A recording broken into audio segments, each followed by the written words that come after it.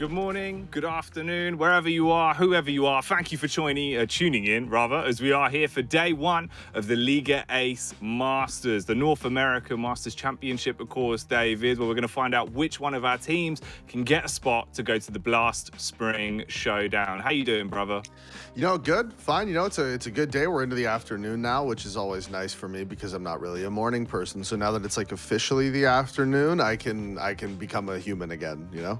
You can wake up, you can ease into Yeah. it. I'm over here at 6 p.m. I still feel like it's a bit too early, to be honest. It's not, you know what I mean? It's not quite 7 p.m., is it? It's not a No. good, nice wake up where you can get straight into it. But at least the games will wake us up throughout the day, mate, as we do have quite a few exciting teams in the midst for this one. We can actually have a look at, of course, the teams that qualified for the event and the teams that will be fighting it out for that one coveted spot that is up for grabs, Davey, because it's certainly all on the line. It's all for the marbles here. Yeah, it is. And we've been covering a lot of these qualifiers going forward and taking a look at all these teams who were invited. Obviously, when you look at this lineup, the names you're really thinking of is you're thinking of the Pain Gamings, your ATK, your Team Ones. Like those are the guys who really stand out as favorites to win this one. But again, you can't take, honestly, the NA scene right now is super competitive. Like you can't count out Strife. You can't count out Gaming Gladiators. Of course, the DAPS Orgless team is still going to be around. So yeah, there's pretty much 6 teams that realistically could win this one. I think Pain are probably the favorites given their history as far as their performance in ESL Challenger and eventually going to Pro League, etc. is like so I'm assuming Pain is probably the favorites, but only just. I don't think there's any clear cut like this team is 100% going to win this one sort of thing. No, you're absolutely right. There's room for upsets. There's room for dark horses. We've seen it before as well with the Blast style best of ones, right? Anything can happen, mate. You can never count a team out. So there's always a chance. There is always a chance. But of course, we've got to look at the fixtures. We have to see which games we're actually going to be witnessing and how these groups will develop. So we can head on over there, Davey. And I imagine you've probably got some top picks of the day you want to wax lyrical about. So tell me about them.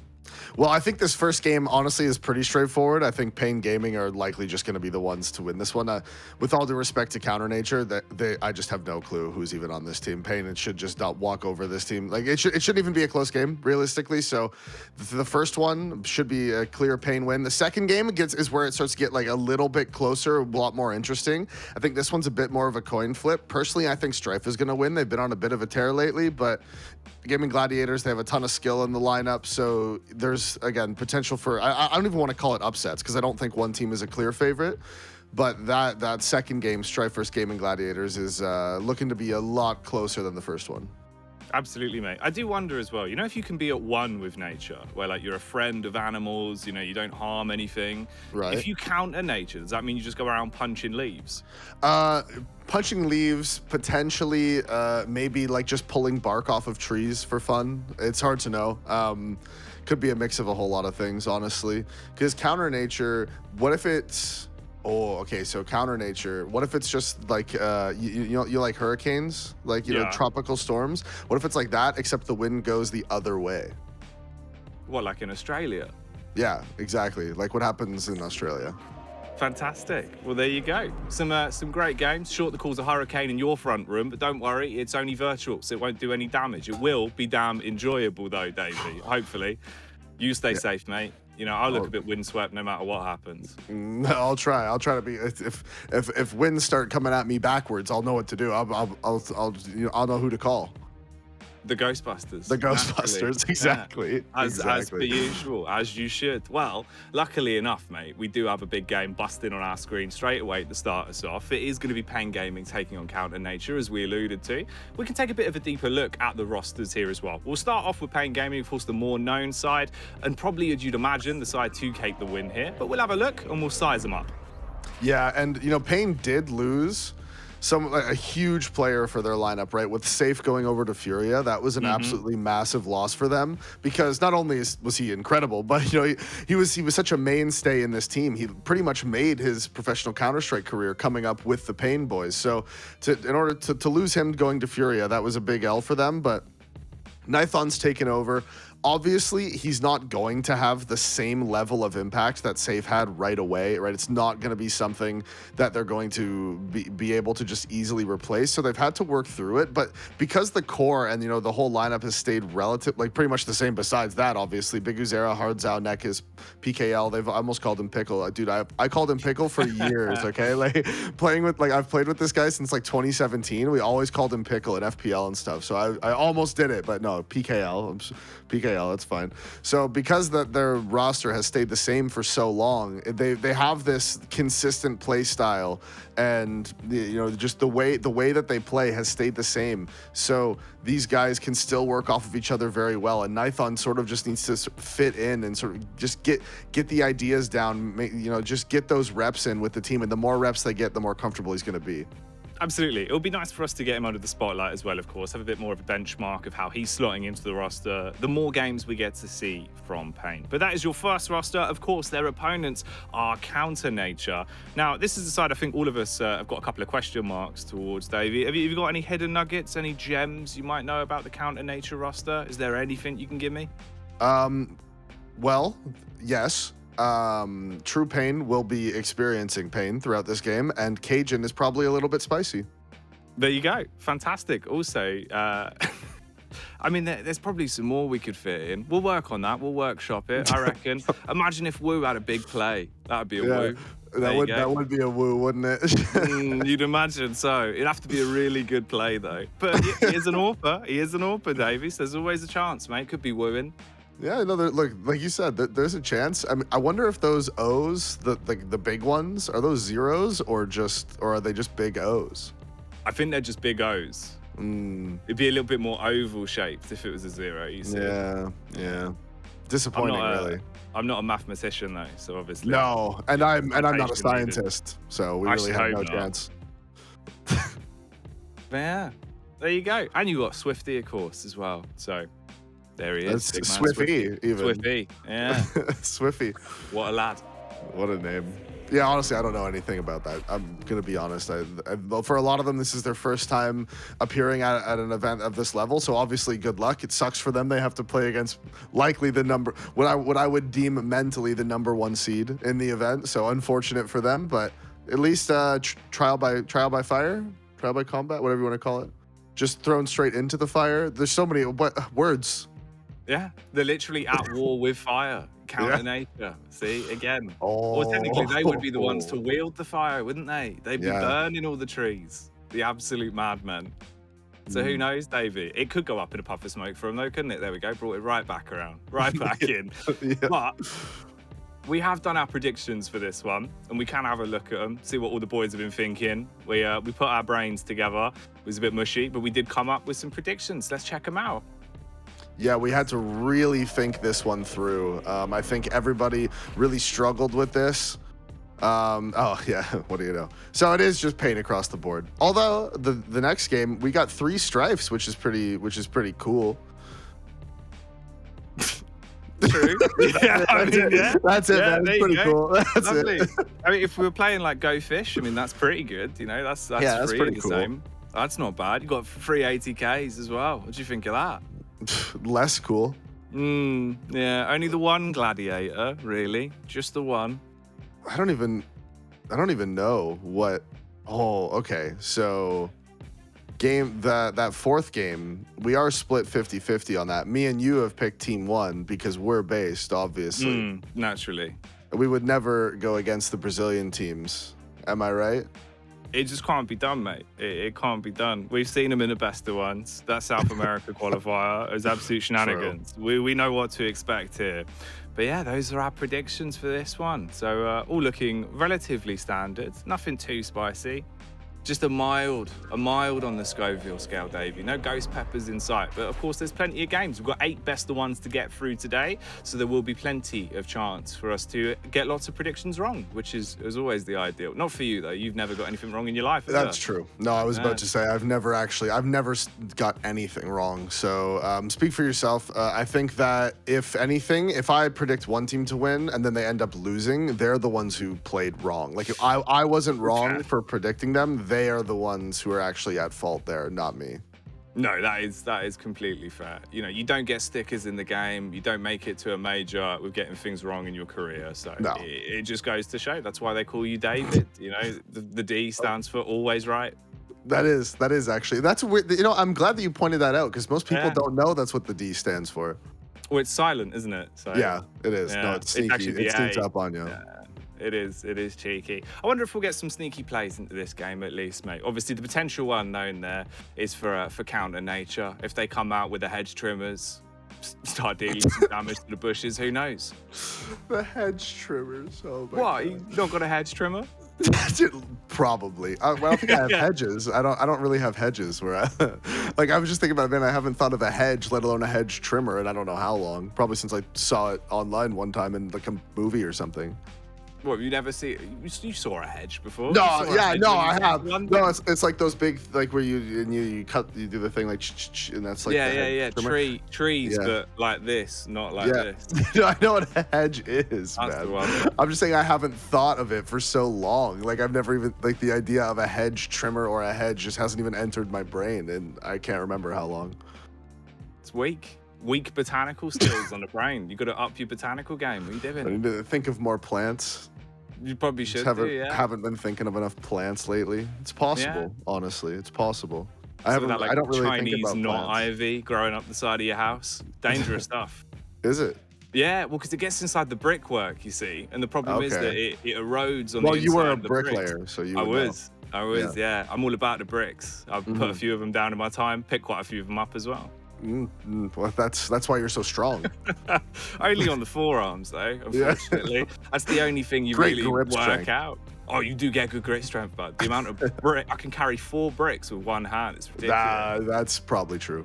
It's not wrong. It's not wrong. But this game, Davey, this could be about as heavy as 4 bricks, I'd imagine, which is actually quite heavy when you look into it. 4 bricks are pretty heavy. Like 4 bricks are pretty heavy, and I feel like the equivalent of the level of pain that is going to be put down onto counter nature is the equivalent of 4 bricks, probably, if not 5.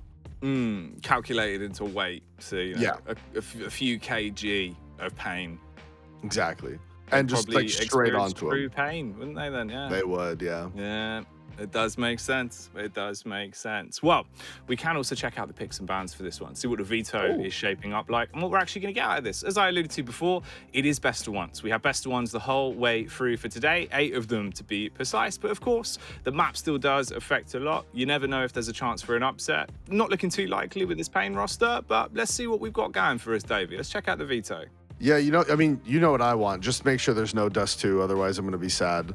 So we see, okay, I mean, these bands coming in, these are pretty based from Pain, just getting rid of everything. Oh, God, no, please. That was one thing, Jack. I had one request for the first game. That's all I had. Why? Why do they hate me, Jack? Tell me. What did I do? Love Dust 2, didn't they? You know, it's like the South America qualifier all over again, mate. You strap in for those 4 games of Mirage and those 4 games of Dust 2 all day. You gotta brace yourself. It's the only way. It's all we'll see. It's just how it goes.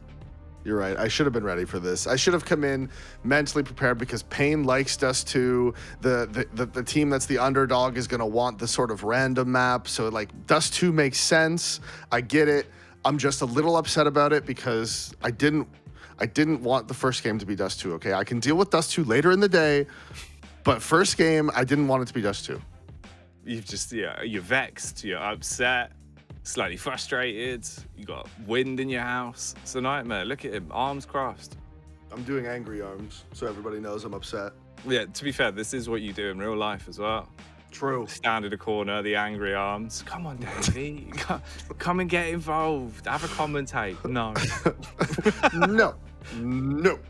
I don't He's want an angry to. man. It's Dust 2. I don't want to. Right. Well, is there anything we can look to a little bit deeper there with Dust 2? I mean, all in all, to be fair, Pain like playing it. I don't really think it's going to be much of a cheese pick. No, and Pain is going to have oppers as well. Like I think Pain on the CT side is going to get double ops out relatively quickly. They like having that op in the B site. Of course, the standard op towards long is always the way to do it, and I think they're going to get those double ops out as soon as they possibly can.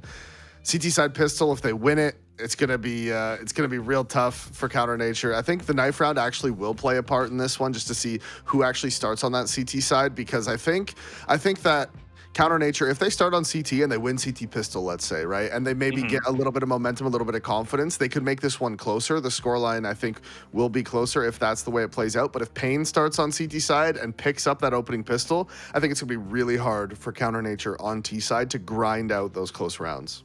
No, absolutely. I'd agree with you on that. I suppose the only good aspect we get from this as well, with it being Dust 2, barring the changes, mate, barring the unnecessary block towards middle that haunts my sleep every night when I dream about Dust 2 and mid.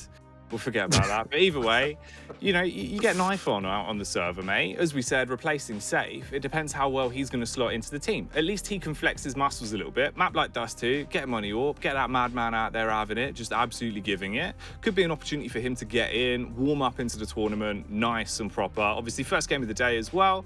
At least it's at a nice time for him. It's not an early morning start, you know what I mean? So you can come in, absolutely get your best side out of the bed and just give it your all. So if we see some good plays from him, potentially that will show us something.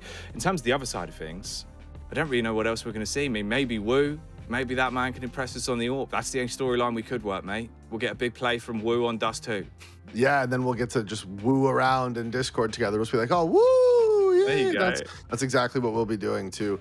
But yeah, honestly, like I said, for Counter Nature, I think if they win the Knife and they get to start on that CT side, they could potentially string together some rounds, make it a little bit more dangerous. But honestly, I think this is just so heavily favored towards Pain that it's going to be really hard for them to really get anything out of this one. Hopefully what they're taking away from it is experience at the very least.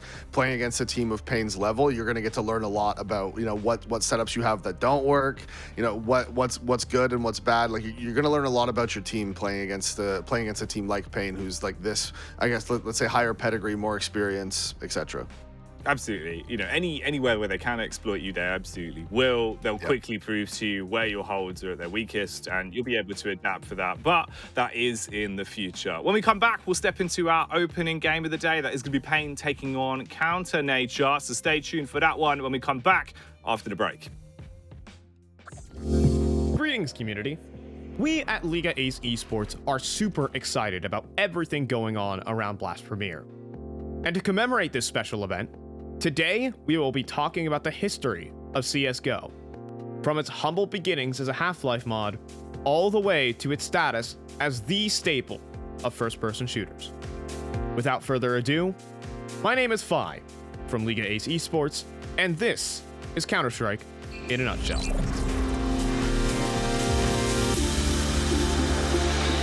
Counter-Strike is, without a doubt, the living history of the modern video game. Beyond being one of Valve's key titles, it has established itself as one of the pillars on which the foundations of current shooters are based on, as well as one of the greatest ambassadors of online gaming and esports worldwide. For over 20 years as a title, Counter-Strike has maintained massive popularity, even to this day, shattering new peak player numbers. It's hard to imagine a game that had a bigger impact on the first-person shooter. So what is so special about the Counter-Strike saga to lead the industry 20 years later? To understand all of this, we need to travel back in time to 1999. Back then, the industry was just getting acquainted with some successful FPS games, such as Doom and Quake. With Quake having a multiplayer option, these quickly developed into the first forays into competitive video games. It was during this time where two amateur developers, Min Lee and Jess Cliff, decided to create a shooter that would take advantage of the possibilities of the gold source engine of the recently released Half-Life. In Half-Life, like in other FPS games at the time, people would be able to customize certain maps.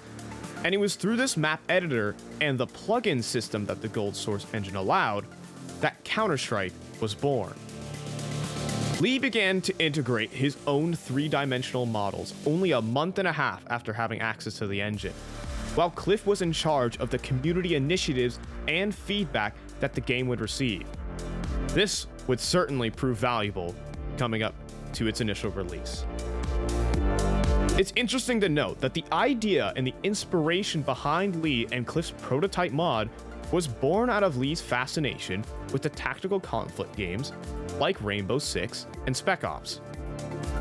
On the other hand, the use of Half-Life's engine created limitless possibilities and allowed the game to become so unique. It had numerous innovative ideas that are now staples of first-person shooters. Realistic recoil patterns, an economic system, multiple objectives, and respawns. But the real game changer was when Valve, the company responsible for Half-Life, were fascinated by Counter-Strike and made an offer to its creators that would forever change the course of gaming history. Thus, in the second half of 2000, the shooter was added to Valve's intellectual properties. Lee and Cliff officially became part of the template, and the mod went from becoming a beta to its final version, officially called Half-Life Counter-Strike. Needless to say, it was a massive success. And after this acquisition by Valve, Counter-Strike 1.6 became a staple of modern esports. Despite its humble beginnings and mediocre graphics, the esports scene ballooned.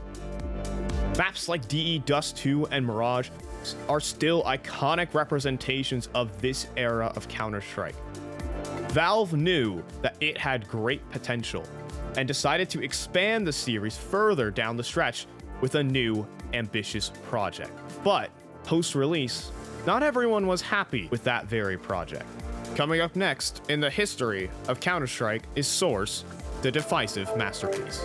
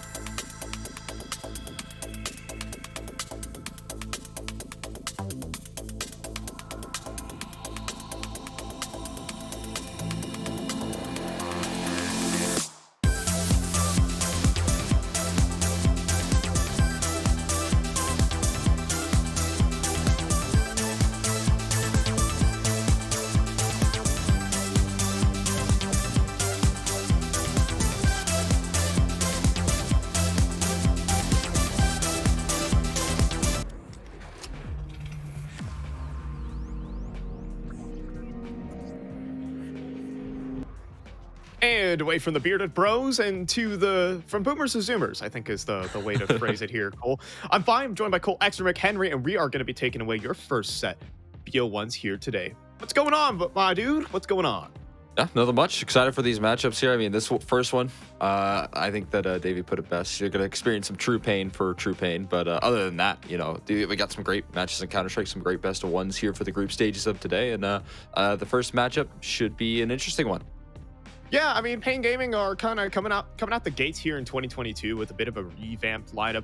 The loss of Safe, I think Davey also put it best, is that he's such a perennial player. He's been such a staple in this lineup, and now they're trying to slot in a new guy. They're trying to slot in Nithon. It's good to see him at least playing in other competitions, but this is where it really matters. There are 8 teams here. There's only 1 spot at the showdown and 1 spot at the finals, and he got to put up a monster performance if they want to bring that 1 spot home. They're one of the favorites here, so it's good to get a good look at them early on in this tournament. Yeah, we'll get to see a little bit of the test. I feel like Pain are so good at beating teams like this that they really should be beating as well. I mean, I think that this is just a whole nother level for Pain Gaming. They'll have no trouble versus this Counter Nature team, but some of the teams later down the line, they certainly could struggle with again, like you said, losing that perennial player and Safe, it might offer up some challenges, but they also have such effective riflers that, while, yes, Nithon has big shoes to fill, he has a lot of support in that sense as well.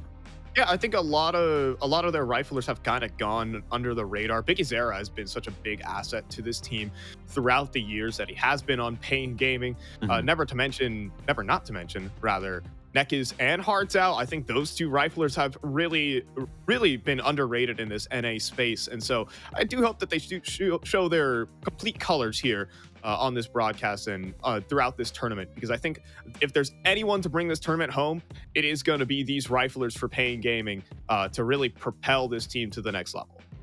Yeah, that's for sure. I mean, Nathan, again, there isn't too much asked, but I mean, he's proven himself quite a bit in the statistics. He's really good for multi-kills because he does like to go for those repeaks often. So I imagine we'll be seeing a whole lot of that out of them, especially once you kind of get a team that you can start things off kind of abusing and Counter Nature that probably aren't going to be as good as trading as you'd expect some of the teams down the line, just skill-wise. But yeah, I mean, I do like the guys over at Counter Nature. I do know a couple of them. I've played a couple of times with Cajun and Woo. They're all very nice people. I just think that, this is the first match on HLTV, right? And this isn't going to be the easiest introduction into some of the heavier hitters in North America. So it's just not a fun way to kick off your HLTV stats career.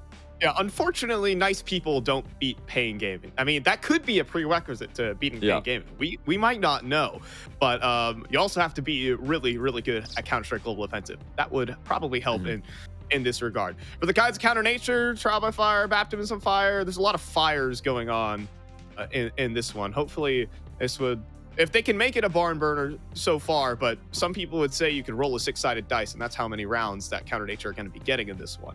But I'm hoping that they at least give us some cool rounds, some signs of life, right? Something to look at down the stretch for the Counter Nature guys.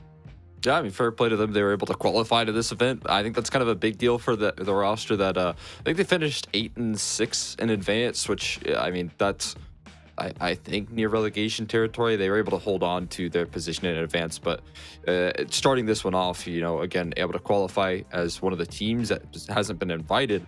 The issue is they've started things off up against what is the team that maybe is most likely favored to close out this whole event, depending on what sort of form that we can see them. And I could imagine them later down the line struggling versus a team like Strife, struggling versus, an ATK, more specifically over there on the other side of things. But I mean, who's to say that Pain don't come in after a decent run in playoffs, a 3rd place finish, just hitting all the strides. Yeah, I think right now Pain are in the middle of a really solid patch of form. So if they can continue to translate that, be my guest, is what I will say. They did take a 2-0 loss to Carpe Diem, who are not playing in this tournament for the record. So they're kind of missing out on their kryptonite here. Lucky for Pain. So they can be able to swiftly move through this one. And they have actually taken out a lot of teams in this one. I mean, if we're gearing up for a potential winners match that would be between Pain versus Strife, that could be a rematch down the stretch for these 2 squads. And Pain Gaming have had experience taking down teams of that caliber, I must say. So, I mean, looking out for this one, I mean, right now Pain are certainly your favorites, but there could be some turbulence. Yeah, I think you're trying to maybe jump ship there a little bit on your gaming gladiators prediction. Hey, Real quick. I'm just providing hypotheticals here, Cole. Hypotheticals. Yeah, I don't know. I don't know about that, but I think you might be trying to join the rest of us, hop on the bandwagon right there as a bunch of Strife believers. But that match should be a lot more entertaining in terms of the competitiveness than this one, because I do kind of expect Pain to We're just taking kind of this one with trounce. Dust too, as well. I should mention Davies' worst nightmare, but for me, I mean, it's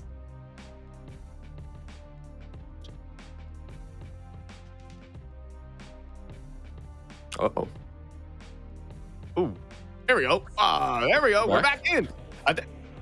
I think that was what we're looking for to get in. But yeah, we're going over towards Dust 2, and you know, it's a simple map for folks like me with you know, not the biggest brain in the universe, but you know, you can learn a thing or two by running a good Dust 2. So that's what I mean. I'm looking to see, but it gives you so much room for Pain Gaming to just kind of rove around the map and do as they please. So at least for Counter Nature, I'm looking for a bit of resistance on that front. Yeah, me as well, right? We need to see them do some damage here in the opening matches, because they do have some tough competition later down the line. And you know, if they want to prove themselves, they can do it up against these heavy hitter rosters in the early stages. Again, the form is just not going to be there. I feel like we're just going to see a lot of the individuals starting to shine in this matchup. So yeah, I mean, no easy pathway through for Counter Nature, but it's really not to be expected. I think this is a prime opportunity for this roster individually to get some experience heading into, you know, future seasons. They get to take on an extremely heavy hitter roster in Pain Gaming, and even potentially, like you said, I'm saying Gaming Gladiators, and I think my prediction is right in that, but they'll be meeting Counter Nature later down the line. Yeah, I'm excited to see what sort of damage we can see. Niathan, again, I'm going to keep my eye out for him and see how he's going to be playing versus rosters like this. And, you know, maybe if he gets in his own sort of comfort to be a real force throughout this tournament, trying to fill those shoes of safe. Yeah, and I mean, since Nithon has joined this lineup as well, there has been some role swaps within Pain Gaming, even with some of the players that haven't moved in. Nithon is more or less slotted into Safe's old roles. A little bit more flair to it is what I will say. I think they do want him going for the opening duels, of course, and he is a re-peaking machine, as maybe we'll probably get to see some of that things. But I'm a Hearts Out fan for this team. And he's been mixing up his roles comparatively. So he's been previously, at least for 2021, he was forced in much more passive positions. He would be your hard T-side lurk. He'd be just, you know, holding shift for the entire round, in essence, trying to find poke and prod at extremities. Now he's part of the main force, as well as on the CT side, he's becoming more of the lockdown A-side anchor rather than being put out towards the ramp for your ramp rooms, for example, if you're talking about Nuke, or your B-side anchors if you're talking about Dust 2. So he's been freed up a lot, and that will prove really interesting for Pain down the stretch. He is such a talented player. He's one of the youngest players on this Pain lineup. So he's one of the newest Brazilian bloods that Pain have brought on board. So I am interested to see how this begins to develop throughout 2022. So far, it's been looking good, but with a capstone on this tournament, it could be even better. Yeah, I mean, I'm always excited to see some of the players on this roster. Again, I talk up the riflers on this team so much because they are a really lethal force. I think that some of that role change could be attributed to, as well as Safe's ability to be so mobile with the op. He's an effective kind of rotator on that CT side, right, where he can be at one position and then quickly transition into another and just kind of let them walk right into his scope. I think that's what Safe kind of thrives in most as an opper. And so I think without that fact, you're going to see Niathon maybe get himself into more, not necessarily stagnant, but stable positions, and let the teammates that are pretty effective in the rifling roles do a lot of the movements and map manipulation there on the CT side. So I think maybe that is kind of attributing to the reason why we're seeing the role changes. You know, the riflers have to step up and fill what Safe has done more so than their new addition opper. Also, maybe it's a little bit of the comfort positions there. For the side of Counter Nature, however, I mean, it goes kind of all over the place. And a couple of these rounds could come down to who knows who has the better trades. I want to see some good fundamentals, because the huge advantage that Pain holds over a team like Counter Nature is they have just mastery of the fundamentals. Not only are Pain a good team, but they're a deadly consistent one as well. Yeah, no doubt about it. I mean, they're definitely going to thrive in terms of consistency. That's for sure. let's go ahead and I think we have our game ready and raring to go. So be just waiting for a tad bit, keeping us on edge here for Counter Nature versus Pain Gaming, and ready to dive into it shortly. Oh no, I'm super excited to catch this one. I mean, I'm wondering what we're going to see out of Counter Nature. I'm kind of in a similar boat. I took a look, and they do have some history on Dust too. So it's not the end of the world that Pain are getting. That's one of their comfortable maps. And maybe Blue can take over a little bit. I think that might be a win condition. It oftentimes has been the case here for Counter Nature, is that he has to do a lot of the heavy lifting as the op role. So I mean, potentially we could see that be the case here and then really start to thrive. And if that's so, then maybe they can hit at the very best double digits. But I think that's kind of what we're looking for at this point. Yeah, we're hoping. Is what we're double digits would actually be an amazing showing, all things considered, if Counter Nature were able to hit that mark. I mean, honestly, that would be some bragging rights. I remember actually when Pain were tearing up ESEA Advanced. The teams that got double digits, there are very few teams that got double digits versus Pain, I will say. So, you know what? If they get double digits, they can go home and they can tell their mom about that one. I'll say that's for sure. No doubt. Yeah, I mean, it's not an easy team to deal with at all, so it would be a huge accomplishment. And again, I think it's just the experience factor that they'll get to gather, right? Playing these tough teams, taking on these rosters that are so consistent and are going to abuse you in terms of the fundamentals. I feel like even fundamentals can't really bail them out of this situation. Like, sure, you can set up some good flashes, but you're just going to see so many multi-kills come through from Pain that are going to go untraded with this level of gap between teams. And I feel like Pain of all teams, I mean, if you take a look at some of their history, they've always beaten teams that are below their level. I feel like they can always play to their strength in terms of individuals, and this is just going to be another one of those matches. Yeah, I think there are some teams that could be upset by a lower level team. I mean, I've seen a couple of advanced teams come up and surprise, but I don't think Pain have ever just because they're stylistically, they are just such a pedigree team. In terms of North America, I've heard the praises come from Orglus's own Swisher, talking about how they play a recognizable form of Counter-Strike, right? They're not just like, all right, flip a coin, folks, this is what we're doing every round. They know what they're going to do within every game, and they understand the situations. They are players that have chemistry together for a long time. So for the side of Pain Gaming, that's just one of the huge advantages that they have over the tournament over a couple of these teams. Yeah, no doubt. I mean, I guess, you know, we got this really sick matchup. I think everyone kind of predicted Pain to go forward in this one, right? I mean, we have some more predictions down the line. And we can probably talk about the group in general, right? Because I feel like there's kind of three teams that could really move forward. I'm going to discount Counter Nature in that sense, just given that they are the qualified team. So I'm not expecting big things out of them in the grand scheme of things. You know, I don't expect them to move forward, but I see a world where Pain gets off to a hot start, but could potentially struggle versus a in-form Gaming Gladiators and a Strife that has been on the rise recently. So as I do think that Pain could be favorites to close out this entire tournament, get that spot over in Europe and the last showdown. Do you think that they are a lock-in for this group, given some of the forms of these two teams that they have later down the line? Yeah, you know, that could actually be a really interesting point because, look, I mean, if we're looking at other teams, Strife have come off the back of big tournament wins recently, even taking down some of the teams in this tournament on land. So, like, for that matter. So, we're gonna go, you know, take a little bit of a commercial break. We're hyping up this game. It might cool down. It'll come down to a simmer. But after a quick break, we're going to go ahead and bring you guys Pain Gaming versus Counter Nature and start off League of Ace Masters. We'll see you after a few.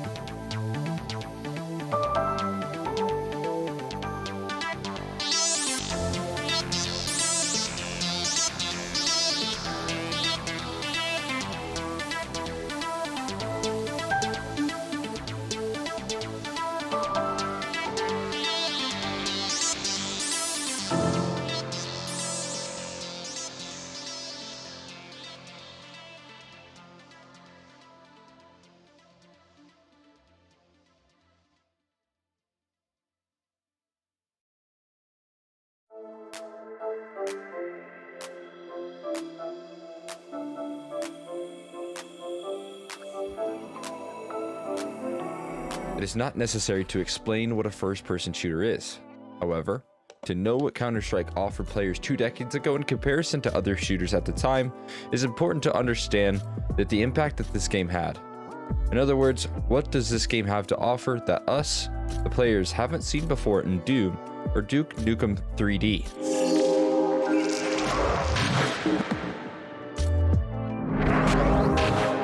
To start, there are many important characteristics that have not cemented its success on the global level, but have also made it a true pioneer when it comes to establishing concepts such as gaming as a constant and evolving project. In Counter-Strike, the evolution was and is constant, but the essence remains. In a way, Overwatch or Fortnite have followed suit by constantly adding twists to their gameplay and content without losing their identity. It's easy to learn, but it takes a lifetime to master, something that all highly competitive games have in common: the art of offering a constant learning curve. This was the essence that will remain in the following release. In the year 2000, the same year in which Valve took over the rights to Counter-Strike, a new and improved version began to develop on the Gold Source engine itself. This initiative would begin with Rogue Entertainment in charge of development, and later, it would pass through the hands of Gearbox, Ritual, who practically remade development until 2002. And finally, Turtle Rock Studios, responsible for Team Fortress. So after this development hell, it was until March of 2004, Counter-Strike Condition Zero was released, which can be defined as a new version of the classic Counter-Strike with a visual boost, change in the maps, and a bizarre single-player mode. Its launch was a massive failure, and to this date, the community doesn't even remember this game. And the ones that do, they don't have fond memories of it. With the competitive scene back in favor of 1.6, Valve knew they had to regain their old community back.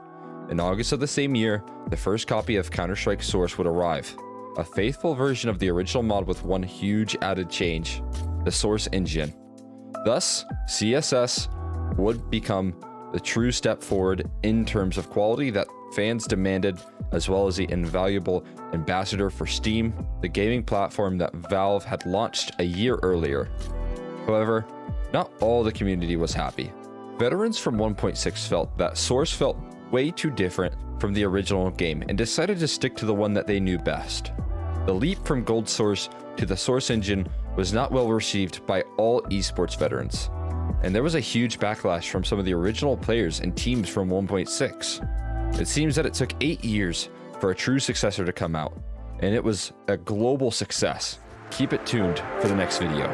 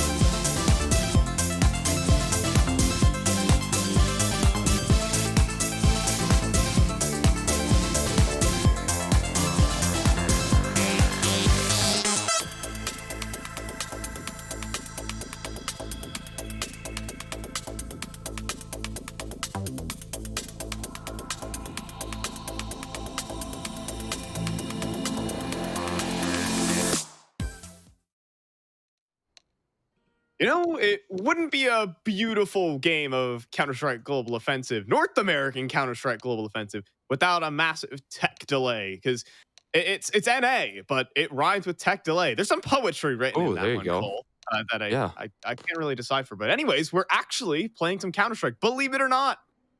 NA tech delay. I like where you're going with that one. But yeah, we should be getting into the action here very shortly. Everything seems to be sorted out here. And yeah, I believe we're starting things out 2 to 3. I think a lot of people have kind of checked into the HLTVs and have taken a look at the score lines there. And it seems like Counter Nature already seemingly off to a pretty good start if this is the true results that we're getting. Yeah, I think. I mean, at least, yeah. There's some question marks whether Yeah, whether I they're don't, going to not be certain about that. starting that one up. But either way, when we were looking at it, at least seeing from the HLTV counter, nature actually got some things going when it came down to the first gun round, and actually won an ensuing eco as well. They've actually put together themselves, at least what from what we see on our screen, a 3-2 lead for themselves, which is you know what? That's already an amazing start. Considering Payne were on the CT side, I want to harken back to what David was saying as well about it, and that is he was expecting at least when Payne pick up the pistol and Nithon gets an opera up and running, things could get dangerous.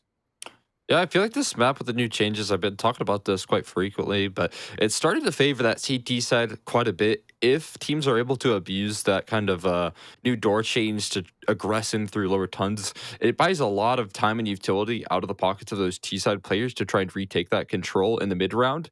So, I mean, you can see if Counter Nature build up themselves a good T side, a healthy one, then maybe they could make a little work happen here. And they've already started the proceedings off in the right way, getting those 3 rounds and really, I think, doing a good job of keeping Nithon so far off the AWP.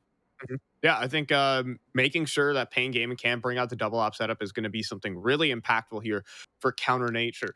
They were doing really well on their entries as well. I was kind of just taking a gander, at least on what was happening on the HLTVs and the scorecard while we were on the break screen. And Counter Nature were kind of just storming up. They were actually able to get off some consistent executes up and running, specifically up the catwalk. And they were able to catch a lot of Pain Gaming players off guard, just swift entries that were coming out from Kez and Wu. So that was some actually, I think, surprising things that Counter Nature already starting off this best of one, defying the odds. If they continue doing that, we could get a very, very weird game of CS coming our way. No doubt about it. No doubt about it. Still in this little tech pause. And again, we'll see what things are looking like a little day later down the line. But it does seem like we got some players buying up here in both camps. So maybe we are going to be heading in from the scoreline and Counter Nature looking pretty good to do so. And in this round, I feel like they're going to be locking here once again. You kind of mentioned most likely off that double op potentially as well. That could be a factor here to keep an eye out for. I mean, won't even have a single op, in fact. I mean, unless Nekas wants to go for that one. Yeah, on the other side, True Pain's looking to hold on to a Mac 10, dish them out himself. Mac 10s could always, I mean, considering the buy for the CT side, head armorless players could be a very great victim of some good food for a Mac 10. So get up close on towards, trying to fight for some cat control or in towards lower middle, try for a mid B split. That Mac 10 could definitely find some usage. down the stretch here. But right now, I mean, Counter Nature have to be elated at this current situation that they're in. Yeah, I mean, not this current situation, the Oh, well, the pauses and the tech. waiting, right? But the scoreline there has to be a pretty exciting scoreline right there. I hear all this typing, right? And whenever I hear typing, I always imagine it's like the, readies in chat, are you ready? And then you get the Y.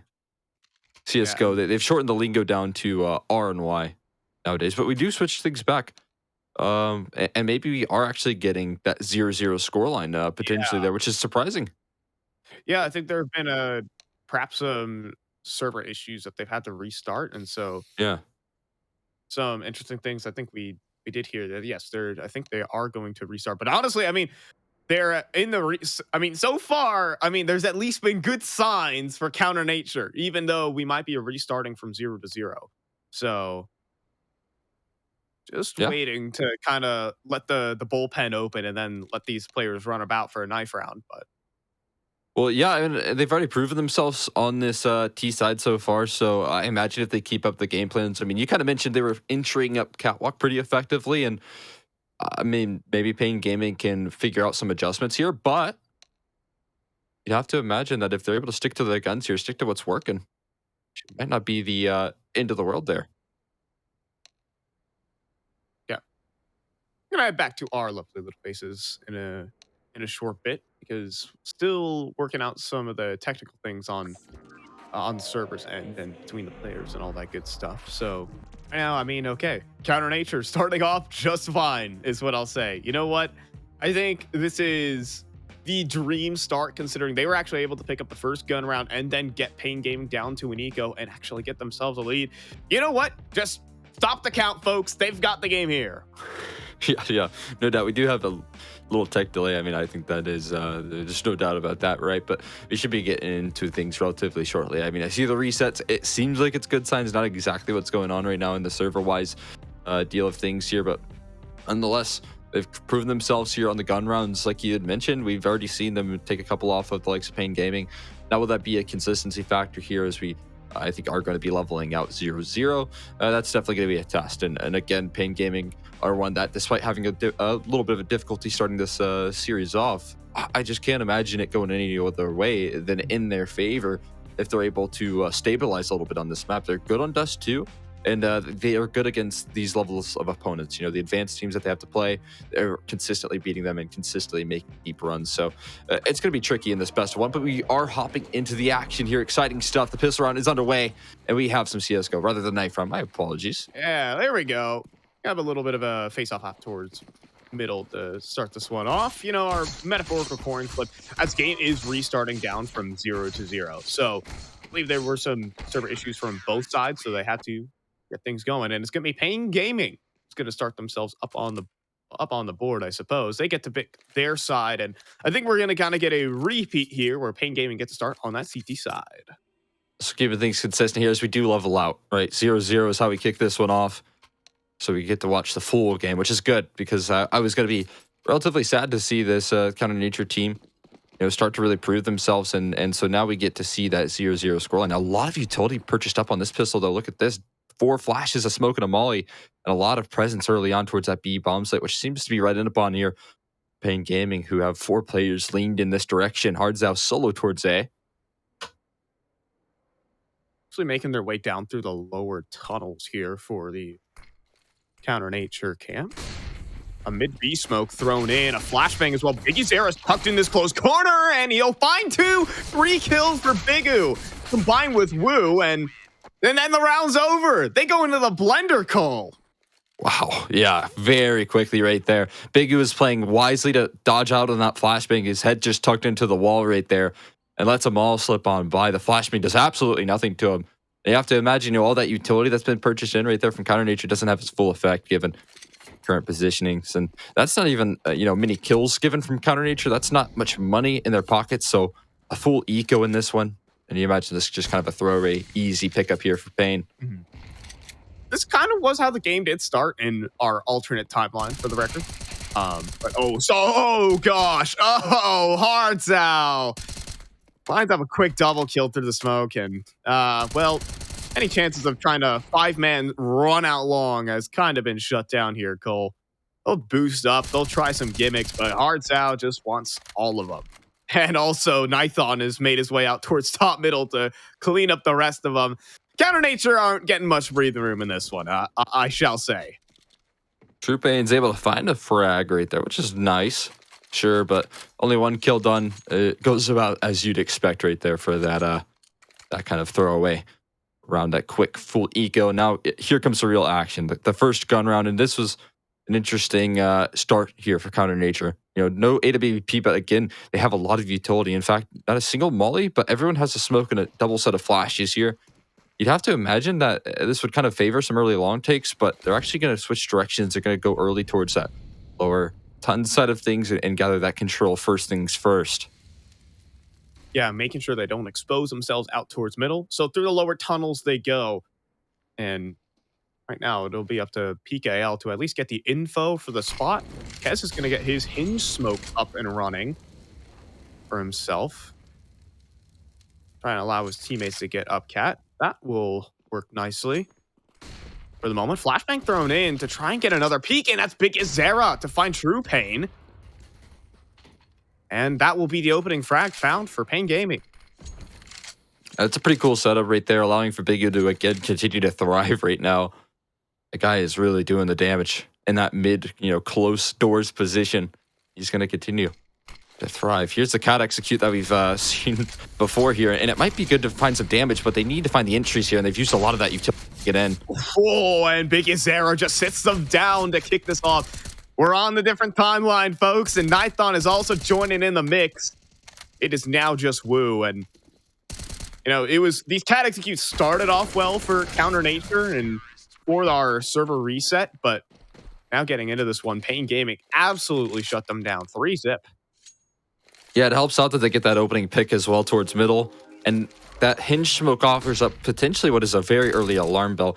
You couple that with the fact that Big U finding that pick, seeing that they're actually trying to work up the catwalk by that player jumping up on Xbox is going to be even more of that information game as we see all those lovely little cleanups. Nithon getting that op up early here as well and dealing the damage towards mid, ready to peek down. There's a scout on the other end of things, but the scout actually is going in towards the catwalk side first.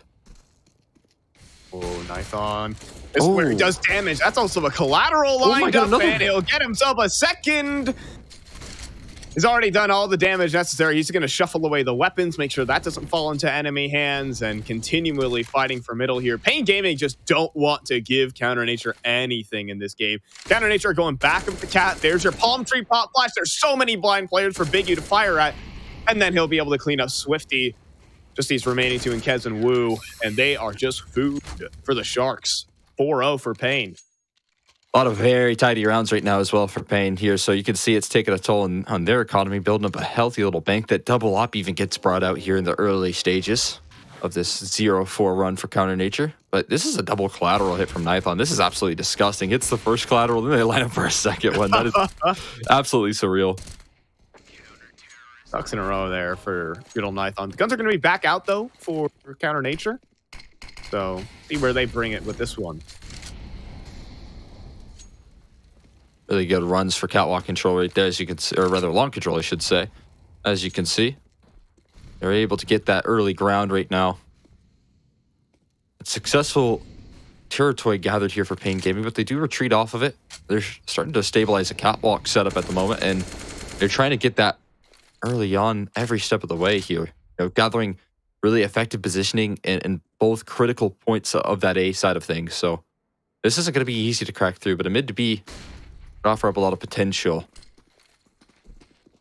Yeah, True Pain will make his way out.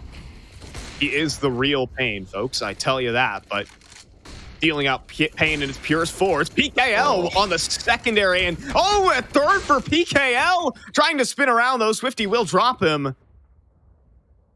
And actually, they will get the site towards the end of it. A 2-on-3 is what stands. It's very workable right now. They have a smoke for the doors as well. Cajun, while low in HP, sure, he has an AWP and maybe could try and pluck one out of the server real quick to make that retake even more difficult. But the time is about half ticked, and they're just now starting to make their move towards window and doors. Yeah, and the thing is, the B-bomb site is a tough nut to crack. Let's see what they can do. They have this flash prime for Nithon, and the natives found Cajun. It has to be a 1v3 now for Swifty, playing behind the big box, and he gets mopped up by Big Azera. And Pain continue their winning ways. This one gets a bit closer than the previous, but Pain Gaming are already starting to run away with the game. No doubt about it. 5-0 up right now. Great HE right there to isolate Cajun. I mean, there's nothing you could do in that position. So while it did look promising, you could really work off of those 3v2 situations when you're a man down, but unable to figure things out. And I feel like if PKL doesn't get this massive multi-kill, if he's not able to find 3 frags right there, it's a polar opposite round. I feel like it's a very clean mid to B execute right there from Counter Nature. Yeah, but now when we're talking about this 5-0... Oh, okay. PKL actually went for a mid peek at the start of the round, and Woo's actually able to drop him. Alrighty. That's one of the ops of this double up setup on the floor. Maybe PKL overheating after last round, thinking he's able to peek into the op. Woo's no faulty opponent right now. He's one of the heavy hitters here for Counter Nature, so if you give him an inch, you definitely will take advantage of it. Going to be one of the win conditions in many of these rounds here for Counter Nature. They're going to be grouping up towards this catwalk side. They got, again, their cat executes are deadly here for Counter Nature. See how Pain Gaming deal with round 2 on the A site. Hearts out towards this ramp side, and it's actually going to be Nithon getting the opener despite all of that. Waiting for his teammates, flashes, and then he's looking to make his move. Has to be ready for Swifty up close, though. Hearts out, gets dropped, and Kez also finds Bigu. They have the site, a massive advantage, and the cat execute. Round 2 goes Counter Nature's way. Yeah, they run it back right there, right? The cat execute finally working out off of the support from that opening pick coming through from Woo. And the follow-up there, the utility that's thrown out from Counter Nature is very impressive, showing out their comfortability on this one. I know it's kind of standard smokes, but it seems like they're always kind of flashing Nithon off the line there, so he's never really able to hold that position from Car. And pretty effective to deal with that that A-site play, that Car site combination. Very sick stuff. I mean, Counter Nature sticking to the game plan that's worked out once for them before. Yep. Still though not their first round on the board. Can they take some of the guns away? I don't think Pain Gaming want to even chance that. So Counter Nature already, I mean, that's just a solid round. Like, that isn't, normally we see like underdog teams like, okay, they're going to put together a massive 4K to win them their first round or some incredible individual play. That was just a solid round of Counter-Strike, just a great pedigree execute there. No doubt about it. We'll see if they keep that game plan up here, if they can continue to find that success in that direction. Because, I mean, again, they've proven themselves time and time again to be useful from that position. But this time they're going for that coin flip of sorts towards long to try and gather that early control, and they've done so successfully. This smoke, though, Cole, that could allow Woo to get an angle on this play. They're not going to be ready for it, and Woo's going to find Biggest Era. A missed smoke for Pain will cost them their opener. Yeah, I mean, you don't think these are going to be the mistakes Pain Gaming are making, right? Missing a smoke and long doors. Sure, it was a little bit of a different angle, a different approach right there, but making that up against an advanced team and getting abused because of it is a really good sign for Counter Nature. Certainly so. Pain Gaming just trying, I mean, these guys can multi-kill, let's be real here, Cole. So, despite being in this man disadvantage, these players are certainly capable. Gotta see where they find themselves, though. I mean, everyone's tucked in towards long right now. The one caveat to that is that Swifty is hanging about towards the B side. And I mean, if he just lurks on out, he has a wide open and clear B side of things that he could take advantage of. Completely gambling here is Pain Gaming, committed to this A side hold. How committed are Counter Nature, though, with 35 seconds left on the clock? I think they're going to send Swifty in. If he calls it clear, maybe that's when the change of pace is going to make. They wouldn't have time to turn back here, Cole. 30 seconds and they're already running up to the A side. There are 4 Pain Gaming players here. This is still a very doable round. Huge flashbang, but True Pain's actually able to find Nekiz. There's a player out towards Gandalf, though. Bomb does get dropped, and now here comes Nithon from Gandalf, but over peaks the mark, and Kez will take his head. Hardzao up next, though. And there's no one on the site to plant the bomb right now, Cole. 9 seconds remaining. Woo's got to run up. Does he have time to get it in? Oh, no, 4 seconds, 3. And no, he doesn't have it, Cole. He was looking for the kills. PKL stays alive, and Pain Gaming keep their run going. Yeah, I mean, I think that bomb just rolled right off the box right there, and that was the undoing. That is incredible stuff. What a hold right there from Pain Gaming. Complete gamble stack. And you're right about the time. 30 seconds left on the clock. Counter Nature, they could have made that adjustment if they only realized how open, how free that bomb site was. And we even see them capitalize off of some of the mistakes again. Yeah, you got Nithon over peaking, committing to multiple different fights right there as he's could have held his position. But they close out nonetheless, and Pain Gaming continuing their winning ways. Yeah, sometimes you just psych yourself out when you're playing against a team as good as Pain Gaming. Surely this part of the map would never be open. That is until it is. They're going to flash out long here. True Pain looking for the entries, and he'll go down at the hands of Hard Zao. Ez up next, and Hard Zao lining up a double to start this one off, and the rest of the Counter Nature are battered and bruised, running up towards long. More smoke spam being landed. Nithon looking for extras. Will have to smoke himself out, however, towards Car. Trying to take a peer on in. Oh, I'm not sure Wu actually is buying into this at the moment. Nithon's out in the middle of the... Oh, that chance goes away for Counter Nature. And Pain Gaming, they get a little lucky here. They have a man advantage. Yeah, they're holding on to that one quite sturdy here. Wu's still hunting for that kill back, but you can see in this man advantage, they're pretty comfortable in holding their positions. Maybe they shouldn't be, though. Catwalk is going to be pressed upon here relatively shortly. Big U's posted up, and he's been having a great game so far. Molly's going to buy even more time. I think he's getting a flash set up for him. Okay, Big U's going in, and he'll find the one. One and done, though, is plenty enough. That's the bomb spotted, too. Swifty has to get another sick entry, and there's Nithon just waiting for him.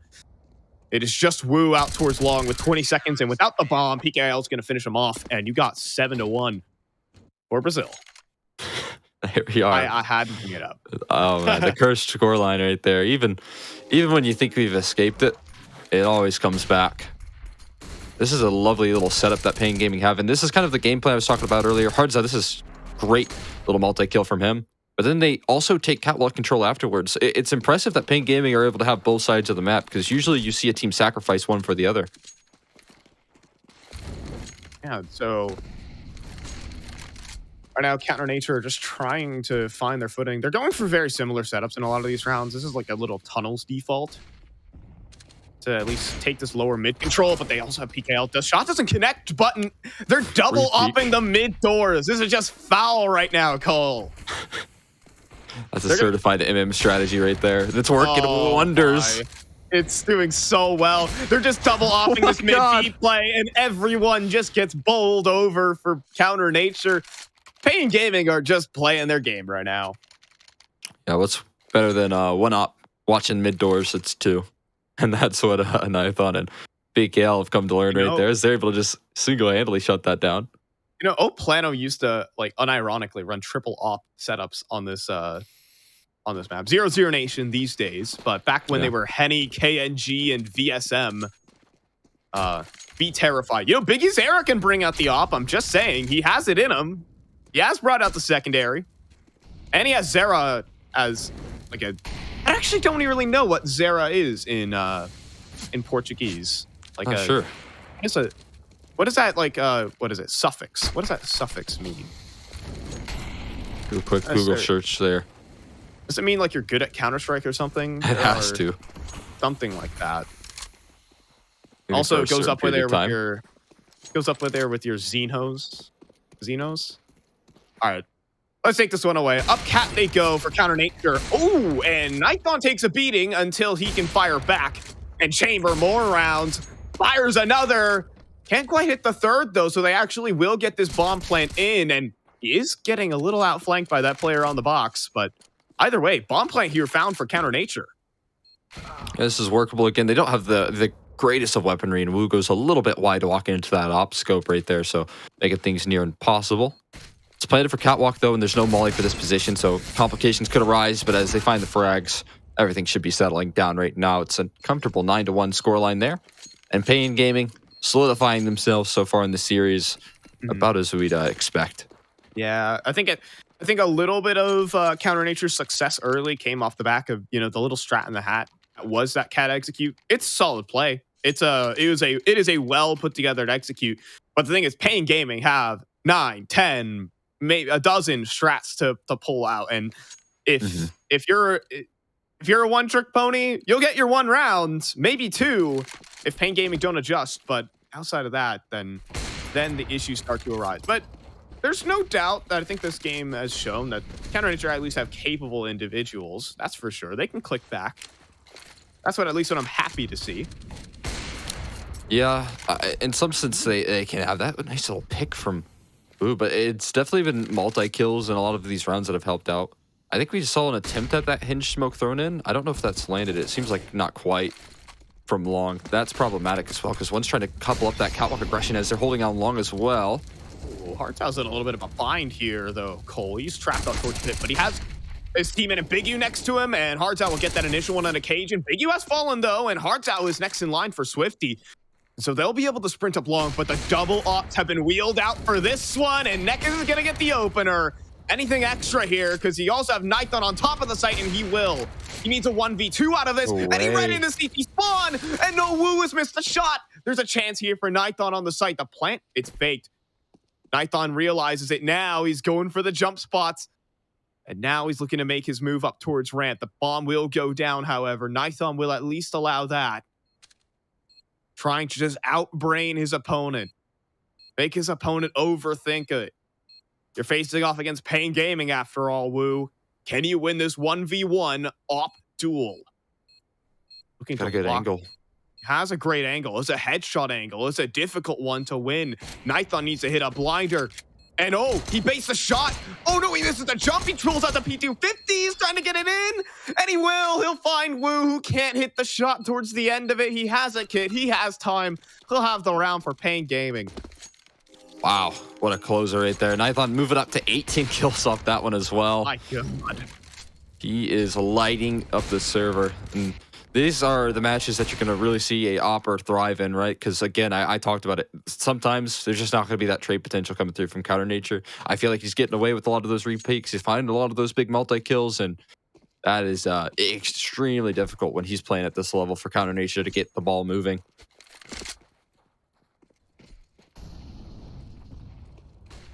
Yeah, and now they can keep the double op setups going. This time around, they shifted up towards a cat play. Good flashbang actually thrown in from Counter Nature to deny that, but considering to stick around here are Pain Gaming, just looking aggressively for information until they receive a molly. I'll have to back away. Counter Nature are tired of those fun and games that Pain Gaming are throwing out towards the catwalk. Are experiencing quite a bit of pain right now. That's for sure. True pain. I would. At least True Pain is not the lowest the in the nades. server. Or I don't know. I was like taking some other silver linings here. Okay, we're about to have something fun here though. Biggie Zera stared into a wall playing anti-flash and waiting for his teammate to join alongside him. Biggie Zera can't track him. But Hardtail gets the double kill either way. So we see the ugly part of the play, but the good play comes through. Now Swifty and his teammate needs to come up towards long. The bomb's on the ground here, Cole, so sure, they can make their way up long. Oh, Neckers actually hits the floor, and the molly comes in towards Gandalf. All right.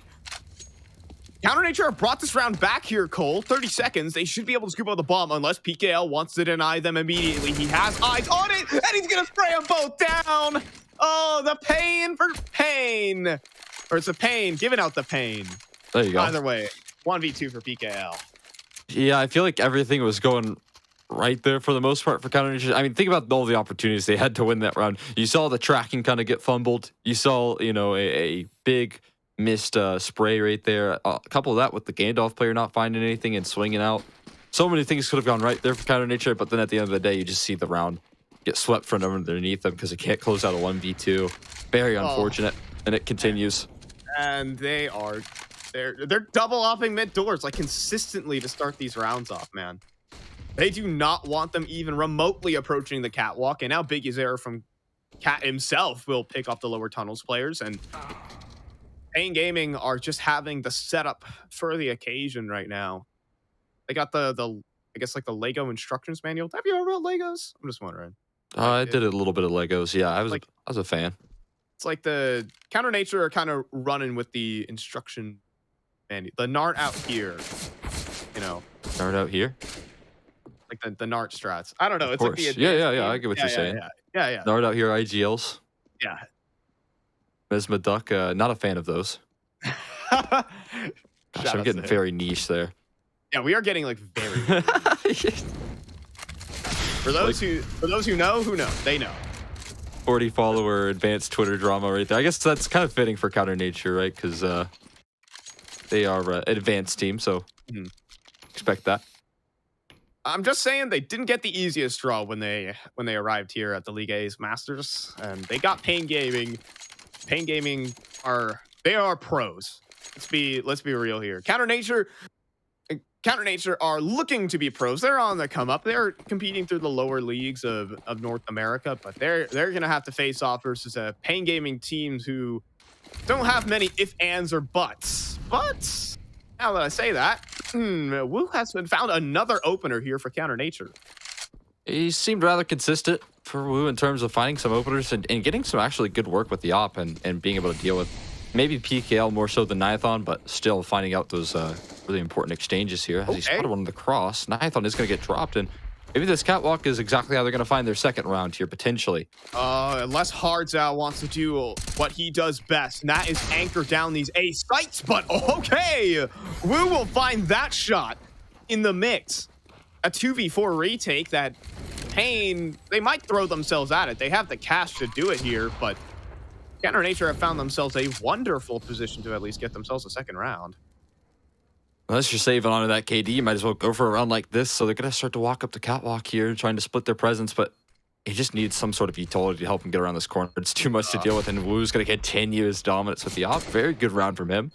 Ooh. Okay, Biggie with one tap. He'll need 3 more. Or a couple of sprays, that would do. But he also doesn't have much time to do it, and he'll get the molly out before he dies, but that will be his last action. As there is your second round for Counter Nature. Yeah, good stuff. Good stuff. I mean, again, Wu has been proving himself. I was going to keep an eye out for him individually. Again, I don't expect Counter Nature to be doing too much damage. Qualified team versus a lot of invited high-level teams that they have to deal with. But if they could show some individuals that are really hitting some strides, and Wu's been able to do just that, you could, again, get that experience that is really important for teams to improve as they move out towards long, though, quickly. They're pretty fast on this one, already close to the wall. Oh, they're looking to re-aggress into this one. Our Pain, 2 for 1 to start things off as Big Azera finds Cajun, and there's a third man in line. That is Niathon, who is running up a tally on these people. 22 kills and a half so far. Could be his 23rd. It'll be stolen by Big Azera, but either way, 13-2 is plenty enough here for Pain. Yeah, I mean, I know we're dealing with the lesser competition right now, but he is dropping safe numbers, right? Yep. So at least you got that going on right now. This is absolutely incredible stuff. He just keeps re-peeking and no one's able to trade him, man. The guy's a monster at doing that. He has been doing the damage, and that was basically what we were expecting from the CT side of Pain Gaming. Double op setup starts moving. It's the weirdest way of how they utilize that double op setup. I should keep in mind. They are putting 2 ops towards mid doors. Will they keep that up for games against higher level opposition? I'm not really sure. Right now, kind of my minimap. Counter Nature just got out A long for free. Gonna move quickly in towards long here, and Cajun, what do you got in store for us here? Because they're gonna chase you down. They're starting to move in. He's being a little sneaky about his position. You can see his. Oh, he's tucked out behind the car right now, and he might No be one's in clearing. No, if they don't clear him, all right, he'll get his initial, but no way he survives for an extra one here. Kez is going to try and help him out, but Cajun hits the floor. They will have crossed onto the site too. Kez is blinded up. Wu is going to hit deck 2, and the boost is watched for by Nekiz.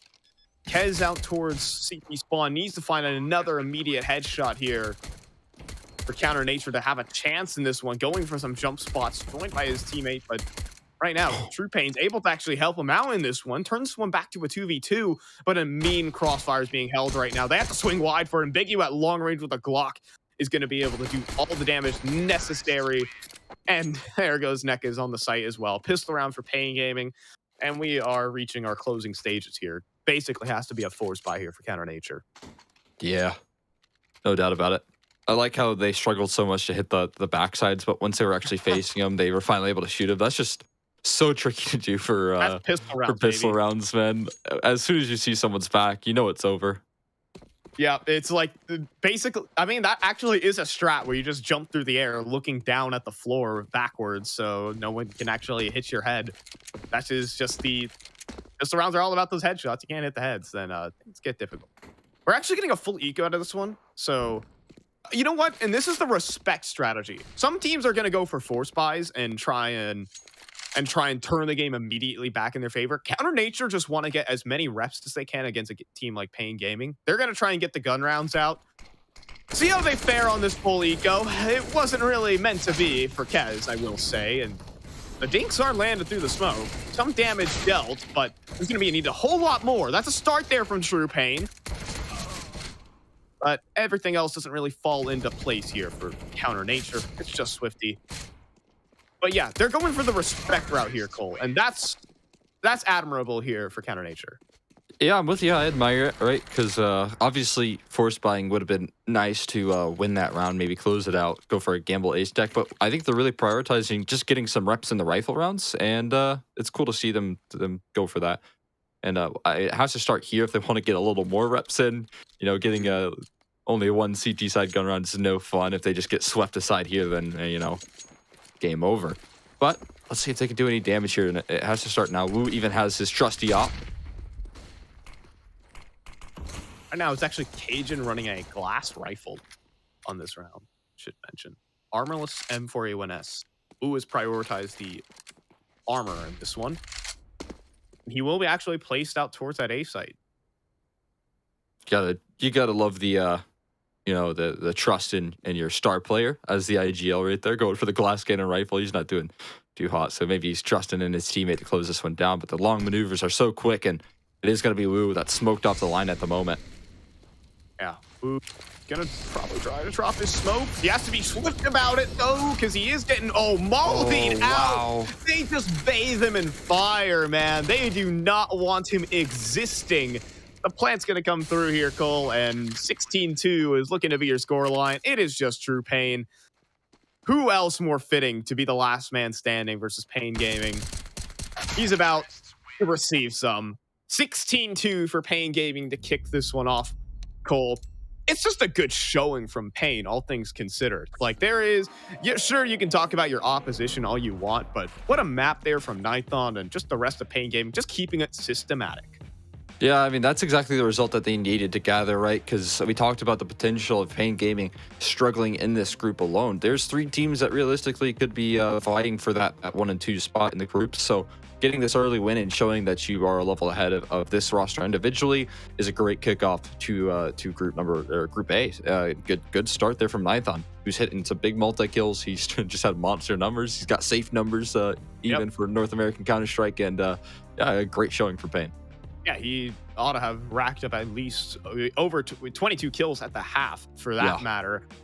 And looking to keep things going, he'll advance over to the winners section, where they will be meeting up versus the winner of our next match, which is Strife versus Gaming Gladiator. But first things first, we'll go ahead and check out some of our highlight moments from this particular matchup. Because I mean, look, Nithon was just putting on a clinic on the AWP, combined with PKL too. I think he should be mentioned in that respect as well. All the secondary op, he was just churning through the executes. Yeah, no, I mean, he was looking very good as well. They had a nice little dynamic duo of the two. We do have a quick video with Pain Gaming, actually, that we're going to be checking out here, and we will be back to talk over some of the maps and stats that are coming through from the last match.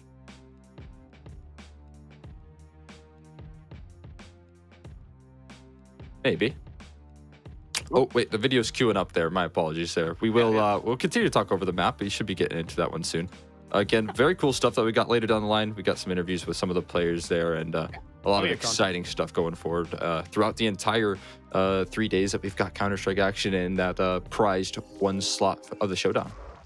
Yeah, I mean, I'd also like all these teams. A good chunk of these teams are actually playing in Mexico, where League A's are based in. So a lot of these teams could actually get some more personalized interviews. Actually talk to some of the employees here. They've met some of the players in person, specifically for ATK. They are also competing in the Mexico City area. So that is actually pretty awesome for the for some of these teams who are competing, Brazilians and the international squads in this tournament. So we get some exclusive content with those guys that are going to be queuing up, and some content right on your screen as you just get to see the Pain Gaming highlight reel, more or less, coming down towards it. The Nithon show is really what this map was delivering. And if he's going to keep up this kind of form, we were having some question marks. Like, we've talked about him, like maybe he's a little bit of an undisciplined player in certain respects for Nithon, but he has been putting it together. Also, Big Zero, just basically being the solid rifler that he always is for this Pain Gaming lineup. Right, I mean, if you consider the fact that this guy is a rifler, the number of stats and multi-kills that he consistently has put out from Pain Gaming every step of the way, it just seems like he never skips a beat. He never really takes a match off right now in his consistency. So continuing to do that, of course, against Counter Nature. But yeah, I mean, it was just a great showing for Pain Gaming altogether. There wasn't really any lacking pieces. But even in the pistol round where Nekas was kind of dry in the stats, he was able to pretty much single-handedly win that with a big 3K from him. So you'd have to imagine that everyone's stepping up and filling the feed in that matchup. And again, great signs for a team that should be favored in this entire event. Yeah, I think that's just the early signs that we were looking to see here from Pain Gaming in this particular matchup and going out through the group here. So see how other teams have to deal with this, the massive amount of threats that Pain Gaming have on their lineup. I mean, you haven't even really begun to mention what PKL could do in these certain rounds. Right now, we're also taking a good look at what Hardzao can do. He's become much more active player for this Pain Gaming lineup. He's been good for your multi-kills. Great anchor and a great addition to this Pain Gaming squad. Yeah, when you take a look at some of the impact that Hardzao gets, it's not easy to multi-frag in the situation that he's put in here. And the fact that he's able to consistently walk away with, a kill and a lot of damage, even in some cases, quick trades coming through from his teammates there, it's very cool to see his level of impact, that's for sure. Yeah, I think Hardzao is going to be a huge factor. He is providing massive impact on CT sides as well as T sides, so his performance does typically mirror the success of Pain Gaming. He wasn't really needed this game, I will say. He wasn't really needed, but coming up against more of the higher level opposition, Hardzao is going to be my player to watch down the stretch. We'll be seeing plenty more of him today as Group A continues down the line. Yeah, I mean, plenty more Pain Gaming as well. Again, we have a lot of different matchups for you. We'll be watching Pain versus the winner of this very next series. True Pain, this is the start of the game that we saw Bigu just finding so many multi-frags right there. The guy is an absolute menace. And yeah, I mean, it's just the highlights just continue to go on forward. I mean, I don't know what more to say about it, right? We just consistently see that Pain Gaming dominating the server every step of the way. They look to be, geared up and ready to play in this matchup here and solidifying themselves as a step ahead of Counter Nature, which is a good sign. These catwalk executes were pretty good if they were able to make it up cat. The double off was kind of stopping that. Yeah, they were putting 2 ops towards middle consistently in every round. Some people could say it's disrespectful, but others just really want to say, if they're going to go up cat every round, how about we just deny them? And then, PKL can just walk up and do this kind of thing is the real big kicker in this game. Is PKL in the secondary, Nithon on the primary. The ops were just dominating, and I think that is the best way to dispatch of maybe a lower level team is to have those ops just punish every overpeak, punish every misstep, and Pain Gaming were able to do that seamlessly.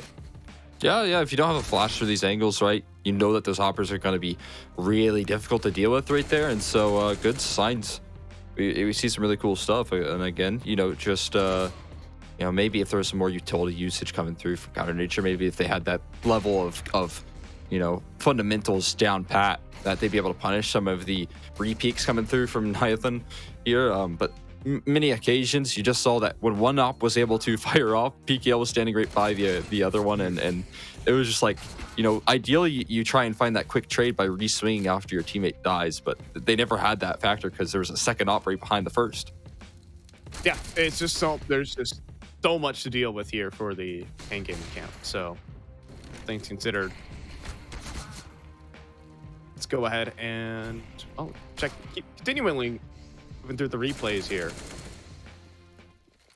Yeah, a lot of them, right? I guess not too many considering that it was a 16-2, right? So a lot of not too many rounds played in total, but Counter Nature again, credit to them for qualifying, making it this far. I think that starting this off with this sort of group, again, with 3 teams that are going to be tricky to take down, it's not going to be an easy path forward into playoffs. Yeah, Counter Nature are going to have to beat another one of the better teams here in North America. It would be the loser of our next game. That is coming up, however, so I mean, it depends on whether we're ready to queue up for break, yes or no. Yep, and so let's go ahead and bring it over to Davey and Jackie, and they will be starting up our next game. That is Strife versus Gaming Gladiators. Let's go check it out.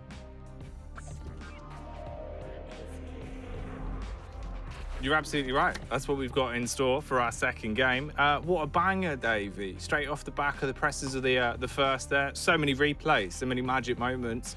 Can't wait to see what's in store in our best of one. Magical, amazing, unbelievable. All are words that you could say. However, it's not exactly what the guys from Counter Nature are going to be saying. Their words are going to be much sadder. Maybe pain, sadness, anger, hurt.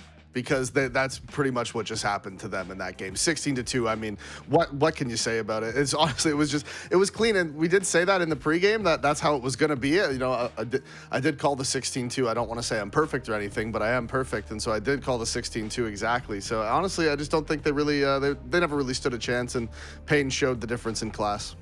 Yeah, they were just a little bit too advanced for him, mate, coming into that matchup. Wasn't too much that they could do, and it's just the way the cookie crumbles. So we do move on to our second best of one of the night here. 2 out of 8. So still a lot more juicy games to get through, but this time around we will set our focus first on Strife, Davey, as they go head-to-head versus Gladiator Gaming. So let's have a look at the rosters here for Strife. Yeah, and Strife has been on kind of a tear lately. They've been performing very well in ESL Challenger. You know, they've been putting up big fights. They've been climbing the world rankings. They have lost some. They're still kind of in that sort of what I can't really think of it. Sort of that middle ground where they're not quite up into that like sort of tier 1 of NA teams, but they're also probably at the top of that tier 2 list, so they're right on the verge of breaking in and becoming more of a powerhouse and becoming more of a, you know, that stronger, more established team, and that's where they're at right now. And you know, getting big performances in an event like this, potentially even qualifying for the main event, that's the type of stuff that can take you up to that next level. It absolutely can. This is where you farm those results, you push yourself up into the upper echelons, as you said, and if you're able to make it the whole way, right, you know, there's that one spot that's up for grabs, the Blast Spring Showdown, the level that can project you, not only in the HLTV ratings, but also in what you can achieve from having that experience in a tier 1 environment at a LAN like that. It can do so much for you as a roster. So there's so much to play for and a lot to be earned. As we said, though, we will have a bit of a look at our rosters here. We do have Strife taking on Gladiator Gaming. So once we step into that, we'll get the rosters under the microscope and have a bit of a deeper look at them, Davey. Yeah, Gaming Gladiators. What a name, the boys. You know? What a name. What a name, the Gaming Gladiators. My boy Corey, he's their coach now, so he's by far the smallest person on the server every time he joins it. I don't know if you've seen lately. He looks like he's been looking cutting. a little bit small, yeah. Yeah. Muscle mass has gone. I don't know what's happened, Davey. Probably the smallest I've ever seen him. Yeah, I think he's just not really trying that hard anymore, is what it looks like. Does he still even go to the gym? It doesn't look like it, honestly. No. I'm not really sure. But yeah, so obviously here we see that this is the Strife lineup. Big man's Slight and Joel's. You know, Slight, he is their opera. I've played against him in Pugs. I'll tell you, not that fun, especially if this goes to Vertigo. He's kind of a menace on the A ramp. I don't actually like him very much for what he's done to me in Pugs. So personally, I hope he doesn't succeed in this game. The rest of them can all do well, though. That's fine. Absolutely. I mean, it's fair enough. It makes sense.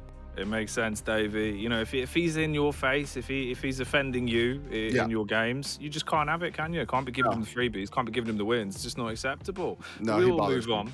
Yeah, well, let's get him out of the way for you, mate. We'll reset your mental. We'll move on to something a little bit more refreshing. So we do have the Gaming Gladiators, of course. Oh, actually, it seems like we do have a little bit more in depth for you, Davey. So unfortunately, you won't be getting away from Strife this easily. We do have a nice video to whet your palate for the upcoming game. Let's check it out.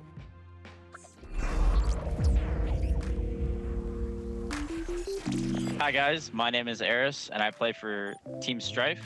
Going to Fragadelphia with them was a big step for me and the team. Hi guys, my name is Bobby, Stamina Itrim. I'm the in-game leader and captain of Strife.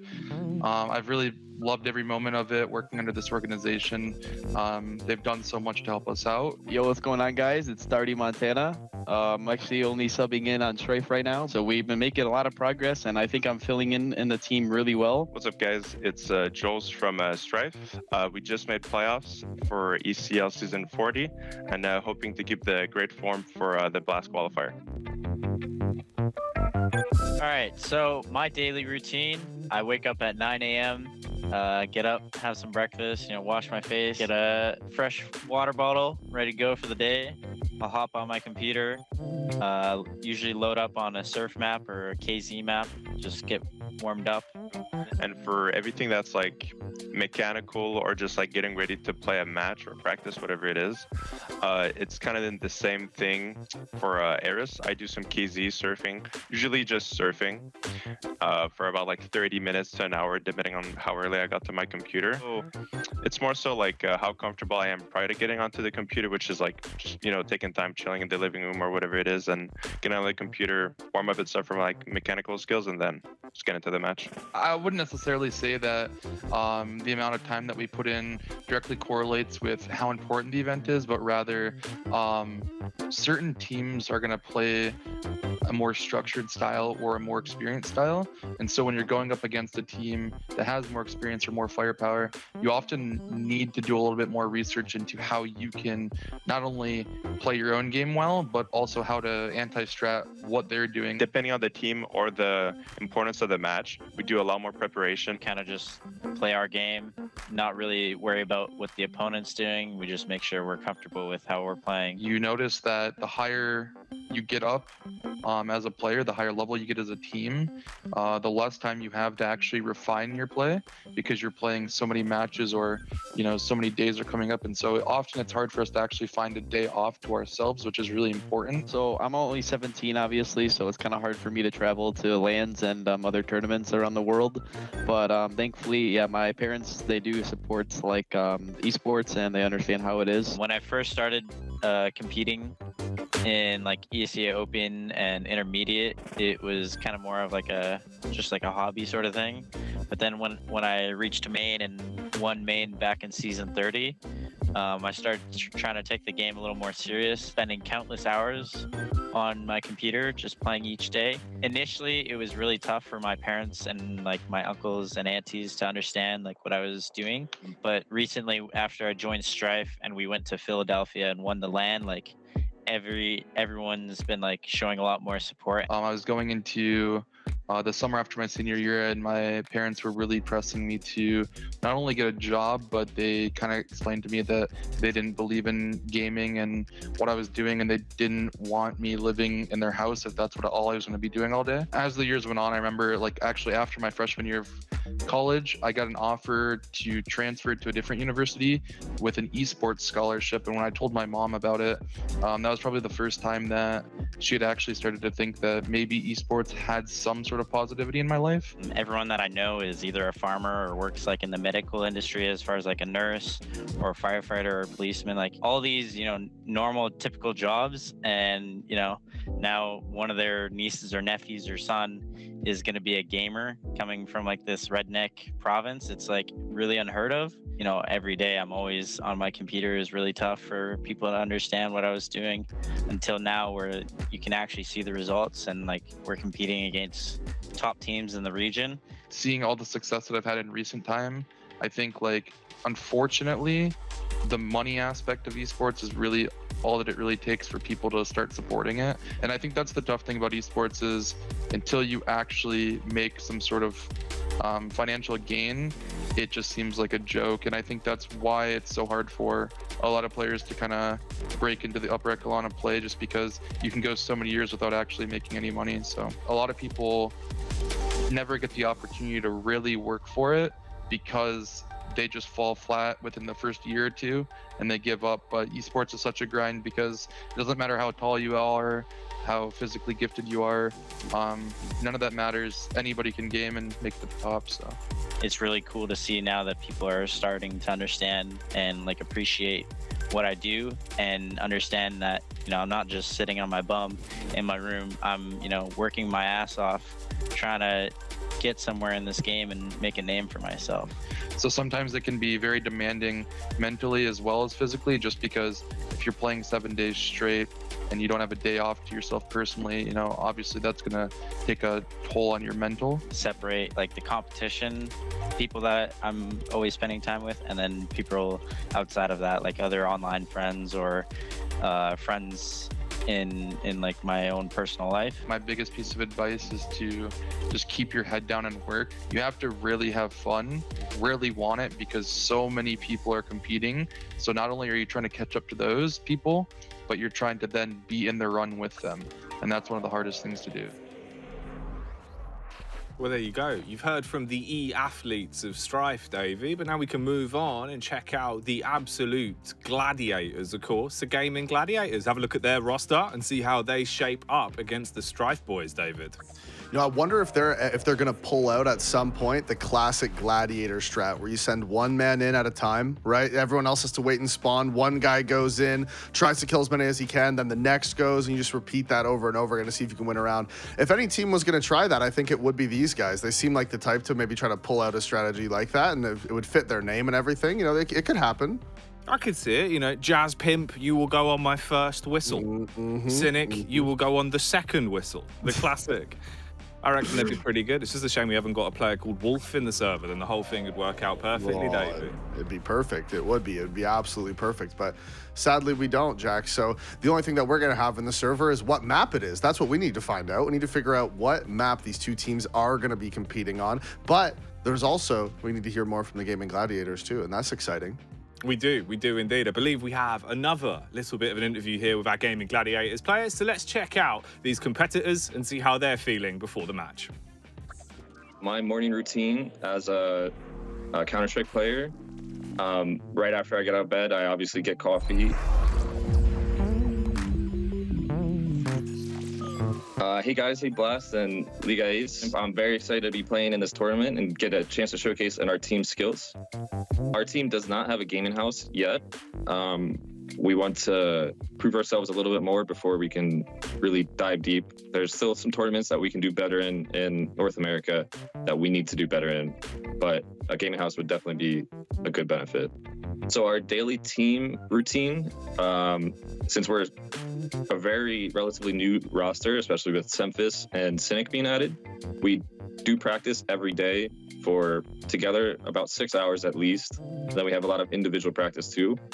During those hours, we will go into a server, go over things that we want to practice during scrims. A pro player average time to practice needs to be, well over a full day's work. So, I mean, it's more than 8 hours. But if you want to really grind and go from lower tiers to the top tiers, you need to put in a lot more work than just the average. These past few weeks, at least, especially after getting signed by Gaiman, I've been putting at least 12 hours, whether it's DMing, scrimming, doing things with teams, watching demos, or doing other forms of studying the game.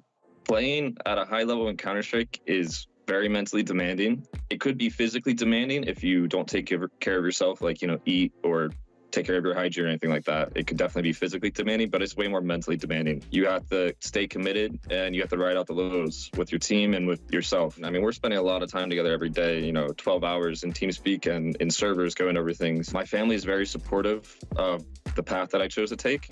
However, on top of that, they also understand that going for anything as professional, whether it be sports or esports or any other form of freelancing, essentially, you need a backup plan. So I have had to do school at the same time as I've been doing Counter-Strike. They brought me out to my first LAN in North Carolina, and it's a lot of fun. The team environment is very good with Gaming Gladiators. We all spend time together outside of Team Prac, and I think that's pretty important. We also have other games that we play just to relax, which I think is very important. You need to keep a level head. Even though sometimes there will be disputes and fights, we seem to come back around and stay level-headed. The COVID-19 pandemic definitely put a damper on NACS. The team I was grinding with right before COVID-19 ended up falling apart because at the same time Valorant came out. Valorant and COVID kind of KO'd the team I was working with, and it was a huge setback. So individually, I kind of took a step back I stopped putting in the 12-hour work days. I just needed a break, and I was spending more time with family, within COVID. So it's been hard, but things are starting to normalize again. So the future's looking good. So just get onto a team and grind. You gotta put in the work. If you don't put in the work and you're lazy, you're not gonna make it. Lovely to see the mastermind himself there, and Jazz Pimp giving us a bit of an insight into his daily routine. Davey, is there any takeaways there that you might start to implement into your day to day? I was thinking about potentially Middle Eastern food. I might just do a pizza though. I don't know. I'll have to decide what takeaway I want later on. I can't do it right now. That's fair play. You haven't got the brain cells for it. We'll keep you on your one track focus, which of course is going to be the game we have coming up next. Our next best of one, that will be Strife taking on the Gaming Gladiators. As you alluded to before the video, we do have to decide the maps, mate. So we can have a look at that veto and start to see where we're going if you'd like. Yeah, I would like, and I'm creating a no dust 2 aura around me right now to make sure that this doesn't happen. Now, okay, it's done. Okay, that's it. Okay, it could be anything else, and we're fine. Yeah, my magical powers worked. Nuke is going to be gone, so we are going to see the Mirage. Okay, not entirely surprised to see this. Both of these teams, obviously, they grew up in NA Counter-Strike. They've played probably between all 10 players in the team, probably like 2.5 billion games of Mirage in their career. That's just an estimate, but it's roughly accurate, I think. And so everyone's going to be super comfortable on this, and it's going to be one of those ones that I think is going to come down to individual prowess, right? Who can pull off the big moments? Who gets those big clutches? Because both of these teams are going to be very comfortable on this map. Absolutely. Obviously, as much as I said it as a joke at the start when we got Dust 2, and I said the whole qualifier will probably be Dust 2 Mirage, for the best of one stage, honestly would not be surprised if we got a big mix of just Dust 2 and Mirage the whole way through. Maybe just a little sprinkle of Inferno for your trouble. Just a little sprinkle, just a dash of Inferno. Just throw it in there, like Salt Bay, right on top. Yeah, I mean, that wouldn't be too surprising. But honestly, genuinely feel like there is a possibility, mate, where we will just get D2 Mirage the whole way through. I don't know what it is about these best of ones, but it just happens. You put the Americans versus the South Americans, it's all that happens. D2, Mirage, every game. Deagle rounds upset. Everyone's crying. Sun's crying. It's a nightmare. That's the difference between the NA and EU scenes. We do the EU qualifiers, Ancient, Vertigo, Nuke, all day. Ancient. We had like 5 Ancients in one day, okay? Based. All right, that's the problem. That's why NA teams struggle in Europe. They're not playing the right maps, Jack. With too much Dust 2, too much Mirage. Although I don't mind this Mirage game because I do think that these teams are going to they're going to know each other very well. These guys have played against each other for a long time. Even like coming up in the scene, they would have been playing against each other. So this one is going to be interesting. I think there's going to be lots of mind games. And like I said, I think at the end of the day, it's going to come down to a lot of individual brilliance to see who comes out on top. Absolutely. And with this, as you said, being a bit more of a domestic matchup between these two sides, are there any small caveats we can look at that would lean you one way or another, Davey, in terms of who's going to take this? Or do you feel like it will be quite scrappy, obviously, with Strife probably being the preferred victor? Yeah, I think it will be scrappy. I think that one thing with Gaming Gladiators, it's hard to know. Like I said, they just brought in their new coach with Semphis, just sort of taking over. They've had inconsistent rosters, right? They tried to bring in Garfield, then he couldn't play in Challenger because of the roster locks. And now today, apparently they're playing with RZU. Like, I don't really know. I don't think they know exactly what their 5 is either. So that's kind of a problem for them. And especially bringing in someone like Semphis as well, he's gonna definitely want to implement his own sort of style to the game. And so we just don't really know what this lineup of Gaming Gladiators is going to look like. Whereas with Strife, they have the European coach, right? They've been grinding it out. They definitely have their set style and the way that they like to play. So that's why I'm leaning towards Strife. But there is the chance that Gaming Gladiators just holds W and hits the headshots, right? There's always that chance that it can happen.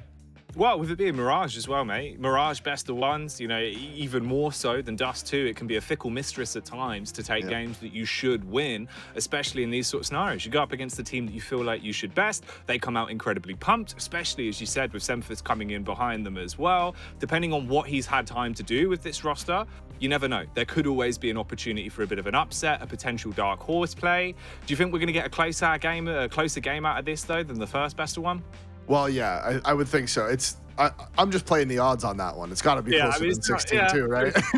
It's got to be closer. So I'm going to make the bold prediction of yes, it will be closer than the first game. All right, well, that's the little side bet. We'll see how that goes. If you can get 16-0, it's just a nightmare. Look, again, I'll take those odds. It's worth it. The 2 rounds, 2 rounds of wiggle room. But this is our next best of one that we'll be stepping into. Of course, as we said, Strife taking on Gaming Gladiators. Should hopefully be a tasty little affair once we step into it. And that is going to be Mirage for the map. We've got a lot of games to get through tonight as we whittle our way through our 8 current teams. Of course, as we head further on to the end of the event in 2 days' time, we will decide the one squad that will get the spot at the Blast Spring Showdown. So an awful lot to play for throughout the course of this, Davey. So any of these group games do have a lot of weight to them. Yeah, every single one, it matters, right? You have to grind through that bracket. You know, if you lose one, it becomes, you know, real dicey. Like you said, then it's sudden death, right? You can't mess about. So yeah, definitely every single one of these games is important. And the thing with the best of ones is that by the time you get to the end of the veto, both teams are going to be comfortable on whatever map you get to, because you get 3 bans, right? If you get to ban 3 maps, if you can't play 4 maps, you're struggling. So at that point, every team's going to be comfortable. And so then it just comes down to who shows up on the day. And one best of one where one guy doesn't show up on the day can be super punishing, right? I've been there myself, never me personally. I always show up and perform well, but I've had other people not perform well. So it can happen, right, in best of ones, and you can get knocked down, upsets. It can be crazy. It can be crazy stuff. So yeah, like you said, very important. Every team's got to show up. Yeah, you've never been in a lower bracket in your life, mate. No. It doesn't happen. I've never performed poorly once ever in anything. So yeah. What can you do? Little fun fact about Davey: he doesn't actually accept that the color red is real because he's just never seen it. It's just always green, green in your games, mate. It's just the way it's been for years. Yeah, I mean, I don't know. When you're born like this, it just sort of happens. You know, there's really nothing that can be done about it. Nobody go check the stats. Nobody go check. You're just gonna have to trust me on this one. Well, yeah, it's, you know, it's verbatim. If you don't accept it, it's just silly, really. What's the point? You think that the stats on the internet are going to be more accurate than what Davey's saying directly? No. Come on. Silly, impossible. Really. I've never been wrong. We already established that earlier. It's just not going to happen, is it? It's just not going to happen. But hopefully, what will happen, of course, is our next matchup. We'll be getting into this one relatively soon, I'd imagine. We'll be able to kick this off with our 2 beautiful boys that will be stealing away the mic for another exciting few games that we have here. We're going to be rotating out throughout the course of the day as well, so plenty of chance for all of us to have some shenanigans here on the virtual E-desk, Davey. Yeah, we need like little connecting bridge or something. Yeah, something. We need to find something like I can put like right over here. No, other way. Right over here. Oh, who knows, dude? Whatever. I think it's too this much. side, is it? Yeah, dude. Look, man. There's a delay. I'll bring him back. There he is. Yeah. Exactly. Hey, and we need to like do like high fives, like high fives. Like one of those. Yeah. There we go. Oh, that's it. Almost. Perfect. Look at that. Looks like it worked. Do you want to kiss? We can. Hang on. Yeah, we can try to make this work. Yeah. Okay. I didn't go far enough. Oh, that was good. Yeah, it works. That was pretty good. Decent. Dude, good for us. It's not as good as some of our previous kisses, I will say. We've definitely done some better ones, but the limitations of being online, Davey, you know? What can you do? I don't know. We're doing our best. And that's all that matters, is we're trying our best. Personally, I felt something, and I know you did too. Oh, yeah. Always on the inside. You always give me that feeling that we're going to have a great day, no matter what comes our way. Always going to be incredible CS and moments of beauty between all 4 of us fabulous talent that are here for this event. It does seem like we are ready to get into the game, though, so we'll head it on over and crack on with the actions. Let's get into it.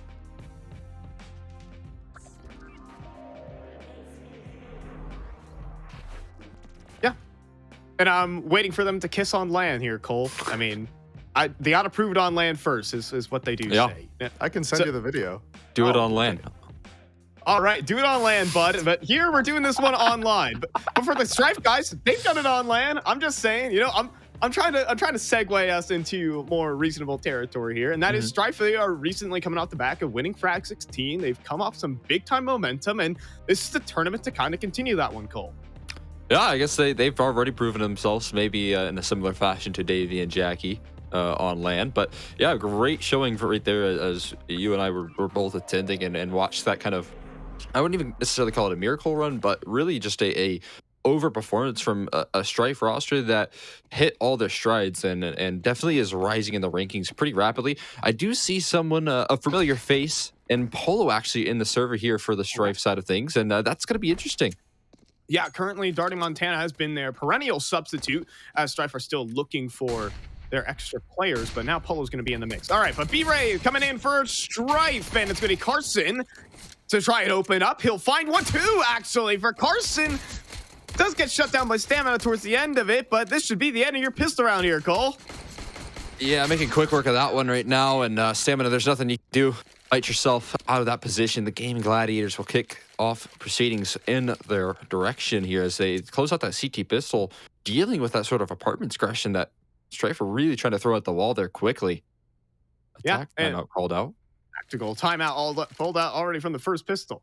Should mention, there is a reason why I decided to pick the Gaming Gladiators as my prediction, and that is they are very good at hitting headshots. And that has been kind of the staple play style for this unit of players, and I think Carson kind of showed a little bit of that to kick things off. So hope to get some more of that action. So I am a winner. You know, if we all were like a unified body here, Cole, we all just like pick the same team over and over again, no one would be a winner. Someone has to differentiate from the pack. And me, I was about to say, I'm built diffy, okay? Yeah, I was going to say, right, I feel like, you know, while you were a little bit bold in that prediction, I don't think it's too crazy that we could see Gaming Gladiators pull off a victory, because like you said, the firepower that this team can bring to the table on certain occasions can be very tricky to deal with here. But I mean, yeah, it's not the risky of decisions. That's a great way to separate yourself from the pack there. Yeah, dude, it's Mirage, so why not? Yeah. How about them apples? Mirage is where every team can hit the headshots, is what I will say. You know, I was actually hearing Davey talk about how we should be learning maps like Nuke and Ancient. How about these EU teams learn some Dust 2 and Mirage, huh? Why do we have to learn what their maps are? True. Either way, sorry, my NA Americanism a little too much here. As Polo takes a bit of a beating there from Carson up there in the department, and right now they're doing all the damage with the P2000, I guess, for Cynic as well. That's a bit wild right there. He's going to push on forward. Looks to continue his endeavors in this mid control. It's risky business as he is low on HP, but it's not much risk as he only has that default pistol. Who's actually going to come in there and steal away those ecos, not spreading out the wealth. And it just leaves poor old Joel. He'll take a dink down to 10 HP, and he will have 10 points of health and a minute on the clock to think about how this round has gone wrong here for Strife. For the most part, he'll just be wielding the Deagle, hoping for a little highlight play towards the latter end of this. But this is, in all intents and purposes, a 2-0 start here for Gaming Gladiators. Faith in Joel's? Oh, for good reason. Quickly dispatched right there. Carson on the aggression through apartments is going to finish the job, and Gaming Gladiators moving up 2-0, dealing with that force buy in flawless fashion. I mean, not a single player going down. And actually, Cynic didn't even invest into a gun right there, so he'll finally get on that A1S. It's good signs here for your predictions. Yeah, already the 2-zip start, and that was the force buy for Strife, so they will have to take a nice little eco, take a little break, take a breather, or maybe sometimes to calm some things out. All right, folks, you're getting the classic 5 Glocks out middle, and they are going into 4 CT players. This is about going as expected here, Cole, as, the round ends in about 3 seconds. 3-0 for Gaming Gladiators. Yeah, it's a great start right there, swiftly dealing with that. There's only one kill. Stamina, I found the only kill so far for Strife as of recent. So definitely need to start that one off with actually doing some damage in this gun round at the very least, right? You don't want to continue with Gaming Gladiators just walking all over you in the early stages. We got a pre-map, CSGO ritual for both of these teams here, and we'll see whoever had the caffeine boost. Era said he was just drinking some water. That might not be enough here. Stamina didn't get his pregame ritual in. At least the pre-round ritual. How about that? Maybe he'll heat up for the rest of this game. But either way, he hits the deck first. An AK stolen away. Joel's maybe looking to react off the back of that. Same goes for Strife here. They have this little one-way. Oh, but the spam combined with the nade, and Cynic will find the lurk, and everything is to pieces here for this first gun round for Strife. Polo does walk up middle, but Rizu's there to trade, and you're just left with Slight on an AWP. I wouldn't want that falling into enemy hands. Not at all. Ooh, missed his first opportunity as well. Looking for the second. Ooh, can't hit the adjustment in time. Cynic's going to drop him. He'll happily upgrade onto that, right? That's going to be great in his hands here. Welcome that with open arms, says again, I mean, only 1 kill done, and that full gun round coming through from Strife, a little bit worrying to open things up. Yeah, I mean, handing over the AWP to Cynic. I think he's a much more passive AWP player, so I'm not gonna be. He might just prove me wrong in a round or two, but he'll be holding the line. He'll be just making sure that no one can overextend here for Strife. Cut the middle, and we go again here for Strife, and Cynic posting himself up towards Connector. He will be the recipient of a couple of Ts. He will actually go down, but Jazz is able to line up a double, make that 3, combined with Rizu, and the round ends in the span of about 3 seconds for the second time in a row. Yeah, I'm going to keep that counter rising as well. You've seen Eris on the board, but again, another round where you only get 1 kill, so now you got that CT side economy just climbing so very high. And it's just an extremely slow start for Strife, unable to get anything done. Mid control's been attempted a couple times as well, and you can see that Gaming Gladiators are happy to oblige the Strife roster, just welcoming them with open arms as they just can't seem to find any sort of mid control there and deal with that sort of presence. This time they finally do. For the moment, Strife actually, wow, the round hasn't ended in 3 seconds right now, Cole. Yes, Slight on this AWP. He's actually able to hold down so many of these long angles towards middle. I think Slight has begun to emerge as one of the more balanced operas. Out towards ramp, though, Joel's tries to get aggressive. Loses that one-on-one duel with Carson. And so, Gaming Gladiators will snag one. Yeah, it's a big pickup right there. And Jules is usually pretty effective and is a great tool in the disposal of Strife, as he's been kind of consistent in terms of lurking out of A, oftentimes in Palace as well. Spam going deep in towards Connector, just hoping for a free pickup, but nothing found from Carson.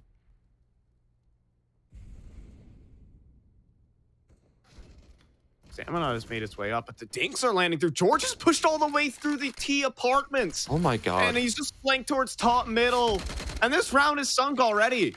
You're 2-on-4 here. The knowledge is all there for these Gladiators players. They can just swarm middle infinitely. And Stamina's just next in line for Carson, just leaving Eris. They know where he is too. George evidently does. Eris has a difficult task ahead of him with 25 seconds remaining and 4 players to go through. That order will not be served up for him, and that will be 6-0 to start for Gaming Gladiators. Here you go, man. The Stamina finally able to hit 2, but that's the 4th kill that Strife have found in the first 6 rounds. Tactical timeout. Yeah, this is much needed. And I don't know what exactly the game plans were. Again, I feel like they were really hoping that Jules maybe could have found, at the very least, some sort of pressure points there on that A bomb site to distract away from that mid control. But as Gaming Gladiators, they give that ground up in the early stages. They take it right back with aggression through apartments, through A. And yeah, I don't know. Strife just not being able to pull the pin on some of these executes early enough to deal with that sort of re-aggression coming through. And they don't have the players prepared to punish those pushes as well. I mean, the Gladiators want these one-on-one duels on extremities. That's kind of playing into their game, because I think, just generally speaking, they outgun most of the teams here in North America, especially on Mirage, where they are ultra comfortable when it comes to their positioning and the way they peek and their crosshair placement.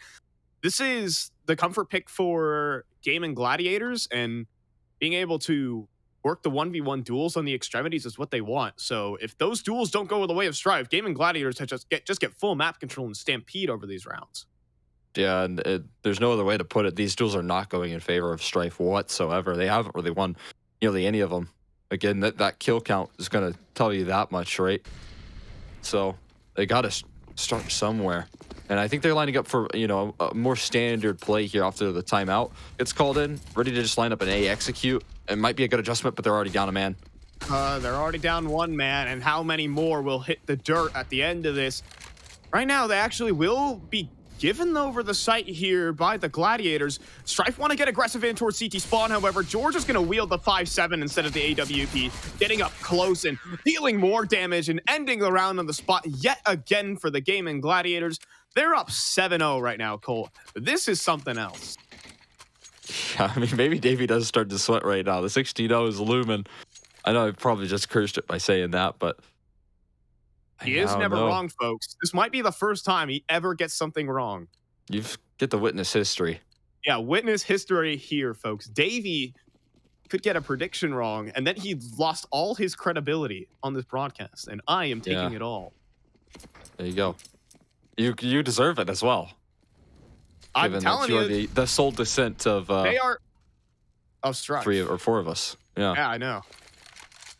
I mean, look, the Gladiators are the type of team to do this kind of thing, where they just move up and they are willing to take gunfights. They are able to win all the gunfights. And at the end of the day, you can have so many strats in your hat, but if someone is just going to consistently multi-kill against you, then, well, your strats might not even matter anymore, is the issue.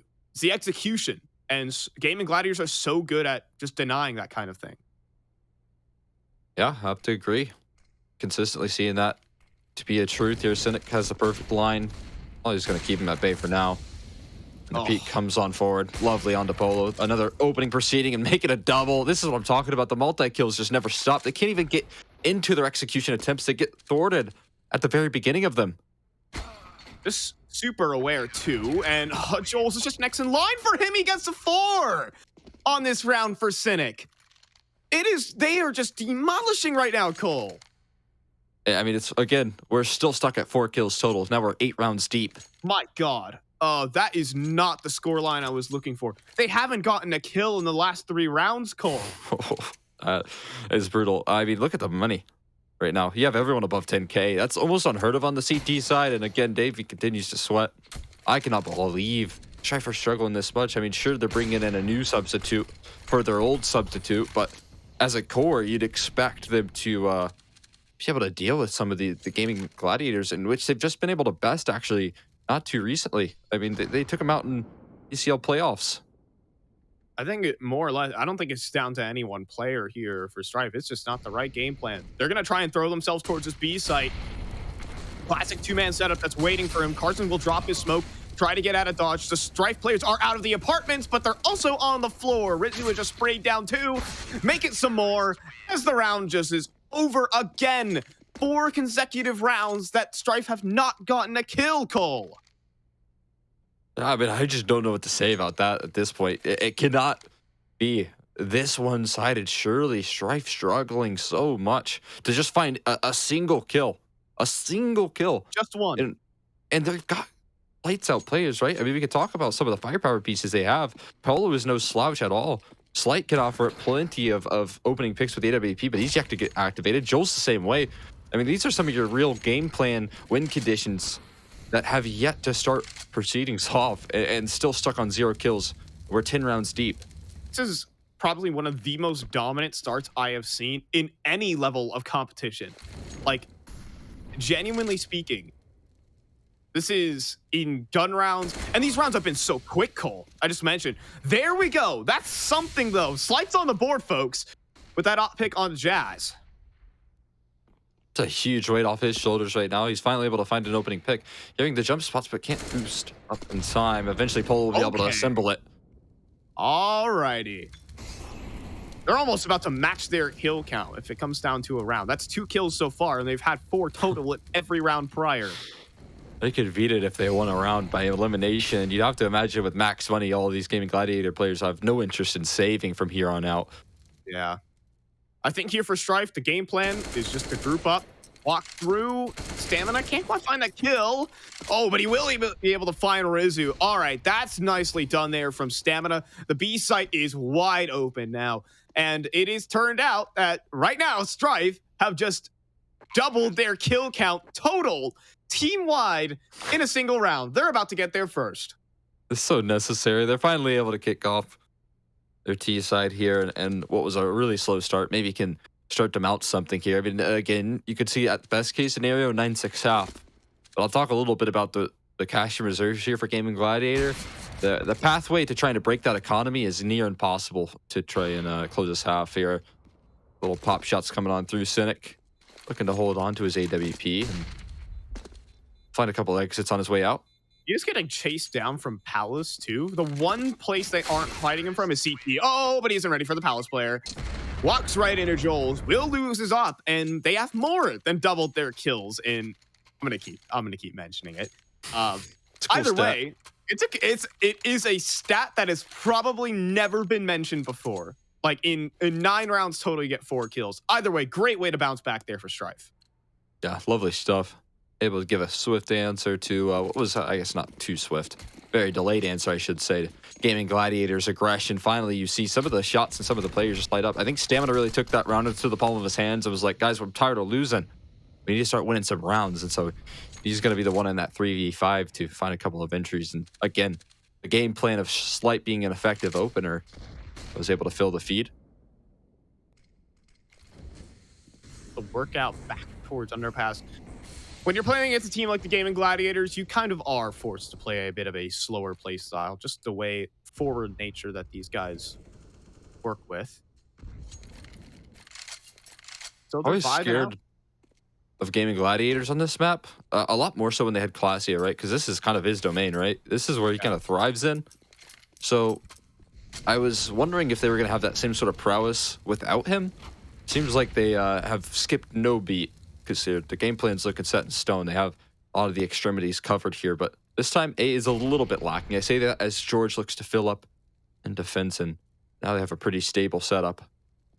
Lurk here that's going on here for Polo at the top of the connector. There's a flank though. Carson's about to wrap these 2 players, and he's gonna get both of them. Sure, they get the entries. All right, Stamina has found the extra. So you have the 3-on-3. Is there anything more from the Strife players? With 30 seconds on the clock, they don't got much room to maneuver. And they have 2 more players who are cutting off this A site, but the smokes are great. Good utility usage, but Carson still gets a kill through the smoke. That puts the bomb on the ground, and he will be able to make it back just in the nick of time as Cynic gets there. So you have the 2-on-2. You have the bomb down, but you also have Slights up to deal with, and that is not a fun prospect. He has been spotted. So Gaming Gladiators know at least that. They know a player's out towards CT. Do they know that there's a player still towards triple? That was the bomb planter after all. Cynic can't flick up though. What a shot there from Slight. And there's your 2 in a row for Strife. They're going to start moving this train down the tracks. I'm surprised to see Slight go for a play like that as well. I mean, usually you'd think that you just kind of sit right there, hold your position, and kind of watch across the site and allow Joel's to do some of the work. But I think with Joel's on low HP, Slight might have needed to play a little more proactive and needed to go for a play like that. And he's able to nail that shot on the top ropes there. And Polo finding this entry, I think, offers up a lot. Because, again, he gets flanked quickly, which is great for Carson. But it allows his teammates to start to skill up off the back of that. Also, big kills found here from Joel's should be mentioned to just get a nice 2-piece in that. Cool entry combined with the fact that he's able to help close down the round for Gladiators. So, or rather for Strife. The tactical timeout being rolled on out for this. I mean, if the Gladiators get anything extra, that is, well, extra is what I will say. Already having 9 rounds and a half is great. I think just generally speaking, the meta has been pretty CT-sided as of late, so is there anything too surprising? You know, if this turns out to be a 9-6 half, we'll forget that this game started 9-0 and Strife had 4 kills to start this off. Strife can still really redeem themselves here. That'd be a wild turnaround, right? I mean, if they were able to pull off that sort of redemption, it's an incredible bit of composure right there, because you're talking 9-0 down, and you just know that you haven't even done damage to the economy, right? The rounds haven't been close. You've been getting dominated. They're able to keep their heads in this game. They're going to be a scary force later down the line. I don't know how they're able to have that sort of mental fortitude. It's lovely to see. Again, that is relying on them continuing to win here. That is true. So, all right. Oh, man. Strife just like watching paint dry, don't they? Start a lot of these rounds. Yeah, I think they've learned a lesson about moving in a little too quickly, right? They've tried that a couple of times, and they've been dealt with pretty handedly. They know that there's aggression so often as well. I mean, even in that last round, Carson's able to pull off a flank and underpass and find a 2K, so they know exactly what the intents are for Gaming Gladiators. I'm going to try and turn this one back towards the A site, though. This could be a great play here for Strife. It's just a contact play, too. There's no one actually watching the A main run out. This could be perfect. Flashbang thrown in just towards jungle to suppress these players. Now they're going to make their move. Stamina is going to try and play himself out. There is George underneath balcony, though, to contend with, and he will be a difficult man to root out. That's for sure. The smoke's still down. 30 seconds remaining on the clock. If George can continue to stall out, maybe, but they've lost Rizu too. Now Stamina will begin to make his move. George underneath Pals does get wall banged out by Stamina, but Cynic running into the site has found himself a double. And Slight and Polo must turn the round on its head. Now 20 seconds remaining and the bomb on the floor. Frags have to come fast. And now that Carson has found Polo, Slight has baited out the shot. He might be able to get himself a 1v2, but he needs to find both players. And they're just tucked away right now, Cole. They're just playing anti on the bomb plan. He comes close to the wall bang, but it won't connect. And so Gaming Gladiators are back to their old ways, back to 10-2. Talk about some high impact operas as well right now. Cynic pushing forward through that CT spawn smoke to find Stamina and finally put a little bit of a silence to that A execution, and the ground that was being taken right there from Strife was so impactful. And not oftentimes a play that Cynic was willing to make, but in that sort of situation, he's able to go aggressive, he's able to commit. And it actually saves the day for Gaming Gladiators. So going to bring him back out towards middle. A fast mid play on the cards for Strife. Got to be wary of that Mac 10, who is surely to be running through that smoke. A team kill comes through, but George will actually be able to line up one. Combined with Jazz, it's another shutdown towards mid. Again, Cole. Polo, last man standing, position revealed. And he will just go out for the swing, go out swinging. Gaming Gladiators, they just funnel everything to mid. Yeah, I mean, that's absolutely incredible stuff right there. And that's what we can kind of witness whenever you see Strife try and pull the pin a little bit quicker. When they try and take faster control of middle or either bomb site and even expend quite a bit of resources, right? They had the flashes for con, they had the smokes for mid and connector, so they had a lot going for them in that round.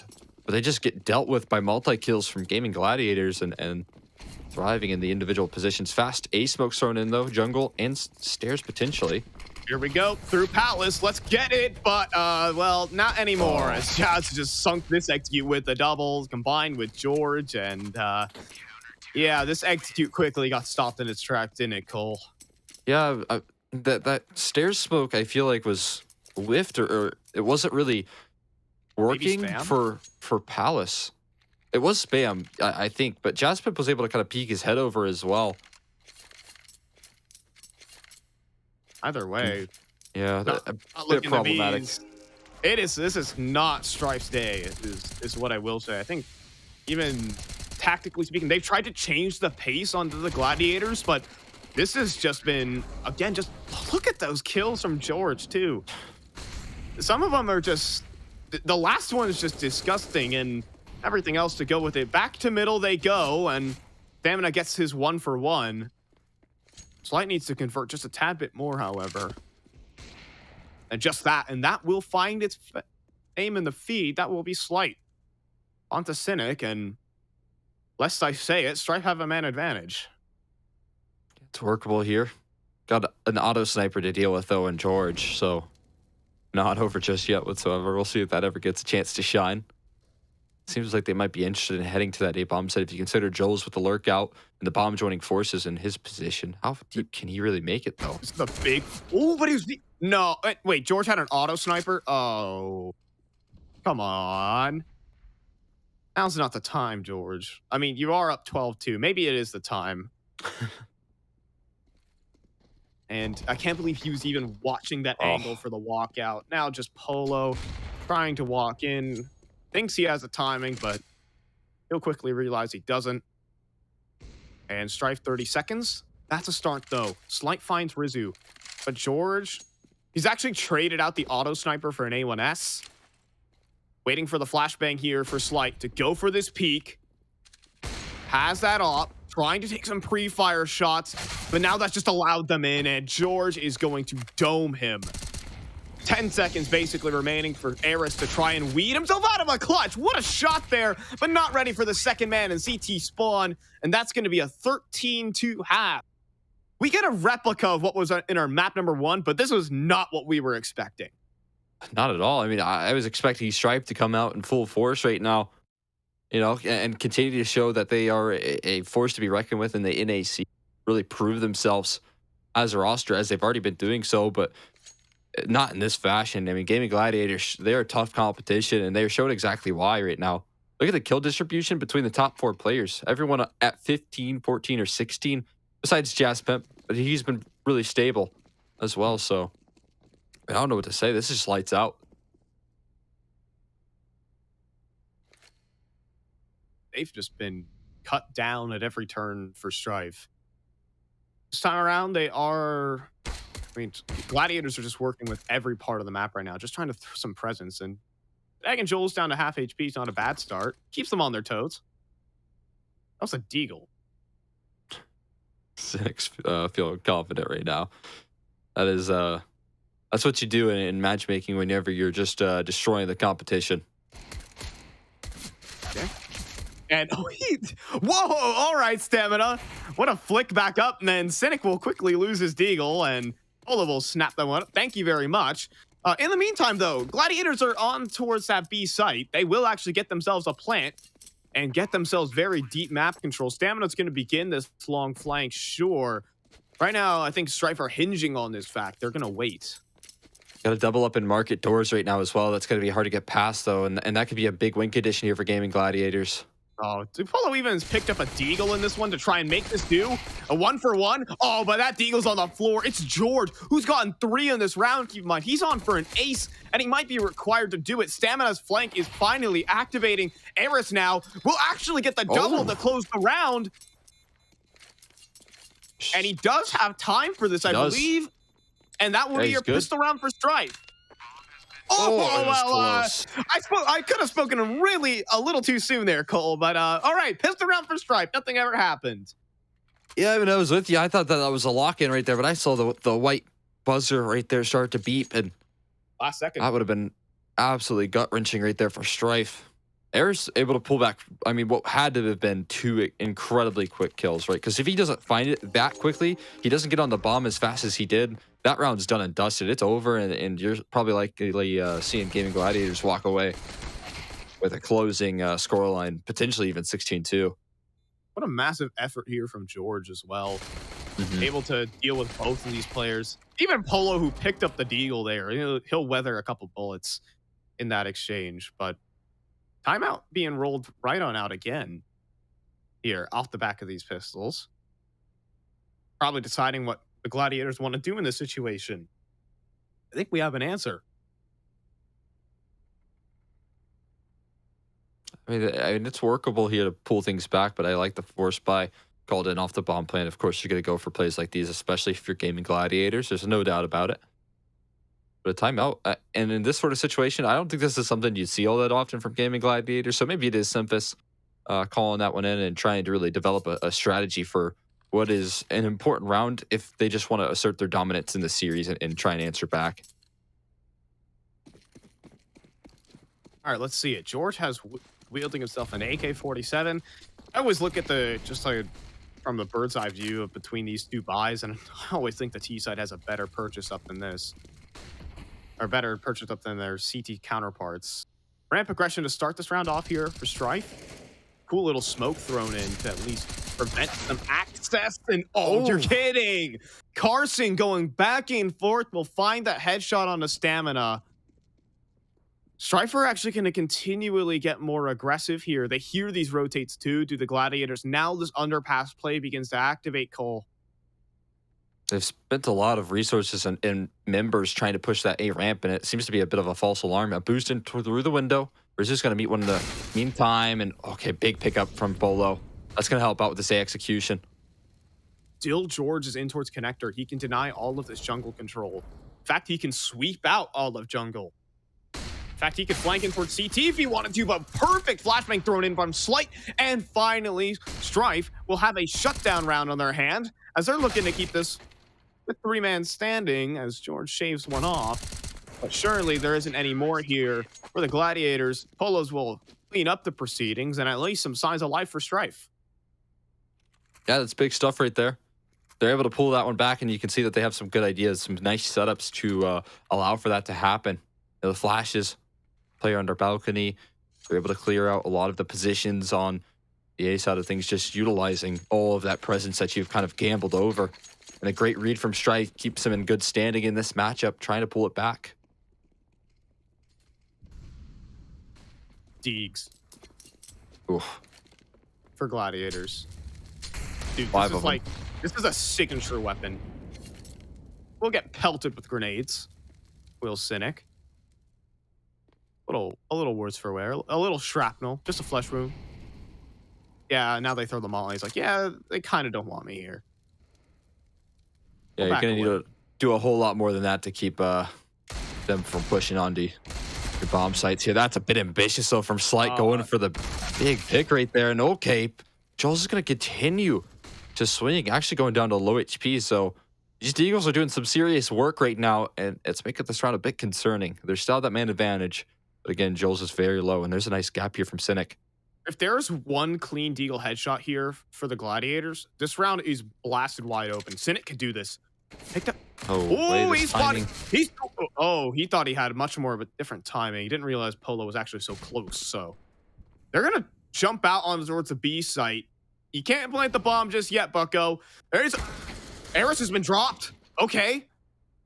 Does George have this in him? I on the safer side, I say he won't. 30 seconds? Yeah, no, can't hit that widescreen Deagle flick. So we'll be able to lock it in. So, all right, a 3-round start for Stripe. I'm not saying too much just yet. I think this is the round where we can start saying something. Yeah, this is where they get the investments. I will say, Cynic, he bought in armor. He bought in quite a bit that last one, so he's definitely not going to be having the AWP presence here. And Slight is. So if they can start to warm up here and now, which they've already strung a couple of rounds together, maybe there can be an answer back, a comeback of sorts, because I will say Strife's a team that can keep their head in the game quite nicely. But Joel's has been bested right there, and that's not the start you're hoping for. Trying to get aggressive again, turn up the gas, but it feels a little forced there from Strife.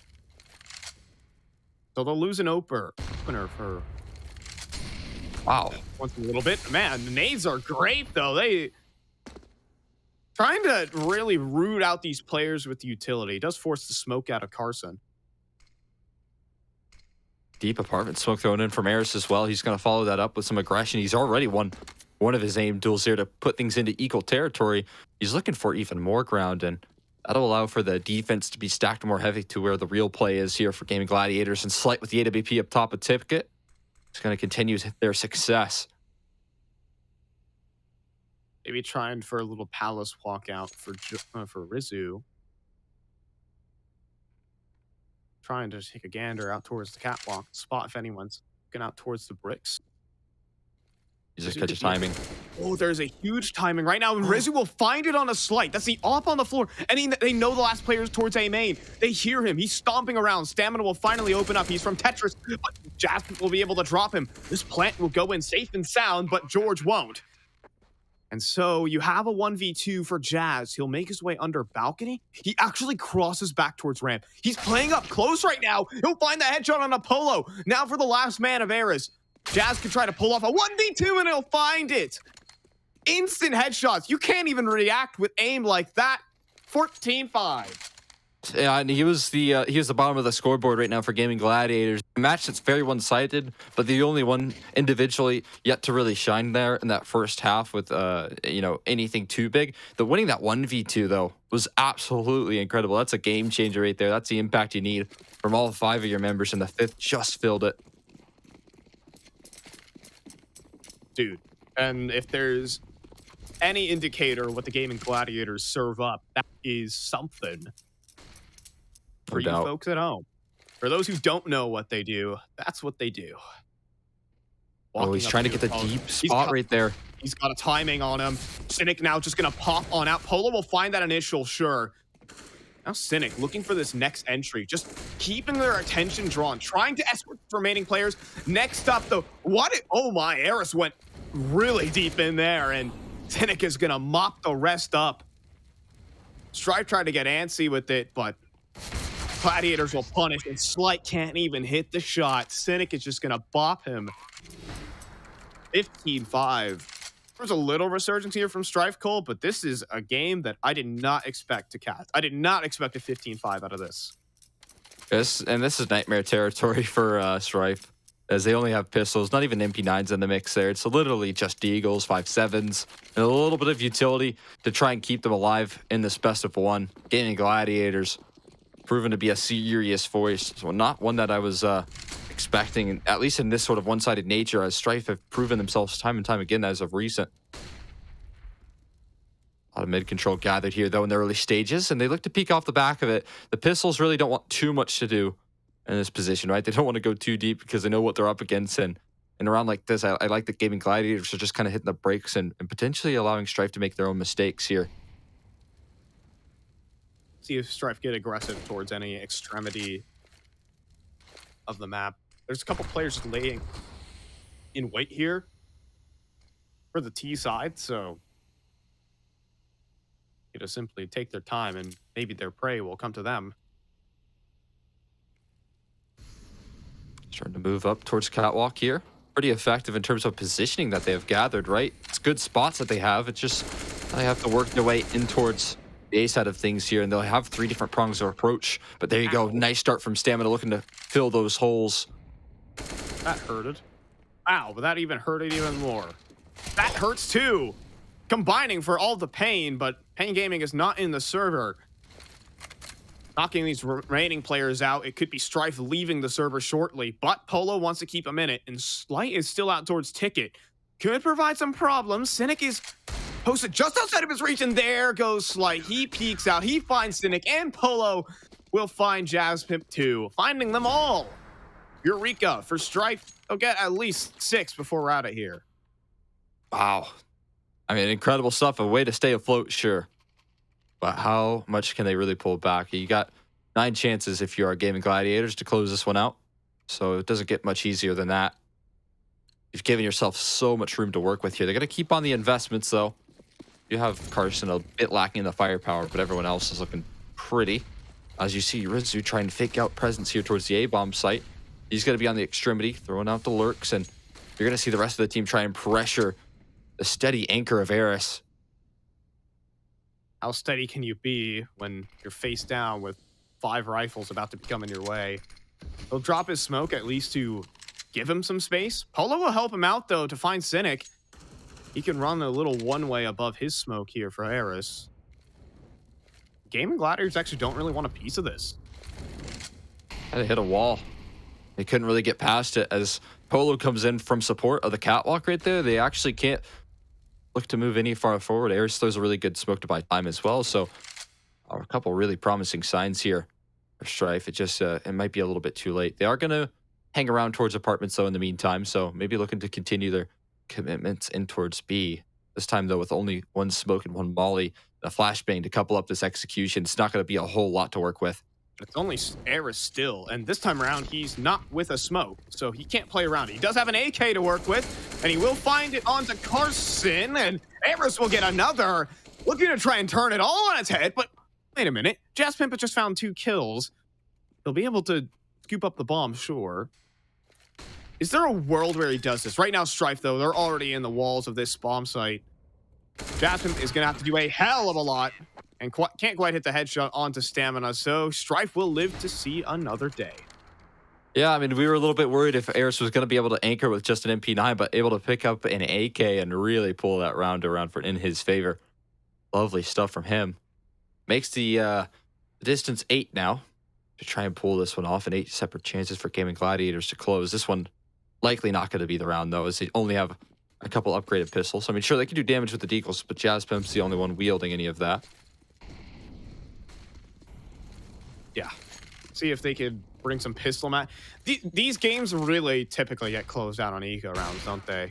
I feel like that's true. That's sometimes the case. Maybe not for this one. Maybe for a future eco round. We'll wait. Jules right. is doing some stunt jump in there off of the palace balcony.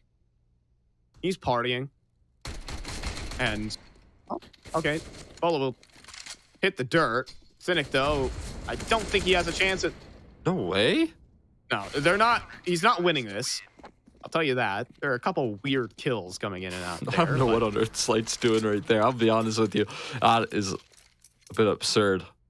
I mean, it's no harm, no foul. The ops picked up. Money isn't the biggest of issues, as they have no chances. If they lose, they're out. But definitely a Bit interesting there.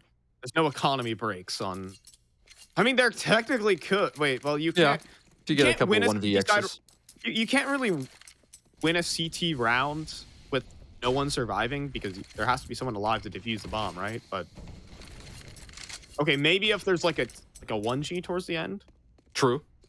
Seen that a couple of times. Nonetheless, we're seeing an A execution walking out dry, and it's for good reason. George is so on the reactions, making a double from him. Now it's into a 4-on-3, and maybe they can close it out, but the molly gets flubbed. Speaking of 1Gs, that could have been one right there. Either way, Gladiators are kind of stopped in their tracks for a little bit, but they'll go for round 2. The second wave onto this A site has found Polo, and you're sitting in this 2-on-4. Can Stripe battle themselves out of this? A couple of low HP players could provide a solution. Era's pushing through as well, but he gets dropped by Carson. And now it has to be Slipe. They're planning out in the open, though. That smoke fades. And now you have a 1v2 shaved down. George is also low on 16 HP. A pistol could do it here for Slight. It's very workable. Very workable here, but again, he's kind of holding his nerve. He's waiting for those numbers to be punched in, and now he's kind of allowed for that bomb to be retrieved. I know he's waiting for some aggression, but it doesn't seem like it's going to come at the moment. Waiting to cross that line as they finally do start to make their move here now. So Will Slight, what a quick scope. Okay, 1v1 now, buddy. If that's an indicator he wants it, I don't know what is. He's actually going to sneak away. This is in sick. towards spawn. He's going to keep Jazz Pimp guessing. Jazz going to try and go through CT2? Oh, no. No. Jazz He's had a waiting quick for that. note here, and Jazz was just waiting the entire time. 16-8. What a way to win a 1v1 and a map. Yeah, a lovely attempt there from Slight, but what I really liked was Jaspim just showing his experience in that T side. That was really sick stuff from him. A couple of big clutches, as he was the only one that kind of was bottoming out in the CT side that was pretty much flawless from Gaming Gladiators. I'm sure that they're happy that he was able to step up in that second half and close out the big rounds.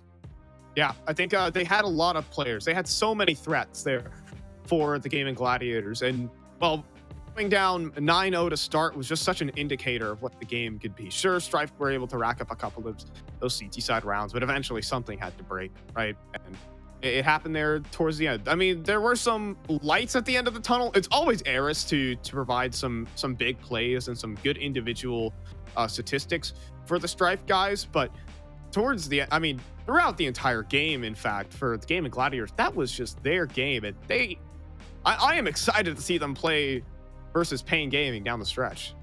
Yeah. Speaking of breaks, we'll be throwing one to a break here really quick as we head into a little bit of analysis from Davey and Jackie very shortly. Make sure you all stay tuned.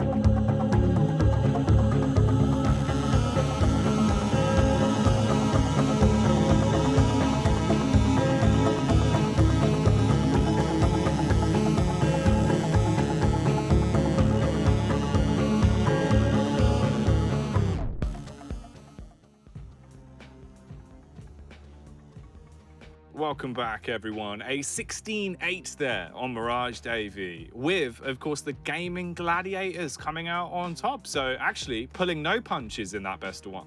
No, and there was a point in there too when we're watching and I was like, oh God, what if this is a 16-0? I took the bet. I took the odds that it was going to be closer than a 16-2. It was such a good bet. But of course, 16-8, so I'm safe. I'm okay on that one. No big deal. But yeah, the Gladiators looked very much in control of that. I think what the boys said on the cast too, Strife made it a little bit interesting towards the end. They chained a couple rounds together. Obviously, that second half pistol, making it so they could get the stats just a little bit higher so it doesn't look so bad. But in reality, Gaming Gladiators were completely in control of that. And their CT side, Strife just couldn't do anything. They couldn't get into any of the bomb sites. No, absolutely. Just completely shut out. I do believe we have some replays of the highlights from that mashup as well that we can roll before your very eyes and give you a bit of a refresh if you did miss our previous best of one, because there was a few exciting moments. We had that little bit of a resurgence, as you said, from Strife, but for the most part, it was just the Gladiators absolutely brawling through that entire game, Davey. Yeah, and I think we could clearly see their rotations on CT side were well executed. They were well practiced. They were planned out. Both teams, I think, using stand-ins for that one as well. So that sort of adds that sort of weird mix into it. But of course, that also makes sense that it would be Mirage. It's one of the easier maps to play with a stand-in on, since everybody has played so many Mirage games. And I'm just sitting here. I was getting just like flashbacks and PTSD of all the Mirage games I've had to play in my life. Oh, look, they're teasing you as well, Davey. Ancient, you wish. Yeah, I do. You wish I that's really where do. we were. Oh, Ancient would have been so cool, man. I would have rather had Ancient so bad. But yeah, big Jorge coming in, 23 kills. Love to see that for him. And yeah, even the stand-in RZU. I mean, I don't know if he's going to be a permanent member of the team now or what, but he performed well. Did Cynic really have 155 ADR? That seems a little crazy. I'm gonna go check that. I'm investigating. You take over. I'm investigating this. Run the numbers. Run the numbers. See if Cynic was the ADR king in that one. But yeah, overall then it was a 16-8 on Mirage. There you go. Don't worry, it wasn't a Mirage. We've updated it. It's back. It's worked, Davey. Phew. I was panicking. I was about to just have a breakdown and start crying. But Scared no. boy. Okay, look, he had 101.9 ADR. Still good, but not 155. If that man pulled out a 155 ADR, bro, I was like, dude, that's next level. I've only done that like hundreds of times. True, and that for you is actually a very, very small percentage, very low fraction. So, yeah. God, I mean, it almost pulled a Davey. But these are the replays from the matchup that we did just have before our very eyes as well. Yeah, the double ops, as soon as they started coming out, right, you could see it was such a problem for Strife. They didn't really have any way to break in, potentially having to use somebody who they're not used to. Obviously, Polo is playing for them instead of Darty Montana. Maybe that's a factor. I'm not putting the blame onto Polo, of course, but I'm saying, sometimes with T-sides, if you replace out one player, you're not really sure the effect that that's going to have on the team, because sometimes just replacing that one player makes a huge difference that you couldn't even predict. You didn't even realize how big of a difference it was going to be because you don't notice the small subtle things that player does. So potentially that's why, or it could have just been an off day. That does happen. People do have off days. And like we were talking about in the pregame, in best of ones, you have an off day, you're punished heavily for one bad game. Oh, absolutely. Specifically in a qualifier like this as well, where there's such a coveted prize up for grabs. If you fall in a Mirage best of one in this fashion, it causes you to have to fight back even harder, makes it so much more arduous to actually get out of that group and move into a better position. But this is our highlighted MVP from the series, big man Jorge from Gaming Gladiators. Look at him, Davey. Yeah, look at him, 237 utility damage. Now that's the stat we like to see. Nade usage on point. Absolutely lovely. Lovely lad Jorge here with all the nade damage. That's exactly what we want.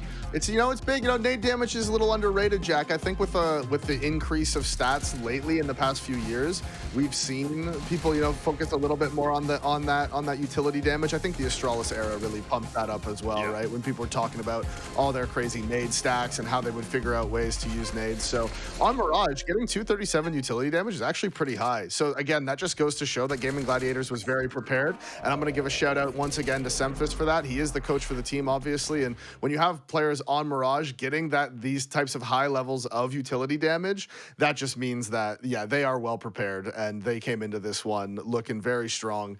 And again, just got to give credit to the coach Semphis, because I think that he's definitely played a part in that.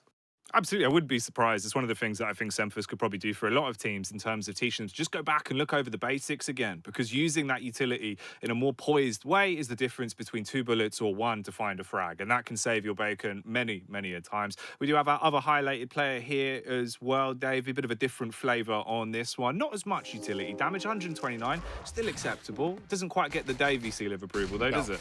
No, it doesn't. But also, he was standing in, so it's like, okay, man, you're standing in. You know, that's something. That's fine. Like, he overall as a stand-in, he did great. I mean, the team did dominate. So on CT side, if you're a stand-in and you're playing on the CT side and the team's winning 13-2, there's always just going to be kills for you to get, right? So that's just how it is. That's just the way it is. And Strife, they're going to be disappointed. I wonder if there's. I mean, I'm sure there's at least some regret on the side of Strife. I wonder if there's maybe a little bit more regret towards the fact that they did decide to play Mirage in the end, right? They had other maps they could have picked. Maybe, like I said, maybe the stand-in thing is potentially why they decided to float the Mirage. I think normally they wouldn't have wanted to play against this Gaming Gladiators team on Mirage.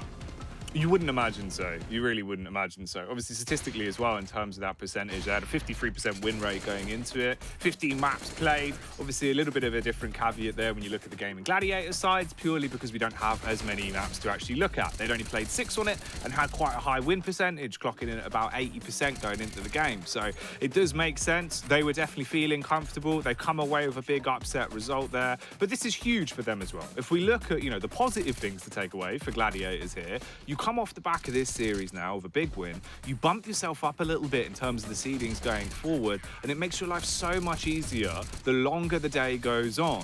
It will be far easier to try and get into one of those semi-final spots a little bit quicker, and once you get into the best of threes, Davey, completely different game.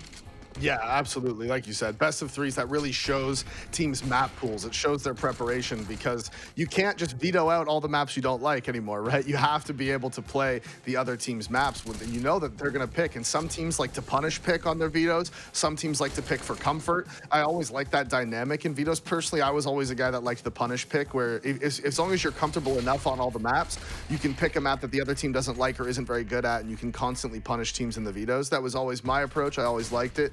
So I always like seeing those dynamics in the vetoes to see what teams decide to do and how every team sort of approaches those vetoes differently. So yeah, best of threes are definitely what we're looking forward to.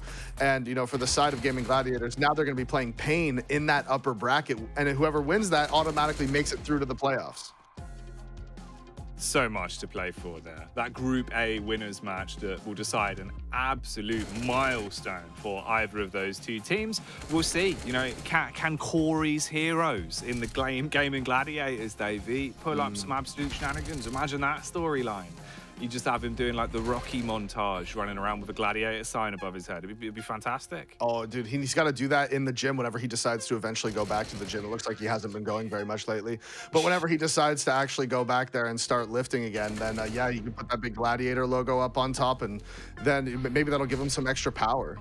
Yeah, hook that bad boy up in the home gym even, I'm sure he could do a bit of a blacksmithery, cook up a nice little gladiator sign in his kitchen with some steel, I'd imagine.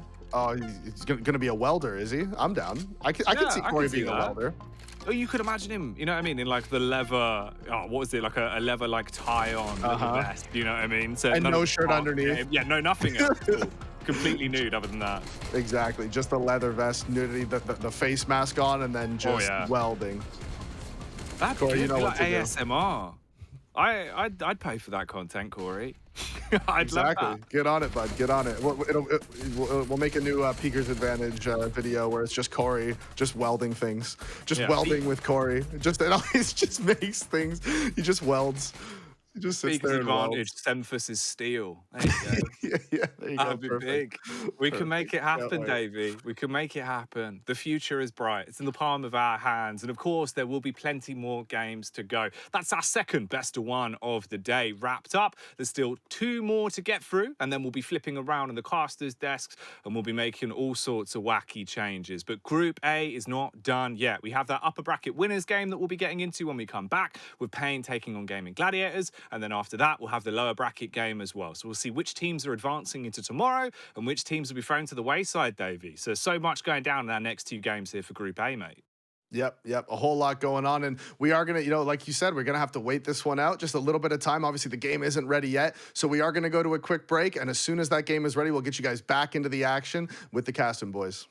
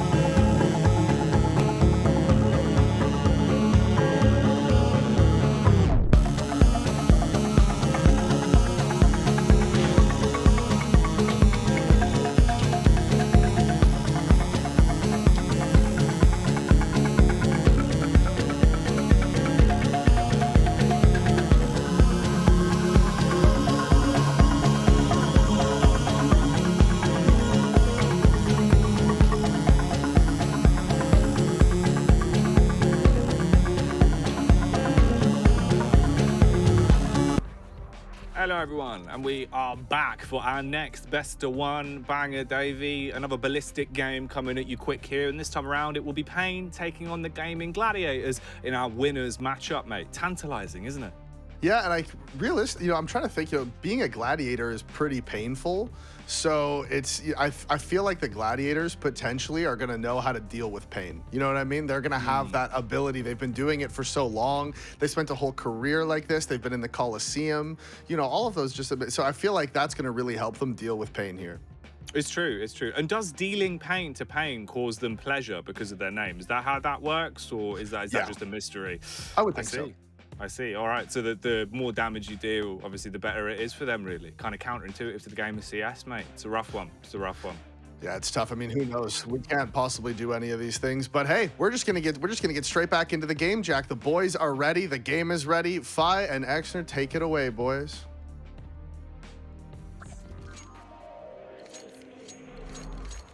If you don't like facial hair, we got you covered. Welcome back, folks, to Vertigo. This is our winners matchup for the record. This is the game that sends you to playoffs, sends you to day number 2, and gets you ready for the VO3 stage. You can get there nice, fine, and dandy. You can take the day off. But right now, sending out towards middle. There are no breaks here in this one here, Cole. Carson has to go and fall back, make space, but Hardzow's going to blast him. Running through every part of the map here are Pain Gaming, putting the Gaming Gladiator style on full display, but here is Jazzpib. A 1v2 now served up for him. He's going to need some quick headshots and fast. And Nekas is going to be dealing him out instead. Pain Gaming, just send it, man. Well, yeah, that's a fiery way to kick things off right there. It's not often that you just see all 5 men barreling out towards mid with no utility to help out right there. But, I mean, they just took the Angels and they won every last bit of them. Nekas was so aware to the different positionings, the different reaggressions coming through from Gaming Gladiators, and a lovely way to kind of stomp down that momentum that they're kind of bringing in this map, right? Gaming Gladiators have to be feeling confident heading into this matchup as they've been able to deal with the rising stars of Strife and in pretty handedly fashion. All right, let's kick it off with at least some of the digs here for the Gladiators. Let the tea brew a little bit. That's probably like a Jackie line. Either way. Totally thrown out here towards mid this time, actually. So, a little bit of an improvement on the pistol round, right? Where they threw absolutely nothing and just barreled it on out. They have a couple players to deal with. Maybe it's not. Maybe they just need to take the aim duels. I wasn't thinking that was going to be the case up against this roster, but clearly this worked out initially. Yeah, it's just the nature of Pain. They got so many threats on their lineup that they could just they are able to kind of play whatever style they're faced off against. So they are a very dynamic team, is what I will say. We're going to bring it back to mid. Round number 2 and round number 2, and that will work out very nicely under Jasmine. Some similar scenes we're seeing from Pain. They decided just to run the same strat twice. Forward head, and they got it done. We'll keep doing it until they finally get punished. They actually are good for the opening pick onto the UNP of Jazz Pimp, and make it a double now as you're going to see PKL start to lurk about on the A-bomb set, eventually to be bested by Cynic, which is a good recovery, but 25 seconds left. It all comes down to trying to deny this plant, and will they be able to do so? Yeah, they're going to try and throw themselves through the smoke, however, and that is Carson hitting the floor, so the bomb will get planted in. Gives us some time to discuss at least the map that we landed on, and that is Vertigo. It's not the Gladiators' wheelhouse, but it's certainly not the Mirage that they're so comfortable with. Yeah, I mean, I haven't seen Vertigo too often here for Gaming Gladiators, so it is interesting to see maybe that be not necessarily new to their map pool, but just kind of in a best of one to see this map come out is very surprising, for sure. We'll see how that ends up panning out for them at the end of the day. UMP will be held on to, though, from George. Just a nice little bit of firepower increase to bring into the next round that, again, it's all about doing some damage. If we see the Gaming Gladiator start off slow, they could be in for a real world of hurt. Yeah, it could be Pain just beating them into the floor, putting them 6 feet under, except they're like 51 floors up. So that wouldn't be much farther down in the proportional scheme of things. Either way, Eco coming your way for the Gaming Gladiators. You got the Deagles up and running. If there's any team to win a Deagle round, well, I think it would be this one right in front of you. True. Let's see it, Daz. Okay. Just a pre-fire. Ambitious, but good for just a little bit of alarm bells. There's someone hanging around in that direction, right? So maybe he could have caught some lead, but safe and sound for now.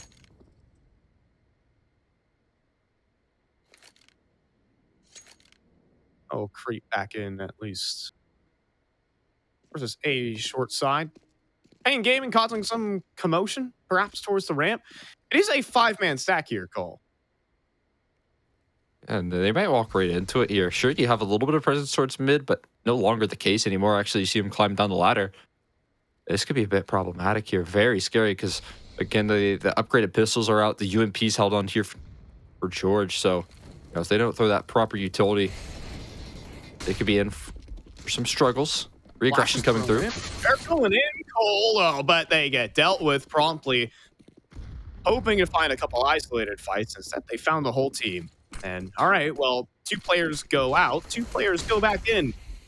Here for the Gaming Gladiators. Stacking up, trying to catch them off guard. And, the body shots are not great. Now, you just have Rizu, 1v4. And, Pain Gaming are really this team. It is a 1v4 versus an armorless pistol, but they are not running through smokes to chase down the skill. They're playing it very diligent right now, denying any sort of access. And, well, I say that Hards out is a little bit hungry. Frags right there, and I'll deliver the pain to the Gladiators. Here's where the real interesting stuff comes out here. This first gun round, everyone bringing out the A1Ss. We're talking about Vertigo. CT sided, I feel like more and more so as of recent. Again, with the A1Ss, man, you can just spam those smokes. It's good for opening kills so often. I imagine that Gaming Gladiators are going to be sticking a lot of early presence in that direction here. Pain Gaming have been playing these rounds off pretty slow, so I imagine they're going to be waiting for that sort of play.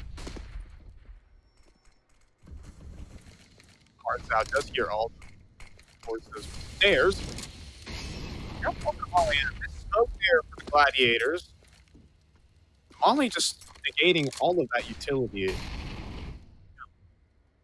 Man, Hearts Out was just really playing cat and mouse with them, just drawing so much out of them. Yeah, he's trying to bait them into potential aggression here, and he might be in a little bit of a surprise. They do have a very heavy presence stacked up early on. You have the player close left, ready to deal with the pressure, but he's going to have some reinforcements arriving onto the scene, some teammates joining forces, and this might be perfect here for the Gaming Gladiators, setting up a crossfire, but going a little bit wide there's Hards Out. It's a trade shoot, but a 1-for-1 might be less than ideal.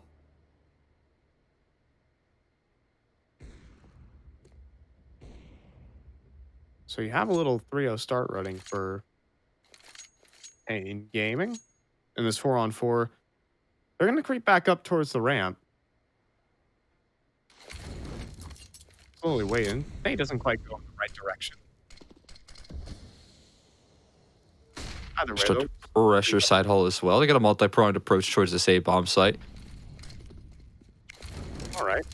Now we'll move on through 4-on-4. Taking a beating through the smoke, and he will hit the floor. Plant will go in. And, well, now they can just flee the scene here, Cole, and they don't really need to do anything. In fact, the Gladiators are looking like they want to save. Yeah, this is a tough pill to swallow. I mean, this is exactly what we kind of saw. At least they are doing some damage here, Pain Gaming on their, rather Gaming Gladiators on their CT side. But this is familiar territory for Strife, actually. It's just such a slow start for Game Gladiators. The game plans aren't going wrong. You're seeing Pain Gaming spam through the smoke and find opening picks in that way. So a lot is going right here, and it seems like little can go wrong in some of these situations, despite Gaming Gladiators having the right idea. Biggest errors.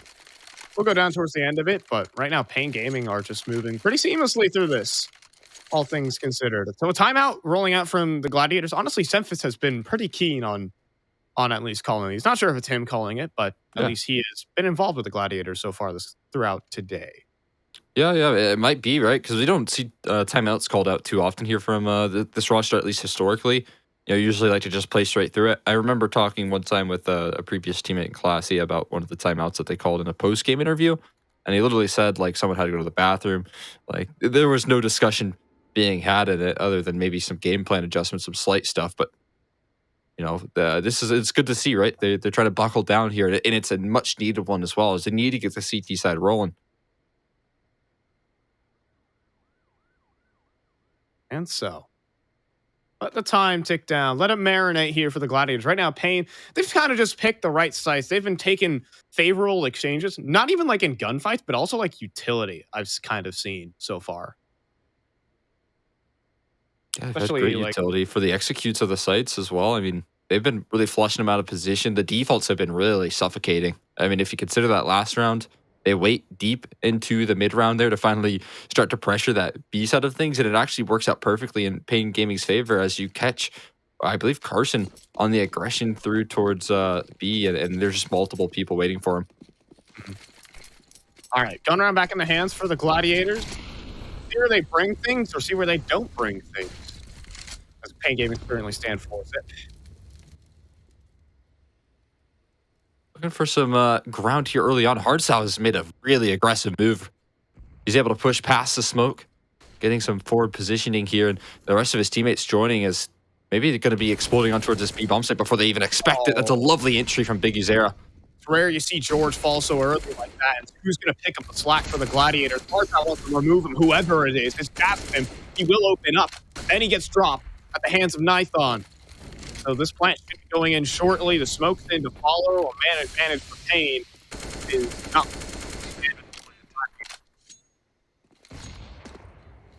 This could be tricky. Are they going to get back into this? The retake utility is looking relatively good here. They're going to pull the pin on this one, but they clear out that mid lurk. That's going to buy even more time. Sure, you've spotted out where no one is, but that's just misinformation here. Cynic's looking for a kill back, but they're not getting delivered anything. Finally, Rizu's able to find it. Is there a smoke for the bomb? There might just be. It is planted out for stairs, however. It is going to be a difficult defuse no matter getting close the way it gets it, but they are... Wait, they take the whole defuse. All right. Carson's going to get it all the way darn through, and Gaming Gladiators will walk away with their first round. Great way to retake that. Not easy in the 3-on-4 to pull that one back at all, but they made it look clean. Carson just tapping the bomb, jumping on top of it, sacrificing his life for the good of the cause right there. And I mean, you got to get rounds on the board no matter what the case is. So at least they've been able to find that one right there. All right. BD, more so, at least towards the A ramp. It's always been Hardsau down here towards the B stairs, always receiving majority of the utility. It's been more or less towards the bottom of ramp, waiting for these smokes to fade here. Our Pain Gaming waiting to test these two players towards the ramp of the Gladiators, trying to stay fluid in motion. Not seeing anything, but here's the ramp play, and look at that from Carson. Just finds a little gap in the tarp, and will actually take down PKL through the tarp, for that matter. That's a nifty way to get an opener. Yeah, I don't think I've seen that too often, so really cool stuff showing out. I mean, it's a bit of a risk, sure, swings in towards Ivy, but he has his teammate close by to kind of offer up that level of support to make that play. So at least they're walking into this round with a 4-on-5. They've given up a lot of ground here towards B, but they're slowly starting to retake it. You can see Jazz Pimp, he's going to be left in the defense and should be good for a multi-kill. At least it's better than the MP9. Him being here solo, he should be able to give a little more chances, at least in the multi-kill potential. And they can scroll up. Oh, but it's Jazz 1 for 1. Is that what they wanted? They have to concede the site for this one, Cole, and deep control even taken for Pain. They're taking forward positioning. Hardsau though on 24 HP. Can't really afford to go much further, and there is Carson striking out from the B stairs. George will bring one down low. Hardsau gets the kill, but the trades come through for the Gladiators, and they'll get their second one in a row. Yeah, great flank right there. And now, I mean, even off of the back of a ninja defuse coming through in the previous, they're able to follow that up with another round successful. And dealing with these B-side retakes might be a game plan in the future. Here, Gaming Gladiators were willing to give up a lot of ground.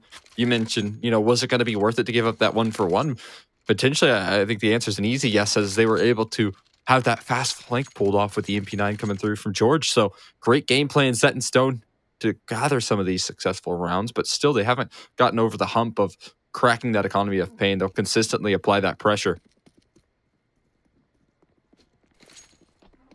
So Pain still, you keep that hydraulic press going on towards the Gladiators early on. Still holding a lead, still holding guns, still holding utility. How much longer will that keep going for these guys? It's a good question. Just tossing some nades, see some black. You always considered it a risk, trying for smoke spam while the tracers are still up and running. Maybe has a slight gap if they want to peek close by. Should be filled there by the secondary smoke following suit. So all is well here in the 5v5 for now. I think jumping up on top of the bridge right there to make some noise over on the Pain camp, trying to draw up some presence here, potentially cause a fake. But certainly buying their time right now as they have to wait out another smoke on the ramp. They're going to be locked out until at least 30 seconds left into the round. And then they're going to be left to pick up the pieces of dealing with 2 players here ready to offer up a defense. Is that another? Oh no, it's a flash. Okay. They had continually more smoke, and that could be an issue. Dumping all their utility at this stage of the game, though, could be risky. For the Gladiators, there's a little gap that Rizzu's exploiting there. Oh, the shot is for Cynic. Rizzu there comes up with a triple kill. All of a sudden, for the CT side, and Nathan has spotted out Carson, and he'll find the headshot. The Gladiators are heating up, man. That's really sick. I mean, a couple of gimmicks to find these opening picks, right? But it's still working wonders for them. And that defensive hold, you couple the fact that they have 3 players waiting for that smoke to fade away, and the fact that they only have 30 seconds left to execute is so wonderful. Neckis is looking for an exit or 2 and won't even find that as Jasmine make quick work of him. And that's now 3 in a row, really finding their form after the timeout called as well, which is cool stuff from Gaming Gladiators. They have gotten the ball moving since they called the TO. I mean, individually, that round is just insane from Rizzu as well. Mm-hmm. We got it from his perspective. We'll definitely get it down the stretch, but if there's anyone to bring these early rounds home, that is up to Rizzu. Now, finally, that pain game economy is broken, and now you have to bring some question marks to the table of what you're going to be doing with this one. And that Molly. Uh-oh. Did that spread through the tarp? I don't know. That's a bit unfortunate there. PKL going to get caught completely off guard. And he'll hit the dirt, too. I think it did, Cole. Oh, that's painful. That is painful. But and there goes Carson just holding down Mouse 1 and able to transfer that over on to Nithon. So now you're sitting 2v5, and, well, throw yourselves at this situation here, Hearts Out. They did buy up a hero rifle for this, so. Ooh, that gets swept away right there very quickly. This could be flawless, and now we can see the Gaming Gladiators of the last series, right? Where they fire on all cylinders. Maybe arriving a little bit late to the scene, giving Pain Gaming that 0-4 start, but you know, the A ramp adjustment that we've seen them make, and the fact that they're really punishing the slow playstyle of Pain Gaming are 2 big win conditions. These footsteps heard from Neckis, so he's going to have time to scale up. Oh my god, what a lovely 1D to Rizzu. But I don't think he'll find too much else. See what Neckis can do, at least 1v4.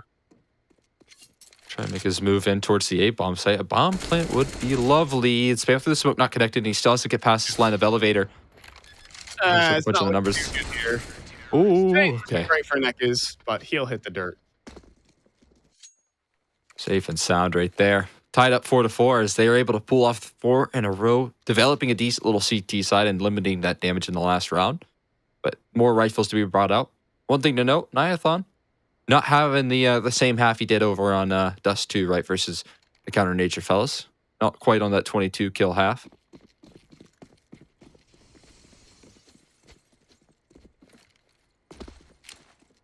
See if he can grab that later down the line. He has plenty of opportunities here. Game is still in very early days. Yeah. I think still early days, of course, but now this is kind of the juncture of the game where things change. 1-for-1 to start this one off, though, for Pain Gaming. At least begin roving through middle. Try to get things up and running, at least for this T side. It's not the worst possible result. 1-for-1's actually typically benefit that T side. Yeah, you can definitely work off the back of that, and you're always going to have to worry about that mid presence there, but we do see Carson find an answer back, only to be traded by Big U. So another 1-for-1 here. And we maintain a nice equilibrium. But with only 3 players left standing, it's definitely going to create some gaps in the defense. It might force a hand of gaming to start to gamble on a bomb site here and really call in a bit of a stack coming forward. We're kind of seeing that get moved in towards the A side of things, but losing their teammate on the side hall position, Big U's going to drop another, and that's going to put a lot of pressure on Cynic's shoulders. Cynic is going to be able to hold a very tight angle, though, but the flashbang's perfect for Pain Gaming. That's just what they're made of. Last man standing. It's George, not anymore. Big Yazero is going to close it down, and you have your 5th for Pain Gaming, finally snapping the streak. Yeah, I mean, that's a really cool way to win a round as well. Because in positions like that, I feel like Cynic is such a clutch player that he's going to be one of those guys that knows you need to press the issue and those sort of knows you need to pull something back. And the fact that they were just able to flash him off and keep him, away from that clutch, any form of it, it's phenomenal work right there from Pain Gaming. And again, like you said, just perfection to the T of their game plan. Oh, George is going to be working with that AWP. Bringing out double ops for the Gaming Gladiators. It's honestly not something you see. No, actually, we've recently more or less seen Jazz Pimp be wielding this weapon. But not today, it seems. George will do fine on the anchor.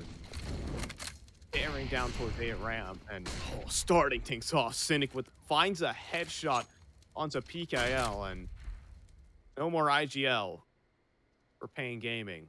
Carson getting here too. Able to watch from the spectator's feet at least, right? Maybe you can call some shots there. Still, it's not going to be the best of positions. Oh, no, that's a bit unfortunate. And actually peek off the back of that. Carson's able to aggress. He's looking for more, though. Might be a bit of an overextension, giving back the game just a little bit, but still keeping a man advantage nice and healthy and spotting out a lot more presence here from Pain.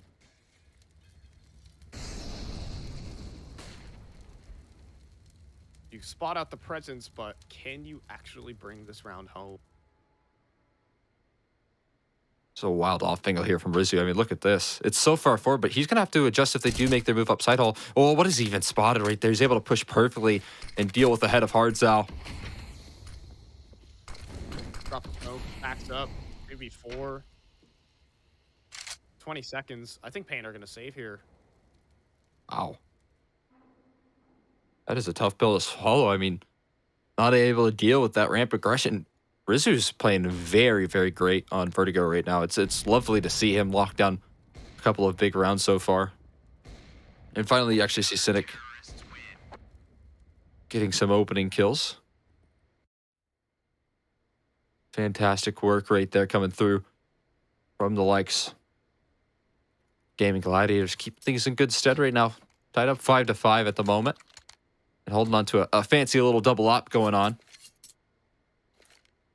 We'll see if they can keep that up. Trying to see a force buy off the saved rifles here. They're going for a big risk. We'll see if it pans out for them now. And this time it's a little bit of a change of pace coming through from Pain Gaming. They've been sticking with a very slow hold. Now they're looking to change it up, pull a little bit of speed into this round. Pressuring that A ramp very early on. They do successfully grab that control, which is very impactful. It's been a little change of their game plan initially, waiting out those smokes, but finally they are able to push past it. They are able to grab that early ground, and now they're looking to apply a little bit of that pressure quicker and earlier on.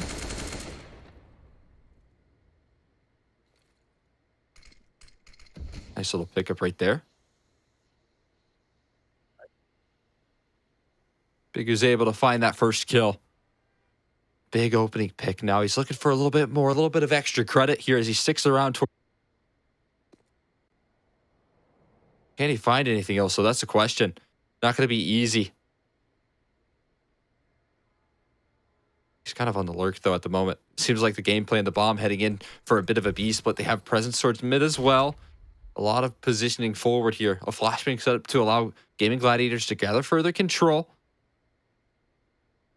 When are they going to pull the pin? Trying to slow walk up towards ramp, but 30 seconds here, Cole, is not a lot of time to work with. So they'll try and split out towards middle. This might work, though. They forced off Cynic, and now they can actually swing on in. Actually, it was George who hits the dirt, and Jaspimp gets traded out. Low time, but that will be able to do in this 2v4. Yeah, I feel like a couple of those rounds in a row, that A bomb site just wasn't the ideal target, right? We've seen Rizu find a lot of multi-kills. The op presence of Cynic has been kind of lighting things up as well. But right there, they do send one player lurking about. He goes aggressive forward in the smokes. He tries to really draw that attention away from the B bomb site. Even finds an opening pick as well. So phenomenal round put together from Pain Gaming and a much needed time of adjustment, I feel like.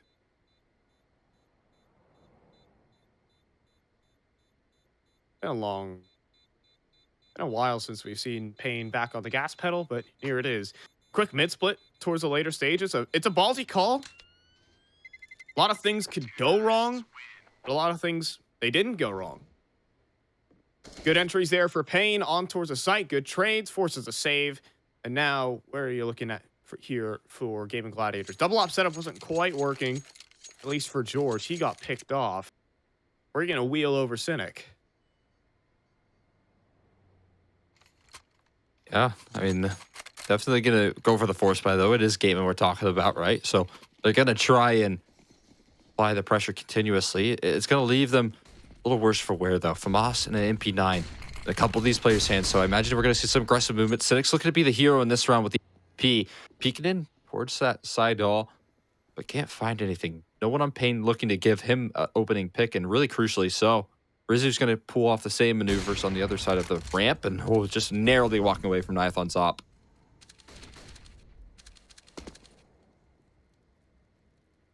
So another one. These very painfully slow rounds. Normally see the Gladiators face out a lot toward ramp. This time around, they're stacking up B with Cynic's AWP. That will provide some problems if Pain decide to test it, but Pain sends something in the water. They're just going what seems counterintuitive, but they will slow walk themselves up ramp and circumvent the issue. We've seen this quite a bit so far this half, right? And Gaming Gladiators deal with it, but they've actually given over a lot more control than what is usual here. Usually Pain Gaming are just now starting to work up the ramp and still have to deal with 3 players that are looking to contest for that control. This time it's given up for free. The utility is going to be very good to get in towards that bomb site.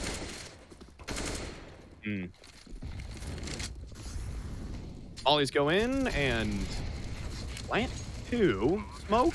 Ooh, It might have been needed to be used on that bomb, but instead, go ahead and be able to back away. But oh, surprise! Carson has just ran through the smoke, but gets picked off. The flash didn't blind up PKL. And also, Nithon will find Jazz in the feed too. Makes PKL's job holding the smoke so much easier. 3 on 5. I'm not sure if you're the Gladiators even attempt this. The time has already run down to half. Make that to 3/4 of the way, and now you're losing all your players to go with it. You gotta say what you can. Cynic's looking for some exits on the way out. And, oh, he doesn't quite find it on a Nithon. He'll get away. Everyone gets away, but it's Pain who will walk away with 7. Yeah, able to string 2 rounds in a row. Still holding on to a couple of those rifles, though, for Gaming Gladiators. But I think that Paint Gaming are really establishing some nice adjustments in this T side so far. I mean, we're talking about some lovely stuff in terms of, being able to read the reactions from Gaming Gladiators, because right there, you finally see them gather that control, not contested on a ramp. Whereas they've been doing that so consistently, they try and stack a little more presence towards B this time because it went wrong 2 rounds prior, and it comes back to bite the CT side quite a bit. PKL gets a glimpse of that AWP. It's going to slink away, and now Pain Gaming know that the op's there. They're going to begin moving up middle. They have this entire map cut in 2, and no rotates will happen between either site. You already got Bigu in spawn. Rizu hits the dirt. probably just want to try and save these remaining rifles, but George is going to be in the heat of the action. He's going to need to do everything if he wants to even think of holding onto that, and then Hardzout's going to be able to drop him. Carson to walk out middle. There was someone to greet him. There was Nithon waiting for him, and Biggie Zera will clean up the op of Cynic. That is the biggest part, however. And so Jazz Pimp, the last man standing, he has a USP. I don't think he's going to try and save. Yeah, not quite. Maybe he can find an exit. Maybe he's going to go on Mission Impossible of trying to find that op. But they might have been on gun disposal duty there. And Cynic actually invested quite a bit. So think about where this is going to leave them in this next round, right? They're going to be lacking that op presence. They're even going to be lacking a rifle in that guy's hands. So very, very rough in terms of trying to bounce back here. And Pain Gaming solidifying themselves. Again, winner of this best of one is going to gather themselves a nice and comfy, cozy position in playoffs. Right now, Pain Gaming are looking like the deserving team, I gotta say. At least they're just moving through these rounds systematically. Honestly, using a part of the map that many in IGL have told me is just an irrelevant part, and that is mid of Vertigo. I've been told by Shake Zola for this. This is just like mid has been referred to as the butt of many Vertigo jokes. Is how it is typically seen on this one. Normally, you just see players just go out towards A ramp or A ramp over and over again, and then maybe to switch things up, we'll walk back B stairs at minute mark round. Going out towards mid, and that's a pretty solid anti-eco strategy. It's working out well for Pain, and now they're 8-5, trying to continue that trend. It's been effective up against the anti-ecos. It's been effective in the pistol, so I have to agree with you. I like this sort of control. It's a bit atypical from Pain, but it's working wonders for them. The B-side splits that we've seen with that mid-pressure is pretty tricky to deal with, and they're able to get across the line a couple of rounds just by slipping that into the game plan here. But again, this buy is going to be really, really interesting for Gaming Gladiators. They do have quite a bit of utility brought out in this one. I think just to simply prioritize a lot of that map control towards ramp. But it's not going to be easy with the lesser firepower that they got going on. Gonna creep up through this smoke right now. Try and face the lesser firepower head on, and Carson will get blasted by the IGL of PKL. Great work for this squad in recent days, I gotta say. So, and now Rizu trying to at least re-aggress back in, but this is what Pain want. They're gonna move forward, stake their claim, and see who tests. No doubt. This would be really good victory if they were able to keep up this level of success. I mean, again, one-sided versus counter nature to be expected, but Gaming Gladiators, they've already proven themselves to be one serious threat up against the likes of Strife here. So it is no easy path once you're playing Pain, apparently. Rizu hears a lot here. This position could do so much at the moment, especially with the nade damage that has come through for the Gladiators. 30 seconds remaining. They're playing a very forward setup, but all Big U's going to be able to drop him. Trades come through, and at the end of it, bomb plant for Pain, smoked out of these rifles, and without kits here, Cole, the chances are not likely here for Gaming Gladiators. A save again is more likely. Yeah, I don't think they win this round. They're calling it off, actually. Just going to give up the game here. It's going to be a even more comforting half. I feel like a winning half on Vertigo T side is very strong. And you've already given over the W. And again, I'm surprised to see this map being chosen out in terms of best of ones, right? Maybe Gaming Gladiators would leave this open in a best of 3, not banning it out, not prioritizing it. But in a best of 1, I was not expecting this to be to kind of slip through. Yeah, it's also such a great map for Pain. At least historically, they've always given the best teams in North America a run for their money on this map. It's been a map in their pool for a long period of time. They've taken down teams like Carpe Diem. Carpe Diem, in my opinion, is probably the Vertigo team in North America. At least the best American Vertigo team. And they've always been able to stack up head-to-head against teams of that nature in this region. And so Pain Gaming, I mean, it's an interesting way this veto is played out. Pain Gaming have fully exploited. Back to ramp they go. Still running their little heavy defaults. No little set plays needed just yet. Pain Gaming, comfortable in their tendencies, comfortable in their mid-round capabilities, because they can just wait for Rizu to overextend like that. Finally, Nithon hits that shot. Multiple people have peeked him that way. Now Carson's going to try and make a move, too. But thinks better of it.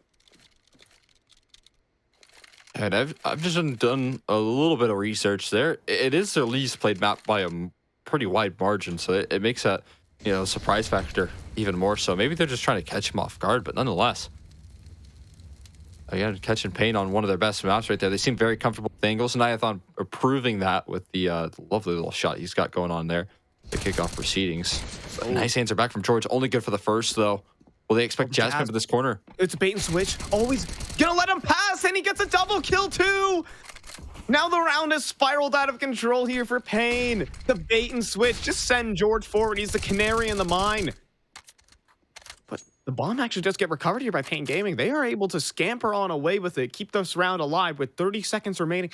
Jasmine is going to pursue, but they are waiting for this. Oh, he's being watched for. He still hits the shot, though. Defying odds is just what gaming gladiators do for breakfast, lunch, and dinner. BKL will go ahead and pick up the bomb, but Jaspimp will find himself a 4K. Gaming Gladiators will take it, at least 9-6. Wow. Well, I mean, I can't believe they were able to close out that round. This is a lovely little shot. I mean, he had a couple of opportunities to hit that, finally able to hit the tripwire, though, on that one, and it was very clean. But this is a setup that changes the game right here. Again, they just sent George in as a worthy sacrifice. The fact that he even goes 1 for 1 as well helps out so much. That was a cool shot there from Nithon, but this is the real deal sealer. They're done there by Jaspimp, at least getting some momentum back in. Artzao. See a little setup. There's a teammate with a flash prime. That is PKL, ready to throw flash for Hartdown or over that B site. I think little one. prepping something. Gonna roll back in towards middle here for Hartzao. Now he's going to be tested. Where is that flash going to come through? It is from PKL. Doesn't quite catch the players out in the open as they so hoped. So, all right. We're getting a slow pistol round out of this one.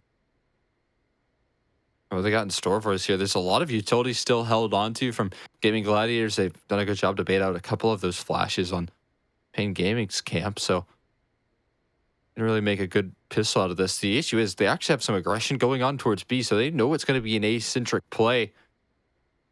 This could be really problematic. The flank is very quick. Oh, Jazz is going to find Bigu, though. That was the flank. The Thorn picked out from the side, but Nekis will be able to refrag on back, and now the Gladiators are cordoned off. They have to go to the A site. Nekis has the entire part of the map segmented. Plant will go in, though, for the Gladiators. It will be planted 4-on-4. And that was maybe the hard part of this round. Now for the retake, though. Can Pain Gaming piece this one together? They don't have much utility. They need to get all this via kills, Cole. Now they're going to sprint in the site. They'll have access to the bomb, but there's so many players out towards sandbags. It's just a fake defusal. And now the Gooshes, they ran out. But no, Pain Gaming, 2 kills for themselves. Carson still tucked away, though. Now it is only Carson. He just needs to stop the defuse, though. He's thinking, oh no, it's not gone right for Carson. It takes too long. He gets 2 kills, but oh man, that takes too long to get those kills. Painful way to lose a pistol. That's a heartbreaker right there, man. Carson, I feel like he played it so perfect as well. He was buying so much time. He never showed face in that sandbags position, but the kill, we already talked about it in our first map where you just can't seem to hit those backsides of those players, and he couldn't find the head. He couldn't figure it out in time.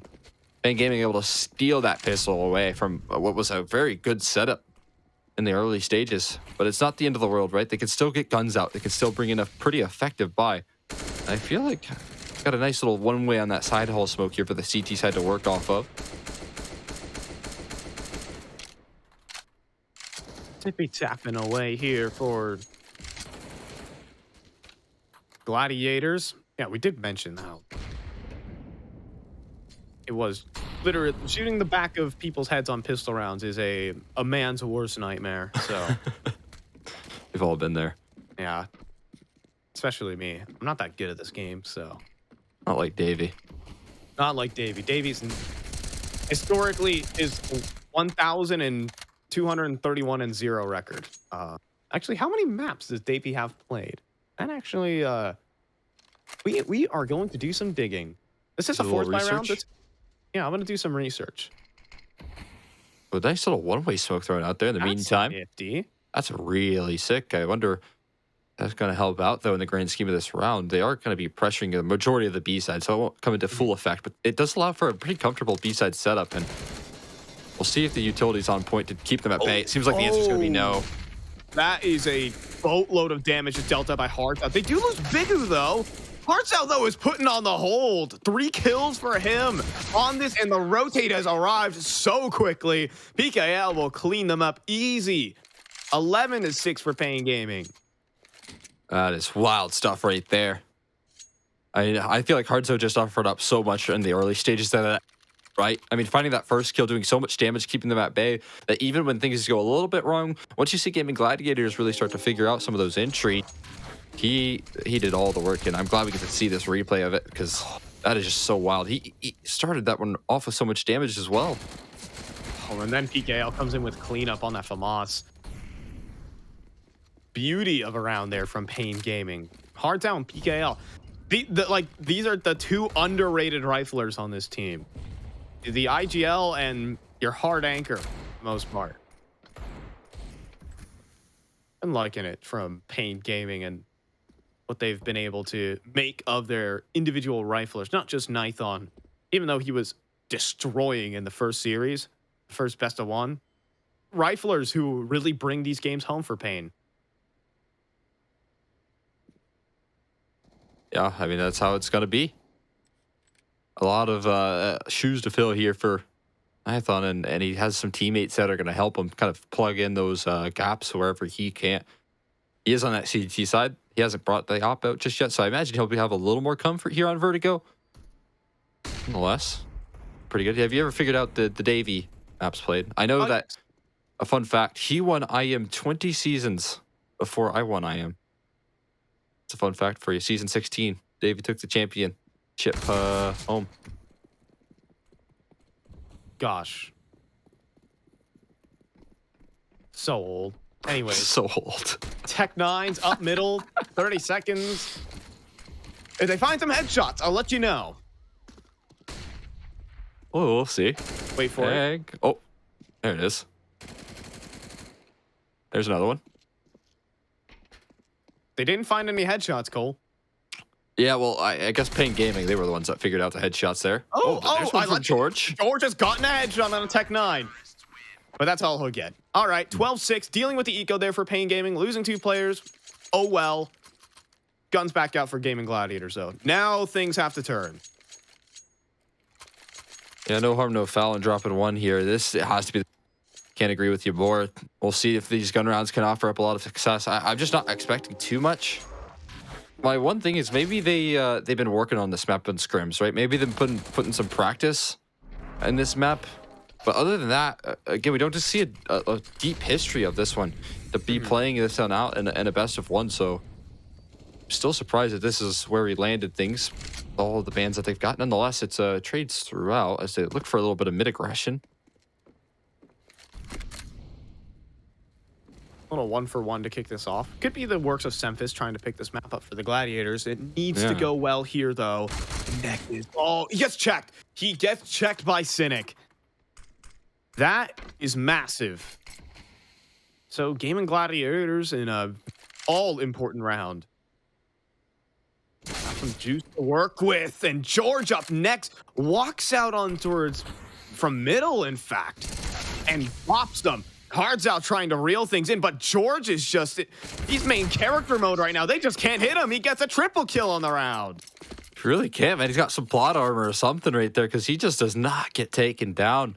That's a lovely kickoff to the T-side gun rounds here for Gaming Gladiators.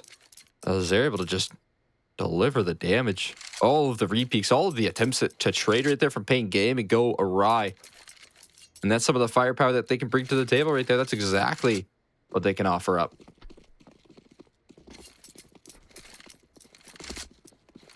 All right. And that brings Pain Gaming down to a full eco. Incredibly. Maybe it did matter that they lost 2 on that eco round rush from Yeah. the Gladiators. All right. Going with the Apes Together Strong template for this one. For Pain Gaming. Got all the wisps in one area. Same goes for the Gladiators. But these are some much more powerful units that they're working with on this one. I thought they were going to nade sack that. A double molly HE, that's certainly enough to keep anyone away from that angle, but this one should be nice and comfortable. Cozy. Okay, jumping, leaping out right now. George, we'll be able to, these pistols are doing good damage considering all things considered. Jasmine is down to 1 point of health. Unfortunately, trying to steal the gun away here for PKL, not going to work out. And so Gaming Gladiators at least will be able to clap back. Try to get away with robbery right there. I do appreciate that we did see a big save right there from Pain Gaming. Not investing too much at all.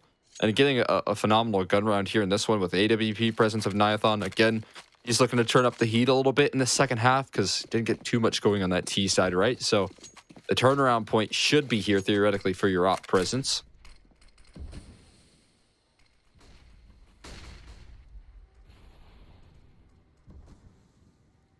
Interesting angle. We're on an angle there, but right now just going to be slow walking up. This is a ramp. Carson Wow. has actually found he's found a nasty gap. And oh, surprise neck is Carson is just already up towards A short. And I'm sure he's in disbelief that that's already happened. Biggest error though, in the meantime, they're just trying to go in for this B site Cole. And the 1-for-1, they're just going at each other's throats in this one. All parts of the map, all duels, they're all going the way of Cynic.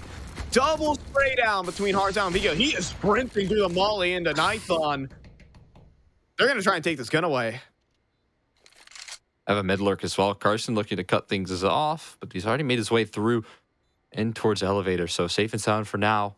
He's going to continue to hold these angles, but oh, barrel spotted. He still wins that fight. What a lovely shot from Niathon. That might solidify things with the saving. But nonetheless, a great round from Gaming Gladiators on the rifles right there. Making quick work of that B side execute. You have Carson slipping a big gap. And I think once they really found Carson's impact in that round, that's when they started to pull the pins on B because they caught a couple of those players in transition. So a really sick push and pull from members of this T side. And the Gladiators will pick it up, bringing this game back down to a deficit of 3. Oh, he started off with at the half. I thought I'm going for his little save here. But Gaming Gladiators starting to wake up. I mean, no team expects you to be dueling on all parts of the map all at once. But just being able to get up Carson so far forward was such a big benefit to them. Still going to be working with Niathon's AWP in this one, however, Cole. Yeah, he can still do some damage, that's for sure. Hold down a couple of these different angles. He's tucked himself in deep towards sandbags. Like that he has a smoke for a potential molly. Could get HE stacked, though. That's a bit terrifying. That's also a real possibility. They are... We're just unchecked. Oh, the connect! Oh, dear! Niathon, no! Oh. As some have said, thou hateth to seeth. Indeed. Oh my god, man, that is painful. Again, maybe you give him the grace, right? Shooting people in the back, never easy. Copium. But that's very, very rough right there. Gaming Gladiators get double digits off the back of that victory as well. Okay. No, that's timing. Timing. Poor lad. It's not that it would change the outcomes here, but man. Right now, Gaming Gladiators just have something different about them. That was the eco, keep in mind, but all things considered, still the 4 rounds in a row from Gaming Gladiators still has to be commended. Yeah, they're making a real run of things again, showing a comfort level that I wasn't expecting here on Vertigo. This is pretty sick stuff. doing it up against a majority of the gun rounds as well.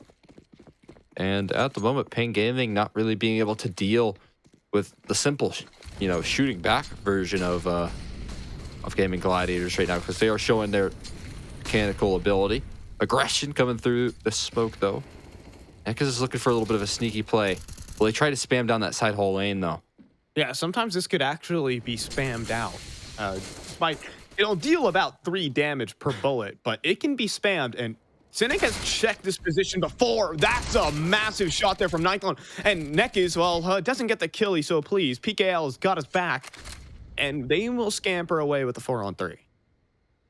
Pretty good collapse right there off of the ramp side of things, right? You have the quick trade. Sure, Nekis would have liked to find a frag in that position, but he has his teammate close by, so there's some contingency plans for Pain in this map. Looking pretty good.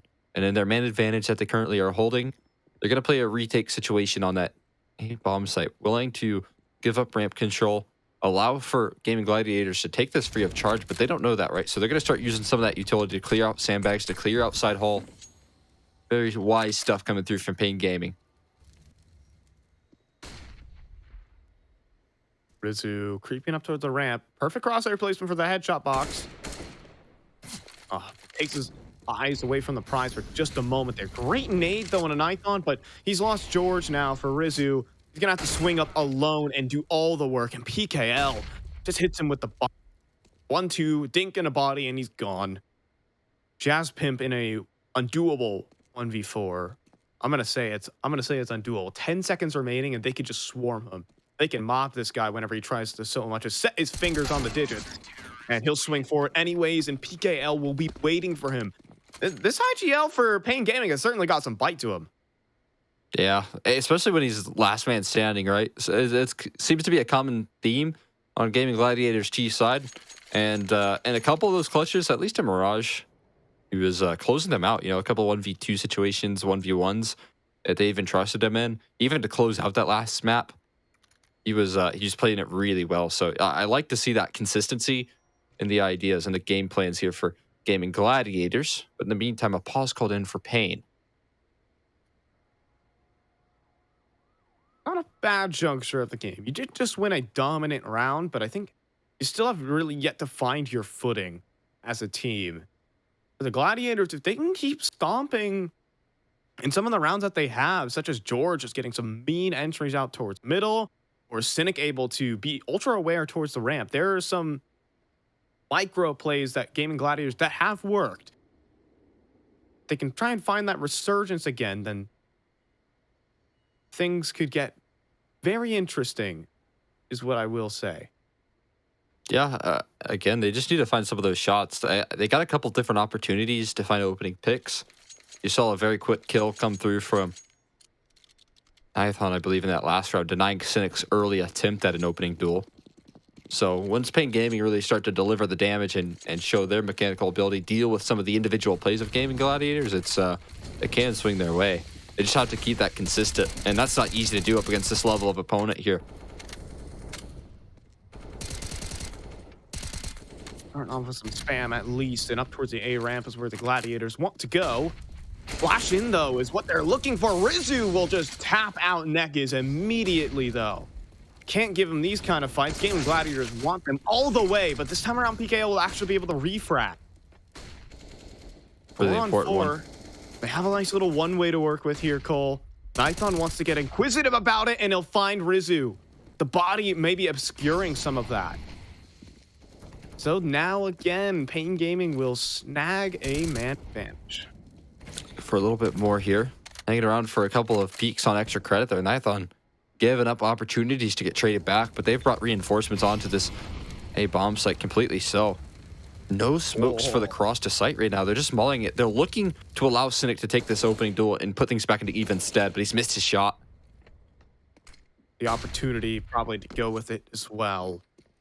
Right now for the Gladiators, they have their 2 smokes to assemble the wall, but do they have anything that could come up behind that? No one's playing in front of the site right now for Pain Gaming, and Nithlon will actually finally hit the floor. That's a bit ambitious there from Cynic. Trying to get the spots in, trying to snipe through the smoke. Could come close if he tries for it, but count as lucky stars and get away. They get the bomb in, And they lose the flank of Bigizera. And now it's only these two remaining players. They were waiting for him to activate, but they checked for him. And now things get a whole lot harder here for Pain, so much so that they're going to save. Wow. What a tough pill to swallow right there. Gaming Gladiators pulling that one back and again allowing for, you know, the activation of the op to help out in that 3v4 situation where you're a player down. They do have to make a big escape here as that bomb radius wall is pretty thin. Will get you if you're a little too close. They're able to make that safely. And Gaming Gladiators able to continue a little bit of success here, denying Pain Gaming the consistency in these gun rounds. I mean, look at the string.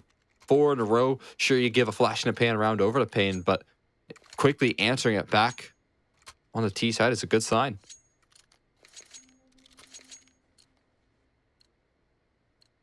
Rifles can still roll off the line for Pain, though. Although missing an AWP, and that's where Cynic can dominate the long angles. That is that A ramp. They're going to have to fight for other parts. That will be towards the B stairs. Being able to set themselves up shop here with a few players in, leaving mid completely empty. Keep that in mind.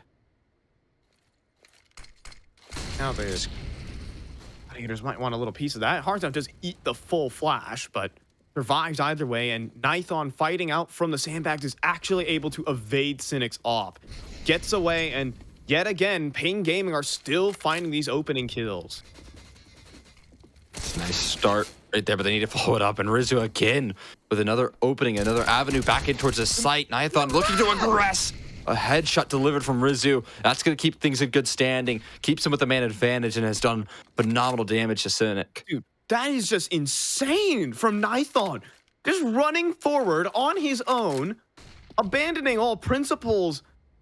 It's bringing Gaming Gladiator playstyle to the Gaming Gladiators right there. My gosh.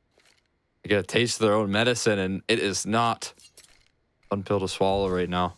They're going to try and continue to execute. And we've seen rounds like these go wrong in the previous for Pain Gaming, so can they replicate that success? Molly's going to flush him out of in smoke for it, but that delivers a lot of damage. Almost an avenue, almost a kill back right there.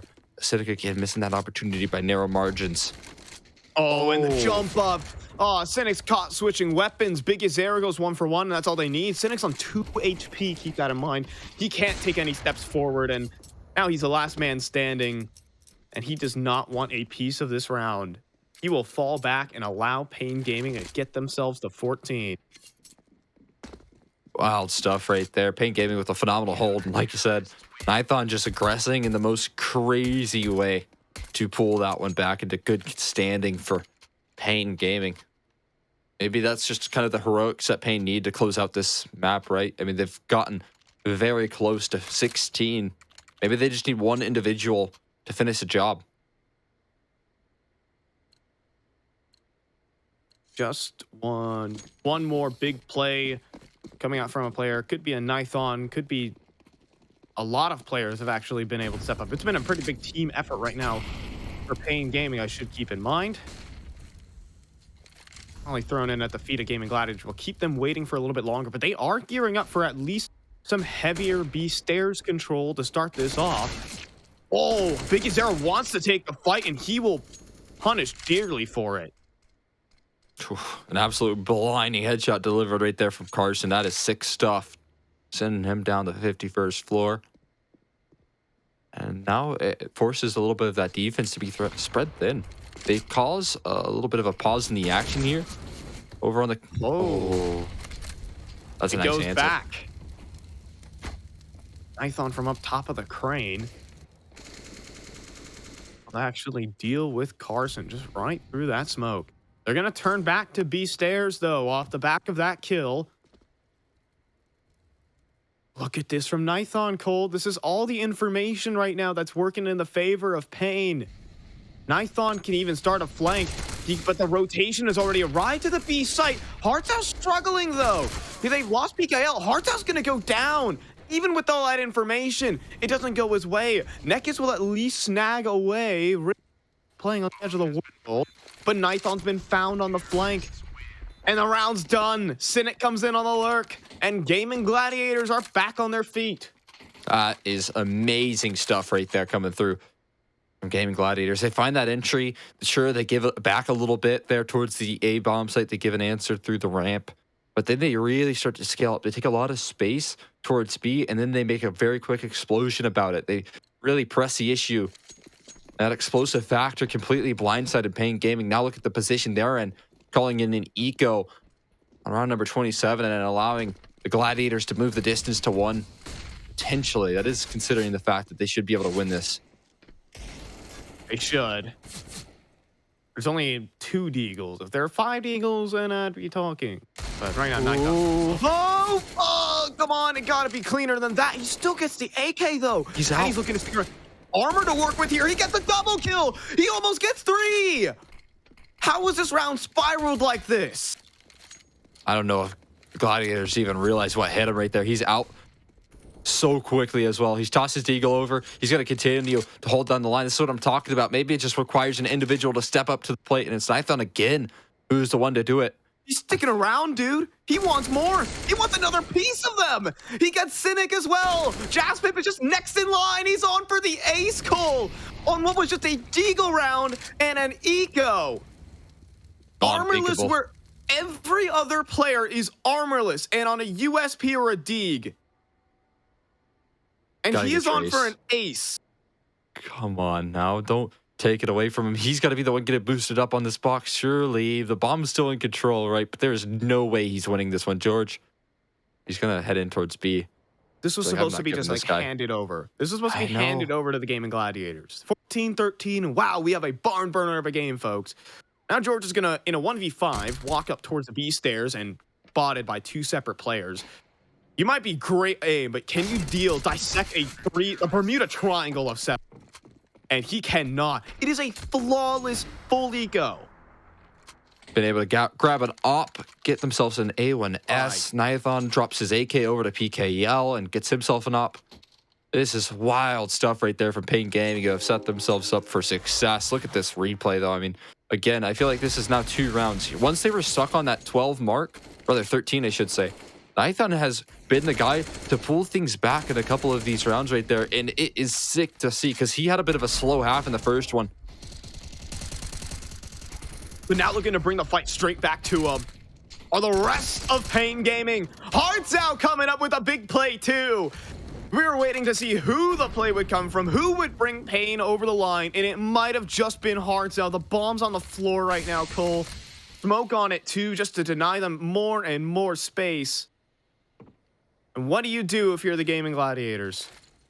It's going to be really tricky. Cynic is good in the clutch, sure, but not easy to pull this one back whatsoever. He has the weapon of choice, but he's starting to scale up. He's also getting flanked as well. Nekis puts this round on a timer. I mean, he could just sit here and wait, but he's just going to go for the full-on push, looking to end this thing in its tracks. Oh, but Nekis does hit the floor, and Bikizera goes down. They take so much damage, but still, standing are the Gaming Gladiators. 2v2. Cynic. What? He's going to find another. He's dropped one on the bomb site now. It leaves it all on the shoulder of PKL. Sure, they might not expect him to be on the B bomb site as well, but soon they will realize if they do want to continue to press the issue, and trade potential is there. They have 35 seconds left to work with. How has this gone so wrong for Pain Gaming? They got a little bit too eager to close that one. Walking in one by one and popping them one by one have been the Gladiators. 20 seconds remaining. He's going to be B. But look at this, but PKL, he's just making the gamble. He's just trying to make the read. They're going to send one player, the canary in the coal mine. That will be Cynic. PKL's not making a peep until he'll find Cynic. 10 seconds, and he's going to end it right on the spot. 16-12. Pain Gaming. You know, it took a little 1v2. It took a little bit of extraneous solutions there from Pain Gaming, but they'll get it done off the back of some individual brilliance. Yeah, I mean, the ace from Nithon, it's really hard to pull that one back once you get shut down like that, especially if you're considering that put them on map point. That put them on playoff point as well, as now they've just solidified themselves that position, securing themselves as the top of the group and looking very, very good doing so. I mean, that is a huge accomplishment. And again, they continue to be that force that is kind of favoring throughout this entire event.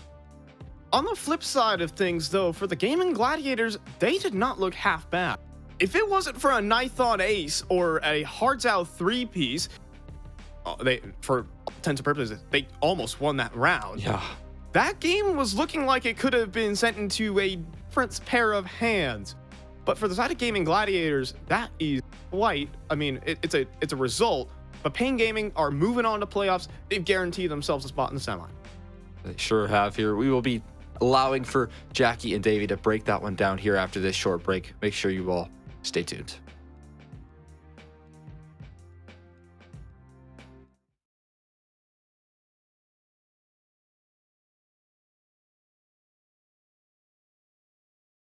I'm a proud individual, all right? I think I'm pretty beautiful, so you guys can keep looking at me as long as you guys want. All right, now we're ready to go. There we go.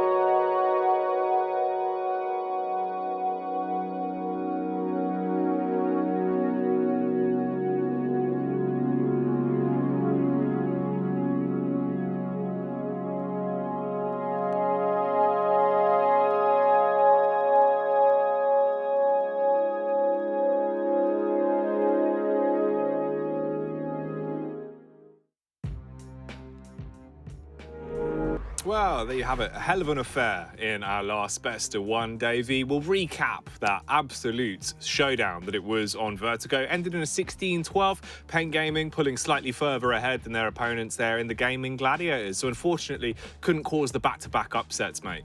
Yeah, it was real close. There was some really tight swing rounds where I think it was like at 13-11, Pain wins to make it 14, whereas if Gaming Gladiators would have won it, potentially breaks Pain's money, right? There's all these really tight rounds, really close situations. In the end, Pain were successful. They are going to be the first team that moves on into that playoff bracket. They are our first semifinalist, and Gaming Gladiators going to be a little disappointed. Potentially, I know that they like Vertigo, but historically, Pain has always been really good on Vertigo. It's always been one of their comfort picks. When they were coming up through the NA scene, Vertigo was actually the map that they would cause upsets against the tier 1 teams on originally. So a little bit of a surprise to see Gaming Gladiators go there in the veto. Like I said, it kind of makes sense. Both teams are comfortable on it, but personally, if I was in their shoes, I probably wouldn't have wanted to take that one to one of Pain's most comfortable maps.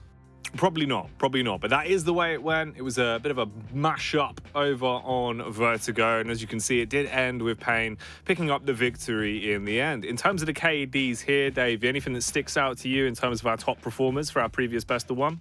Well, I mean, Hard Zhao, obviously with the most kills, 22. You can see across the board, though, for both teams, the kill distribution is actually pretty even, which really lends to the fact that this game was super close, and the rounds that Pain won, like, I don't think either team was winning rounds cleanly. It was very back and forth. The kills were close. The score was close. Overall, this is honestly kind of standard for the meta of Counter-Strike we're in right now, where some team will win a game 16-10, and the other team has like 2 or 3 players that aren't even negative because everyone's just saving all the time. So yeah, not really all that surprising, but again, a little bit disappointing for Gaming Gladiators. I think that they would have thought they could get some more done on their T side. Absolutely. Fair play as well towards Jazz Pimp. You know, definitely brought it back a bit on the CT side for him, tried to give him a helping hand where possible, but in the end, they did fall too short. We do have replays from this matchup as well, so we can recap some of the exciting shenanigans that went down. One of the longer games we've actually had today as well, Davey, of course. You know, we opened this up with, what, a 16-2 for the first map? Yeah. 16-4 for game 2, so at least here, we got quite a meaty game of CS finally.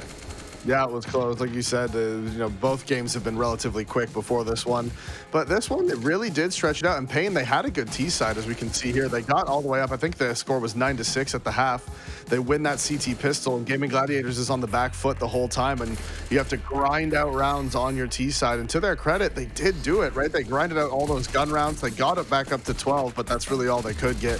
Pain just locking it down on the CT side, and like the boys had said, just some big individual performances in close rounds. This one was huge, right? Like that round right there was the swing round. If Gaming Gladiators pick up that one, it's a completely different game. We're probably looking at overtime, if not maybe a Gaming Gladiators win in regulation. So that was a huge round to win, and as we can see here, big man, Big Uzera, 89 ADR, 1.16 KD. I mean, he was huge this game. There's no doubt about it. But like the boys had said, there was lots of moments of individual brilliance for both teams.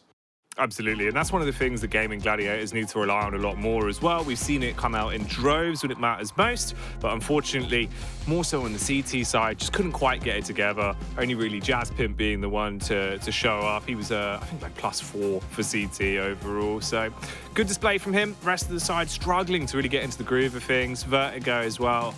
It can be a fickle mistress, mate. You struggle on your CT side with the way the game is and its current meta. It's just not going to pay you any dividends, so unfortunate for them there. Yeah, definitely. And like we said, like they did grind out some rounds on T, right? But you could see that they did change the pace. They tried to play with the lurks. They went for the executes, and in the end, it really did just come down to the individual brilliance here for Pain Gaming. You can see, big plays from Nithon over towards A. And that can be all the whole difference. And here, like, look at this, just a Deagle round that they're able to win. I mean, that's just rough, man. If you're on the T side here, the only person who had anything was Nithon with the Deagle and the light armor, and they're able to win out the round. And look at this, just relentless aggression, even when up numbers. And look, yeah, I mean, that round 14-12, they broke their money, and then they just get eco'd. It's just like, well, okay, sucks to suck, I guess. Absolutely, mate. You know, more despicable than some of the positions we've seen Dead Fox play throughout his career. Big round from him there. Absolutely turns up with a deagle, did exactly what he needed to do, and fair enough to him as well. You know, one of the top performers on the side for Pain there, sporting a fairly good rating throughout the course of that best of one. And most importantly, they have at least locked themselves in for the next best of three that will be coming up tomorrow when we get into the games. But that is it in terms of the recap for that one, Davey. Quite an exciting affair. Yeah, I mean, I had fun with it. I had fun watching it. It was a close game. Like we said, very huge swing rounds there, 16-12. It's close, but realistically could have been 16-14. Like the way that played out was unbelievably close. And yeah, like you said, exciting. Pain gets to go through. They're going to be in the semifinals. Gaming Gladiator is going to have to battle it out in that deciding game once we find out who the winner is from the losers bracket. And that is all coming up next. More games to get through here as we reach the halfway point of the show. Our fourth best of one will be on your screens next when we're back in after a break.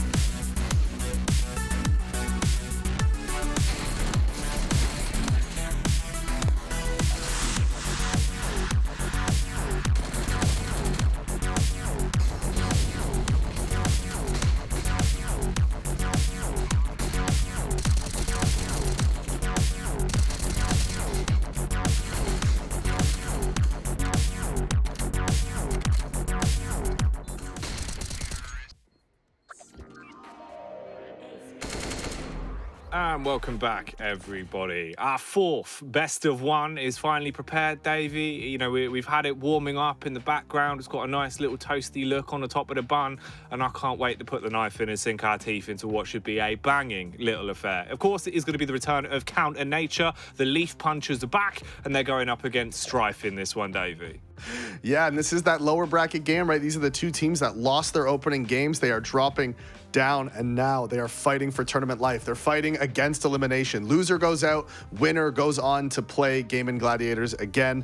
We've seen what Game & Gladiators did earlier, so it can get a little, that's a dangerous prospect. So you definitely want to pick up this win with as much confidence as you can. You know, get flowing, get the blood flowing, get the vibes up, and figure out exactly how you're gonna, you know, pump everybody up to make sure you can get through this lower bracket slog.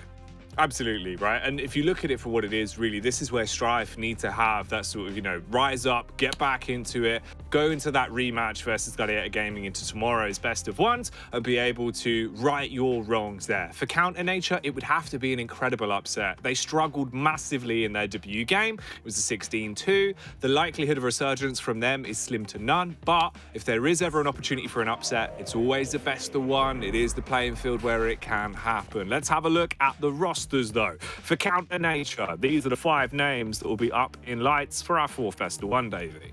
Yeah, and like you said, we didn't see a whole lot from them earlier. Unfortunately for them, they did just have to take on Pain, and obviously Pain just gave them the pain, didn't they? The real true Pain is they just absolutely ran them over.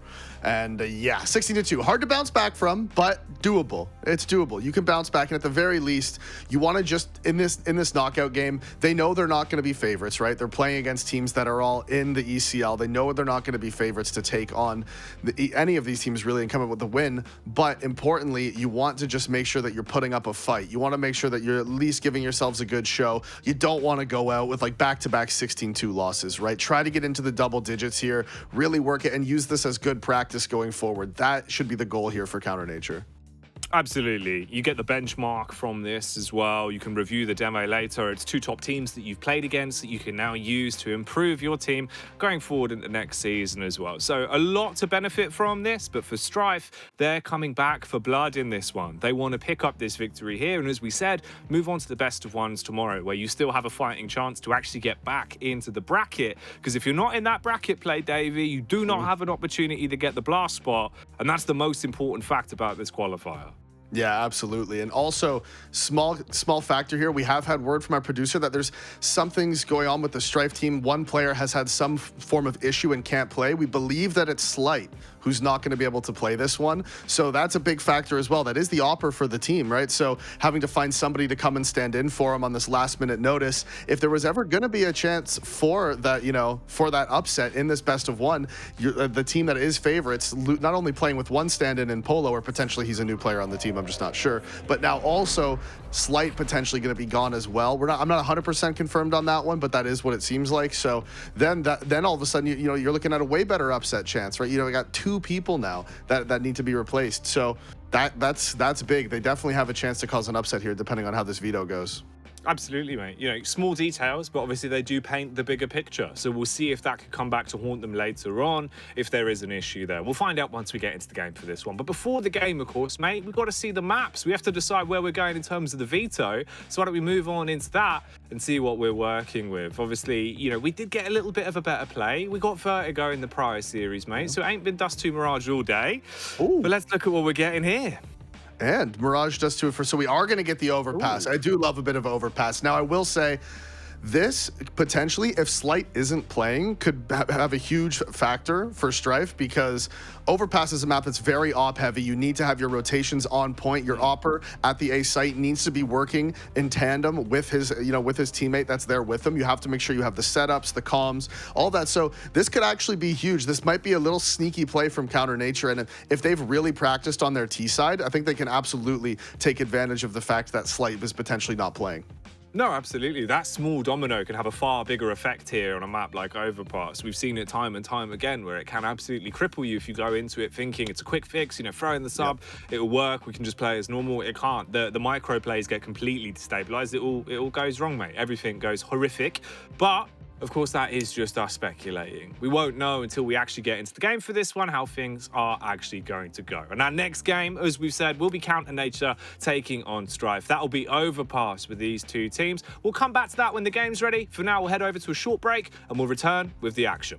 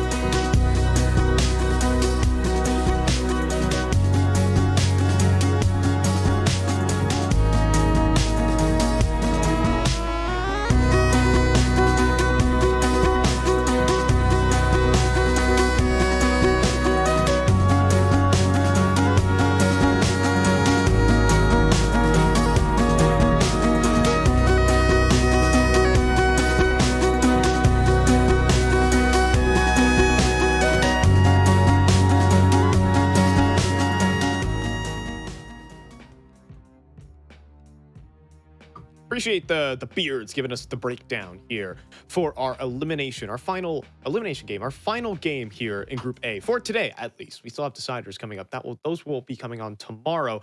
But Cole, when we're taking away Strife versus Counter Nature, I think we're approaching this one differently than when Counter Nature were facing off versus Pain.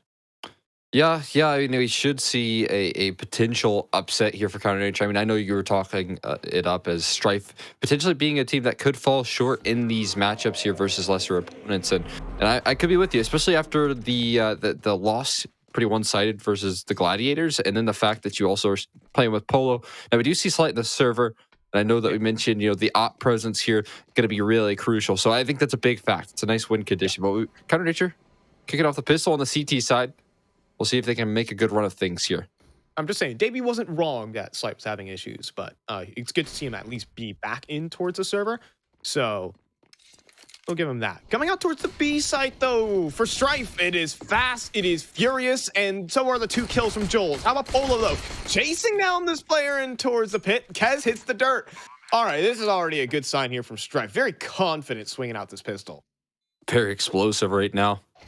And Wu and True playing to try and pull things back. Maybe it's just Wu, as he likes to pop some heads off. It is definitely a op-heavy map, and Wu was actually a pretty shining star here for the Counter Nature side of things. He had a really good game versus Pain despite the pretty one-sided scoreline. He was the guy finding a couple of those opening picks and allowing for that catwalk control to be taken. So I very much am excited to see what he can do up against this roster. Yeah, not getting on the pistol, though, could provide some problems down the stretch. It will definitely hinder your ability to get her on op early. So waiting at least. We have an eco to kind of think this one through for Counter Nature. Strife, however, I mean, Overpass is such a picturesque map for them in the fact that it's been a map that they've been working on for so long, and only now have they really begin to find results on this. Yeah, it's become a real strong suit, like a home turf map for this roster, right? I mean, at one point they were looking a little bit lacking, but they have really shown some incredible force. Even like their T-sides have been one of their win conditions for this map, which is cool to see.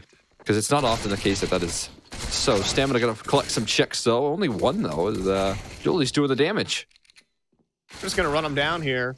Or Strife. It's a night and day difference to what what Pain Gaming would do on the situation. They're gonna run them down, end this round quickly. No more funny business. No kind of saving or whatever of that sort. It's a 2-0 lead for Strife. Quick about it as well. Here's where the real test is gonna lie in. The first gun round coming on forward here. Counter Nature still going to be a bit lacking in that utility. Take a look. I mean, they really don't have much to bring to the table.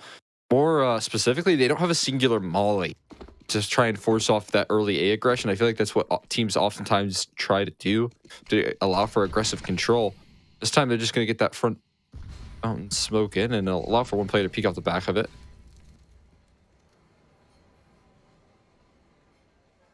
Jones will make his way up towards A short. There are a couple head armorless players that this MAC-10 can prey on.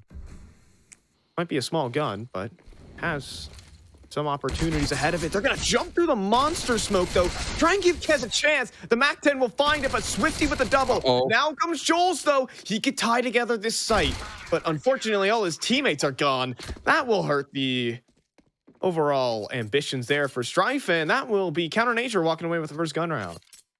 I don't know about you, but I was waiting for a pop flash right there from Strife, and I don't know if it really ever did come, right? I mean, did you see any sort of flashbang shenanigans to try and push through that smoke right there? I mean, Swifty did find a big multi-kill. Maybe he just wasn't blighted up by it, but nonetheless, able to just farm him up as they try and push through the smoke. Strife for trying to catch him off guard right there, and maybe pull on the pin a little early. Because I feel like on rounds like that, right, you really want to slow it down and abuse the fact that your opposition just doesn't have much utility. With them going early, it allows for all of the advantages to favor Counter Nature. And another spam through the smoke right there from True Pain. Wow, all right, snagging errors.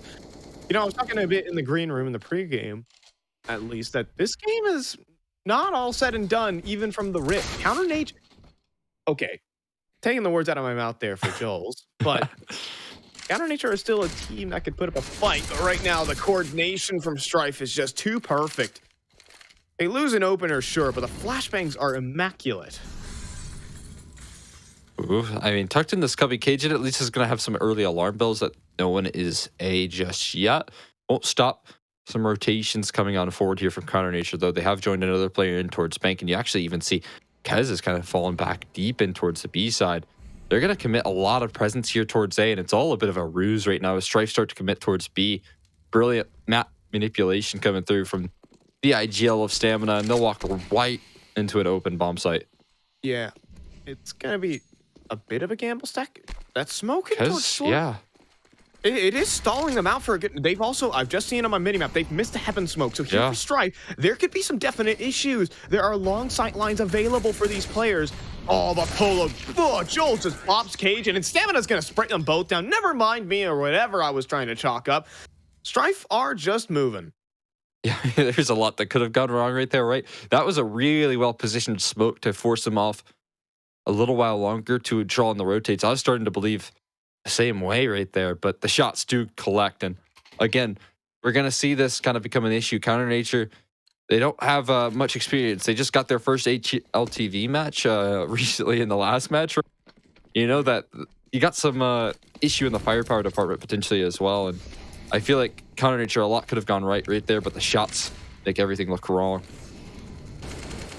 I was going to YOLO his way out towards the B short.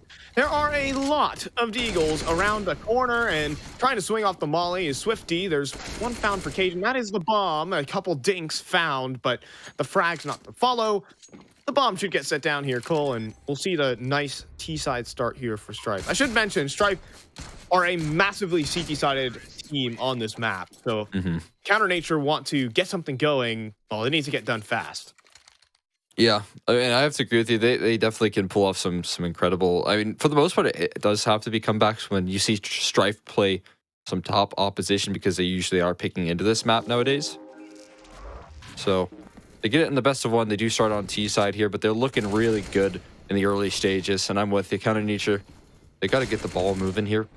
Otherwise, you're going to be kind of in a position where you have to dig yourself out of a deep hole. And I like the way that Davey put it. I don't think you come into this of it expecting to get some big victories, right? Some big upsets. Right. You're just trying to get experience versus these levels of teams. Okay. A little bit more than experience gain there for Wu. That's a nice opening kill from Polo. He's even going to be able to reposition. The importance of an operator does make its statement in this kind of round. True Pain also playing this little off angle here. Trying to assemble this little 1-2 setup with Wu on that AWP. True Pain could deal a lot here. He'll find stamina. Wu just hit the dirt, but True Pain with the double kill is what really matters in this. He's still standing and wants to still brawl. Spots another player. Slight will win the duel, sure. And Eris walks onto the site. The round is turned south for Counter Nature. Yeah, a little bit delayed though. Slight's going to take the long position. Oh wait, no, actually Eris was the one with the bomb. They've already punched in the numbers. And Yeah. Slight's come through to smoke off jump up at the moment. You can see that. They have the bomb perfectly planted for them. Now all they have to do is utilize that as an extra man here. A smoke is in the hands of Swifty. He can throw that as a little bit of a one-way to jump up on top of that dice box. They have to go now though, Cole. And do they have kits? I don't see any. I don't see any kits on them, Cole. They got to throw the smoke on the bomb. There's and no start- time. Yeah, there's just no time. Run away, folks. They're just going to exit through long. An odd way to save, but they'll get away. And Stripe pull off a 2v4. Wow. That's crazy stuff right there. Giving up the game, because think of the setup that they had. Wu finding the opening pick. Sure, he goes down pretty quickly shortly after, but True Pain following it up with a 2K that kind of saves that setup and its effectiveness, but couldn't quite close it out. I mean, Slight and Eris both able to win their 1v1s, and in the 2v2, it just never really looked like Counter Nature got a chance to get that round going. 5-1 now for Strife. And you know, they have ran weird score lines against teams of this caliber before, against teams like Counter Nature, where whether it be Limitless in the RMR qualifier or, you know, teams you might not have ever heard of, but Strife have had some issues with in the past. But those have all come off the back of just a massive nuclear individual performance. And on the one front, I don't really see it's happening right now. It could change. A round like this could definitely be a solution, but they lose Kez early. True Pain trying to walk out, but okay! Swifty and Cajun doing all the damage. Eris now placed in a 1v4, turn 2, but dropped by True Pain. Counter Nature will swing back in with a bit of a messy buy. Oh, we're starting to see Swifty really show up in form right now. Actually, both of the rounds that Counter Nature now have, Swifty has found a big multi-kill in them. And if you would have, imagined they were able to capitalize off of that 2v4 that they had just a couple rounds ago and close that situation out, they'd be in good standing, right? So there's a couple hypotheticals you can think about. But in the grand scheme of things, Strife's still maintaining a healthy pace in this one. A different approach on that front fountain molly, a little bit delayed as well. I don't know if that's had too much effect. One's already slipped by it. Oh well. It's cool, Molly. Nifty. Shows that Counter Nature know a thing or two. Yeah. Got some mix-ups here. Right now, very rise, slow round. Right now, they're pushing in through Monster, though. Jules will find Kez. A lot of emphasis to put onto Wu in this game.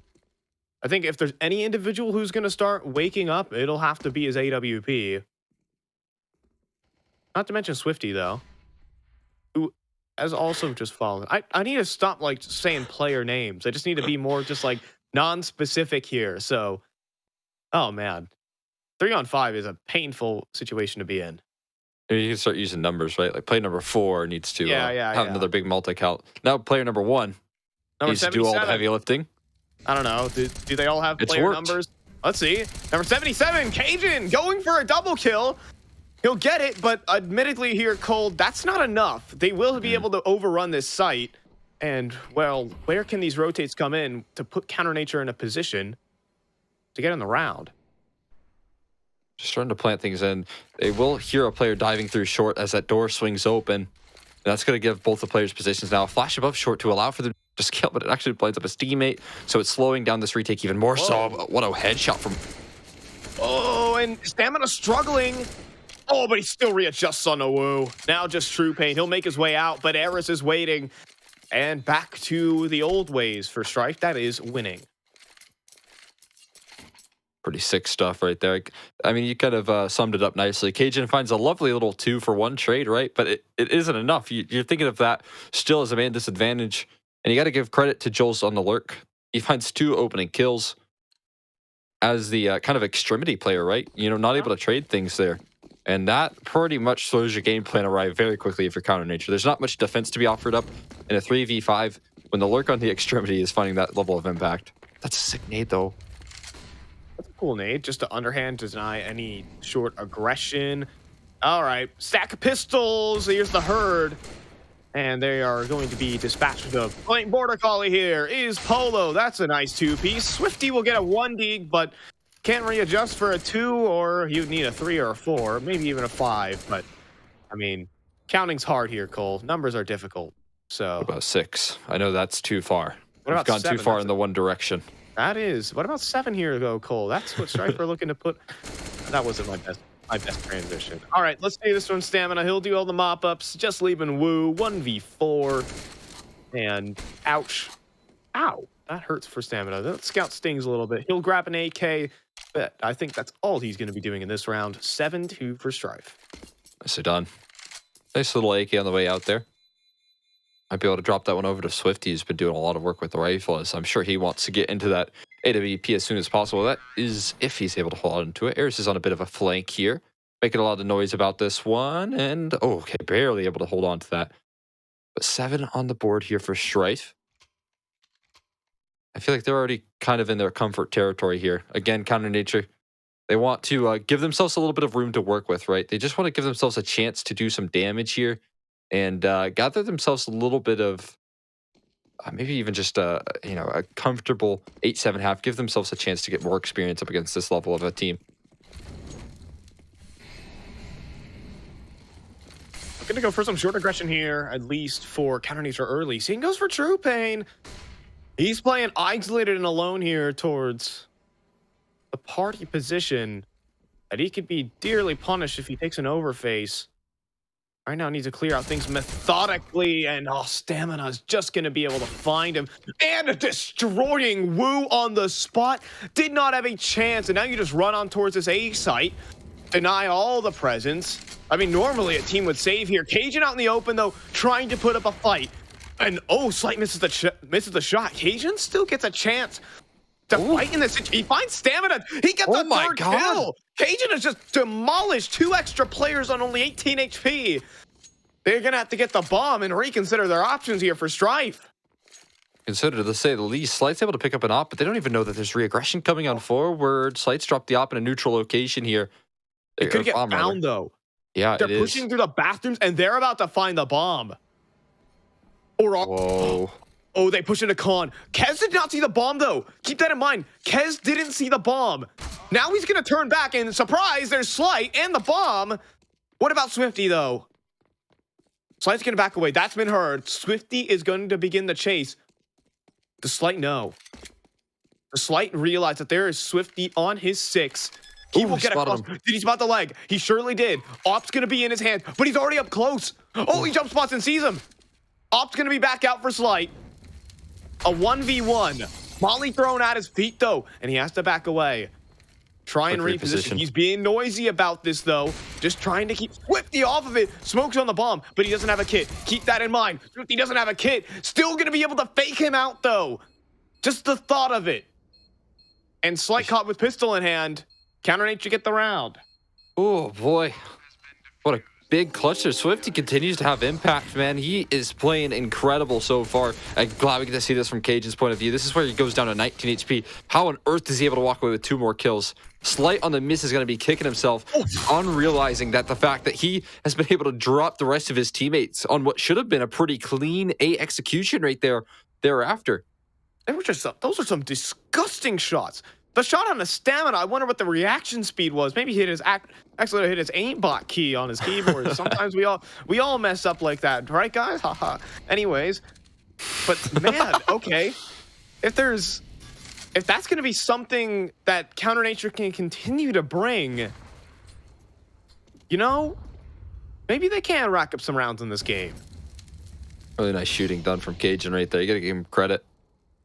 Able to nail some of those shots and deny Strife that consistent success on the T side. They're still feeling a little bit comfortable, and there's still a very good investment here. You couple that with the fact that they've taken deep map control towards this A bomb site, already working their way through bathrooms with no resistance so far. They've just flashed to regress towards long, nothing spotted out, but soon Strife will start to make their way further and further forward. How long are they going to commit to 3B here? In this sort of position, you need your CT side to at least have 3 players towards A if you want to go for this level of passivity. Oh, stamina is... Oh, he's creeping up. Oh, he's creeping up all right. And there is no one watching this smoke. Oh, and there's a gap in it. Oh, but he just moves his crosshair off of it. And TruePain will find him instead. That's wild stuff. They're going to move in towards the B side of things. Monster. Oh my god, the MP9 is just not enough to deal with Joel's, and so is the follow-up. He finally bested.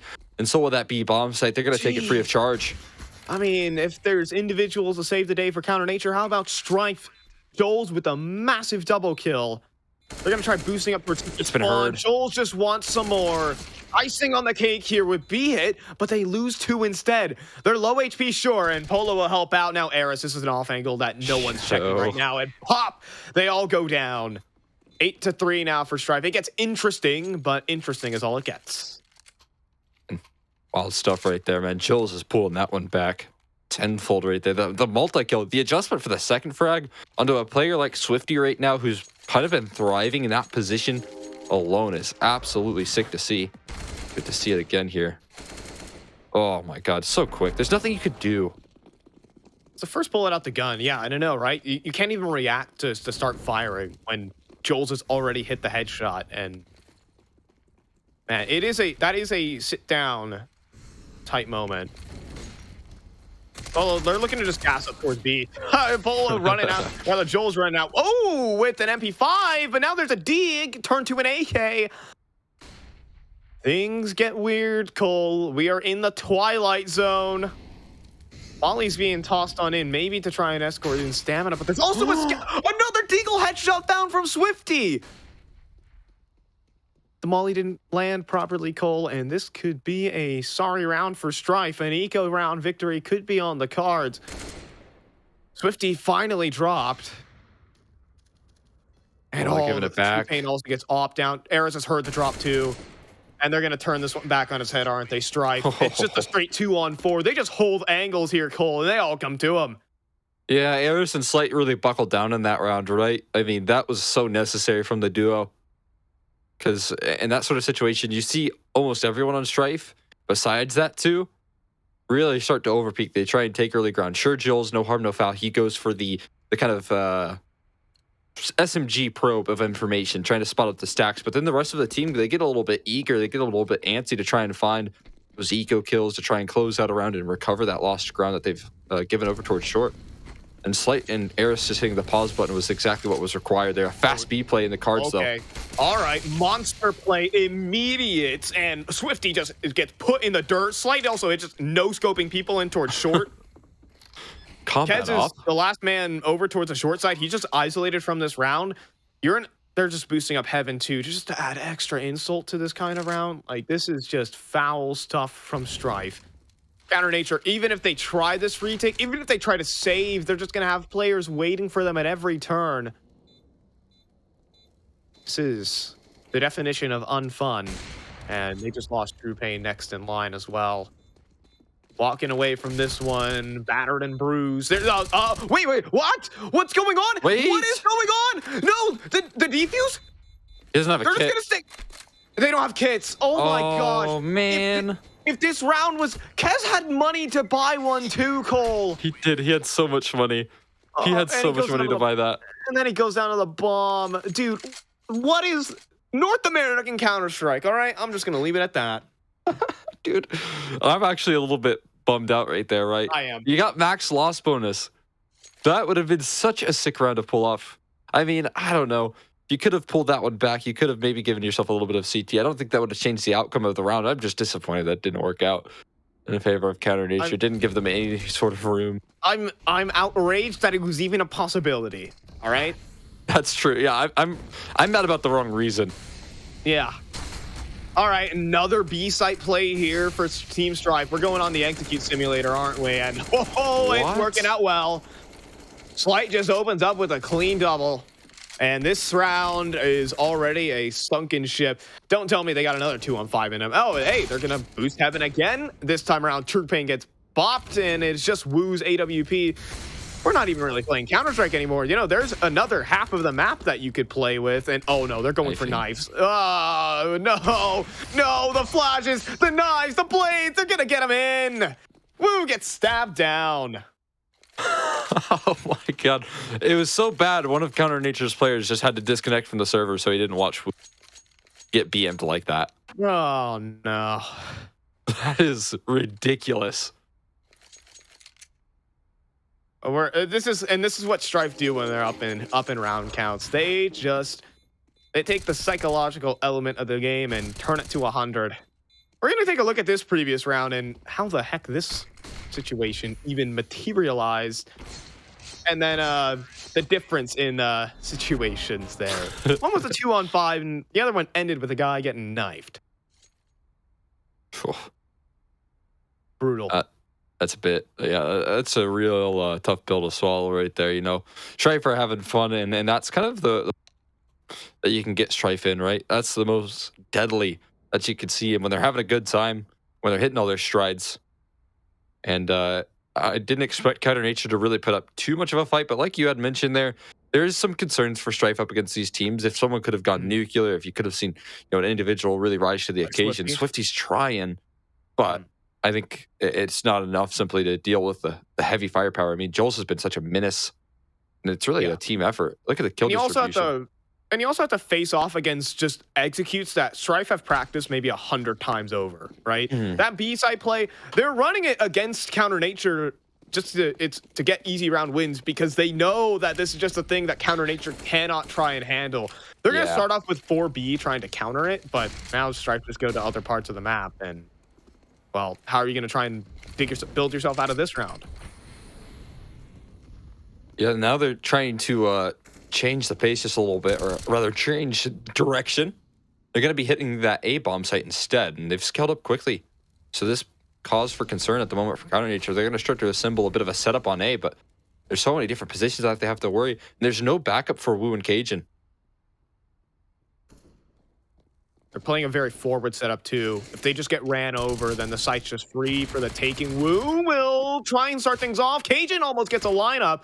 We'll find stamina on the opener, and now this setup stays intact. Most important thing here for Counter Nature, but what about the long play? What about the long play that's coming in from Eris? It gets ran over, that's what happens, and now Woo can follow up alongside True Pain. And you're gonna have an 11-4, at least here for Counter Nature. That is a solid round. Very, very sick right there. At least they're able to walk into the second half feeling a little more comfortable. 11-4. Zonic's Law. Although I feel like usually that applies to heading into your CT side, not your T side. I see. Yeah, there's some technicalities here. It's been a studied science. It's Zonic's Law. Well, it's Zonic's Law of Counter-Strikeology. I'm trying to go somewhere with this one, Cole. But following. Yeah. Counter-Strikeology. Right. Counter-Strikeology. Yes. So Zonic's Law, of course, it only applies to the CT side. If the T side, however, things are differently. And if Strife win the pistol here, the game is very likely to be spiraling out of control for Counter Nature. Era's taking a couple bits of flack to start this off, but he's tucked away in the corner. Oh, they're jumping around too. The inaccuracy almost got the better of Counter Nature there, but it's only a 1-for-1. They're going to try and sprint out Monster, though, and they have to tussle with old Bobby, the IGL of Strife, and he'll get 2.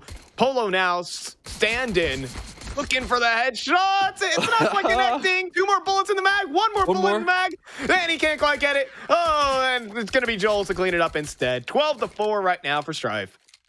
It's really just nice of Polo because, right, he's the stand-in here. He's not here to farm up the stats. He's here to make Strife win. And the best way to make Strife win is to let those kills go to the players that need the confidence. I mean, Polo's still playing a hell of a game. I believe he even led the charge over up against the Gladiators as well.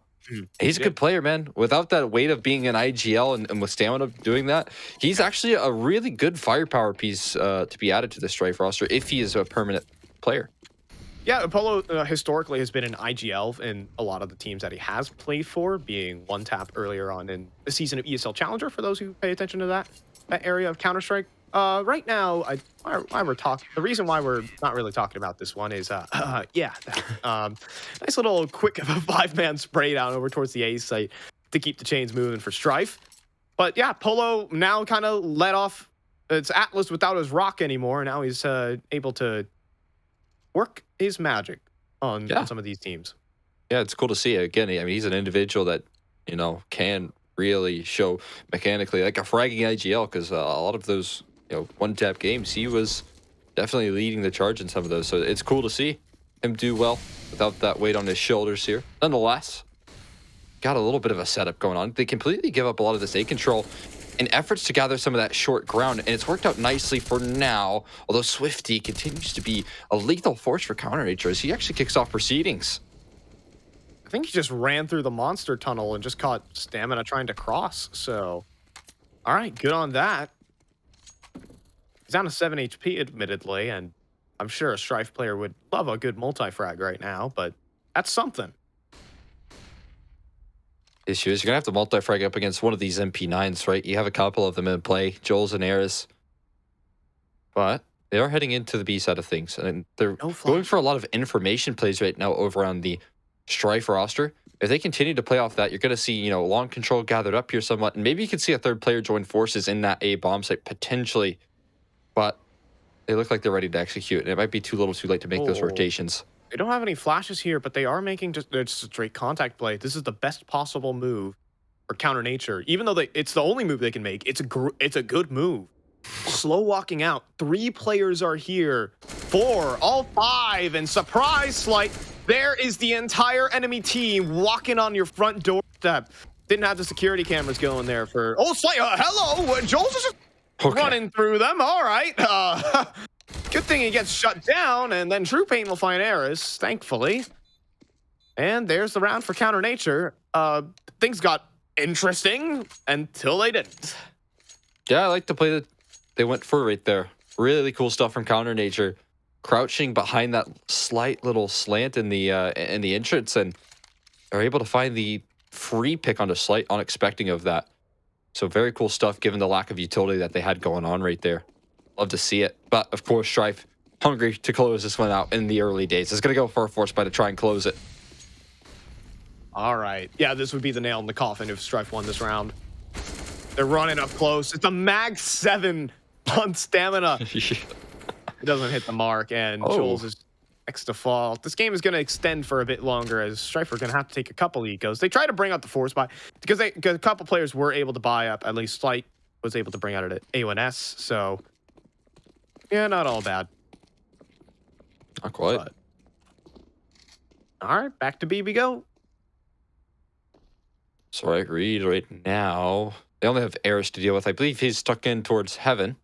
So, I mean, it should be relatively easy here. The Scout has to do a lot of damage to help out this one. And I think you're right. We're going to keep on playing here. Again, Counter Nature going to get a chance to test out some of these defaults up against Strife. I'm going to keep saying that until maybe that scoreline gets a little closer. Eris gets sniped out of the sky. He's the one with the sniper, but Kez is just a step sharper. Able to put the uncommon red dot attachment that is available in this game known as Counter-Strike Global Offensive. New update, by the way. Update? I missed that one. Is that new today? Yeah, it's like new, like, I made it up. Oh, okay. I It's see. an Yeah, it's the best kind of update.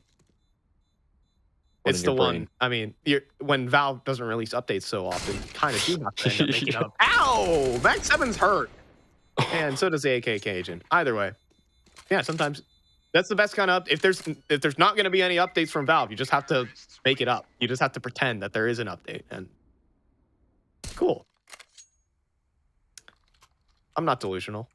No, I like the way you think. I like the way you think. You just It's got to a do very- things yourself sometimes. It's a very optimistic, positive approach on the lack of updates.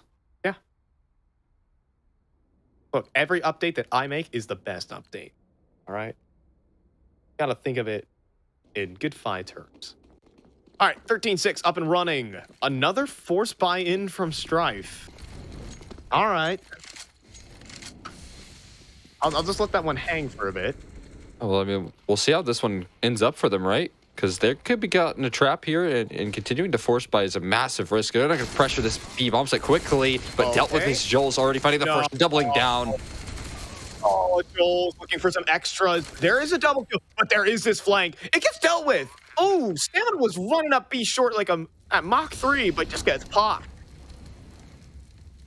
And Eris up in heaven again with the scout. This time around, not looking great. Slight gonna walk forward. Will be able to connect the spray, but needs an extra one. Now that he's smoked out, Eris has to walk forward and gets destroyed. Slight's off the save. You're gonna get your 13-7, inching closer on counter nature. Yeah, when are they going to call it quits here on the force buys, I wonder?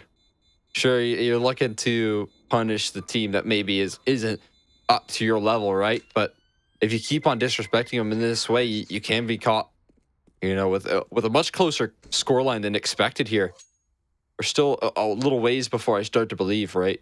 But you can't get caught. I feel like it's such a lethal trap that if you keep on going for these risky movements, you keep on disrespecting your opponents, sometimes it can be hard to regather some of that confidence and momentum necessary to close out a map.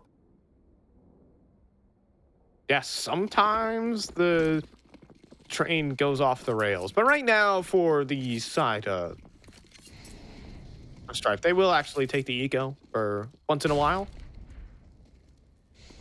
It's going to be your CZs, 5-7s, your Deegs, at least the A1S for Slight, just patrolling towards the A site, hoping to find an isolated kill. But has to back away for the moment. And so we relax, right? Counter nature, down the lazy river, around AR, going to convert. There will be no qualms, no worries about this one, Cole. A little bit worried just that Slight is the only player on A. And if he's able to maybe get a kill, pick one off, and then stay alive and continue to follow up off that success, that could be a bit problematic right now. But they're playing this default out very slow. There's plenty of time to move around the map right now. VR counter nature. I like the boost that's being assembled. Okay. Ooh, he gets spotted. But they're going to go for it again. Round 2. And, oh, okay. Well, he goes down. Jeez. Cajun's been on a rager this game, honestly. He's 18-17. Looking to continue this entry streak, and he will find Stamina next in line. And True Pain will be able to drop Eris. I mean, dude, 8 rounds versus Strife ain't half bad. I'll say it. Not bad at all. They're looking to continue to press the issue here on the take. Joel's popping some shots. Polo already saving the AK. So, 8 on the board. Here's the issue, right? I think you've given over a little bit of confidence. Cajun is hitting some blind and headshots right now. Very nice shots show through from Kez as well. So this is what I'm talking about when you can get caught in this trap of maybe disrespecting your opponents for a little too long and allowing them to claw their way back into these games. They just continue to hit these blinding shots, and it's really difficult to hit. Could be a bit We do a little bit problematic. of timing. This game known as Counter-Strike. Ooh. Polo will actually be able to find Kez looking the wrong way. Woo! Oh. Oh! An extra second, and Polo is not holding on the AK. But all right. Gun saved. 13-8. Inching closer. But Counter Nature need to get past this. Yeah, here's where the investments will come on out. So start to bring in the damage. AWP out for Slight as well. And that is going to be a problem. overpass, such an op-heavy map on the A side of things. It's so tricky to deal with in sight. And you couple that with the fact that I have a very heavy hitter with Joel's. I mean, you couple your Opera with one of the more effective riflers on this team of Strife, and getting past that A sight line is not easy.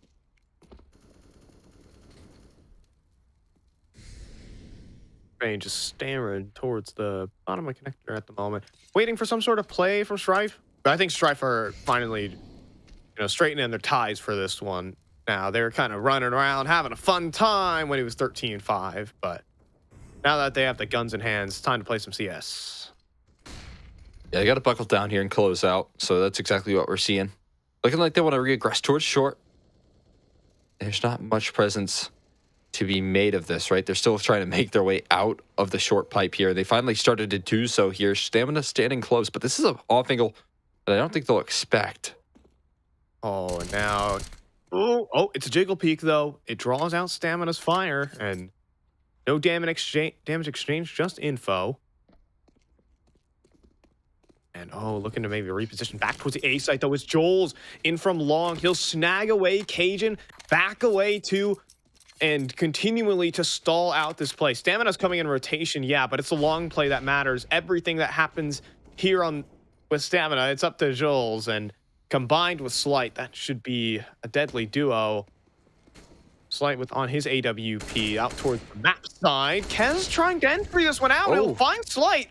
Stamina's low. Kez can make a clutch of this. 10 seconds. Where's the bomb? He gets it in his hands. Is he going to plant open or safe? He'll plant open, and Polo's looking to run him down. A fast 1v1. Dancing around the dice boxes, playing the gamble game. Kez can't hit the shot. We're still locked in. 3 bullets in the mag for Polo, but it's going to be Kez to beat him on the peak. And Counter Nature are inching closer, Cole.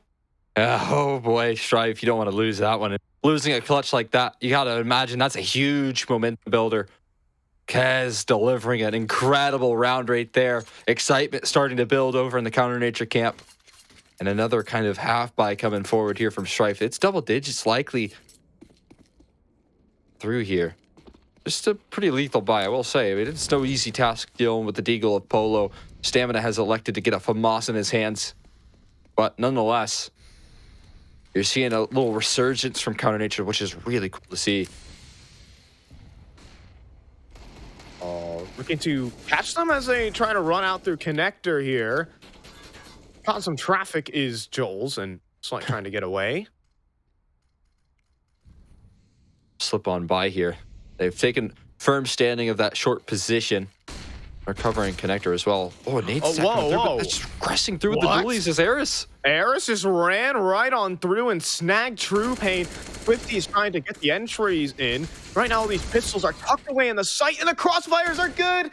Of course, it's going to be one of these rounds to spiral out of control for Counter Nature. It is just Kez again. Stamina runs out of bullets in the FAMAS, bringing out the USP for the occasion, and then finish it with a 5-7. And of course, it has to be an eco to break the streak of 5 rounds. Yeah, I mean, all that excitement comes collapsing there, doesn't it, right? I mean, you had such a good thing going. You had the clutch factor, but finally it just falls apart with a round like that. Oh boy, what a bitter pill to swallow. Strife looking close. That 16 mark, and if they win this, it'll kind of put Counter Nature in a nightmare scenario. They got to figure this round out. There's just no ifs, ands, or buts about it. Gonna get their nades off early in towards Fountain, but seeing no one just yet, or seeing some presence, they're gonna go ahead and tuck tail back in towards the A long side. Gonna make the jump here. It is difficult, Slight. You can do it. There we go. He'll establish himself there with Joel's also towards his tree position. Pretty darn powerful. Be playing for a little bit of a attack here, but I don't think there's too much presence heading in their direction at the moment. Counter Nature really not focused on that long side, or more so interested in gathering that control. What? Oh, he had to have seen something. I don't know what really I think he might have activated obscured that. the light. I think he might have obscured the light or something, saw an outline, and popped. Goodbye, Woo. But now they have the A site. Now these long players are kind of trapped in their positions. They might not wish They were here, but Slight is going to be able to find the shot anyways. But caught trying to bring out the AWP. A quick shot there from Cajun. And you have this weird 3-on-3. Players are coming from all different angles. Polo sprinting through the bank. Joel's on the flank that will find Cajun. True Pain on a important kill onto Polo. Joel still making his move, though. Still running them down on 1 HP as well. And Stop now it playing has for to Truck. be True Pain. He's in bank right now. It's not planted for him. Oh, no. They could just stick the defuse. They're going to call the site clear, and Eris is just holding the whole darn thing. And this bomb, defuse. Oh. True Pain gets the kills, but the round doesn't fall in his favor. It is 15-9, and Strife are knocking on map points and elimination point for Counter Nature. Yeah, I mean, the bold call right there, right? You have to make it. You have to just take the defuse, and there was just a little to the party right there for the clutch to go on forward.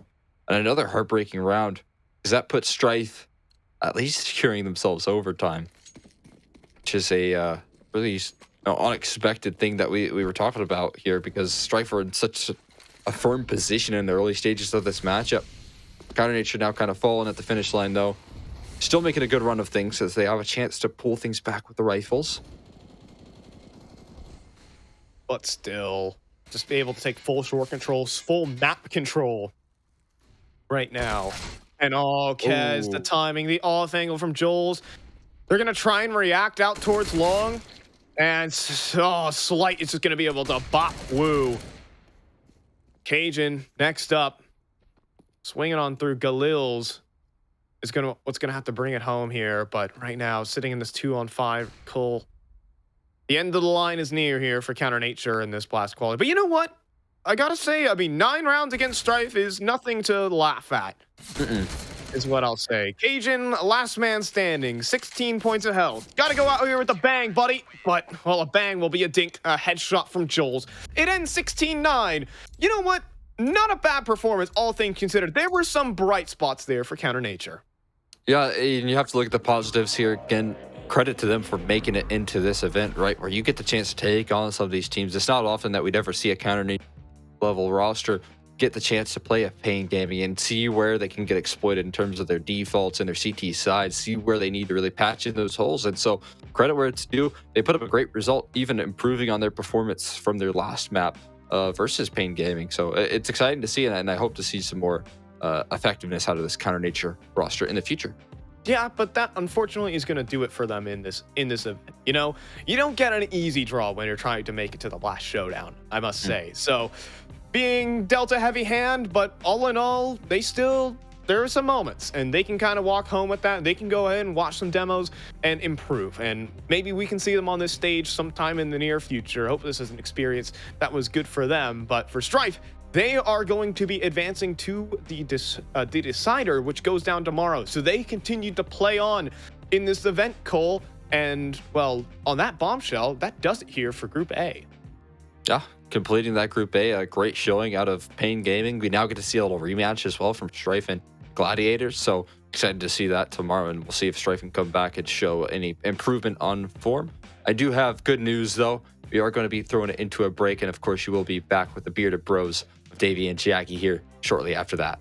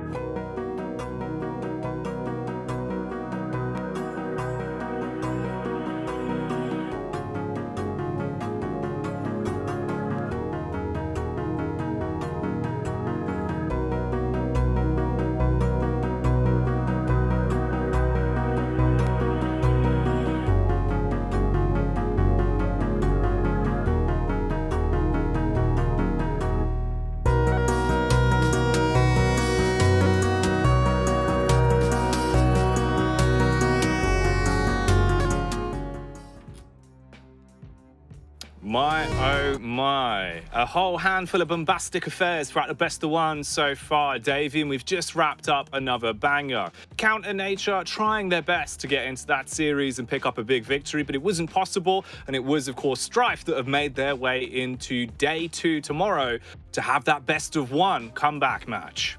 And thankfully for them, they showed that they were competitive, right? That's what I was saying into that pregame, that you want to at least show that you are competitive against these teams, that you can make them sweat a little bit, you can make them think about it, and they did that on that second map. The first map, not so much. The second map, they did. And I mean, you know, Strife, they played well, they played fine. We saw some of the issues that we talked about in the pregame, that on the CT side, their setups were going to start to kind of struggle a little bit when you lose your Opera. That will happen. So in the end, Strife do pick it up, they do get the win, and they're going to move on to face Gaming Gladiators, I think, tomorrow, because we are going to be getting into Group B real soon. But of course, we're jumping ahead of ourselves.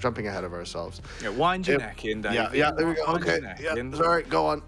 There he is. We'll keep it in the present for now. We'll keep it grounded until we switch things over. But as Davey alluded to, there is still 4 more games to go. These ones, of course, in Group B. In context for Group A, the game that we just saw, let's check out the stats for this one. And we can also look over some of the highlights as well, because we did have some monumental plays from a few of our players in the server, Davey. So a lot to break down for this one. Yeah, I mean, we definitely just need to take a look at, you know, see who was the big performers. And again, for Counter Nature, they put up a good fight. And you know, really, that's all you can ask for. They weren't expected to win. They were a huge underdog in this group, especially when you look at the talent on display across the board. But like we said, you know, they showed that they are competitive and that they can compete. They have that ability to do so. So honestly, huge props to them. I mean, it was close. The score was closer than it actually looked. Like, you know, there was rounds that felt a lot closer. 16-9, of course, right towards the end. They got ecoed, and that sort of made it all fall apart. But when you look at the kill spread, Counter Nature was right there, right? Like they were fragging out. Oh, yeah. They still were able to put up the numbers. They kept it relatively close in terms of performance. You know, Cajun, fair play to him. Overall, you know, a net neutral game, coming in with a old 22-22. Ideal for True Pain as well. He was actually given an opportunity to finally live up to his name a little bit more inside of that series as well. They got a couple of rounds out. He was finding impact here and there. It just looked a lot better from them.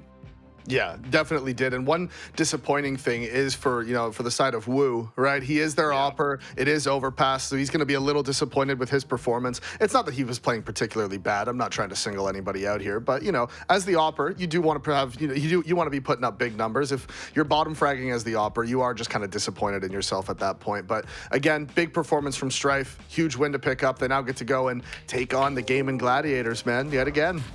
Absolutely. The rematch to decide all. Of course, that will be tomorrow. That's the game that we're setting us up for when we get into day 2 of the Liga Ace event here, as we slowly decide which team is going to the Blast Spring Showdown. In terms of the replays as well, a couple of players that we do want to give some love to. Of course, on the side of Strife, our boy Joel, he was popping off, mate. He came out big in terms of the series, +9 overall, nearly 120 ADR, Davey.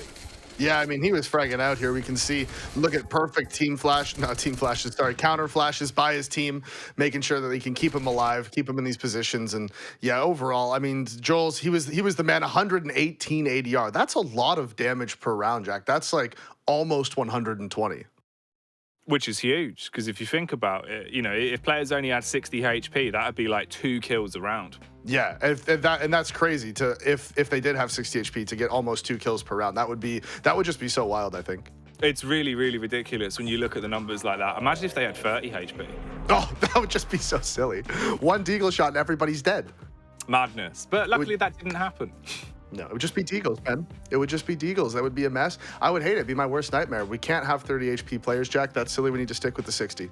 Yeah, we, you know, tried and tested. It's been like this way for the past 10 years at most. You got to roll with it, Davey. You know, they call it the safe 60, I believe. Yeah, exactly. That's exactly what they've been calling it for almost, like you said, over a decade now. Yeah, it has been a while. But that was a tremendous best of one that we had. Of course, as we alluded to, much more to come up on the broadcast. We're about the halfway point now, and we've rounded up our review of Group A. We switch our focus and we start to look a little bit more in depth towards Group B. That will commence when we come back on your screens. And when we get into that, it should be a fairly exciting affair as well. ATK taking on Valkyrie. That's what's in store, so keep it locked. We'll take a bit of an extended break on this one, around 20 minutes. So take that time to grab a drink, get some snacks, Davey, you know, whatever you need at home. I don't know if you've got any advice. Man, I mean, generally, eating is probably a positive thing. Fruits, vegetables, protein, fiber, a buzzword, another buzzword, you get it. Yeah, it's all there. It's all there. But go get some aqua, refresh yourself, and then return when we come back in around 20 minutes to kick off the coverage of Group B. We'll see you in a bit.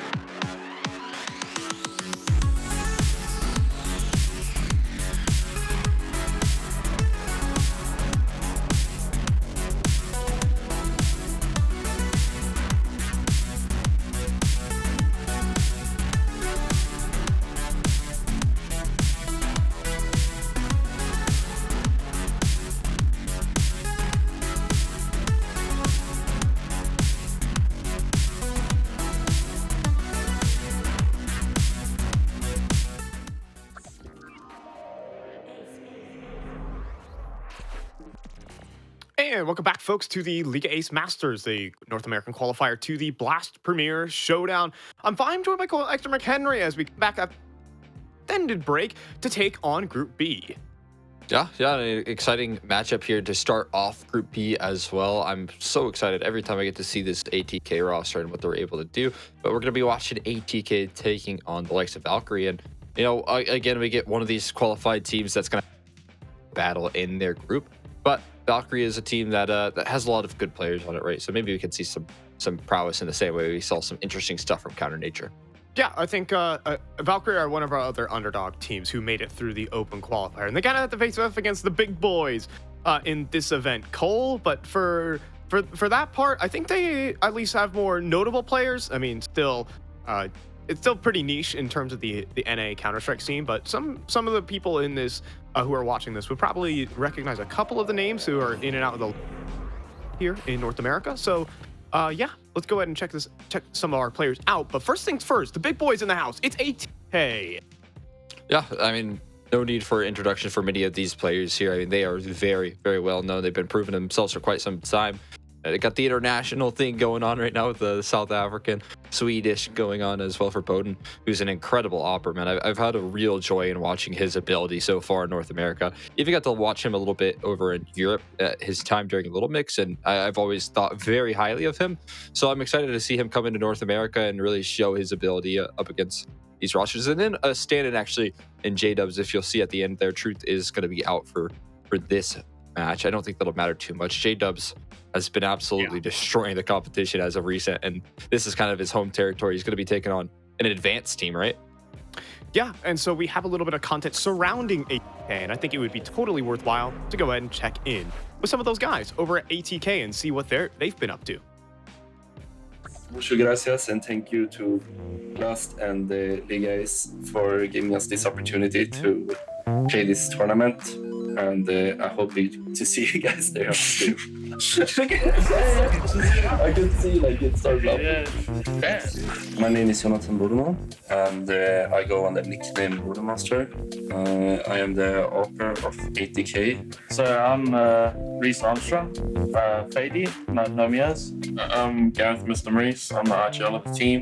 ATK is my first professional stunt with a team. My name is Daniel Kogan. I'm the coach of the team, the head coach of the team. Obviously, we're doing a lot of practice with the team. We usually have like some sort of theory to start off the day and then heading back into the practice. And after around we usually do around 3 to 4 practice against teams, and then ending up the day with like having a conversation where we talk about the day, what did we do, what did we progress, what did we do good, and what did we do bad. Well, and I think it's really key that you do mostly everything that you can as a team, because I think it's really important that you have that synergy together. And, you know, people have their alone time, but some people don't like to do it. Some people do it, or whatever the case may be. So, yeah, I'll say as a team, you have to do a minimum of 8 hours. You need to balance the theory and just, playing as a team. Going after that each day, you kind of start to feel fatigue or burnout. And then that's when I kind of realized to myself that I need a break.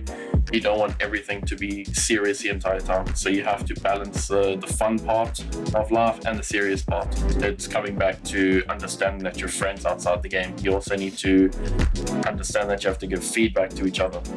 You're doing this wrong, you're doing that wrong. You can't take it personally.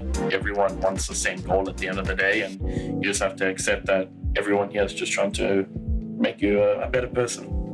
Everything starts with being the guy sitting at home playing video games for fun, and then end up being kind of good at it, and then you have to start explaining for them what you're doing and all the stuff.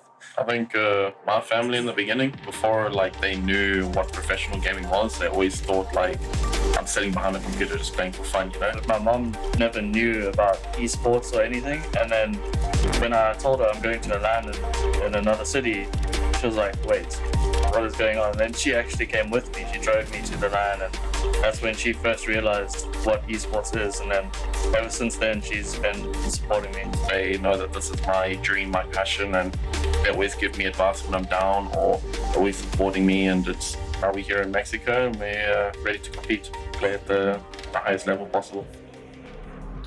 It's always cool to get some good insight from one of our favorites in this event who are competing down in Mexico. So that allowed the League of Ace guys to get a good look in. But yeah, good look, big ups. Looking good, at least going into this event. Yeah, exciting to see what their daily rituals are, and it seems like we're going to get a little more of that. But we do have another team that they'll be taking on here and getting a little bit of a deeper dive into this Valkyrie roster. A lot of known names. I feel like Nova is definitely one of the standout players here in terms of the impact that he's had on the scene. And then Mexi down the line as well. Good friends with him. That guy is an absolute beast. So I hope to see him really shine in this matchup as well. They are kind of an unknown factor going into this one. However, they actually surprisingly have a past matchup versus ATK. Hasn't gone too great for them though, but let's see if they can turn it around because we got two casters who are ready and waiting to eat this game up. It's Jackie and Davey.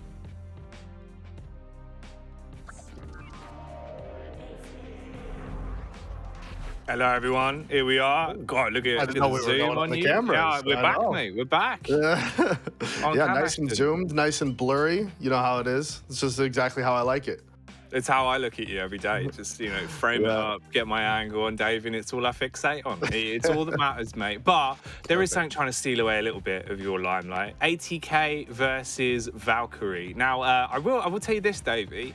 Remember, obviously, before, you know, off stream, I was talking to her. I said, I do like Bowden. He's a good lad. Years ago, when he used to play in the UK scene, I'd always cast a lot of his games. It's like 2016, 2017, that sort of era when he was, you know, sort of making his debut into some of the bigger games. He came over into the UK scene, and he used to get really frustrated because I always called him Bowden Meister. I made a point of doing it over and over again just to annoy him. But one time we went out clubbing, came up to me and he was like, "You can't do this. It's Bowden Master." I feel like it has to end here. We can't do it anymore, Dave, because it's his birthday today. He's 24 today. Oh, that's right. Yeah, I did see that. Well, happy birthday to Bowden. I think he's going to be hoping for a birthday victory here in their opening game of Group B. So we get right into the action. ATK is playing with J-Dub standing in to replace the man Truth. And this is just going to be Valkyrie going fast up into the A site, straight through the bathrooms. They're trying to find this contact towards first, and actually they've pushed him all the way back into bank, so CT's having to play the retake, and actually they've lost 2 lives. Irish and Zert each getting 1. So now 3 versus 5 retake, Jack. It's not an ideal situation, and Valkyrie's still on the push. Not at all. Bowden Master taking the birthday beats. Luckily enough, there is a man of the match in the server. Ooh, he's trying to cause a bit of carnage as well. USP comes out swinging. 2 frags found. We're back into a tight 2v2. Bombs down. Nova jiggling around the back of default, waits for the fight, takes the engagement, but it doesn't really go his way, and this gets quite awkward. All on Motum to try and pick it up. Cannot be done. Huge round from Zert. And that's the way it goes. Pistol falling in favor of the Valkyries. Yeah, big opening pistol there, especially considering, like the boys were saying in the pre-show, ATK definitely one of the favorites. Definitely the favorite in this matchup and potentially the favorite to win the whole thing. So they're one of those teams that are in that sort of that top echelon inside of these groups. Obviously, they're all very competitive.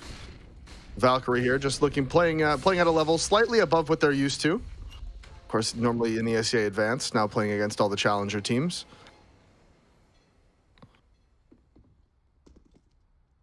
So they're doing some early aggression here towards short. This is just Mexi with the MAC-10. 3 Macs, of course, across the board. 1 AK on Zert. And they're all grouped up here towards B, but actually ATK has the info with this aggressive player inside of the bathrooms. That's Bowden with the scout. And because nobody's pushed him off, they're keeping 4 players here inside of the CT site, inside of the B site, and now it's exactly it. 1 person throwing some nades at A, pushing that scout back, and that's going to call for the rotation, as now we can see only 2 players here on B, and that's exactly where Valkyrie's grouped. The mass migration comes in, and B site quickly turns into a grave as push comes to shove. So you're left with the remaining 3 players.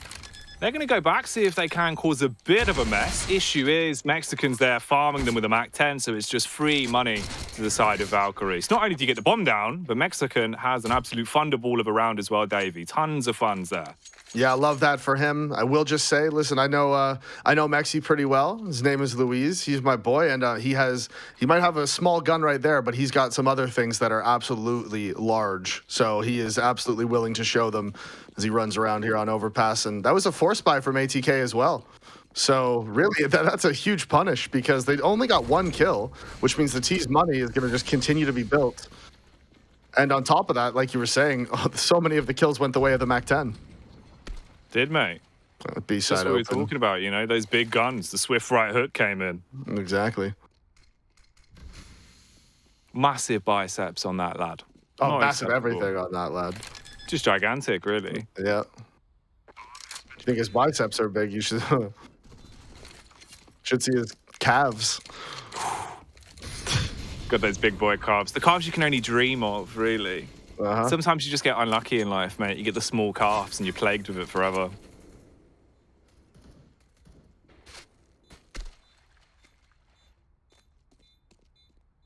And this round, pretty much just another bonus here for the side of Valkyrie.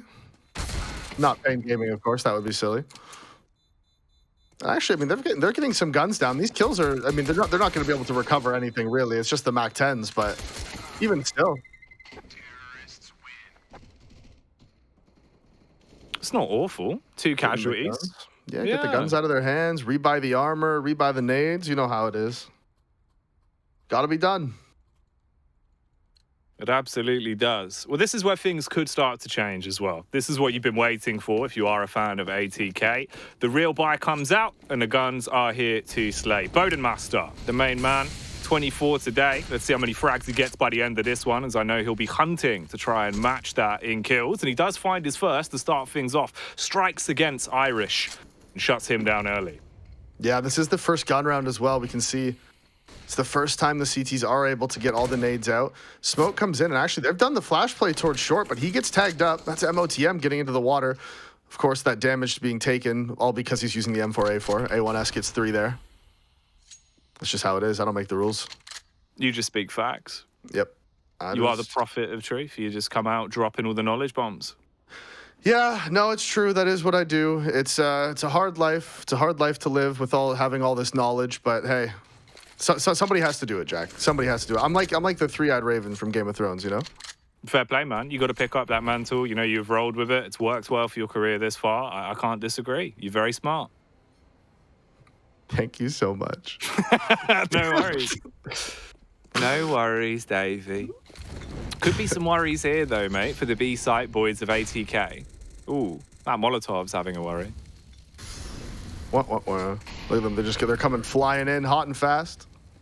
Counter nades come in, though, so that's going to be the call to rotate up towards A. They're running through, and Bowden is here with the op. We can see as well. Fady's rotating up through CT. Frontside smoke, actually, too. That's going to be the punish. So he peeks out a little bit too wide, and he goes down as Mexi finds the second one onto Fady. And this 3v5 now. Valkyrie's inside of the site. They have the op recovered, and they can go play the retake. Dream scenario here for the Valkyries. Back off. Mexi has the angle and lockdown towards bank, waiting for push to come to shove. He's seen the barrel as Moten peaks. It's an easy first snipe. He'll re-aggress for the second as well, and only find delights here, all on J-Dubs, and a man can't run amok. Huge round from Mexi there. 3K on the AWP. Whoo, there he goes. Look at that. Big Luis. Now, see, the thing is, I hate that he got those kills because now he's going to think he's an opper again. I've been trying to tell him he's not an opper for so long. He picks up an op on the ground, gets 3 kills, and now he's going to be like, oh, you see, Davey, I told you I'm an opper. That's what he's going to say to me. That was actually verbatim, I believe. If not verbatim, like 99%, you know? Yeah, wait, I can make it a little bit more sound like him. 1 second, like, see, I told you I'm an opper. That was even closer to how he sounds. Was that the EPOS listening? Yeah, it was. Lovely. Well, it's nice to hear a little bit from the Pain Gaming side. Always good to see the boys. Ooh, game of hide and seek going on here towards long though, and Bowden pops out of nowhere, lands the 1D, wants to go back for more as well, but the issue is the AWP's in the hands of Nova. It will be a quick cleanup. There is a crossfire towards Connector, and it's not gone too badly, actually. 2 guns down for the T's now. If Fady stays alive, there might be a chance for success. Yeah, only 1 was able to be recovered, though, and they also don't have a kit. But hey, I mean, another kill. 2 players are low. Ooh, and this is one of those situations where it's a 4 versus 2, right? So you have to favor your chances. But at the same time, they don't have a kit. The retake is very spread out. You can see the CTs are all in different areas, and they might just be playing to contain here. They know that, and I think in the post plant, they're not going to have a good chance of being able to win it. And actually, Mistum finds the kill onto Mexican. He was lurking inside of the bathrooms, and he gets found. And now the flank comes in, and out of nowhere, somehow, a round goes the way of ATK that really they had absolutely no business winning. Bowden starts it off. You get the connector crunch. Bit by bit, it starts to fall into their favor. Clutch plays from J-Dubs as well. The CZ apparently just leading them to success with the frag onto the B site. And as you said, they clean up, they get the guns back. Much needed reconnaissance mission there. And the game does go 4-1. But ATK need to build off the back of this, Davey. Yeah, they do. I mean, think about all the guns they just saved too, though, right? That's one of the biggest. Obviously, the round is important, right? You want that little 1 in that category instead of 0. Obviously, ideal. But 4 guns brought over means they get to save so much money. And now the flashes, they're good. They full blind everybody, including J-Dubs. He finds 1 before, but then he does go down. So now it's 4 versus 4. Still decent amount of utility for the CTs. It's not great. Manageable, but not really going to matter in a situation like this. The boost works wonders for them. They pop up, they hunt the head of Hunts, he'll fall. So with him taken out of commission, we're down to just 3 Ts remaining with 1 minute and 10 seconds on the clock. Bomb is down over towards short pipe and can be recovered. No chance there for Nova on the peak up towards the top of the stairs. Bowden's holding the angle, knocks his head clean off and goes for the rotate back round towards A. Yeah, and he didn't know, but Bowden's teammate was pushed all the way up inside of the playground, which allowed him to take that aggressive stance inside of connector without having to be worried about getting flanked. As we see, Irish does trade 1 back in B as he swings back around. CT is going to be able to fall back as the smokes start coming in, and they do have time to play with here, Valkyrie. They don't need to do anything crazy, and there's the headshot for Zert. Mistum goes down inside of the pit. 2 versus 2 now. They know the position of the Ts, but do they let them reposition? The double swing is perfect. Bowden goes down, can't hit the flick, and now it's Modem on the flank. Finds the first, doesn't know where the second one is. He seems to think he's on short, but the player's already repositioned to pit, so that's going to be huge for Zert. No, the timing doesn't work for him. Can he land the shot? Does eventually get it. Zert picks up the clutch. In the 1v1, MOTM almost on the flank. Just good communication there from Valkyrie. You saw the double swing from short and sight to take down the op of Bowden and CT spawn. Yeah, that was really nicely timed. Perfectly executed. Stopped him from causing any chaos into the round. Nice play from Motem, though. And that's where he thrives. He's always been so good in those retakes. Whenever there's carnage, he can find an opportunity to get in, try and put a round on his back. Really reliable player. Not coming through for the side of ATK in that one, though. Close, but no cigar. Aggression out towards long again. This time, Fady. He's pushed up, hidden in behind the tree. There will be a response from Nova back on the AWP. And we're left already in a bit of a risky predicament here for Valkyrie. Hunter's low. Nova's taken a hit. Bowden also finds a follow-up frag over onto Irish. So pressure's really applied, and they're funneled into A. They are, and here come the nades. But again, we've seen Valkyrie time and time again in positions where they're men down. They're able to pull these ones out. They hit their shots. Their spacing is good. They're going to need to do it again. So they've thrown this lurk smoke to push towards the back of the site, and there's the spam through the wall. J-Dubs does get 1 before he dies, but now there's 1 more inside of the site, and that is Bowden. He finds the first and the second. The flick over, the nice shot. So this time, Valkyrie trying yet again from man down positions to pull it off. But that time, Bowden was there with the op to make sure that doesn't happen. The birthday boy getting lively on a bomb site. Look at that. Beautiful final frag there onto Nova. Cleans it up. Came in looking like a plumber, Davey. He saw the leak. You know, he whipped out the wrench. Sorted that out in a matter of seconds. He did, and now Valkyrie's money's broken. Irish trying to get aggressive with the Mac. But really, it's just MOTM cleaning up here inside of the connector. He got 3 kills, but again, have to reiterate, A1S aces there. Even though the other 2 aren't actually there, it doesn't matter. It still would have got all 5. Well, because of the whirlpool gravitational effect that it has, it would have pulled them in, so they all would have died. It just, yeah, it makes sense. Yeah, exactly. Exactly. That's just how it is. I mean, if people don't understand that about the A1, then I don't know. Yeah, like right there, he died. If he did have the A4 going, then it would have been totally different. Sorry, the A1 going, it would have been totally different. He wouldn't have died. He would have got all 5. He would have become more muscular. Mm-hmm. He would have his hair would have became even nicer. You know, like there's just so many things that would have happened. So many missed opportunities.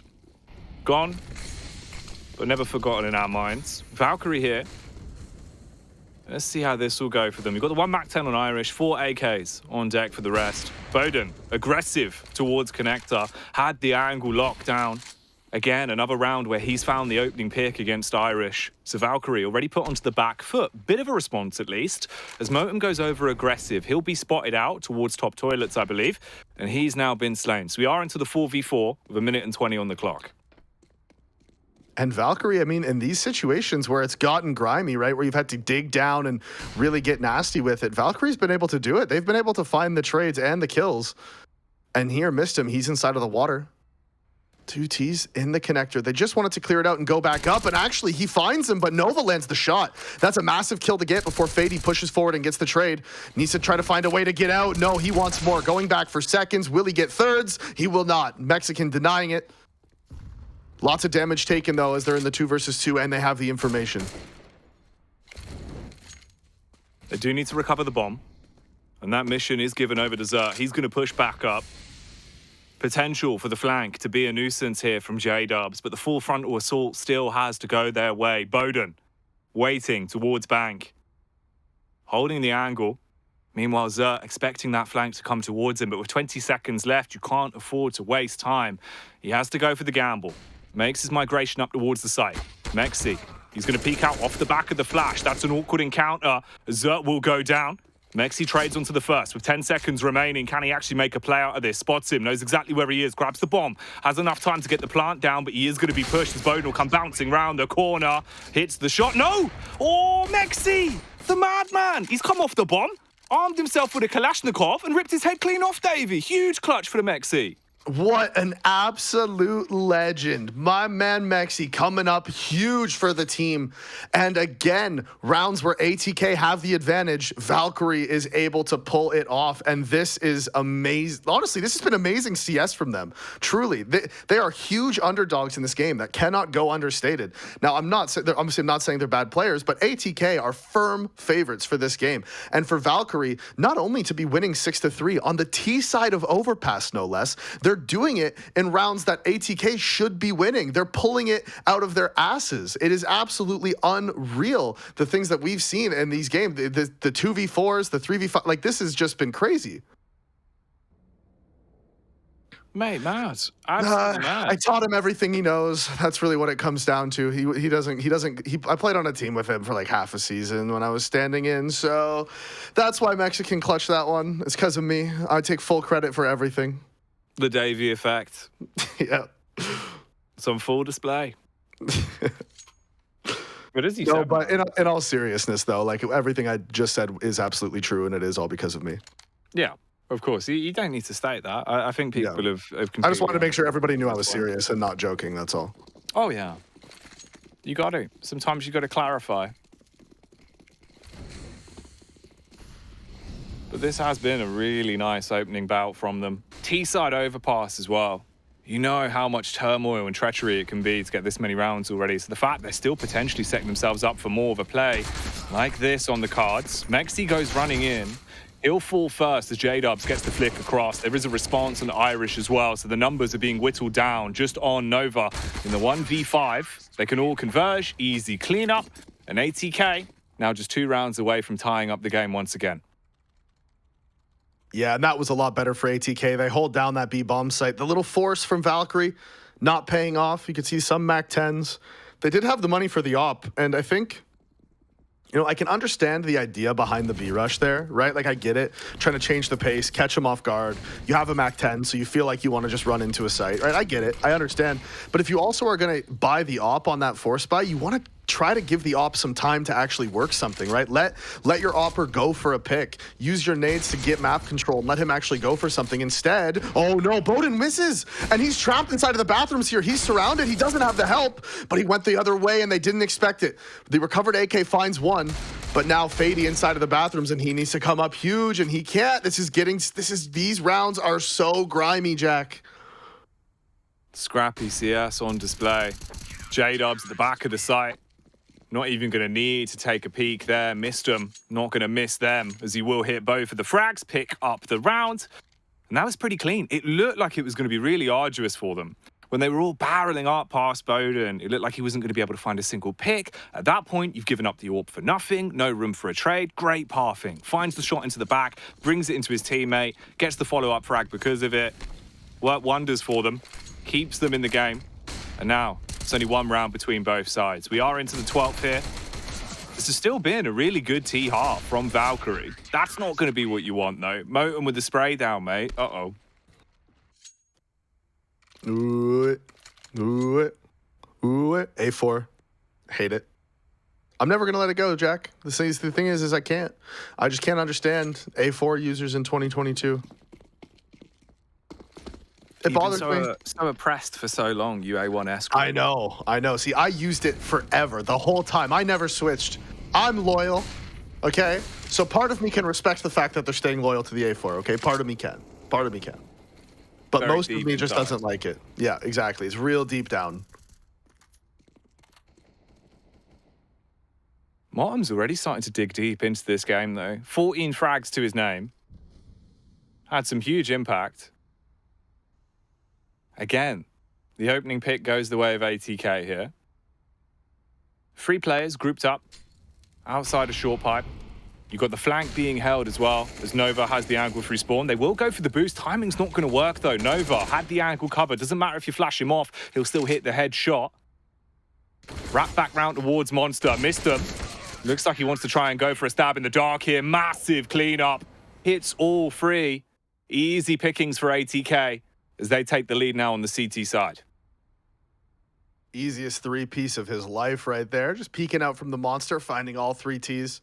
Just lined up, waiting to come out. And so ATK now, like you said, they take the lead now for the first time. They're back into it. Valkyrie had a great start. And even if this half ends 9-6, right? That's still a great T side for Valkyrie. Going into the CT side, obviously the favored side, not just on Overpass, but in the whole game right now. CT side's very strong. Obviously with the power of the A1S. And the ops, you know how it is. It's just a telescope weapons. Overpass is one of those maps too where you can get double ops out pretty quick, and you can be really dynamic with them. You can have both of them towards A, one towards long, one in the bathrooms, aggression towards B, aggression in the connector. There's so much you can do with those double ops. We haven't seen ATK go for it. Their money up to this point hasn't really been good enough. But also, I guess maybe they're just not feeling like the double op. ATK is one of those teams that doesn't do it a whole lot. Early engagements clearly going the way of ATK here, though. The Deagle's not really finding too much success. Nova does take 1 head on the peak onto Motem, drops the gun back. But this isn't looking luscious at all. 1v3. Bomb down in Bowden's control. He's got the angle on it, poised with the AWP. 45 seconds. He is going to try and rotate back round towards Fountain, see if there is any potential 1v1s to find. But with the way ATK is set up for this, it should be fairly cut and closed. Takes the little peek, and that will be the response from Bowden on the reface. So does put a knot in that one and take it 8-6 so far. Yeah, honestly, this has turned into a good half for both teams, really. It's one where both teams are going to be okay with how this has ended. ATK, they went down early. They brought it back, right? Now they've won the half. Valkyrie, from their point of view, on the T side, they get 6 rounds. Overall, this has just been a good half for both teams. Each of them will take it. Although I will say, of course, Valkyrie did win the pistol. So they got, they got a couple freebies off of that.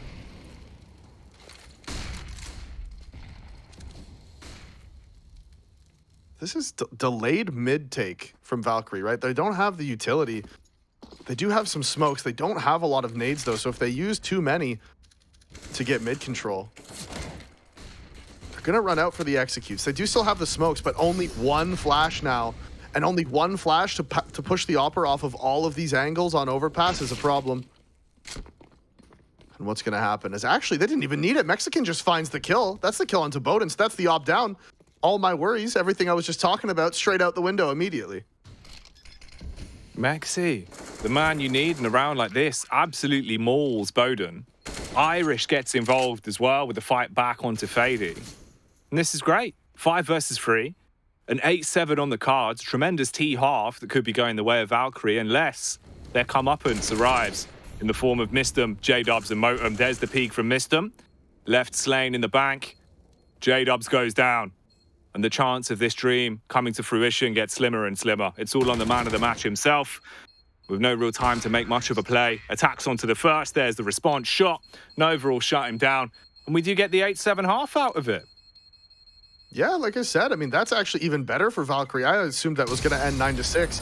When I saw the amount of utility they had left, only one flash, and Bowden, you have to push him off so many angles to get him back to the site. You would normally need at least 2 or 3 flashes to deal with him. Instead, Mexi just goes, no, I'll just peek. I'll just shoot him in the head. We don't even need flashes. And to be fair, if you just shoot the opponents in the head all the time, you don't need utility. That's true.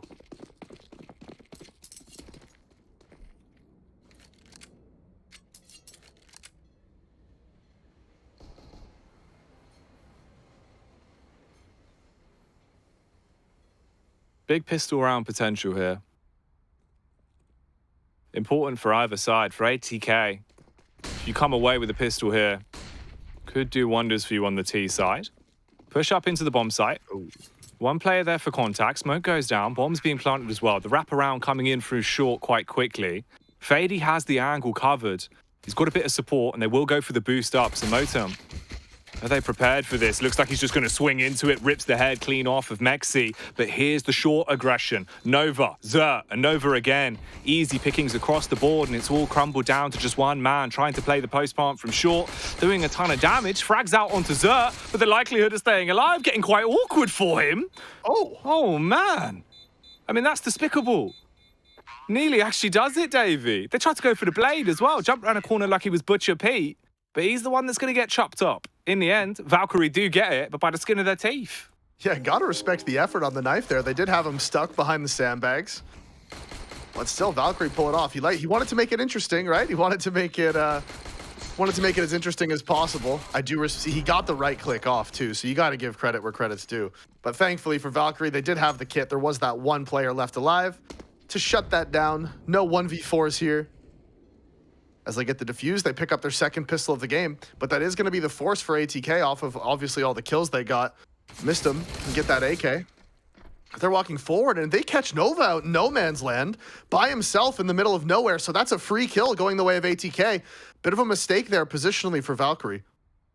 As once they lost their first player in the 4v4, you can't get caught out in those positions mid-rotation. Sprinting their way up long. Contact will be found as Mexi peeks in. Dispatches J-Dubs. Utility still in the back pocket as well, so the molly's going to be dashed, catches him on the cross and knows exactly where he is. The only other T that's gone undetected to this point is Mistum. They're going to link up together and try and take the play through toilets. It's a raw 2-on-3 here. The only util they have is the one smoke on Motum. Won't give them too much extra stock in a round like this. Mistum waits for the peak. The face is going to come out. The A1S dispatches him quickly, and it all gets quite leery for Motum. Will catch Mexi on the jump up. MP9 in close combat. Going to work wonders there. The Valkyrie keep it tight, but do get the round. Yeah, and 3 kills as well. That's gonna put ATK in a tough position. They know they're gonna have to save this one. But do you do just those slight upgrades on this, right? Do you just go for those P250s? Maybe a little light Tech 9 armor? Just to try to keep the pressure on the CT's economy, as we can see over there. All the rebuys coming out means they're real low. Xerxes, he's even opted just to go for the Deagle, because he knows that they're gonna be on eco. Late nades come in towards middle. Damage not found. Counter nades coming in towards the top of connector, and only one player makes it through the molly, and somehow Fady staying alive for so long, doing all the damage to Xert, as now Nova's pushing in. And this is just it. Yeah, this is just going to be the cleanup. I thought for a second maybe when Xert when he got caught out there with the Deeg, I thought there was maybe a chance if they get the second kill, recover the guns, you know, they can make that interesting. But no, in the end, it was just Valkyrie cleaning it up. 10-8 now, so that's both times they've won the pistol. They've converted the following 2. Huge from them, really. Fantastic position to be in. This is our opening matchup for Group B as well. So you want to win this. You want to be thrusted up into that upper bracket and be one step closer to playoffs. Losing this game means that you have a slog ahead of you. Another game tomorrow, another best of 1. before you even think about the best of threes. And it can put a lot more unnecessary stress on a roster in a qualifier like this. Ooh, Bowden. Thought he had the timing there, the flick down towards the pallet. Doesn't go for the shot. No reward for his troubles. No, and now Bowden, see, this is what I was talking about in the last half. Let your opper go for these opening picks. He's going aggressive. If anybody gets a little bit lazy with it and flicks over, can't find the shot, takes a little bit of damage, but just can't find the kill, as it was just bad timing for him. It was the second he started to tuck away. But ATK, they've conceded a ton of map control, right? They have no presence towards A. For all they know, CTs could be pushed up. They could be flanking. What exactly is ATK lining up here? Just waiting it out. Getting ready to throw the B nades. And there is the stack here from the CTs. They have 4 people, so they're running straight into it. Ooh. Irish looked like he was in a prime position to punish as well, but he's flashed off the angle, tried to turn it, but couldn't pull it off in time. Massive bombardment on a B site, and suddenly it falls down into a tight 2-on-2 with 25 seconds left to play with. Nova, up top, wants to live it large with the AWP. Meanwhile, Motum, stalking his prey here. Going to get into a better position, close underneath the window. Has the angle towards CT. Bowden backs off, playing the long con. Just sitting behind the pillar. Flash turn for Motum. They have a kit, but they have no flashes for the retake. They're going to have to go in dry. Motum's ready for the first, does win the engagement. Zert will fall. Nova running back out. Looks like he really wants to risk it, but it's not going to be easy for him. The AWP's dropped, the round's gone, and ATK are back in the game. And that might have been worth a save, honestly, for Nova. Once he's in that 1 versus 2, he knows they have the crossfire. No real chance for him to get into the site, and they wouldn't be able to bring an op into this round. Hunter could actually go for a hero op if he wanted. Okay, so he's actually bought an M4. I don't know about that. I think you just bite the bullet and just go for the save here. A hero M4, I mean, don't get me wrong, it can win you the round, but I think realistically going for the save is the better play. And MOTM finds an opening onto Irish, and his crosshair placement, his first bullets today have been so accurate. We saw it in the last round too with the clutch. And that's B site gone. It should be round over. The hero M4 not paying off this time. Did get 1 kill, so hopefully for their sake, 2 guns brought into the next round, but you can see, I mean, they're already on the hunt. ATK wants to take these guns out of their hands.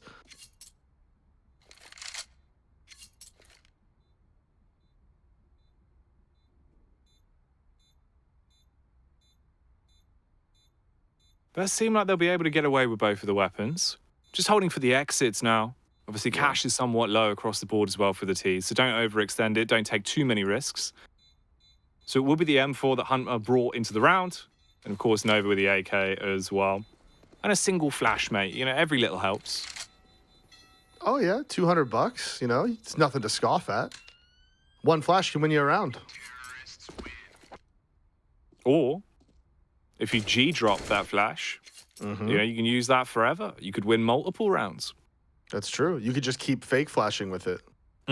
It's like, you know, recycle, reuse, mate. The planet's dying. We don't need all these flashbangs. That's so true, man. That's so true. I think that is a huge problem that Counter-Strike players aren't taking into account. Just the amount of waste that goes on in every single round. The e-waste of flashbangs.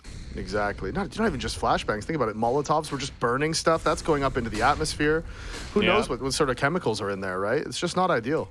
Lots of damage being done to the ozone layer here then, towards Fountain. Ooh, Nova. Gonna get a hole punched into him like the ozone layer off the back of the face from Motum. And they have to Scarper as well, trying to get out of dodge and quickly sprint back round towards Connector to stay alive. But this has opened up the map massively for ATK. More frags coming in as well as we fall down to a 3 versus 4. Scratch that, only 2 men staying alive for the CT side. And they're in a world of hurt. Miston was on the angle to block off the input from short, and somehow this round's turned into an absolute rat race. The CTs are pushing out of Monster. Bowden's waiting with the AWP. Bomb's still there. It's been seen. Hunter with 20 HP. I mean, this isn't going to be easy, but maybe there's a chance for some shenanigans. Yeah, there is, especially with Hunter getting aggressive towards water. I mean, they might just go into B now with this bomb because he's not going to bite on this fake. There's really no point for him to go. He just doesn't have any opportunity to win the round if he rotates up towards A, and so, ooh, this is going to be about timing, but no. Bowden is there. He's waiting. He finds the kill as Hunter walks around the corner. I was thinking there's a moment, if he just sits in short, right? If he just sort of stays there, when that bomb starts to get planted, if he can peek up and kill the one person covering the bomber, that's a free kill on the bomb planter then at that point, and it could be round over. So there was a chance there. There was a win condition, but it just didn't pan out for him. Timing didn't go in his favor. There you go. There's the flash dropping you were talking about. Lovely stuff, mate. Recycle, reuse. Oof. Could be off to the recycling plant for all the Valkyrie boys here. Grouped up on a B site, trying to make a play with the Deagles. They are beating the War Drums. They're able to find one frag, but the picks are quickly going back in favor of ATK until Mexican has something to say. Man pops up from behind the barrels, goes absolutely ballistic with a Deagle, cleans up on 2, but it all falls again to Hunter. Too much to withstand the spray from Mistem. But still, off the back of just Deagle investments, Davey, 3 casualties. That's not bad. No, not bad at all. Mexi making things interesting, landing 2 1Ds from the barrels. Just couldn't connect that third. We saw it was just a little bit awkward for him as he was trying to peek out. The counter strafes just weren't there. They were causing too many problems for his crosshair. As again, we see ATK just going B. 5 men towards B. No presence shown towards A. Just that one smoke out of spawn to make sure that they put out the molly from the CTs. Nades come raining down on top of the boost spot, and they're right up short. This has missed him, and he's all the way forward. Catches Irish, throwing the flash, flicks up, finds the second. Pushing forward now. The Mexican is blind. Gets 2, though, and is eventually traded out by Fady. They know there's one inside of the water. They have the site control, but they lined up. Finds the first, goes down to the op of Bowden. 2 versus 1, make that 1 versus 1, and Bowden is there for the trade again. So ATK winning yet another round off the back of their trades. I told you, man, Bowden, it's his 24th birthday. He wants to end this game with at least 24 frags, minimum. 18 now racked up, hitting some big shots. He's always been one of those AWPers that it feels like the longer he has to get into the game to feel out his opponents, he starts hitting more and more of those awkward shots. And now, things are starting to go his way. Similar situation again for Valkyrie, though, just the Deagle ears out. Couple players with armor. But is there much to be done? Bit different in terms of the setup with the way they're playing this one. Did have the 2 players aggressive towards top toilets. They've now backed off. So a lot of map control being given up to ATK in the early moments of this round. And again, it is just the Deagles for the CTs. No kits, no utility. They're just relying on being able to nail those headshots. Ooh, close, but isn't able to connect on that one as J-Dubs finds the opening. That's Nova trying to reaggress into the bathrooms. That AK fuel injector finding its first, now finding its second as they are just getting cleaned up as they push into the site. So this time the Deagle's not even really making things interesting. Although Mexican's still alive. It was him last time. Land a couple 1Ds here, you know? Yeah, could he repeat history? He's been pretty crisp the whole day. There you go. My man Mexican coming in. Nice headshot onto Mistem. Bomb's about halfway ticked as well. There isn't a kit, but there is prime opportunity to make this round costly for ATK, or maybe recover a weapon. Mexi, if he stays alive here and does get the follow-up shot off, the bomb blast could deliver an AK to him. Be like Amazon Prime, straight to his body. He's trying his best, but it's not really going to work out. No, now he's just going to stay alive, hold on to his armor. No problem from the bottom of the bank. He's able to hold on to that one, and ooh, he was running forward. He wanted to see if he could find something. He was getting spicy with it. Yeah, he's looking for that gun. Bomb blast didn't help him out on that one. Unfortunate, but it won't matter. Money's there. The bank has been cashed in. But Valkyrie, for how good this game has been for them, they still have such a long journey ahead. ATK 1 round away from match point, 2 away from winning this best of 1 and moving on to the winner's game. Whereas Valkyrie drops into the lower bracket unless they can make their response now. Take 5 rounds on the spin and give themselves the match point. Nova's donning the AWP. Utility's pretty clean across the board as well, and you've got 2 kits in play. Yeah, they're doing fine. They are out of mollies. early in the round to be out of mollies, but now, ooh, he gets caught. That's Mexican finding the kill on Tomistum. Not expecting that early face. And is the resmoke going to come out? No, it's a nade to get away, and it works. He's gone. So Mexican getting away with one there. Peeking into Monster, finding the kill, and no trade is able to be found. So he falls back now, and we can see they're re-aggressing, re-peeking, and there is still 3 towards B. But the play for the T's is towards A, but that bomb is still down in T spawn, so they're just trying to create some space, and that's exactly what they do as Fady finds the kill onto Mexican. And now, scaling up towards the A site, they want to see if they can find anybody rotating in, as Irish has got the information that they've fallen off of B. Ooh. Spam on the closed corners. He's able to demolish 2 of them. Back up from Hunt as well. It's an easy follow-up frag onto Fady. And if ATK were hoping that one pick would give them some more stock into this round, it's quickly crumbled away, and Bowden is forced to attempt to save. Bails out of there, sprints the whole way back. Only on 9 HP, but he's still got the AWP in the backpack. He will be hunted somewhat. Ideally, wants to clutch onto this weapon. But Valkyrie getting their 11th. Only 1 casualty as well, if nothing else happens towards the end of this one. Relatively clean, putting a good foot forward. Yep, and Bowden gets to hold on to his up. Valkyrie get to keep theirs. They keep their 4 guns, bringing some utility into the next round as well. And okay, man, so hey, 2 more rounds ATK needs if they want to close this one out. They do have the money built up now, right? I mean, Bowden has 72. You can see it's gotten a little low for MOTM and J-Dubs, but for everybody else, they should be fine to buy. As long as they're getting bomb plants, it shouldn't be a problem. Now, I will say, we did see them change their strategies a bit, right?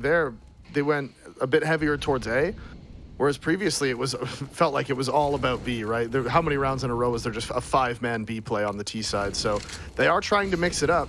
And we'll see now, now that didn't work, are they going to go back to what was working for them before? Do they think, okay, that didn't work, but we know why and we can fix it, sort of thing? And that's the mind games that start coming into play at this point in the game. As Bowden, that boost working out perfectly as they find Nova towards long. They were actually boosted deep in middle there. A cool boost as Bowden finds the Opper. And that's a huge loss. Big boy Bowden. Getting dangerously close to those 24 kills on his birthday. Ooh. Mexi as well. Caught off guard by Fady holding towards short. Luckily, he's going to get pinched in as Iris arrives on the scene at the time. And now, we find ourselves with 45 seconds on the clock as the push comes out towards the A site. 1 man here to hold it. Xur only able to find 1 pick before he falls. Irish in the back line, but of course, Bowden's going to bounce around the corner and shut any loose ends down. And it's all on Hunter. Short-lived success for him as Mistum will connect onto him. And that's how ATK make it to 15. 1 round away from locking down this game and moving to the winner's game. Yeah, see, look, this is that boost. You see he jumps, he spots him, and then you can spam him straight through the wall. So cool there. Very good heads-up play by ATK. As Valkyrie is going to get the buyout. But it's not a great buy, right? There's not even a kit in play. They're almost out of utility already, Jack, and this is going to be a really tough round for them. And ATK is just going back to Old Faithful, 5 at B.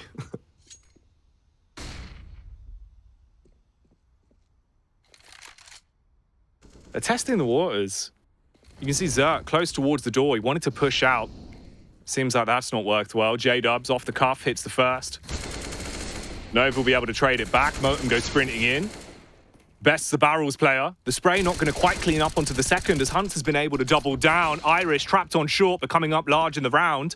And it's all down to 1 man to win it right here, right now. Mistum. Hard commits to the bomb plant, knows where they're coming from, dances round the pole, sees the player back towards short, but didn't expect Irish to be so close. He'll trade it, and they stay in the game for at least another round, 15-12.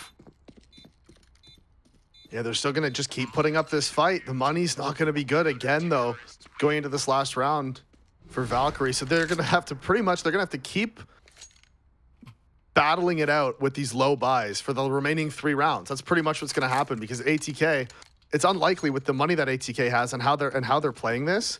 You know, just by doing the 5-man B and going slowly and like working the picks the way they're doing it, yeah, it always leaves you open to flanks, but it also always gives you opportunities to take fights, right? You're never in a position where you don't know where the CTs are going to be coming from. You're never going to be like caught out of surprise or caught out, you know, because you do know like, hey, we are going to go fight you at B. So they're sort of taking the fight on their own terms.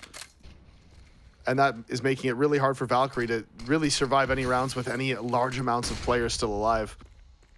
As Fady finds the opening, counter smoke comes in towards short, and they are going quick here. ATK out Monster and pushing into the B site.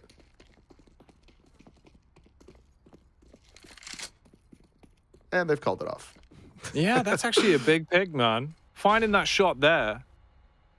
It slowed down the entire push. They've deviated away from B. You're going to take the bomb on your back, wrap the whole way round, and set your focus again towards the A site. 3 players clearing towards toilets. Mistem's been holding. If there is aggression from Valkyrie through Monster Pipe, he should be able to cut that off.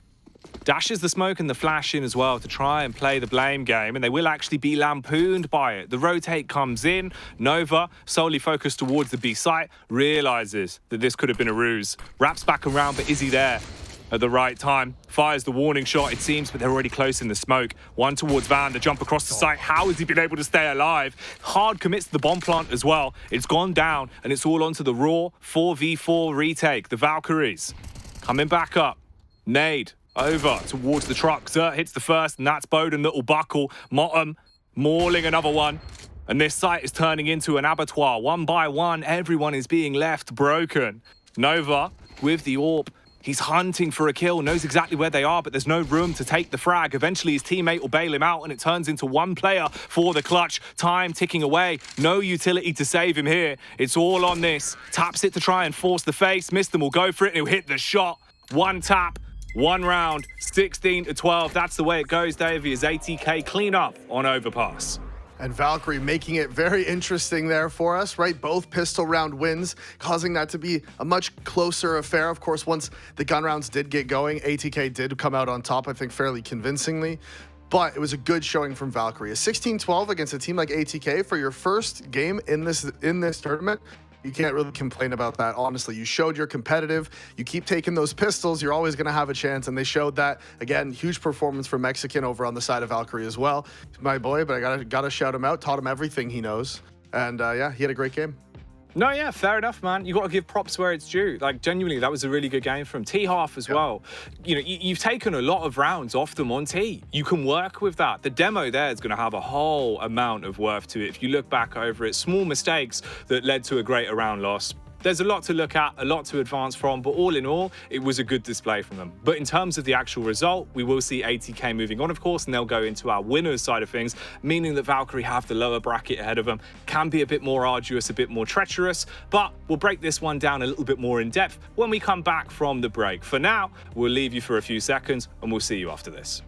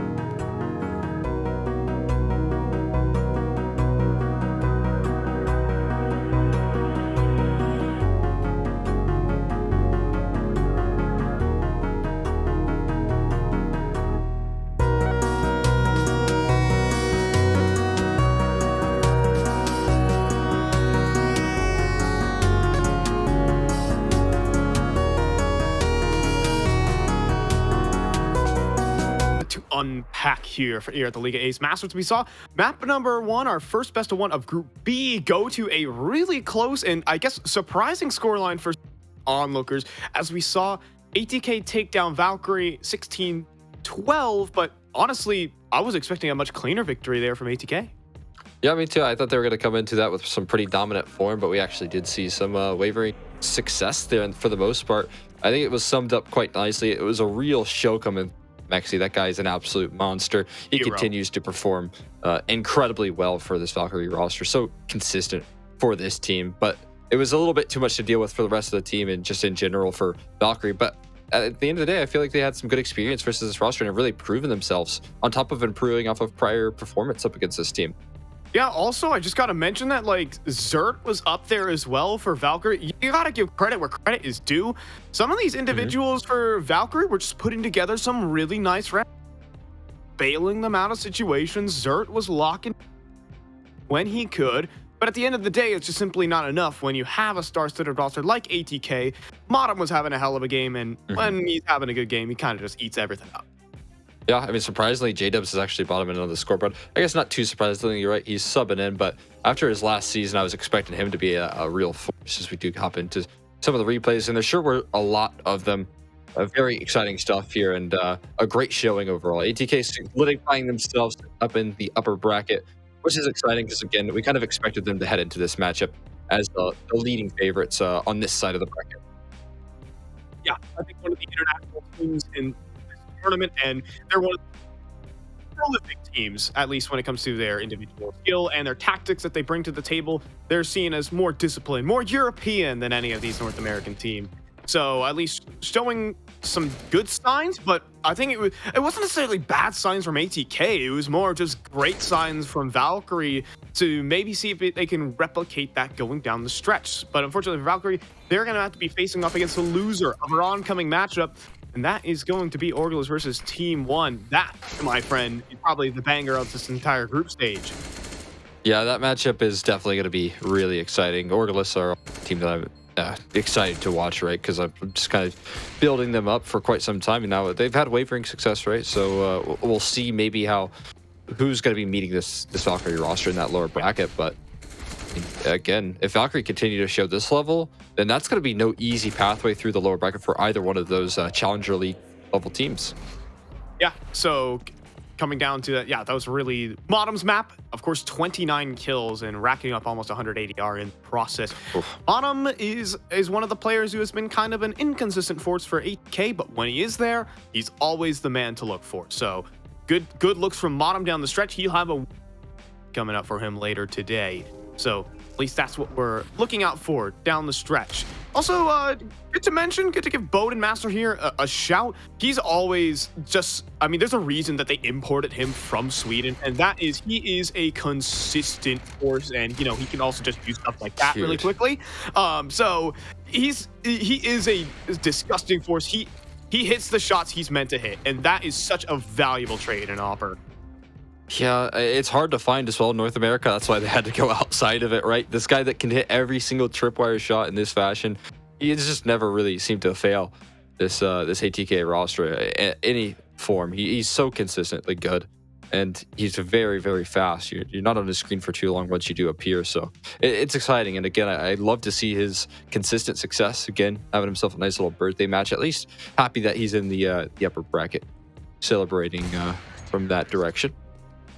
Yeah, but safe to say it wasn't all sunshine and rainbows here for Bowden Master. Again, a competitive game, and there were points in it where Valkyrie legitimately could have overtaken ATK in those later stages if just a couple rounds were converted, like this one that came down to a 1 versus 1, where Nova, a little micro mistake here. Also, I do want to mention, this was stolen from the Party Astronauts, this right here. This happened to Bowden Master just 3 days ago. Getting opt like that. Either way, stealing their opponent's tricks here are ATK and putting them to great use. Bowden Master finding himself with 21 kills. Some solid DAR for the Opper as well, which is good to see right there. And yeah, I mean, I love that they were actually able to use that boost that was used against them in this matchup to try and close things down. That's really cool stuff. And again, it just proves that ATK are one of those teams that are working really hard. And it's worthwhile to start building up our next matchup, though, as ATK are awaiting their next opponent. That's going to be between Team 1 and Orglis. And immediately jumping into things, Team 1 are a team that have been more or less looking to build up. They haven't really found the consistent form that we've expected. They've recently added in TRK to their ranks, but at the onset of this lineup, it hasn't been all sunshine and rainbow. They have qualified for the RMR in the past month. That's the biggest thing. First things first, though, let's take a look at their opposition, and that is Orglis. I think this lineup right here, they have big expectations here in NA.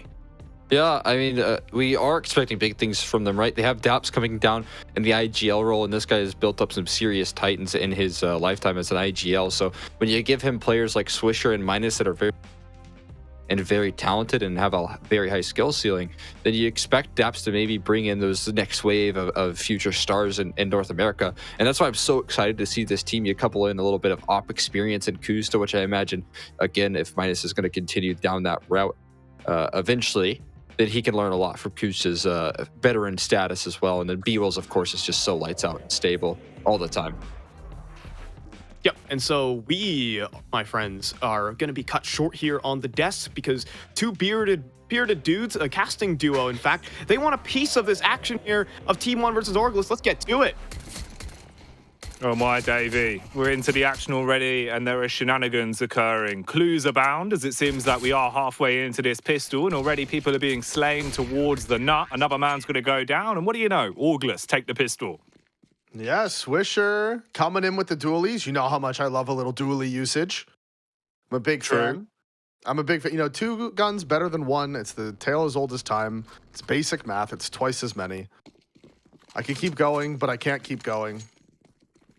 So we're just going to have to leave it there. As Team 1, no bomb plant. They are going to decide to go for the save. XNS has bought the Deagle. Actually, they do have a couple Deagles. Their money's not going to be very good. Even if they lose this round, they're still going to be pretty broke going into the next one off the back of these Deags. So I guess they're hoping that the Deags really pay off. As we can see, just that little bit of utility being thrown out towards the bottom of the ramp. But Orglis, they're playing heavy towards middle. It's a standard 2-2-1. You can do it on this map. The rotations are pretty quick back and forth through that CT area. As Pesa does, he's walked all the way up, so they're just popping into the B site, and this is going to be the retake setup for Orglis as B-Wills finds one. Counter flash coming in, executed perfectly before he gets executed by Pesa, but Swisher is there. Kusta's there. They swing out. They find all the kills. Simple cleanup. They did find the one with the Deag, but in the end, that's not going to be enough. And yeah, like, this is what I mean. Look at the money now for the T's. They don't even have enough for a full buy. Not the dream, mate. We've seen a lot of our South American compadres that have gone for these big investments into the Deagle round. Sometimes it can work absolute wonders for them. Sometimes you can have knock-on effects like this, where it's far tighter. Obviously, one thing we didn't get time to mention as well, it is Ancient. So you finally get your wish answered, David. Didn't think we'd be seeing any Ancient tonight, but it has come up. And this is just vintage Ancient on display. You get the smoke down towards the bottom of ramp, you go for the crossfire, you push up aggressively, and you pay for control early on. Bomb sneaking up towards the A site, at least. It has been tucked in. And of course, it's the 2 based teams that play Ancient. Not surprised. True. Actually, I do know that Orglis, obviously they like it. Team 1 has always sort of played it since it's come out, so is a bit of a bonus round here for the CTs, but they still have had to reinvest quite a bit with that dropped weapon. Nade comes in. Actually doesn't find as much damage as I thought it was going to.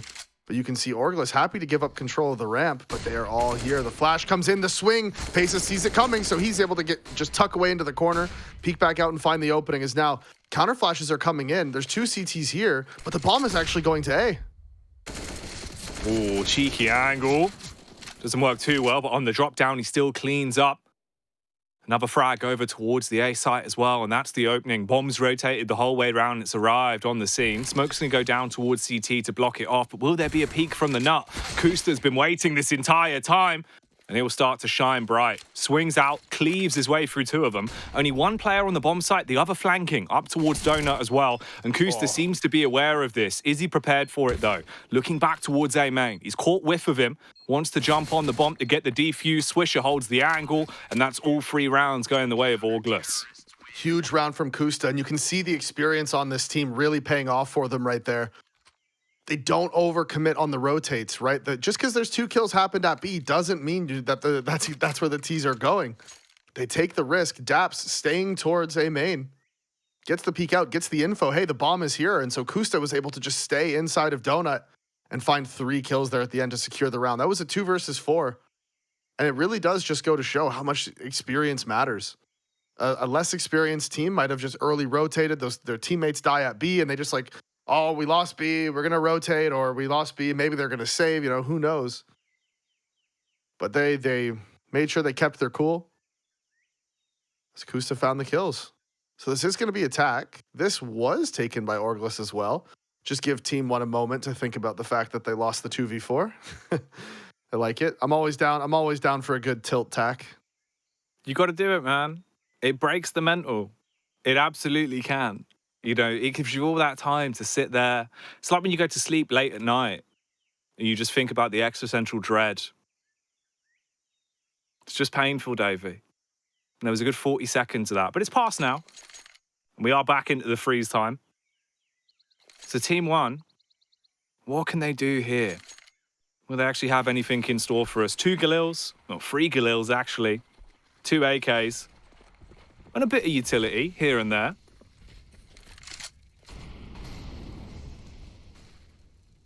And they're lining up the execute here as well. They're letting Orglis take control of lane, burn all their utility towards it. You can see Swisher. He was pushed up, and all 5 players from Team 1 are behind this door. Flashes come in for some map control, and they're just going to wait out this smoke, and then the full execute's going to come in from outside of the door. And it is just B-Wills and Swisher here, and they are going to get collapsed on. Oh, mate. B-Wills just fighting through the smoke. Takes the first peek. As Pesadelo tries to go for the push. It's not going to work well. Swift bullet to the head.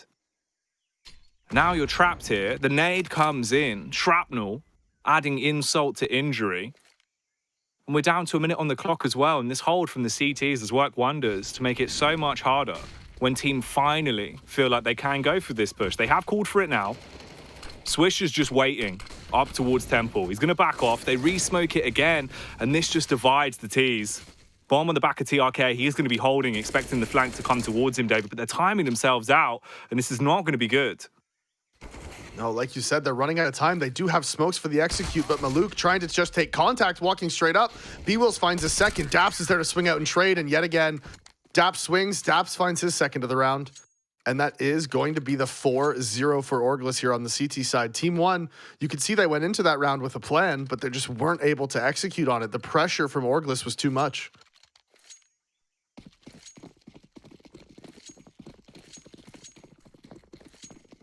We've seen this happen time and time again. But the way Ancients played now, that aggression towards ramp and top temple, the crossfires that you can establish, you can starve out an entire T-side team for so long. You cycle those smokes correctly, you can just absolutely ruin their day. They're going to try and go for it again. Bit more aggression this time. They've actually been able to push further up. Both of the smokes have been dropped, but they can get past it. Don't want to push straight through just yet, and if they do, they'll have close contact versus Swisher. He's there with the AK. They're right on top of one another. Looking at the radar here, he's about to be bombarded, but Daps just spamming through the pallet, hits one. This causes a bit of a rupture onto the T sides. They will trade it with the Tech 9. But you're not in a great spot. TRK suffered a lot of damage, and they're still stuck right here, holding towards Temple. Like you said, not in a great spot at all. Still 2 CTs here. Daps is going to walk forward and take this peek, but they do have the AK on XNS. Leading the line there inside of the cave. Counter util coming in. It is a 3-1 split. That player that's playing towards the cubby too, that's B-Wills. There's going to be a lot of pressure on his shoulders here. He's going to have to come up big. Does find the opening onto Maluk. They're trying to spam him now, but he's standing at the off angle, and the lineup is there. Daps peeks out, finds both. It's now just K's and B-Wills. Yet again, from that position, finds the frag, and that got dicey there for Orglis, but they were able to pull it out. Just hit the shots. That's all that matters. I do like how with Orglis, Davey, it looks like we haven't unlocked him yet. You know what I mean? Like full fighting game level secret character. But my personal favorite has got to be Minus. Look at the pose on that one.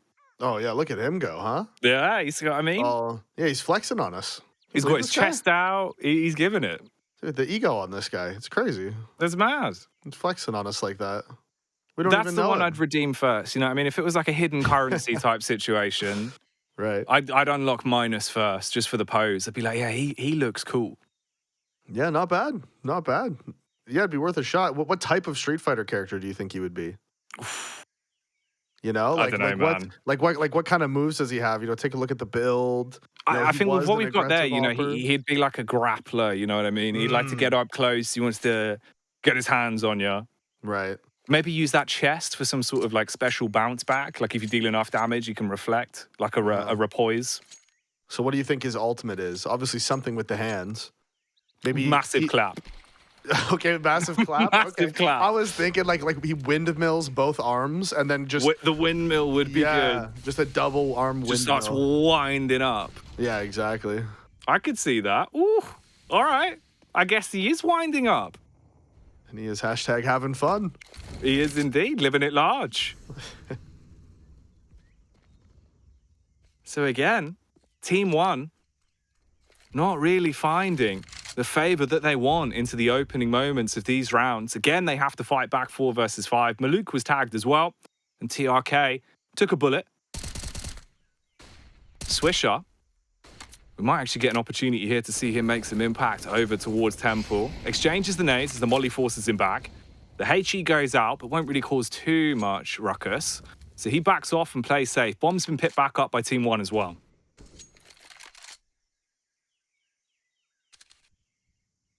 It has, and they're trying to phase this smoke right here. You can see both CTs grouped up in it. The bomb is in the hands of Maluk, and he can't land the shot as B-Wills again finds the multi-frag as that smoke fades. Good reaction there from Orglis, not giving Team 1 any space to breathe here on the CT side. They opened up this round with a push towards A main, found the first kill, and now, despite having the man advantage, they're double phasing through smokes. Team 1 just not getting any room to breathe at all as Orglis again went around with 4 players alive. And the bank they have built up at this point, Jack, it is going to be hard for Team 1 to break this economy. Oh, mate, they're absolutely minted. They can afford to start every round with the champers. Come out, absolutely giving it. The gold-plated guns. Everything, mate. 2 watches on each wrist, David. That's a grand total of 4 watches with that money, and they still have money to spare because they're making more as well. Kusta, clearly aware of TRK's plays, jumps out and finds the first, and they are just bombarding them. No chance for shenanigans on the Deagles. They want to take this one down quick smart, and it looks like it should go their way. Haven't actually got the bomb down yet either. It's a little bit lagged as it will eventually arrive on the A site, but by the time he does, everyone else has fallen. And they're already here, so no chance to get the extra cash from the bomb plant. Best case scenario, lands a couple headshots with the Deagle. Won't happen. Minus removes him. You know what I just remembered? I played a pug against the entire Team 1 team like 3 days ago. And in the vetoes, right? It got down to Vertigo or Ancient. And I typed to them, let's play Ancient. And they said, okay. And then they banned Ancient and we played Vertigo instead. Unbelievable. Now, he said it was a mistake, and look, I'll trust him, but regardless, that means they didn't want to play Ancient. So maybe now we can see why here as they're down 7-0. Of course, they are on the T side. T side obviously much harder. This map is a very CT-sided one, as they are walking up towards A main. So big change of pace here. They decided, screw B, we're not going over there again.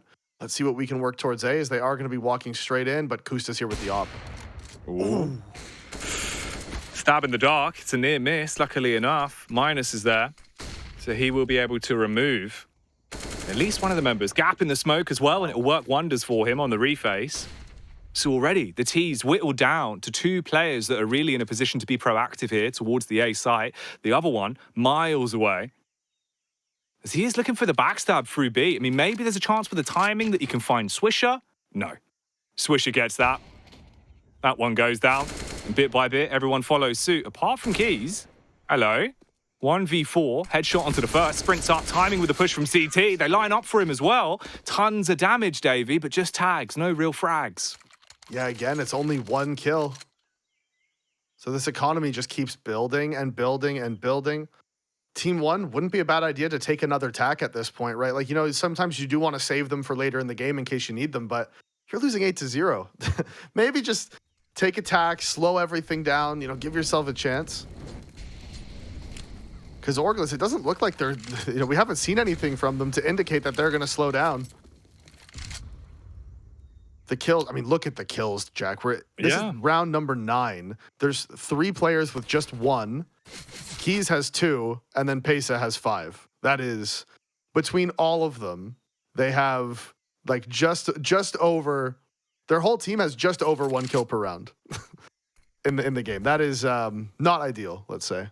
It's not what you want. It's also, those frags that Pesa got as well weren't really impact frags. They were towards a point where the round was already dead. Right. So it's not going to do much for you. Orglis, this is one of the few rounds we've actually seen them play a lot more reserved as well. They've been so hyper-aggressive towards outside of B ramp that you've now conditioned Team 1 to be ready for this. So the knock-on effect is, we're down to what, 55 seconds, and they've only just thrown a smoke to ramp? Yeah, they haven't been pushed off of anything. Swisher getting this information consistently, making it very difficult. So the A fake comes in. The thing is, though, Kusta can hear all of this, right? So he can tell there's only 1 or 2 people here. So the rotation does come in, but not the full rotation, as they're still staying towards B. B-Will finds the first, finds the second, third one in his crosshairs, in his sights, and it is found, connected, and dead. As it is now just Maluk, 1 versus 5. Actually gets 1 back. So again, Kusta going down. They've kept up their trend of 4 people left alive. Can't do it with 5. But again, Orglis, and yeah, this is the tactical timeout here called. That's why they call him B-Wills. The B stands for blockade, as he shuts off the entry there. But as you said, first pause funny use, mate. B. True. That's what they That's both how stand spelling for. works. Yeah. The B stands for blockade, and the W stands for of B. I mean, if you turn the W sideways and then flip it, it looks like a B without a back. You're right. See? Look, we're grasping, but I'm down. Dude, think about it as well. That was quite a struggle for me because obviously I don't even have the visual. So I had to like figure out the W, you flip it. No, that's true. Honestly, what you just did is practically a superpower. Basically, yeah. I just feigned having visual memory for like 2.4 seconds. That's pretty crazy. See, everyone in chat, they wouldn't have known, everybody listening, that you had aphantasia if you didn't tell them. Like, they wouldn't have known. They would have just thought, wow, this guy can definitely visualize things in his brain. See, but now you know. And knowing is half the battle. GI Orglis, though. They're the ones running away with the flow of the game here, Davey. Finally, a pause for Team 1. The only other pause that we had seen was Orglis's as well, off the back of the last 2v4, to rub the salt in the wounds. Oh, and I don't know if this pause is going to work wonders for them. Minus, he goes aggro. Catches them off guard as they've changed up their plays. That's the opening pick. And they're down to 4 again. This is like, what? Nearly every round now we've seen Orglis getting the first pick. Yeah, they're just losing all their gunfights, man. That is really what it comes down to. We saw it there again. It's just, there is a chance for him to get that kill, right? Minus is just pushing into him. Pesa's playing around the edge of the smoke. He gets the shots off. He's just not able to land the headshot. So Minus kills him, but like they've had opportunities to get these frags. They're just not on one today, and sometimes that happens. It's just an off day. Unfortunately for them, best of ones means you get punished pretty heavily for having an off day. Ooh. Oh. My man. Big boy Taps coming out there, spraying his way through everyone. Didn't even need the tap. Main man Dap staying alive, but it will be onto Maluk to attempt to make a meal out of this one. Bullet to the head straight away, as Kusta had it covered with the AWP. And that's 10. On the CT side of Ancient, blitzing their way through this one in record time. And they're nowhere near done yet either. You look at the money for the T's, Davey. They can keep on farming this one.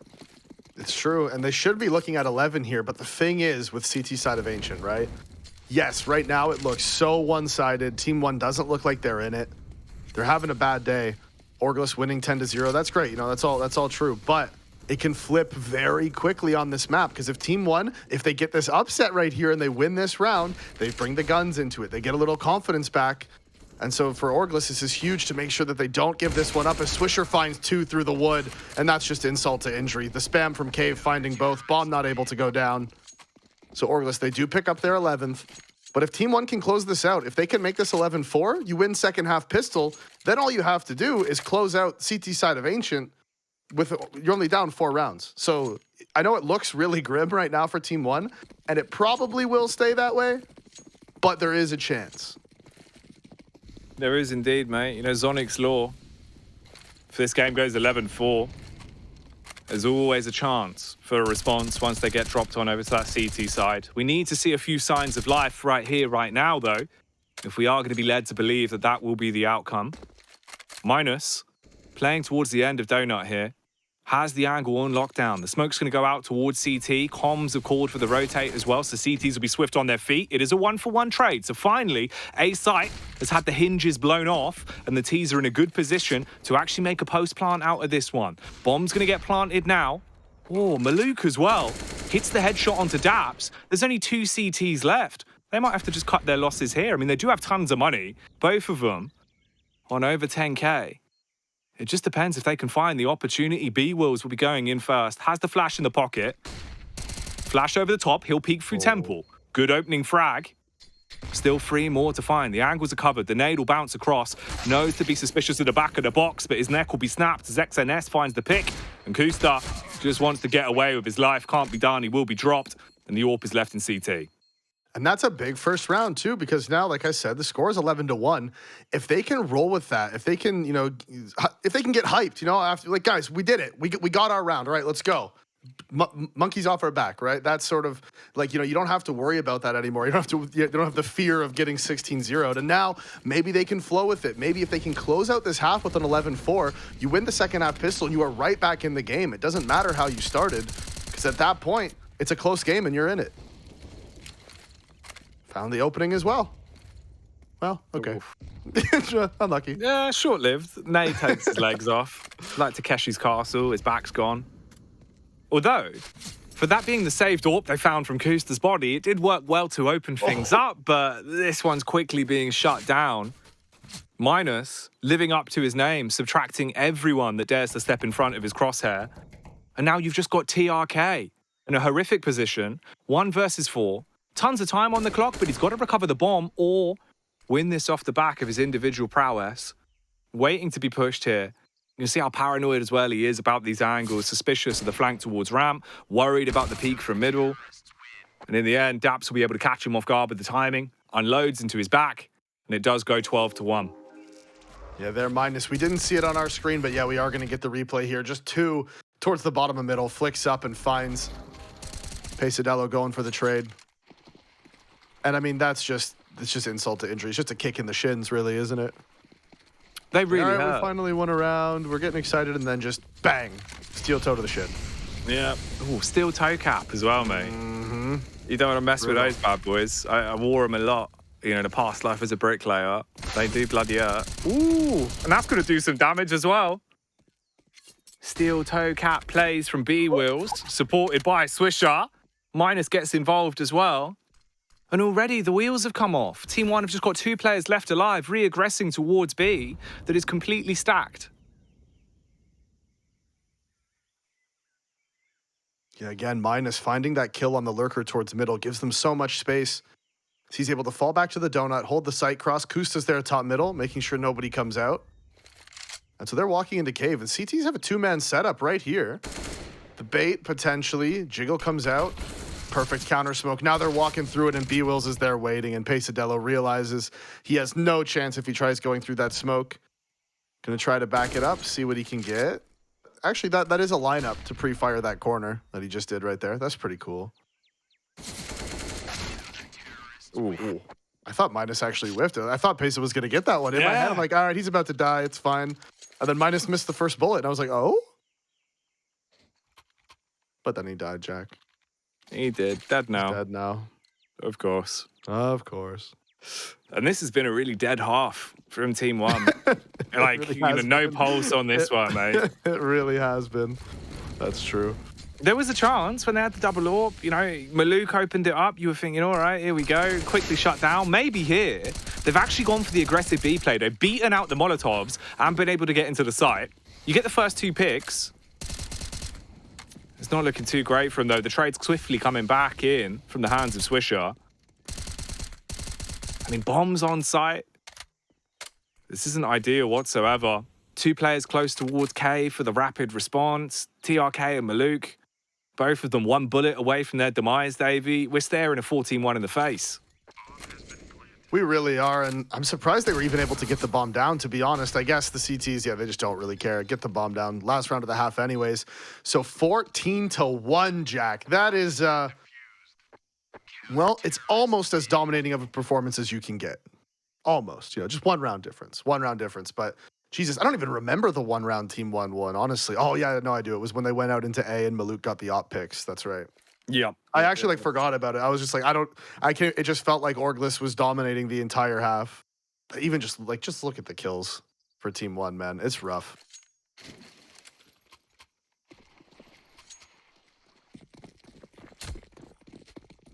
So here we go. The second half pistol, basically the do or die storyline for Team 1. If you mess this up, it's all going to come crumbling down. Run boost out towards middle. Rapid pistol here, already pushing up and applying so much pressure. You can see the CT starting to scarper. They've seen the bomb, and off the back of it, they believe that this is going to be a fast play in towards A. Oh. Instead, the bomb's going back to B. But there is a frag onto Kusta. He's slain. And that's one of those ones where Kusta's really not supposed to die in this situation. It was a nice shot, but that is the position you're in where you just want to be staying alive, making sure that you keep your presence. As you can see, there they go. They hit the shots. All right, CT pistol looking very good. Now it's just Swisher and Daps as Maluk moves forward. No armor dies to the hands of Swisher, but TRK and XNS are there. They peek out, and Orglis drop. So Team 1 picking up their second round of the game, 14-2. A crucial CT pistol. If they wanted any chance at coming back into this one, that had to start right there. But they are still looking at a lot of rounds in a row if they want to pull this one off. It's going to be a grind. Ain't going to be easy, and a single mistake will leave you staring match point in the face. As we said before, these first two best of ones are our opening matchups. They decide who advances to play the winner's game and who has the slog through the lower bracket. And look at this, skulking up towards the A site early. There's already pressure coming out from the T's, but there's a Famas in play, and it will go 1-for-1. Back up from Keys at the back of the site. He'll shut down Kustar. And it does somewhat silence what the T's have gone for here.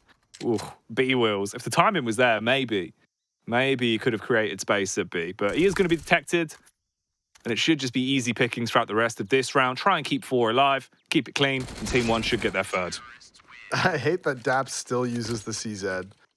He's just forever. He's one of those guys that's always been like he's just been a CZ user, man. He just is. He does love the CZ, man. Even way back in the day, he was always rocking that bad boy. You see him on train, CZ, be like, oh, here we go. Yep, on top He's of the train going to old outside. bomb. Yeah. It's true. It's true. Ooh. Oh my, Maluk. Famous with a FAMAS. Pulls out the Frenchie and slays a man towards middle with the assist of the Molotov. So he's off to the Burns ward. And Orglis, they can't find time to get over there and pay respect. So instead, they'll just take on the man that assaulted him, and it's not going to go well for them. Easy frags on a FAMAS. Swisher, making it costly, though. Ooh, if he got both of those kills, at least it would have been quite expensive. Yeah, that second kill could have been huge. We see the money for Team 1 is good, though. Maluk got his stat pad in as well. Get you those ecos towards middle. Always respect a good eco fragger. It has to be done. Someone's got to do it. Oh, yeah. It's dirty work, mate, but you got to, get the mop and bucket out. Get the FAMAS, I guess. It's going to get wet, but, you've still got to clean somehow. Exactly. And I'm not saying it has to be me that gets all the ecos every time, but it does. It does have to be me who gets all the ecos. And if anyone takes your ecos, they're basically going up against, like, the green Davy, somewhat like the Hulk. Havy. Oh, yeah. I'll have a massive freak out. You would snap. I've seen it. Gonna scream and shout and let it all out. Well, they've been let out onto the A site at least, and they're finding a couple of picks here and there. So it does fall back down into a 4 versus 2. Kusta dives into the temple. Ooh, good response from Keys. That was beautiful. So now it's just on Daps. Got to hit his one taps. Man can't do it here. Flash goes over the top. He'll be peaked. And Team 1 get themselves 5 rounds. So at least with the early scoreline starting to get a bit better for them on their CT side. This is the trajectory that we said they had to go on, Davey. It just doesn't get any easier It has to stay this pace for the next 10 rounds. Yeah, closing out these early ones is important. I mean, not only because if they didn't, the game would be over, but, you know, it's also just good because you start building up your economy, you start building up your confidence. Orglist potentially could start to get a little desperate. Now, I will say with the amount of experience on the team, it's unlikely that they start, you know, making desperation plays and bad mistakes. I don't see it happening, but it is possible. It can happen to anyone. It definitely just need to can. Keep on rolling with it, man. Just keep on rolling with it. Keep the tempo there. Talking of tempo, this could be a big change of pace from Orglist with the way they opt to play this one. Smoke into the site, counter smoke back on Cave. Ooh, both of their backs were turned. Someone needs to watch the rear, but it's actually the full-on assault from the front that will deal damage to them, Davey. This looks like it could be a match point round for Orglist. They've recovered both of the weapons. You've got Cave control with one player behind the box as well. Maluk wraps back in. Smoke over the top. That will block off Ram, so it at least isolates Kusta. He will opt to hold behind it and watch the rear. And here comes the retake. Limited flashes, only one in play in the back pocket of Keys. They sprint on out. The smoke's working wonders for them, but they've still got to hit their shots and get on the bomb in the nick of time. They can't quite find Kusta in the smoke. He's starting to be a bit of a nuisance maker, and time is ticking away. They have to jump on it. The peak from the ramp as well. Daps, he can deny it here. He'll come swinging round, and Orglist grab match point. An absolutely huge round for Daps as well. Yet again, the in-game leader, leading by example, not just in the server, leading by mental example, getting all the kills, securing the rounds. The man's doing it all. And that is why this man made the big bucks for so many years. He is an absolute legend of North American Counter-Strike. Honestly, there's no way around it. And he's showing why he's valued so highly by so many people who have played with him. It was huge there in the 3 versus 3. Picks up all 3 kills, hits every single crucial shot that he needs to. As B-Wills, he's up here on top, and actually he could get spammed a little bit. I think that's TRK inside of the cave, and look, they're going aggressive down the bottom of the ramp. Swisher's tucked away in the corner. Does he know they're there? Flash comes in. Swisher finds the first, looking for the second. He has to fall back. He's flashed off, and now it's TRK inside of the cave, and he's going to be the next point of contact. Pacer falls. Flash out through middle as well. Bomb's been lurking this entire time. And they've done so much damage to destabilize Team 1. They're in a nightmare position. The call is for TRK to make a big play. Runs out through Cave. Smashes his way through B-Wills. And Scarpers. He's back on site at least. But they need to find this pick towards middle. Problem is, Maluk murdered. Now you've got this entire map control to work with, and TRK's bouncing between a rock and a hard place. He'll crumble, and it all comes down to Keys, Davey. 1v4. Do it, or let the game go up in a puff of smoke and go 16-5 for Orglist. It's all on this one, man, and it seems like Orglist will be walking away with their heads held high on our first best of one here on Ancient, as they've locked it down in record time, 16-5. Yeah, huge win from them as, yeah, they do finally pick it up, minus getting that last kill as Keys can't do anything about it in the 1 versus 4. Huge performance from Orglist there on Ancient, right? It was the map, you know, they vetoed all the way down to it. Both teams wanted to play it. I've been looking forward to seeing it. And in the end, Orglist showed why they are a force to be reckoned with here in this event. That is a team where, on paper, those two teams match up pretty evenly, but Orglist came out swinging on the CT side. And that's the risk sometimes when you're on a map like Ancient. If you don't win that knife round and start on the CT side, the other team, it's one of the maps where the CTs actually are the ones who set the pace, not the Ts. And so that's a very interesting dynamic about it. Absolutely. It's that different style of CS that you get with Ancient, which makes it so fun to watch, being a new flavor, right? Like we were talking about, that constant aggression towards ramp, through cave. If you're not doing that, if you're not setting that seed of doubt that's always in their minds, even when you're not doing it, you know, you're scared. You're worried about the smokes. You're worried about the crossfire. Makes it so much harder. It works wonders for them there. By the time they'd stopped doing it, it was already too late for the T's to get back into the game. Good resurgence, at least. Tried to find a way back in, but it was just such a one-sided scoreline, Dave. It's never going to be easy, mate. Yeah, and when when you're down so many rounds, you can't afford to make mistakes. You can't give up one, otherwise the game's over. And that's what happened on that force buy. they were able to pull out the clutch. And of course, like we were talking about Daps in the 3 versus 3, managed to find all 3 frags from the ramp. Just a huge performance. Again, the in-game leader leading by example. And yeah, Orglis just had everything. They had every answer for whatever Team 1 was trying to do. Orglis had the answer. They absolutely did. They walk away as the victors for this one. So we know which teams are advancing, which teams are going into the lower bracket. We'll head into a break before we break this one down.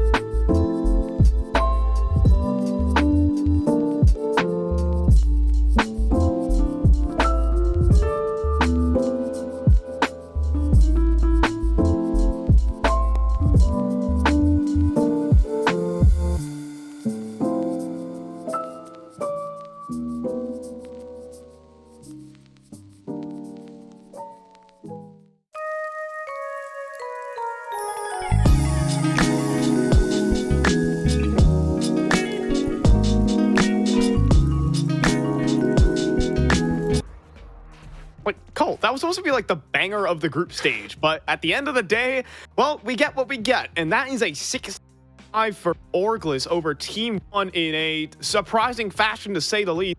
But altogether, great signs from Orglis is what I will say. Yeah. I mean, they had a crazy CT side, right? Just completely lights out. And that's just the issue that Ancient can provide sometimes. I feel like it's such a CT-sided map that if you can't get the ball moving, if you can't, win pistol, follow it up with a couple of extra cushion rounds, then you're not going to see too much in that second half. And that's kind of the trap that Team 1 fell in, right? They couldn't get that ball moving in the first half. They didn't give themselves any wiggle room, any room to make mistakes. And once they finally did come CT side for them, it was too late to come back right there. But we could see some of the heavy hitters in this match. And I mean, there's 3 players that are really standing out, minus B-Wills and Swisher on the top of the charts there. Come on, but you can't, you're leaving Daps behind out of this picture, bro. He's a superstar IGL. But honestly, jokes aside, Minus was the defining factor, in my opinion, for Orglis. He was hyper active on that CT side. And when you're talking about Ancient and talking about controlling the tempo, as Davey mentioned, about that CT side, where you are expected to be aggressive, to take space, Minus was such a huge facilitator. He was fluid, and that was the biggest part of Orglis' success here. It was really exciting to see him go for a lot of the aggressive plays, right? I mean, he had a great showing right there. I feel like every time he was going for those aggressive movements, he was finding those opening picks. So it was really, really difficult to deal with on Team 1. If he's going to consistently push, be in your face, and you're trying to wait for him, you're trying to punish that sort of aggression, and he's still winning out on those duels, there's just no winning that half there. Now, also check out a little bit of the Daps reel here. Because also, I mean, just an amazing performance from this guy, 18-7, and just consistently getting frags. You might not expect the guy to get a cool little one-tap. Daps was kind of all over the place when it came to the Orglis side, but all over the place in a great way, hyperactive, and that's what they were. They were making the right moves, and it felt like the execution was there every single time. Yeah, it was really, really cool to see them sort of thrive in this way. Again, I'm so impressed with Minus, because if you consider the start of this season for him and how things kicked off, he was opping for a long time in this Orglis roster, and he just seems to constantly show up with the rifles here, as well as he's kind of been put on that role now that Kush is slotting up. But we can take a look. I mean, Daps had a great game, obviously a lot of clutch moments in similar Daps Ancient fashion, right? And he just continues that trend forward. I feel like this is one of his best maps in his pool for sure for Daps, and I think Orglis are quickly becoming accustomed to this one for sure.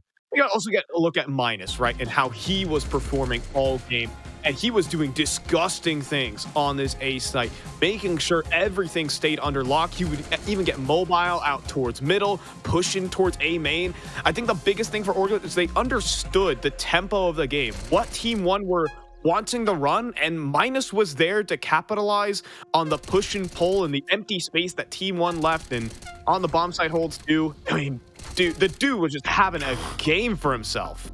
It's ridiculous, right? I mean, the guy is absolutely surreal right now. He was the tide turner for sure. I mean, you just take a look at some of the impact rounds that he had right there. He's just pushing all different realms of the map. He's taking that mid control single-handedly, fighting tooth and nail. He's a solid lockdown anchor on that A bomb site, as well, as we've seen many times in those highlight reels. And then on that T side as well, winning that, or at least getting that crucial 1 to actually get that T side activated was really strong stuff. Yeah, 18 years old and looking to bring the heat and bring back North America on the map. He is certainly one of the players who has been touted as next up in this region. And for a reason, he shows it in full force here. And now you're going to get to be able to see Orglis make their way over to the winners section of Group B, where they're going to be matching up versus ATK soon. So that will be something quite to behold. Yeah, it will. I mean, it feels like both teams are hitting some strides. I think ATK obviously have shown that result versus the likes of Valkyrie, but maybe we're just kind of chalking that up to Valkyrie playing really good, and we could see ATK come out in good form. They were able to take down PA, and they even used some of PA's own tricks against them in that matchup. So I don't know. It's going to be a really exciting one to catch. Yeah, I think Orglis versus ATK. I think, okay, this matchup didn't really turn out to be as we so pleased, but maybe that next one down the stretch could be what we are really looking for. So after a break, we're going to go ahead and check in with those guys. We'll be able to build this one up maybe break it down a little bit, you know, package it nicely for our guys over at Dave and Jackie's Christmas tree, and begin to open up all the presents. Oh, I think we might actually be checking it out right now, right? Because we're getting into the go of things. So we will we'll keep it running here at the Liga Ace League, and yeah, I mean, again, like you said, very exciting matchup, right? Because we got a lot of heavy hitters here. Again, Orglis seem like they're pretty warmed up. You know, they've already finished things off quite strong versus their Team 1 counterparts, being able to best them. And yeah, I mean, Minus has been really consistent. 3 KD, that's a bit wild right there, that's for sure. Couple that with 109 ADR, and you got yourself a nice package deal on this Orglis team. Yeah, I mean, and also just taking a gander over to ATK, it was Modem's map of Overpass that really was able to catapult them over, almost breaking the 30 mark. Combined with Bodemaster, those will be some threats that Orglis have to deal with coming down the stretch. So they have and we also have a quick little veto ahead of this all-important matchup to send one of these two teams into the playoffs immediately to join Pain Gaming in those semifinals. As immediately, let's see if we get a new one today.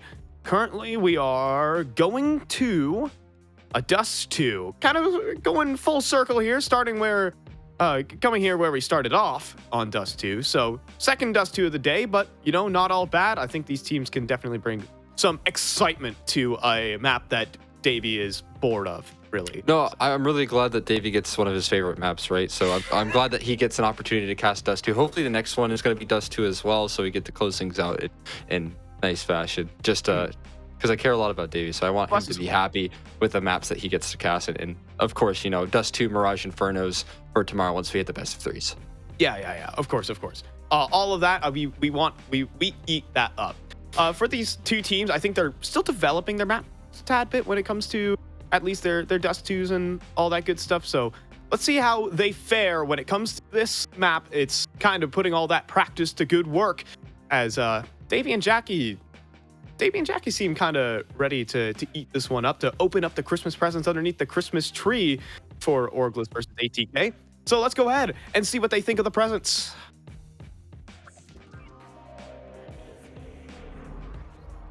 Davey, you hate Christmas, don't you?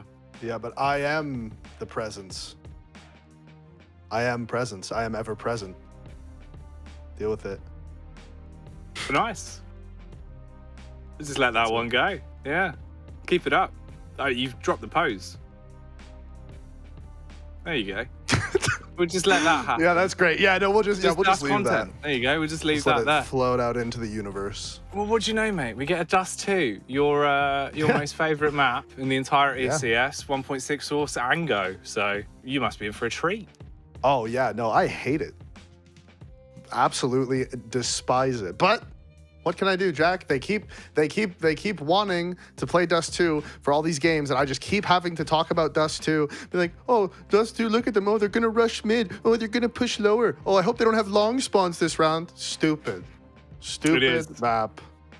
It is. It's really ruined our dynamic as well, because you know we used to have that good love-hate relationship in each other, but also whenever we spoke about Dust 2, and now we just can't anymore, because it's not the same map, Davey. It just hurts me on the inside every time I have to think about it. It's not my little Dust 2, you know, that's always been there. It's like having a pet that you really love, and then one day that pet just has a massive block on its back that you can't get rid of, and it won't let you AWP mid anymore.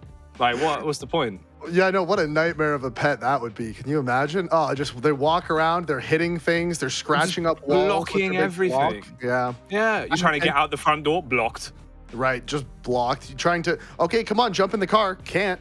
Yeah, blocked. Exactly. You need a new cat carrier. Can't put it in the cat carrier anymore because the block just blocks it. You can't see if the CTs push lower. What's the point? No, you're right. It's just silliness. It makes no sense. And you know what? Maybe one day they'll change it. Maybe we'll get Dust 3 one day. That's what I was hoping for. I was hoping for a Dust 3. Just remake it, dude. Get a whole new thing going. We don't need Dust 2 anymore. It's been Dust 2 for a long time, okay? We don't need it. You just add Dust 1 and Dust 2 together. Ooh, like layer them just right on top of each other and just see what happens. Yeah. There you go, man. That would be awful. Wow, Source what a terrible thing. It could be really bad. Can't wait for that one, 2025. Dude, I watched a video the other day. Well, it was maybe a couple weeks ago. It was from like a 1.6 tournament in like 2001. So I guess it was like 1.3 or 1.2. It doesn't really matter. But and they were playing Dust 1. And in the game modes back then at the tournaments, you would play out like 30 rounds on one half, and then the only rounds that would count towards your round count were T-side rounds. Yeah. Because all the maps were so CT-sided. So there was just this team that played out however many rounds in a row on the T side of Dust 1 and didn't get a single round. So they just went like 0 and 20 or whatever, however many rounds they played. And then it was just like, oh, GG, game's over. All right, we just got 0. I was like, what an awful game to play. Who was doing this back then? Like, nobody thought of a better way to play? That was crazy. I couldn't believe it. Old school CS, mate. Everyone's there buying ammo every round, livid, losing T round after T round. Dude, I was upset. Yeah, no, I was upset. I don't blame you. It hurt me to watch it. Not only because it was Dust 1, which is awful, but it was just like terrible. It was just so bad. Well, you know, 1.6 had it rough, but we did have CGS in Source, so yeah, that's true. You take some, didn't you? You win some, you lose some. Well, you guys took some. You took all the 1.6 players in North America back then. They all went over to CGS.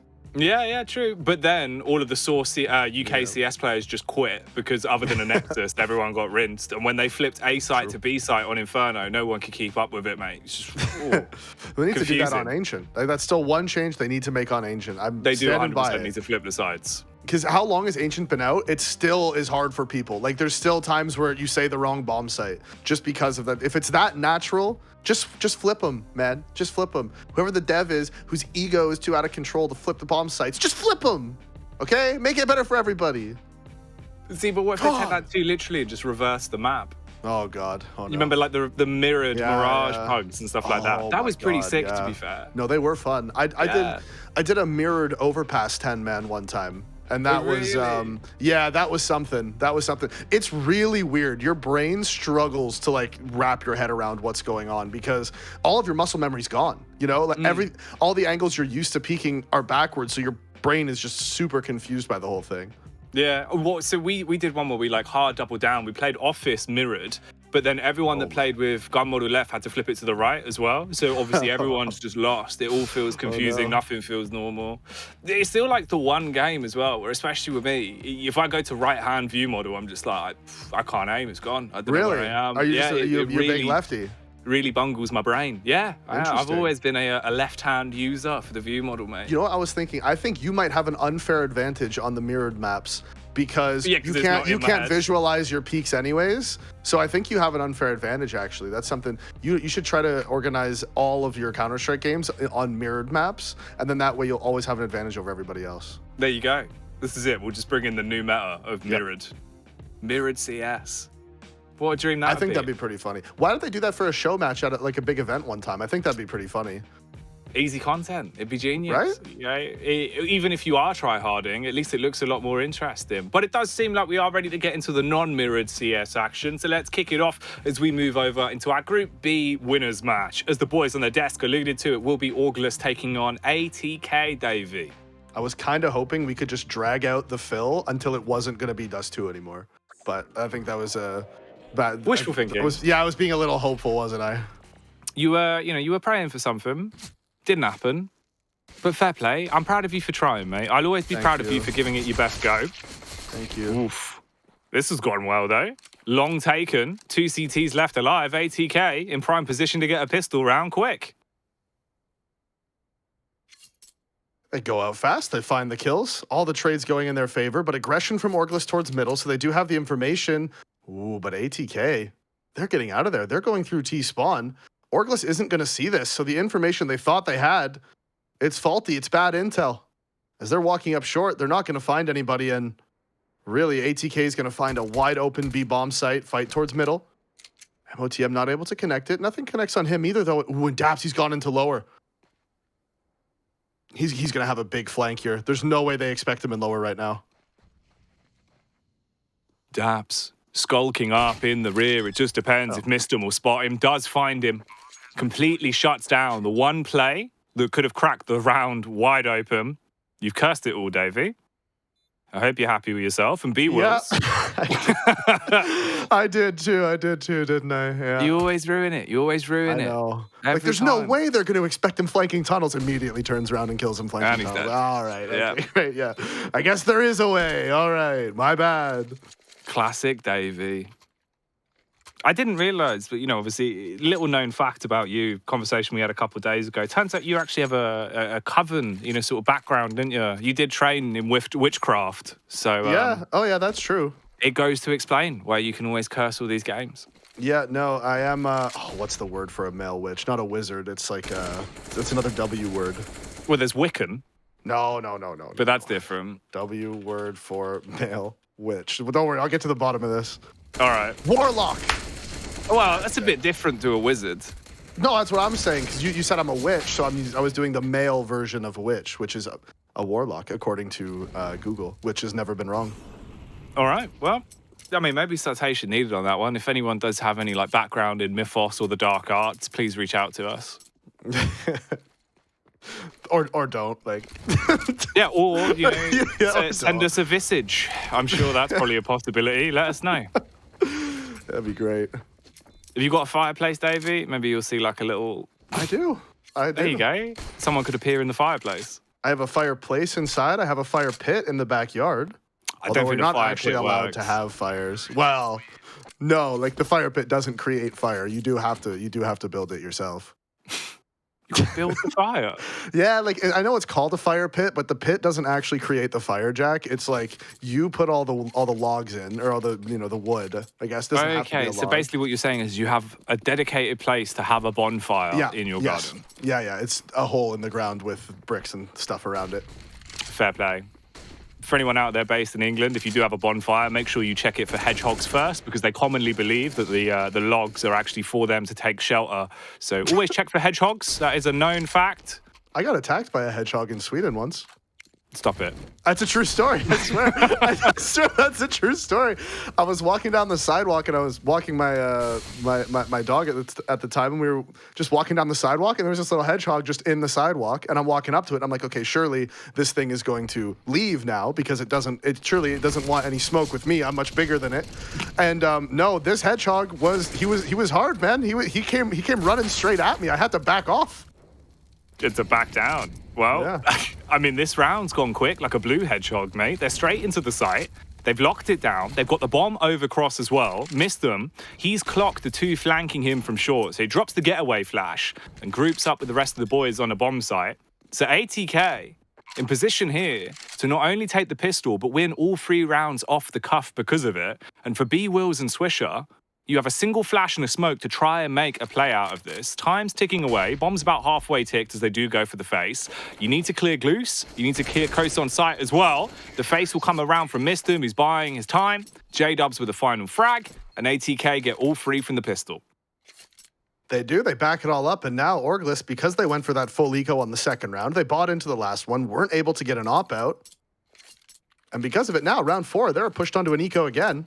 Usually on Dust 2, you see teams buy in the second round almost no matter what on CT side, because that way you buy, if you win it, great. If you lose it, then you take the eco on the third round, and then you can have that full gun round with the ops on round 4. You want to get those ops out as soon as possible, especially this Orglis team, right? How they have Kusta, Minus, 2 oppers in their midst. They want to try to get those ops out as soon as they can. CT side of Dust 2, obviously notoriously one of the easiest op maps. As now Swisher, he's tucked away in the corner. Will he be cleared? He won't, but he also can't land the shot. MOTM jumping across makes it so Swisher has to use all of his bullets to get him. Creating that space for his team to push into the site, get that bomb plant. Bowden on the lurk towards top mid, finds one, finds a second. Hasn't lost any HP either. They are going to collapse on him, but with just the Deagles, I don't even think they have armor. So should be in a little cleanup crew here for Bowden. Finds another, and there's the 4th. So that's it. Eco round done and dusted, chalked up. ATK put the 4th on the board. And now we see the op come out. Only 1 op, though. They don't go for the double op, so Minus has gone for just the rifle. Feel for Swisher as well, though, man. He's one of the players that in a post like that towards B site normally does leave you a little bit unstuck. Didn't work too well for him, but we are back into the action, as you said. In terms of the Battle of the Orpers as well, Kusta stationed towards middle. Bowden, he's hunting for an early frag towards B, hoping there'll be a peek behind the box, shut that man down, swift response off the back of it. They finally smoke towards upper tons. Utility is there, but they are going to actually call to reposition. Could potentially see them just walk through the smoke here and go for a play, but we've got to rotate round as well. So Kusta's on deck at B now. Mid has an opening. CTs have rotated down, so they're leaving Kusa's up on short. He's going to get this first contact. Timing is bad for him, though. Right as he drops the smoke and missed him, he's going fast. Wants to catch him in rotation, does. Catches the tag, but can't find the kill. As that's pulled Daps back up over towards A, but he's still walking down into CT spawn, so they are expecting the B play. Fady gets the opening onto Swisher. That was him lurking out into B. And do they expect Minus? No, he jumps on his head. Fady strafing around the corner, trying to get aggressive into the B site, lands on top of Minus, so he finds the kill. And now we're 4 versus 4, and we can see re-aggression from Daps towards middle as well. Good flash, gets away. It's not a box, it was a man, and he's boxed him up. And now goes pushing down through lower. And look at this, B Wills in the Gob B angle, waiting behind the doors. Time's tight as well, so they will clear it, but barely. Take a little bit of damage. They're finding pivotal frags here, though. Daps trapped towards CT. You've got utility to block off the crossover. Minus, he'll pick up one. Motum falls. Minus going full aggro here as well, but it all falls onto him. A hard task ahead. And J-Dubs closes it out. One of the tighter rounds we've seen. But ATK still pick it up, undefeated so far as they've set the pace of the game on Dust 2's T half. 5-0, Davey. Yeah, and this is going really well because, I mean, not only 5-0, of course it's going well, right? It goes a little without saying that it's going well, but on the T side right now, picking up this many rounds on Dust 2, you know, historically Dust 2 might have leaned towards a T-sided map, but not anymore, especially with that adjustment to middle, plus how the CTs, you know, just how the CT buys work now with those M4A1s, the double ops. It becomes so much harder now on the T side of Dust 2 to get anything done. Molotov is going to push B-Wills back. The spam is coming in, but Daps is in a good spot. And it's all going to come down to the timing here. He gets in. You can see he's aware of the possibility. J-Dubs is still holding for it. It's all going to be about the timing, and he finds the kill onto Daps. As he's walking away, the reflank from B-Wills, though, just gets around the corner to avoid it. B-Wills coming up like Big Bruce the Shark. Takes a bite out of J-Dubs and grabs the AK. Kalashnikov in the back pocket, but can he slay? Will he arrive in the nick of time to salvage the B-site attack? Kusta opens it up, tried to double down, but Fady will fade him out of existence. Completely overwhelmed, though, behind the box as they all push in together. And finally, a retake goes the way of Auglis as they get their first round on the board. Yeah, they get the retake on B as well. Good aggression towards long. Daps caught the timing. He did go down. But him going down there, especially with MOTM dying at middle, actually, this kill from Minus is huge because it means now J-Dubs has to worry about that push through the mid doors. Once his teammate goes down, he has to worry about the push off short or mid doors. That means he turns around to try to cover it, and that's when the reflank comes in from B-Wills to find the kill. So good mid-round aggression there, and of course, nice deagle shots hit. Ooh. As Kusta with the best spawn gets the opening pick towards long and missed him trying to run up and trade it. Kusta's still here and he wants more, but Fady is going to put him down. No more kills for him as they are scaling up long fast after the Opper dies on Orglis. Kusta the killer, turning this one into a little bit of a thriller, but it seems like it could be a heart attack for ATK at this point, Davey. 2 men left alive. One holding towards middle. He's heard the audio cue of Swisher rotating, will find him, but towards the site, Fady falls, and it's all on J-Dubs. Wide swing, clears out towards CT, gets info at the very least. The bomb's not in a great spot for him. Drop towards ramp. It just depends if they give him the 1v1s. It's all on misplays from Auglis here to somehow throw this round away. Daps, hard set on the angle, waiting for the peak. Playing for his teammate, and Minus will take the shot, hits it, cleans up on J-Dubs, and Auglis convert the second round and link them together. Yeah, now they need to start chaining these together here on the CT side. They have that op.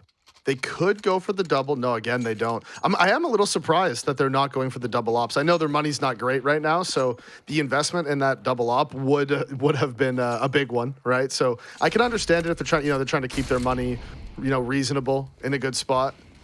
As Minus gets across long, it's gonna be a big nade. Okay, not as big as I thought. Decent damage, 24 onto Fady. Then the rotation comes in. B-Wills has the nade, so he's going to stay towards long, and Minus is going to go up towards short to back up Kusta, who's playing aggressive. They do flash him off, and they're scaling bottom of mid. So again, this could come down to timing.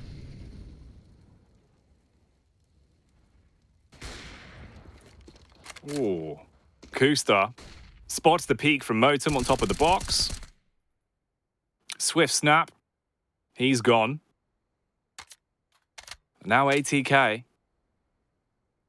Fighting back with 1 foot in the grave. 4 players alive and kicking for them. Dabs has got CT blocked off, playing behind the blocks, has the smoke as well to waste time. Still quite a bit of utility left for the CTs as well. With only 50 seconds on the timer, this could get quite tight, but it's the cubby that's being played. Dabs, he was suspicious of it, but Miston will win out on that one. So now the response, group up towards upper tons, ready for the short push as well. 38 seconds left, Davey. Yeah, and Swisher smartly just smoked off upper B to give his team time to rotate over, try to slow down these T's as much as he can. They are going for the boost, and nobody's able to get over there because that smoking CT spawn. Kusta can't rotate. Huge nade from Swisher.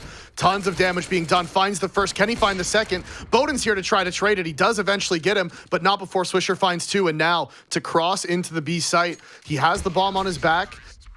Peeks out just a little bit too far. Kusta finds the kill, and big play from Swisher there. Now that's really heads up. That's smart.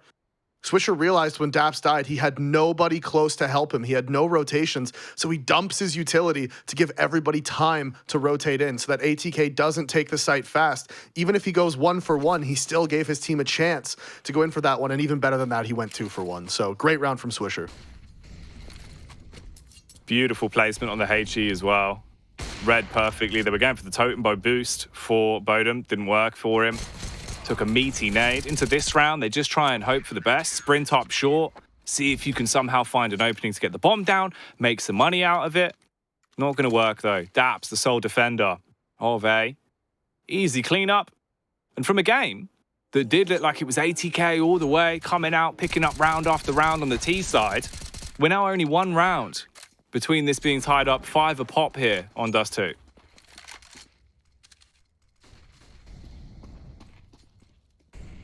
Again, this mid-aggression from the CTs. Now they are holding for it. Again, nade from Swisher. Dude, his utility damage this game must be off the charts. Yeah, his nades have been huge. In terms of damage, in terms of how it's forced the T's from not committing to the plays they want to go for. And they've been funneled into lower as well. You had a crossfire set up with 2 of the CTs. Easy conversions on middle. Could get a bit dicey. Timing from Mistum could be everything. I mean, Kusta's trying to back up. He gets away. The flash isn't going to interfere. He's now just watching the angle once again. Peeks underneath it. But that's classic Kusta. Nice adjustment there. Good wrist control. Yeah, flick down and finds it. But Bowden has been answering back throughout this game as well. And in this round right here, he finds 2 of his own, finds the third, catches Kusta. Going a little bit over-aggressive, trying to play around the smoke, and Bowden, he knows they have to rotate in, so he's like, hey, I'll just scope up and find these rotators. They're not going to have an op. He knows that, so he's pretty much banking on B-Will's not one-tapping him from CT spawn up to the B doors. Makes sense. It's a safe play. Now he's just going to finally get that bomb down. They are slightly worried about the flank. As B-Will's, ooh, he just drops in, too. I mean, this is a weird one. It's actually strangely winnable for B-Wills. That smoke on the door really actually kind of cancels that out. Never mind. I take it back. He can't win it. It's literally impossible. Cursed AV coming in. But for B-Wills, unfortunately, it will be a swift comeuppance from J-Dubs. And you were right, Davey. No curse delivered. 6-4. Bowden with some huge impact into a round like that. Yeah, it's because the universe knew what I was doing, so it didn't actually apply. You have to truly believe it. Yeah, you're right. You know what I mean? Right. It can tell if you're trying to will it into existence. It has to be genuine, or it doesn't work. We've tried this before. Yeah, you're right. Although there was that one round with a UMP. You remember that one? Oh, that was creepy. Like that was. Yeah. Yeah, I don't know. We have there's some serious power going on here. We were hooked up into the VR for that one.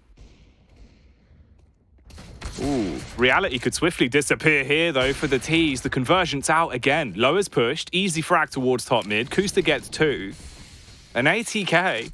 Blink and you'll miss it. The entire team's been blown to bits. And it's just down to Bowden and Motum. Bombs up towards T-spawn.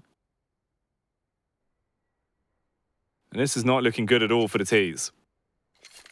No, and it has just been the battle of the operas so far this game, and Bowden wasn't able to really get anything going there. One of his teammates, I think, went for the early pick with the op. It might have even been him, but The molly came out to the door. He wasn't able to find anything. He just sort of waited around, seeing if he could get somebody going aggressive towards long, and that's a bit of a mistake from B-Wills. Out of position, not anywhere for anyone to help him. Flash comes in, and ooh, now Kusta's going to go down too. And this is a round, Jack. If they pull off this 2 versus 5, that'll just be absolutely back-breaking for Orglis.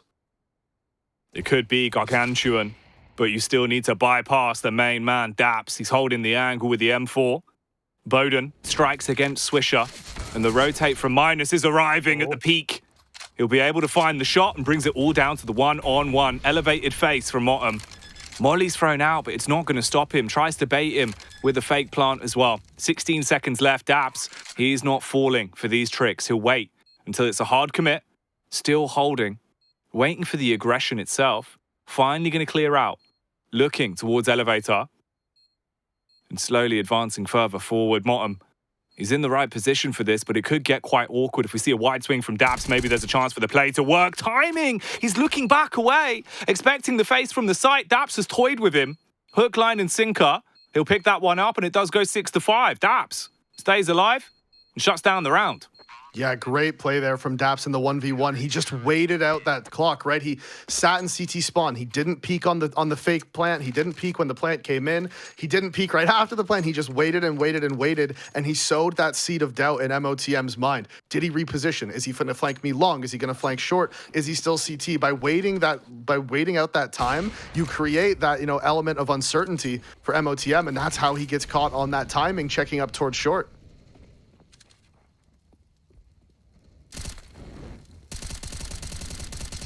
Bit of commotion into round 12 here. A few trades back and forth. B-Wills has been taken down, and Fady, he's gone as well. Resmoke towards long early. Mid is completely open. The welcome mat has been put down, and Orglis have invited them in. Depends on Swisher's plays towards B. He's been good at holding them off. This time, unfortunately, he is overwhelmed by the 2-player peak, and they go fast out towards middle. Minus wins out on a pivotal 1v1, leaving them in a 3 versus 3. Bomb's been planted, but they're quite divided. They're not really in a great spot to try and contend with this, and with Minus going down, likelihood of any shenanigans here gets really slim. Yeah, retake on B is just so difficult. They're not even going to go for it. The money is not in a good spot. Kusa needs to hold on to this op. It has had its impact throughout this game.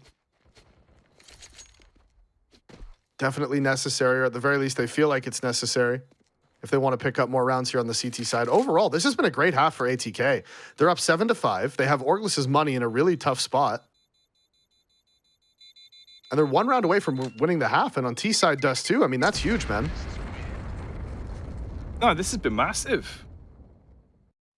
It's not over yet as well. So still a couple of opportunities. You pick up a few more rounds. Shut this down as a very dominant T-side half. We know what they can be like. CT side Dust too. Bowden can be such an annoying player to be up against in a map like this. Motum as well. Very trustworthy. CT side Dust too. The guy pulls out some crazy plays. We do see a tactical timeout, at least for Orglis, to slow down the pace of the game, figure out what needs to be changed. One of the few teams we've actually seen using their pauses throughout the event so far here in Group B. True. There was one earlier in the day, too, one of the first games we were watching where I think a team used all 4. I just don't remember what it was because, well, my brain doesn't work.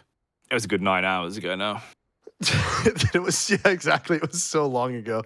2 hours ago is about where my brain memory cuts off, so that was far too long ago, unfortunately. Yeah, as far as your head's concerned, it just didn't even occur. It's gone. Yeah. What do you mean Group A? I think it was in the Strife versus Game and Gladiators game. I think Strife used a lot of their tax, which makes sense because they do have they do have that I think it's Crisby is their coach. Yeah, it is Crisby, German ex-professional player. Seems like a nice guy. No nice guys here though for ATK. Getting very rowdy early on towards long, mate. Maybe they are nice guys. Well, maybe. I mean, this has all been quite formal, really, isn't it? They've just exchanged control of long, quite diplomatic. No one's died yet. Although Kusta... That is a mistake, yeah. Yikes. As soon as you see him re-peek in that, you're just kind of like, man, they just flashed you off. You can't re-peek into the op.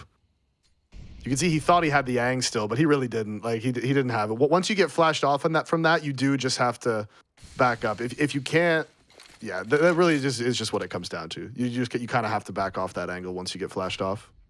You can't re-peek. There's almost always going to be an op just waiting for you. It's the AWP Bowden as well. He's been looking good into Dust 2, 14-7 right now. He's hitting his mark. You give him those little moments, you peek on a curt angle like that, you better hit it ASAP or else he will shut you down. There is a chance, though, that Swisher could make a meal out of this one. I mean, he's coming up through lower. Got the A1S as well. All the backs to turn. Prime opportunity to strike, and it's so much info, so all the CTs can now rotate around. The one lurker of Bowden doesn't really pay off as much, specifically because B-Wills is still on short. Although they're trying to wrap off, B-Wills is right here. Madman's got the MP9 on deck, ready to assault anyone that bobs their heads up, and I don't even know if he'll get a chance to. Swisher through the door kills one. There's the strike from B-Wills, and that's the round gone. Yeah, it was a decent idea. You could see with Bowden all the way up long with the op. They thought like, okay, well, let's just run it back. We'll try to get up short, but they really didn't have the time. And with two CTs in middle, just waiting for them to jump up, you had a player on top of short with the MP9. Like you said, there really wasn't much of a chance in that one. Once they tried to go back, the flank from Swisher comes up big. Now, I do know that Swisher used to be an avid A4 stick tour, you know? This is true. He wouldn't switch off of it, and now I can see that he did. And, well, I think that's pretty clear that in that round right there, if he had an A4, he misses that and doesn't get the kill, and someone immediately turns around and kills him. And I don't know, I could think of other reasons too, but pretty much I'm proud of you, Swisher. Thank you for switching. It means a lot to me. I feel like this is also your doing, because every time we talk about Swisher, you'd always give him so much trouble for using the A4 still. I think it's finally seeped in and he switched off. Yeah, no, you're right. And good. I will bully people into using the A1 forever. You're just trying to do him a favor. Exactly. I want him to succeed. B-Wills. Oh. Ooh. I would have thought he would have found success there, but it is just the one kill. Bowden wielding the AWP like a shotgun, gets the job done. But look at the damage.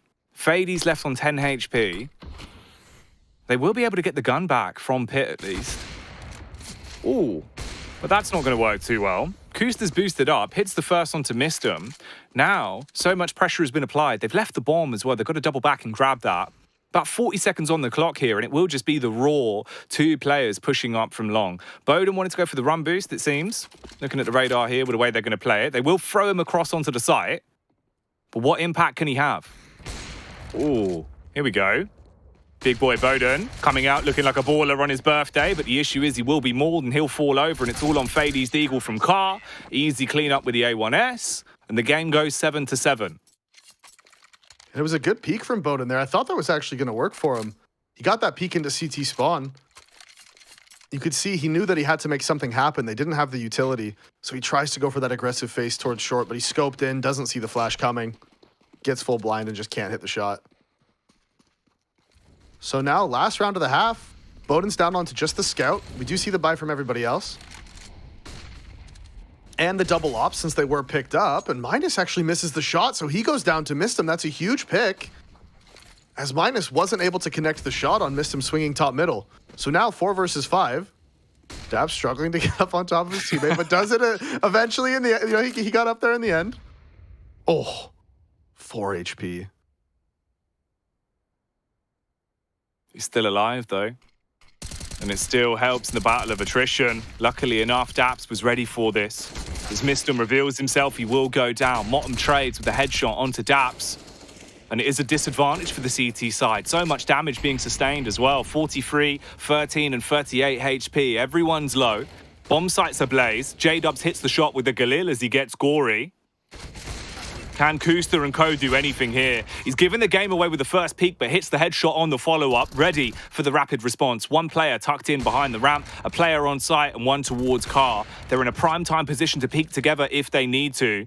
Swisher's watching the rear. They've got to go for this, but Bowden with a scout, scalps the first. Swisher bites back against them. Bowden on just the scout, trying to peek into CT. Gut shot onto Swisher. And ATK take the half with 1 round of advantage. Yeah, and a great T side there for ATK. They won that opening pistol 5 in a row, as we can see on the screen right now. Let it slip a little bit, but in the end, you go into your CT side of Dust 2 with an 8-7 lead. You take that any day of the week. Any lead you can go into and onto the CT side, and that's absolutely massive.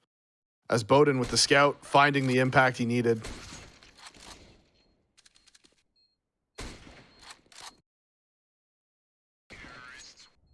And that's it. Last kill of the half. Score 8-7. Orglist with a slight lead. They're going aggressive as well. Or sorry, ATK with a slight lead. They're going aggressive towards middle. And I mean, they found the kills. They're just running into the B site. And the dualies from Mistum playing behind the smoke does find the third. The run and gun dually spray. It's been the play since back in my day. Wow. Dropping all the rhymes. Mad scenes. I mean, I do love it. It's the classic pistol route, mate, from ATK. Push mid, absolutely farm. Doesn't really work too well. But as soon as I spotted him on radar with those dualies, just farming all the frags, never going to end the way you want it to. Bowden also sniping as well from the elevated angle, peeking on top of the window. It's a cheeky one. Makes it work. All on B wheels. Seeing if he can find anything with his GAT. He's got the Glock in the back pocket, waiting for the peek on the doors. He's going to try and sneak in. They will spot him. And now you've got all 3 Cs barring your entry. And of course, the dualies picks up the kill. Yet again. Yet again. Was that an ace or was that just 4? I didn't see who got the 4th one. I'm not sure. I'm not sure. I don't know. Well, Bowden got the headshot, didn't he, from the boost? Oh, yeah, right. Would've Yeah, been 4K. 4K with the dualies. Love to see it. You gotta love that. I mean, unless you're an Orglist fan or an Orglist player, of course, in which case you wouldn't love that. In fact, it'd be something you actively disliked. Hey, you would be annoyed, frustrated, bothered, many other synonyms. Upset. There you go. That's another one. Tormented. It's a little harsh, but all fantastic though. All work. Yeah, they all. You can all do it. As Orglist, I mean, I don't think any of them can do it this round. Just the Glocks. There is the one P250 on Daps that is immediately eliminated from the server. As J-Dubs gets that with the MP9. MOTM here with the Golden FAMAS. But it is Fady who finds the kill. And look at J-Dubs. Yeah, he's like, give me the eeks. Give me the eeks. Rushes through the long tunnel, jumps around the corner. Kusta can do nothing about it. So that is the full eco there for Orglist. Now they're going to buy up into this one. Now again, because of the full eco last round, they don't actually have the money for a full buy here. Swisher might be relegated to a Galil to make sure they have the utility. No, they decide they don't need it. So only 2 Molotovs. Not full utility anywhere, and no op in Kusta's hand, crucially as well.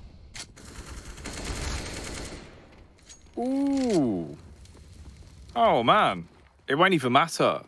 The AKs have rung out for success here into round 19. And everyone's getting absolutely obliterated. There is a response from the FAMAS, but it's short-lived. 2 kills against Daps and Minus.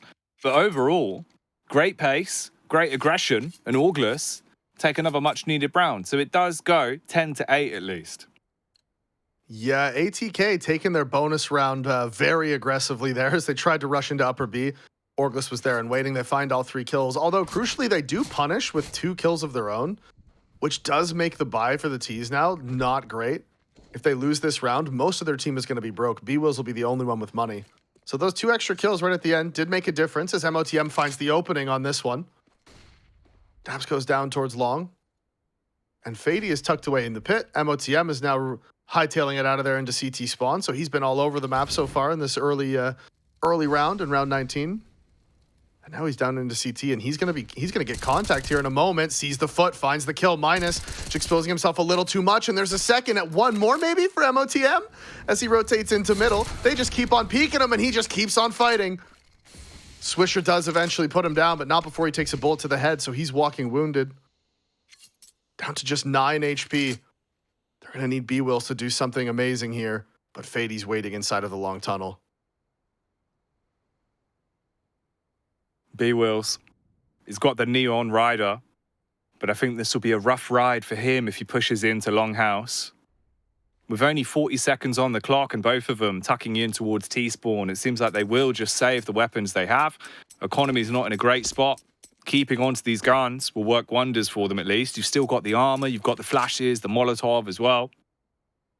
And ATK, not really in a position to try and go full John Rambo and hunt for these guns. No, they got to hold on to theirs too. So it will just be a stalemate on this one in the last 16 seconds. They'll get the save off.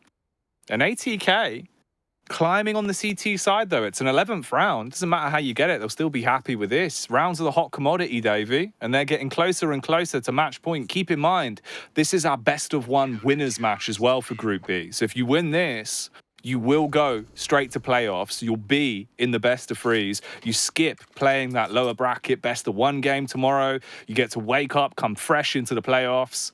Makes it so much easier. It absolutely does. And B-Wills, I'm a little surprised B-Wills didn't drop a gun. He had 3,100. So he could have dropped a gun and then still bought the smoke that he has in his inventory. I'm not sure why Kusta's relegated to just the Tech 9. He even could have given him a Galil, a Scout, I don't know, something. Maybe Kusta didn't want it. Maybe he was like, nah, I'm good with just the Tech. It's fine.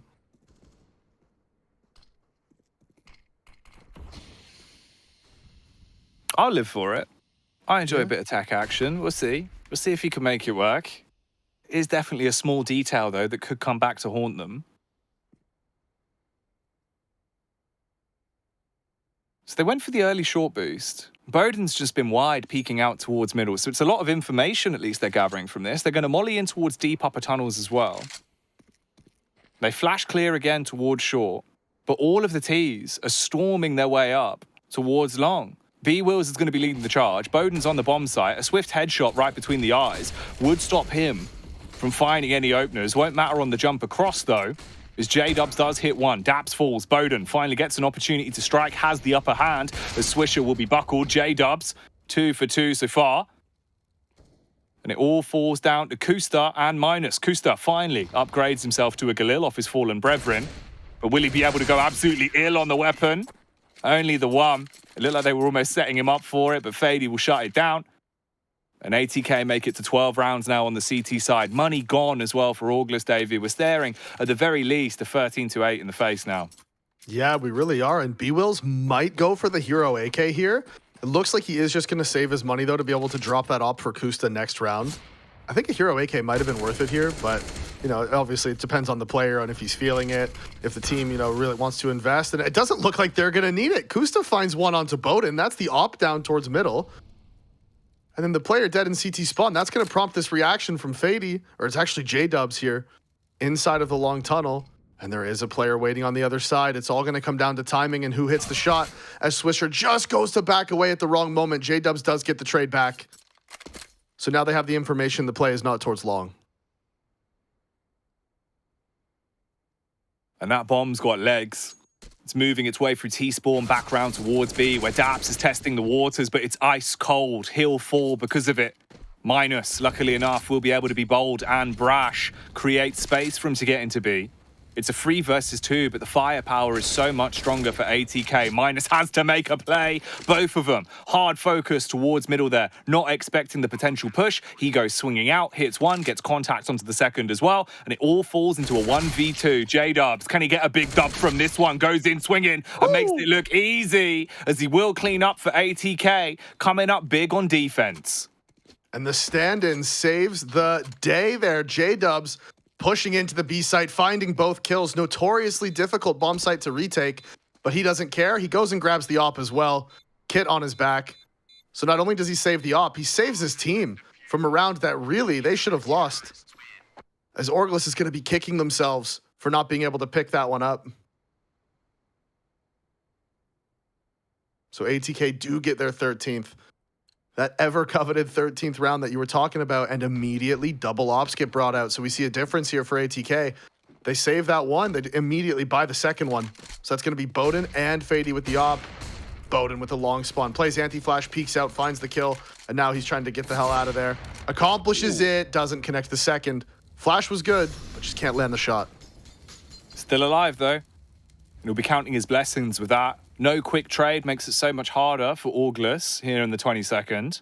Oh, look at the flank as well. Motum, he's already in T-spawn. Gets a free frag onto Minus. Subtracts him from the equation. Fumbling with his nades a little bit here as well. Pressure being applied as they have to push through the smokes of B-Wheels. He'll opt to peek over the top. They should have him cornered in. But the flashbang actually helps him here. Swisher backs off.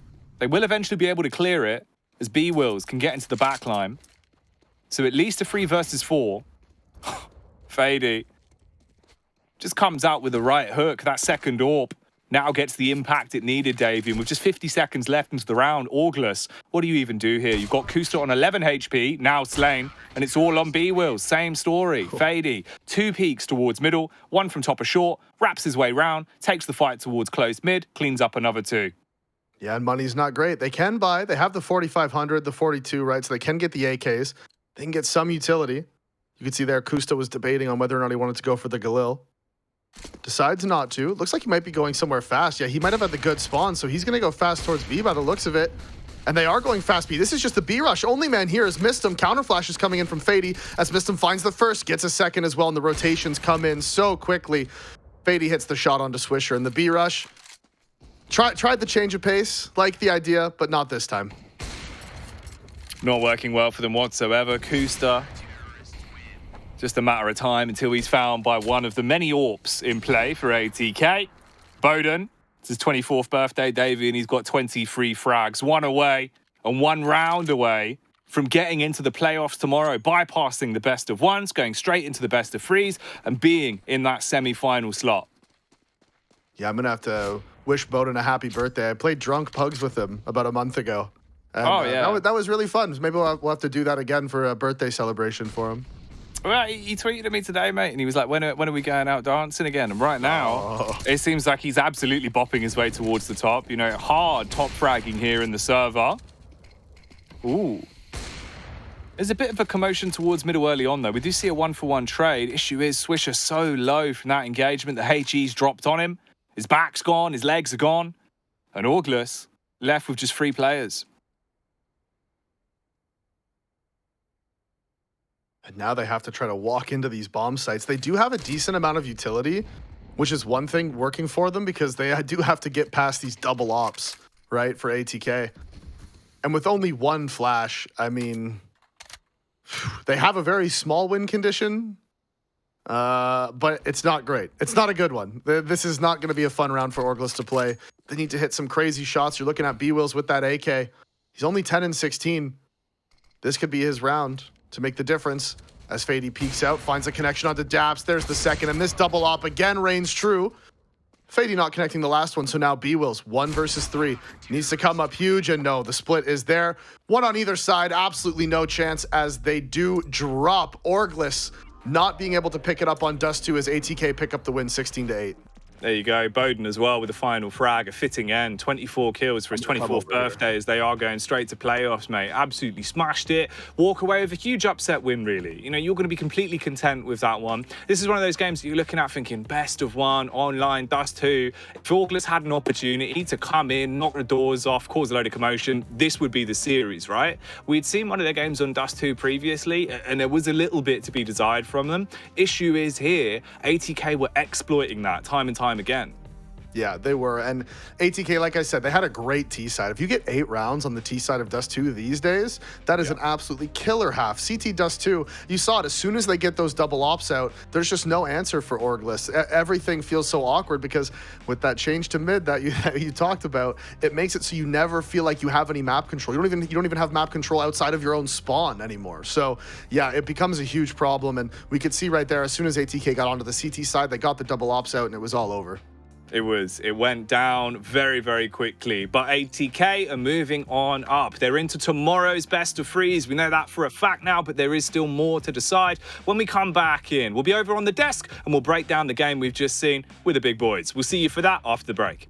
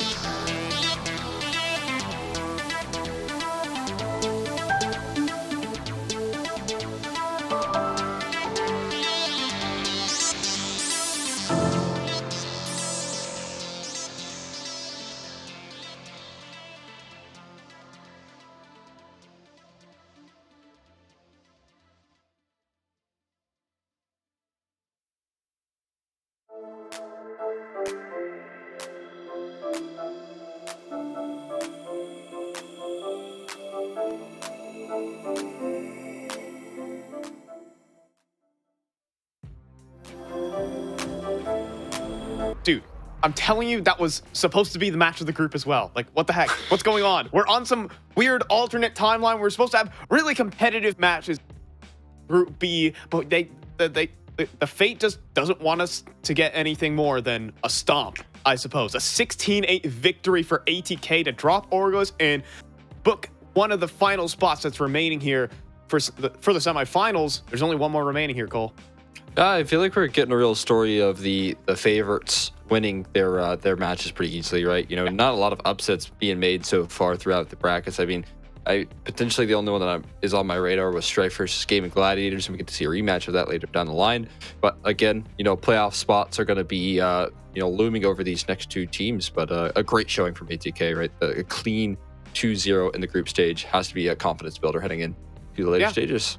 And does that mean that Valkyrie is a better team or something? Is that so far competitive game is the one that we thought would be the biggest blowout? Right now, ATK have been, I mean, that's a solid 16-8 victory. I think they just kept things ultra snappy. In fact, that was a map really for J-Dubs, all things considered, ending the map on 19 kills and has a couple clutches and highlight moments. And there are plenty of other highlight moments players, but just taking a gander at it, J-Dubs and, well, you have Bowden, of course, but he's my standout.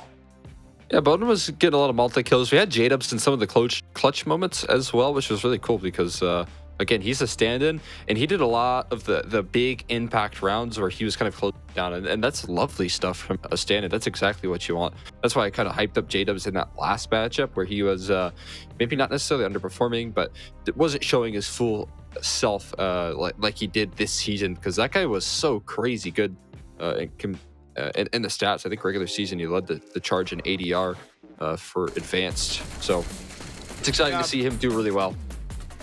I think the one issue here though for Orglis is they got off to this slow start on the C side, and that provided some really more problems for them to have to handle on the T side of things. They never were able to really get things going. When you had players like J-Dubs shutting down so many rounds, just getting aggressive, getting in their opponent's face, and able to clutch up rounds like this, per se. An excellent 1v2. And that was a huge one to bring them to 13-8 to shut down any momentum. And so a massive performance from stand-in and going down the stretch for the rest of this tournament.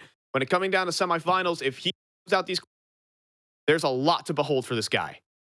No doubt about it. Very exciting right there. I mean, again, he kind of won that big turnaround point right there by closing out that 1v2 clutch. I definitely put a lot of emphasis on that round in terms of what it meant later down the line. So it's really sick to see the stand-in have that level of impact. But of course, you can't talk about anyone else at Bowden Master in terms of the multi-kills this guy was able to find with the AWP. I mean, just sharp as ever. And I mean, I know this is a talking point we're going to be hitting all the way home, but consistent in every single shot. Yeah. I mean, we'll be talking about it every single time mentioning there's a reason brought him here, and that is just it off. Does that, gets himself into position, and he just doesn't seem to miss ever. He holds this line, and you're gone. And you can even do it with the scout too, folks. Like, he's a versatile player. He is such a pedigree player for this ATK team. He's so reliable, and when the riflers can't turn up, when, you know, your Fadies weren't having a game, your Mistum wasn't that necessarily popping off either, he's just here to hit the shots and keep everything under locks here for ATK. He's always good for a good bit of kills right there, certainly leading the charge for ATK's camp. Really cool to see. And again, just a great showing overall for this team in general. So I really wondering what this matchup potentially later down the line is. You know, will we get that ATK Pain Gaming Finals? That would be incredibly exciting as both teams able to make it through in really clean fashion right there. So yeah, it's shaping up to be a great tournament, and Bowden could potentially go back to Europe here if he's able to get that first place victory and make it through the Blast Showdown. Yeah, I think that's I mean, that could be quite the way to turn up back in towards Europe. That's for sure for Bowden to make his return to qualifying to the NA qualifiers and carrying this ATK squad to victory. But coming on down to the side of that side of things, it's going to be Orglis will land themselves in the decider. They'll end up playing towards tomorrow, and they'll end up facing off versus the winner of our next up and coming game. That game is going to be Valkyrie versus Team 1. And while we've already seen interesting performance from Valkyrie, if they can keep up that momentum, there could be some interesting prospects coming down the stretch. Yeah, I mean, I guess Team 1, they didn't look too great either, right? I mean, we didn't get to see too much of them out of Ancient, so, you know, credit to Borgless for what they were able to do in terms of shutting things down very early on. It is a little bit of a lesser caliber team, but even struggling to say that too much because we did see a really good performance up against ATK for this Valkyrie roster, so, I mean, who's to say if this is going to be an easy path forward here for Team 1? I don't think that's going to be secure. Yeah, I think, well, it's a surprising way that Orgulus falls 16 to not ever really able to keep things solid in that respect. When it came to that CT side, they never got their foot on the gas too much. Talk about how Davey, the current meta just doesn't favor a 7-round CT side on Dust 2. It got to be better than that. They certainly fell face first on their team side. So there's a lot of things to clean up there for Orgulus, but we're going to be able to start setting up our next game, and that's going to be Team 1 versus Valkyrie. It's our final best of 1 of the day, so you don't want to miss it. But first things first, there's always going to be a little break in, but so on the other side, we'll see you there.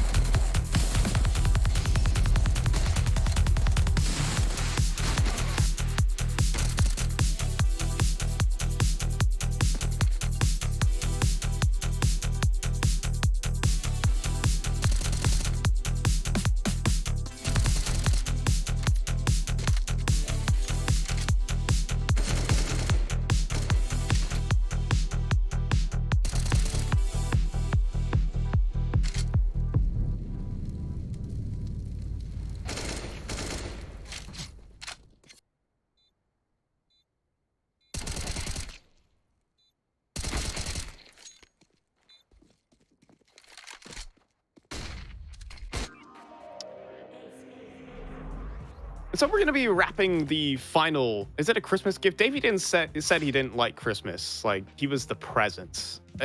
I'm trying to find something here, Cole. I'm scraping at air here. We're running down to our final best of one of the day. We've ran through 7 previous, and this is the last one. It's our elimination game between Team 1 and Valkyrie here, Cole. And well, we have a bit of an interesting conundrum here because Team 1 came out the gates not swinging, and in my opinion, Valkyrie came out the gates, well, swinging. So just based on that, there's some question marks up in the air. Yeah, I mean, it would be the kind of upset for sure that looms over this T1 roster if they carry over any sort of form of that ancient match. And maybe you could chalk that up a little bit to the fact that they did start things off on that T side, which is never easy, right? And we really did see Orgless get the ball moving, but ATK was able to make quick work of at least Orgless's CT dust too. So, you know, the fact that it stands, it's just not a convincing scoreline overall. And Valkyrie was kind of the reverse. They were able to put up a really good fight versus ATK, which has already moved forward 2-0. So it's not going to be an easy path at all. Yeah, I think on the flip side of this as well is that when I was looking at the Team 1 game, it's not necessarily a Team 1 we're playing awful Counter-Strike, but I think Orioles were just making the right decisions and executing them flawlessly every time. And there is no coming back from a 14-1 half on the CT side of Ancient. So at least coming up for Valkyrie, a lot of pressure is going to be placed on their shoulders when it comes to trying to match the steps that Team 1 are throwing at you. Yeah.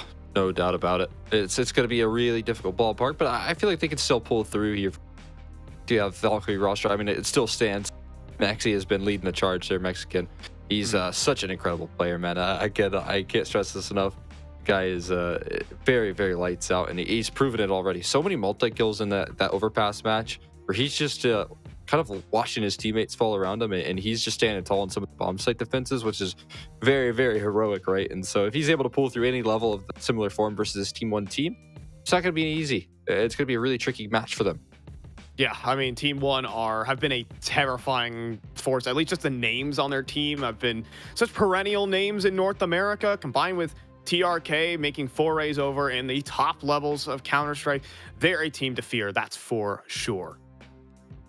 No doubt about it. And I mean, we got to talk a little bit to Pace on lane as well, and listen in about what TRK offers to the server, right? And he does offer up a lot of experience to a roster that does kind of need it. You do have Keys and XNS that are joining forces and relatively new to this level of Counter-Strike. And so while it definitely shows it needs some time to grow, right? This Team 1 roster, failing to make playoffs so far in ECL this season, you couple that with the fact that, yeah, sure, they made the RMR, right? But a couple of minimal results for a team that has been always performing quite well. Just again, a heavy loss with Malbs leaving the roster, right? So yeah, not the same team since. I think they've always struggled with that consistency since Malbs has left, and with XNS trying to fill some shoes, and now Keys coming in to do the same. There's a lot of question marks up in the air again for Team 1, and when it comes to their consistency. So getting past Valkyrie here for the final best of one of the day would definitely mean something to kind of shake the trend, because missing out towards your ECL playoffs, and then missing out, and now making it to the RMR, it's a rocky road here. See if they can end today on a high note, make it off to at least the decider for tomorrow. As we're going through our picks and bans, let's see where we land on the particular map to see. I think most importantly, this has to be comfortable for Valkyrie. Yeah, I'm actually very surprised to see that Ancient first ban. Maybe Valkyrie aren't too comfortable with Ancient, but after seeing Team 1's performance, you imagine maybe you can catch them off guard with that map pick. But we get actually Davey's second favorite map, thank God. It's going to be Mirage, right? So I'm really glad that we do end it in proper CSGO North American fashion, right, with Davey's top 2 maps. It wouldn't be a North American Counter-Strike event without a little bit of Mirage sprinkled in there. Couldn't get away from us too long, could you, old lass? So, well, we're going to be taking this one to Mirage for our final best of one of the day. And now this kind of goes up in the air. You're going to have another massive individual performance from the side of Valkyrie if they want to even consider an upset in this. Because I think the biggest part, again, is they have to roll with the punches for Team 1. They have to match them step for step. Because I think the game plan for Orgless was just so good on the CT side, and there needs to be something equivalent to what Orgless brought to the table, considering in terms of firepower, Team 1 might have them beat.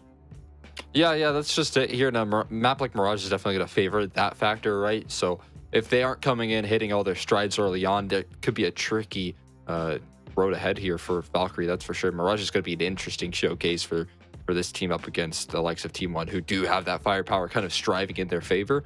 But I am excited to check out what Valkyrie can do up against this Team One roster. If they can pull off an upset, that would be absolutely incredible for this team. Yeah, well, if you don't like facial hair, well, darn, you're out of luck, because we got 2 bearded bros coming your way.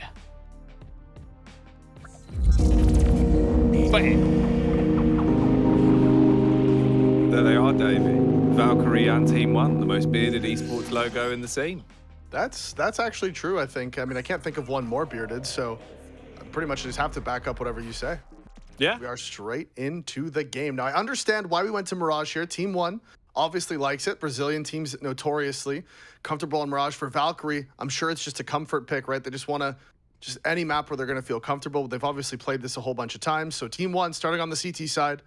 Valkyrie on the T side as the B pistols coming in. Gets the first gush and actually gets away. Doesn't even take a lick of damage as he gets out. Support's coming in. XNS with the nade finds one, but Zert does trade it back. They're scaling forward now. Keys with this P2000 trying to find an XNS from the back of the site. He gets another one. He's doing a ton of damage too, and there's no answer for Valkyrie. The only potential play they have is the backstab from Irish, but is it going to be too little too late? He does arrive on the scene and causes a bit of a stir, but it will be just that, a tablespoon, as he gets buckled by Maluk.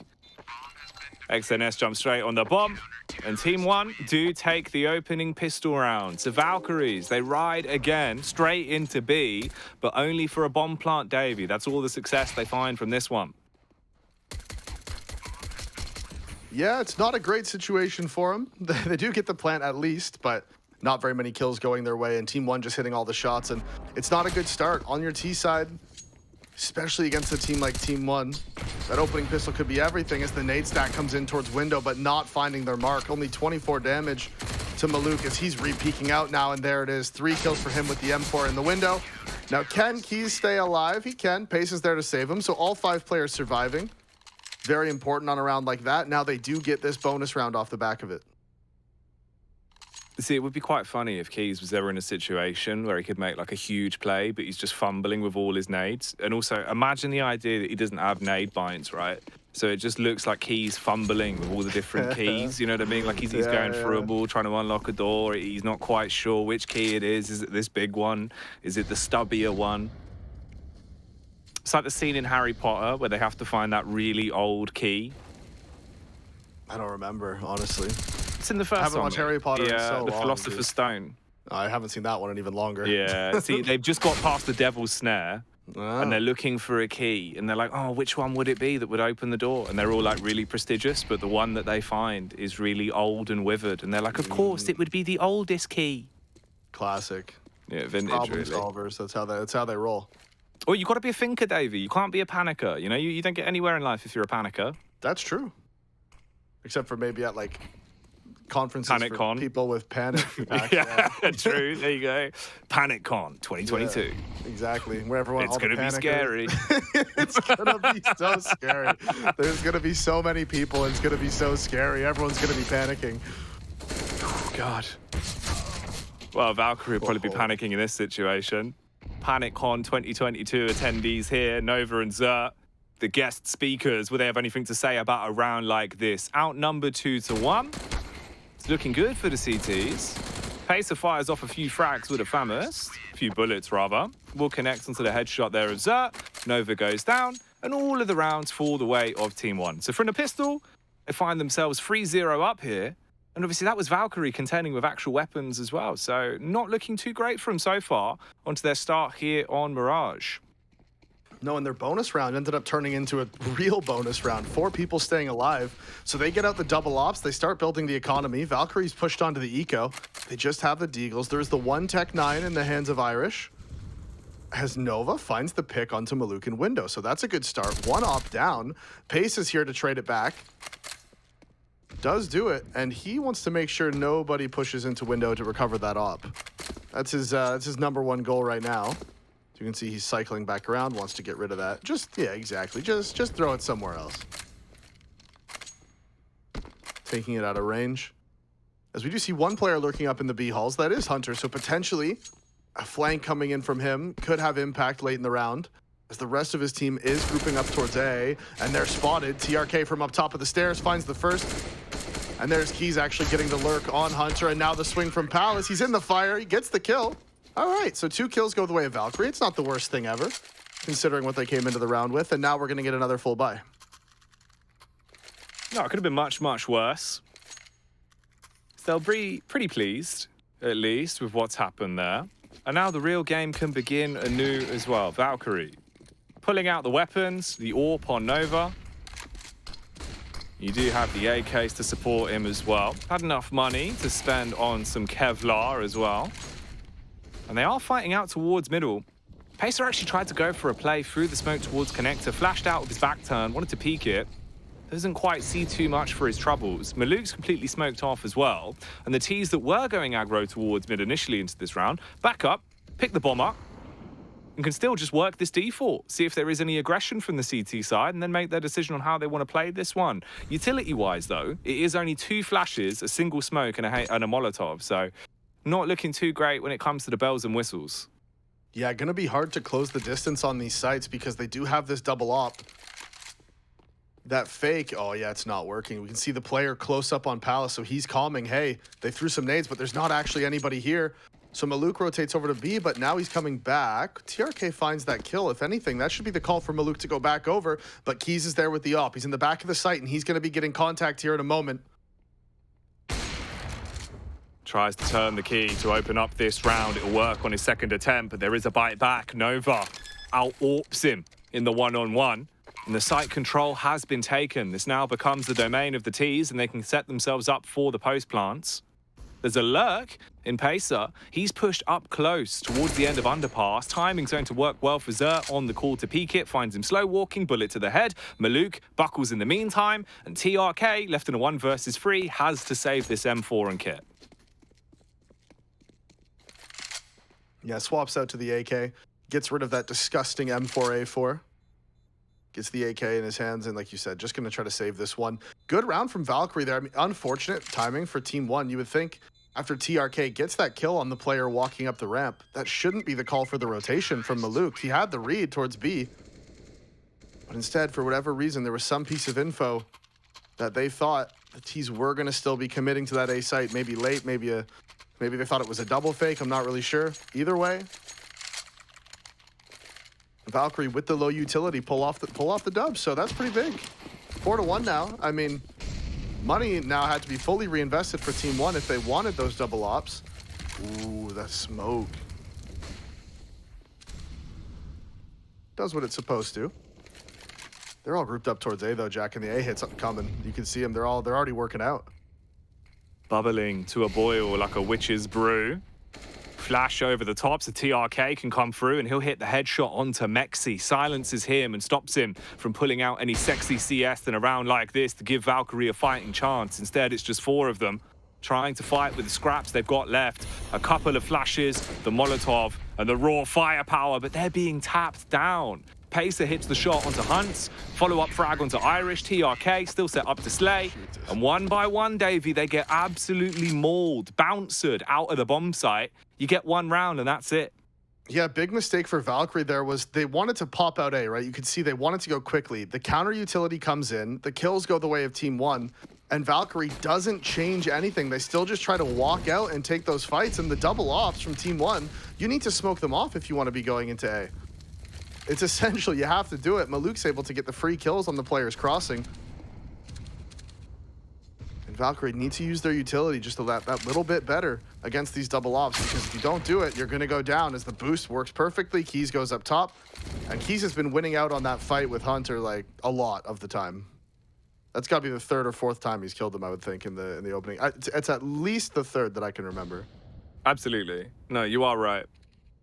And it's made it so much easier for them. Oh my God. He got one. Maluk! Oh, he's a madman, Davey. Straight out through window. He's taken the scope off, did not need it. Mexican clearly doesn't need a scope firearm either though. His deagle will do enough damage. Dispatches 1, but that's all that can be done. I still can't believe he just went out. Just balls to the wall, straight through window. What a mad lad. Yeah, that's crazy. Just goes flying out. He's like, yeah, this is fine. Who cares, you know? I'm vibing. If I just get one, that's all I need. Ooh, shot through the smoke. Comes so close to landing. That one doesn't land somehow. Maluk now inside of the window. He's been mollied off, has to smoke it. He's waiting for any spams, any pre-fires, and now he's just going to jump away. So does escape with his life. I can't believe that shot didn't hit, though, as Mexi doing damage and Maluk rotating over, and he gets found by the player lurking out of the palace. And that's 2 kills now. Zert and Irish get one apiece, and that's the A bomb site opened up unless TRK can say something. Negative. Oh, and he can. Finds the second. Drops that molly inside the connector. They have to push forward now. They're burning. Can he get the kills? No, so low. Such low HP, but cannot get the kills.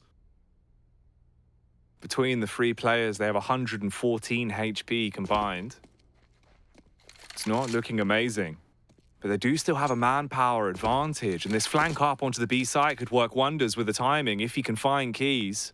On that same old angle, watching in towards Apps, he reveals his head to Irish. He'll be able to cleave it straight off. Flash over towards A as well. The mass migration coming in. He's got to sprint the whole way round and get to B. 37 seconds left on the timer. Oh. Tries to catch him off. He's in a prime time position to hit this. Just depends if he can spot him. He's got past. And now he has a clear-cut route into the B site. X and S needs to hold back the line. Problem is, they peek together, clothesline him, and Irish shuts down the round. Yeah, such a close round. Good maneuverability around the map there from Valkyrie.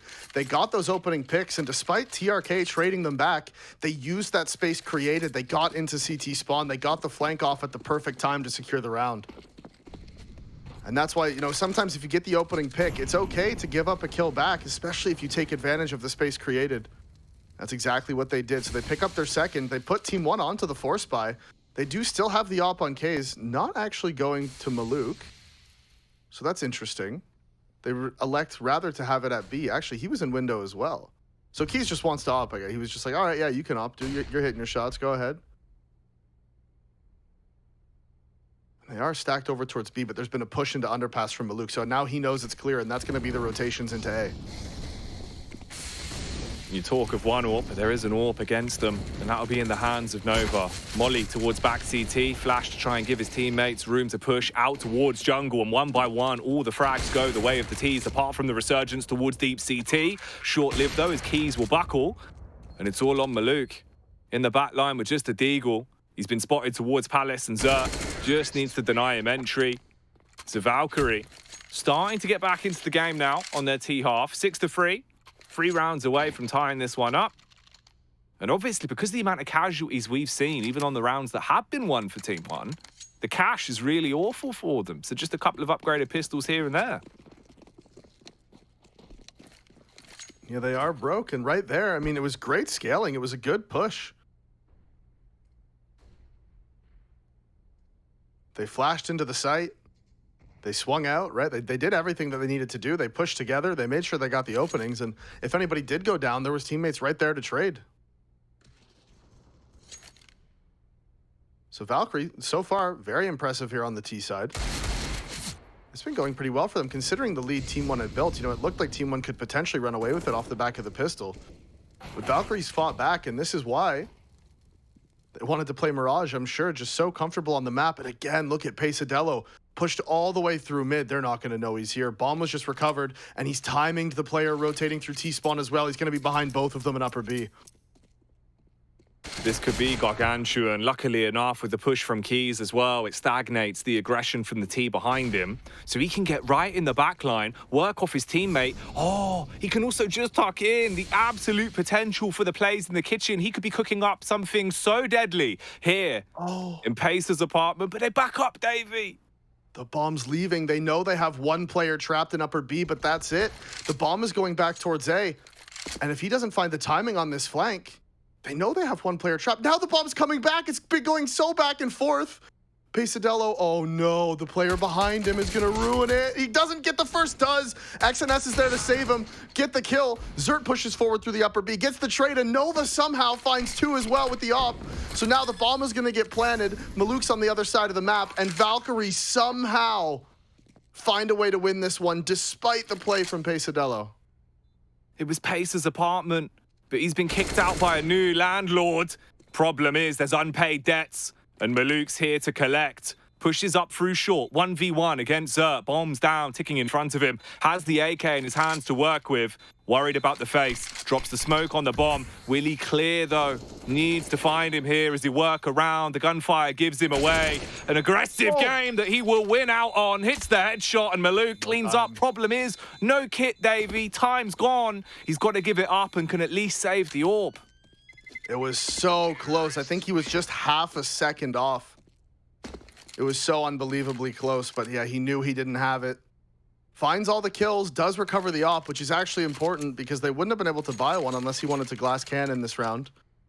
So holding on to that op does matter. It's a small victory considering you've lost the round. But hey, when you did lose a round, you have to take all the small victories you can get because those are the only victories you have. Damn, man. You feel for Pesadeo as well.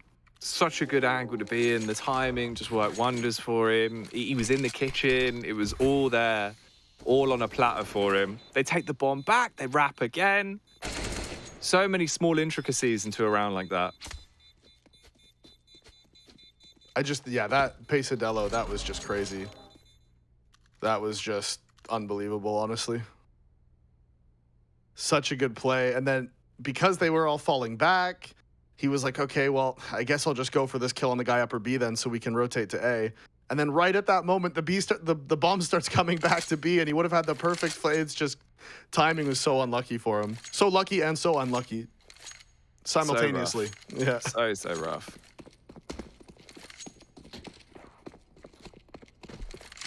Could have been green with envy. Instead, just left red with rage. There will be a pickup from Nova to start this one off though. So already, Valkyrie applying pressure towards the A site. The only man left alive will be TRK. He's been quite sneaky, but this definitely is a position for Squeaky Bum time. Needs to hit his shots. He's burning alive and only gets one as Mexi and Irish pick up a pick apiece. And now with just 2 CTs left alive, neither of them in a great position to try and make a play out of this. It gets really rough. Problem is, Nova peeks out towards Connector. Maluk had the angle, hard scoped in with the AWP, hits the shot. Maluk is being flanked towards top mid, but they're giving him a bit of leeway. He's got up towards the site. They need to make a play out of this swiftly. Maluk hits another one. It's all onto the player towards the site. That's Mexi. He's buckled. Irish playing for the post plant, wanting to make something out of this, but it's not planted for him. He's got to push up aggressively. They're already on the bomb. By the time he gets there, it'll be too late. And he's gone as well. Buckles because of it. Valkyrie. All of the right plays, but it just comes unwoven bit by bit for Team 1 to somehow pick up that round, Davey. That was a 2 versus 4 retake on the A site. Like you said, slight over-aggression from Nova. Gets picked off by Maluk, and then we could see on the radar as Maluk was rotating in, he was aware of that player in top middle, so there must have been some form of engagement that went on because he knew that the guy was going to be there. When he sees the player drop down into Connector, can he call it to his teammate fast enough? Who's going to win out on the fight? It is Irish who finds Pesa inside of the Connector. That fast play, finding the opening kill as now Maluk is rotated over. He knows he's in imminent danger though. The double scope should have given him away, but still Zert peeks out into it. Irish again up the stairs, finds the trade onto TRK under balcony, but now it's a 3 versus 3 and the bomb is in T-spawn. Make that 3 versus 2 as Irish goes down. Bomb's coming back to ramp. Nova stuck by the stairs. He is going to peek back up. Ooh. Right now, looking like the boy who lived. Man's playing for the cupboard under the stairs, but the problem is all of his team's starting to disappear with the wizardry that's coming out here. And Team 1, again, the A-site retake works the way it should. The cogs are turning, they're grinding the game out. You've got an 8-4 lead on your CT side, and this is our elimination game as well. Lose here, that's it. Your run in the tournament is over. No more opportunities here in the Liga Ace North American Masters to try and push all the way through to get that Blast Spring Showdown spot. Has to be a bit of a comeback for them, but the cash won't allow it to start here, Davey. Just Glocks and a MAC 10. Yeah, the hero MAC 10 from Irish. That is a new one. It is vintage. It is vintage, though. We saw it in that last one. Was it the South American qualifier? Yeah, something like that, yeah. Yeah. Yeah, so I mean, fair enough. He did get that kill with it last round. I guess he was just vibing. He was like, you know what, I'll do that again. That worked great. They throw the smoke on Cat. This is meant to block off this offer, but they've missed it, so he gets the pick onto Mexi. That's Keys, and he's actually getting collapsed on, is able to find the kill with the Glock, though, as Hunter can't find anything. 2 players inside of jungle now, and this Hero Mac 10 is just tucked away in the corner of jungle, not able to find anything, as Keys flicks on down, hits the no-scope headshot. So the eco round going very cleanly for Team 1, and you can't help but think, Jag, at that 6-4 round where they did the retake, right, that's the backbreaker, because Valkyrie goes up, then it goes 6-5. Team 1's on eco. Now we're looking at 6-6, and that's a great T-side half. Instead, you lose that one round that you shouldn't have lost, and it turns into a 9-4 that quickly. Absolutely horrific, man. It looked like it was all said and done. Just all came undone. And now, problem is, you're looking at round 14, 9-4. Potentially a 10th already. They've more than won the half for themselves. And Valkyrie, fighting on the back foot, go to the basics, the A play. They have been able to find success getting out onto A. Issue is, this won't be easy this time. TRK boosting over the top of the smoke, playing towards stairs. Pacer, he's on the fast flank as well, coming in with the MP9, ready to maul them. Wants to unload, good trigger discipline, gets into the corner, spots 2 easy frags, and he'll get the third as well. Shakes his moneymaker and claims the round for Team 1, so it does go 10-4. Ooh, for a second, I hoped they were going to go for 3 ops. I was like, damn, that's pretty based, I think. The triple op setup, unstoppable. Op at ticket, op in window, op over at B. Think of anything more annoying to play against? Like, the thing is, you probably wouldn't expect it as well, so it would just ruin you. Oh, and you could drop guns and spawn for retake too, because it's last round of the half. So you could drop M4s and spawn if you didn't want them either. True. Fast rotate through, grab yourself a rifle, get the best of both worlds. Yeah, exactly. That's what I'm saying. Because so far, you take a look at the kill counts. The oppers for Team 1 are the ones doing all the damage. 18-6 on Maluk, 14-4 for Keys, and he's the B player as well, or at least he has been playing towards B a lot with the op. So yeah, just pretty much just big numbers for the 2 oppers. XNS sadly with the A4. Spraying through the smoke, gives up his position. They try to hunt him down. Maluk finds Hunter through the smoke. He's had a couple in mid here where the shots were really close to landing on those players through the smoke, but just wasn't able to do it. Now finally does.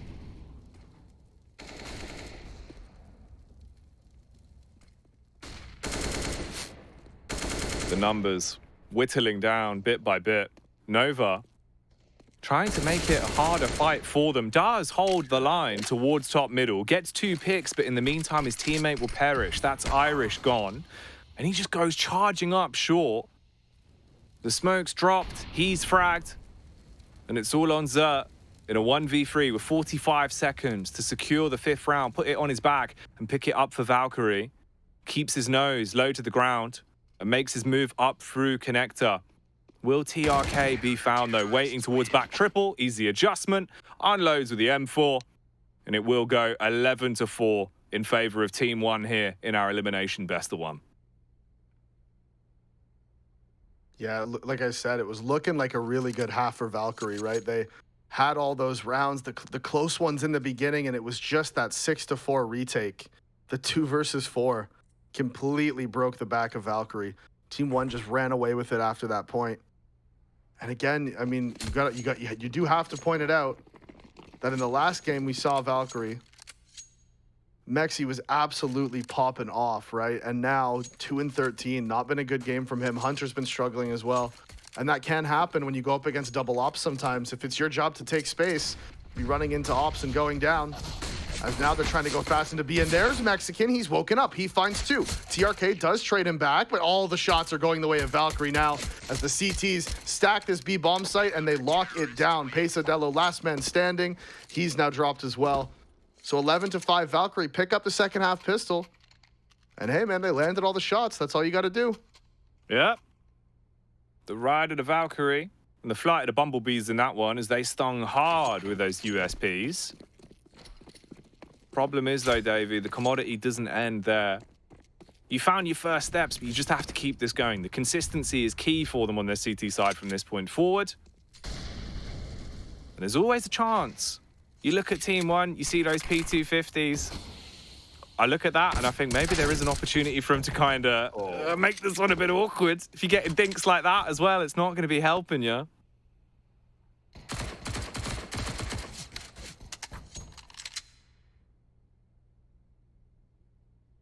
Yeah, they try to throw that one way, but Team 1 is privy to their tricks.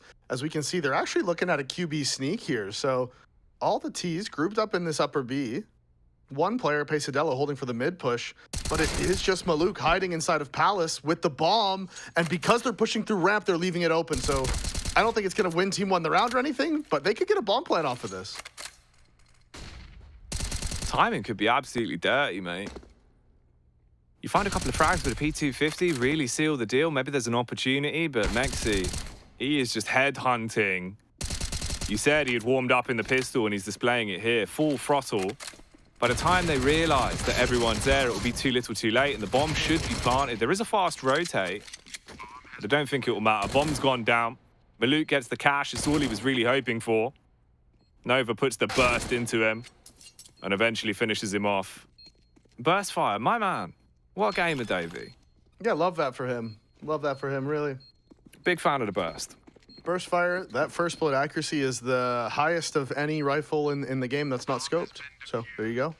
Fun fact. That is a fun one. Only that first bullet, though. The next two suck. Yeah, they do just go wherever they want. Yeah, they do suck. But the first one's sick.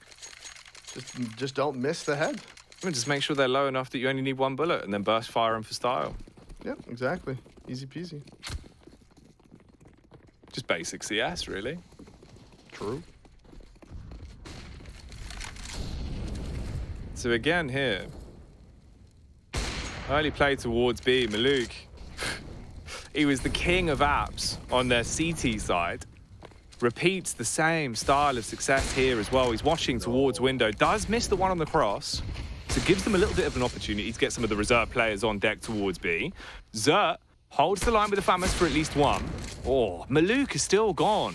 Untamed in apps. Frag after frag on the AWP. That's 2 kills now. He's going to be hunting for a little bit more. Oh, Pacer! He sees him pop up. It's like whack-a-mole, but he does him in, Davey, with the MP9. And it all starts to crumble. Now the jumping MP9's out. What's going on? Maluk just wants to back out of there. He's like, geez, these guys are scary. They jump, they shoot, they hit the bullets. He's down to just 9 HP as the two Ts are running up connector. There's a man here waiting, though. They do have the smoke, but he's going to cross before it, and that could be their undoing. No, can't connect the shots. As Keys runs through, can't connect it either. Zert's able to find him, and now he's stuck inside of the connector, and it's just TRK. He's inside of the site. He gets the bomb planted, but with just 24 HP, this is a tall task. All about those headshots.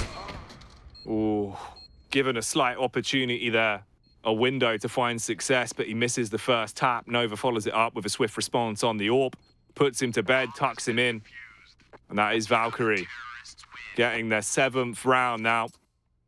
Getting into the groove of the game on the CT side. And this is what we needed to see. You've won 3 in a row. You've taken the pistol. You're up against that weakened force as well. It's just going to be the pistols, the Tech 9, the Deagles, the one Savage AK that will be pulled out. And it seems like they passed that over to Pacer as well.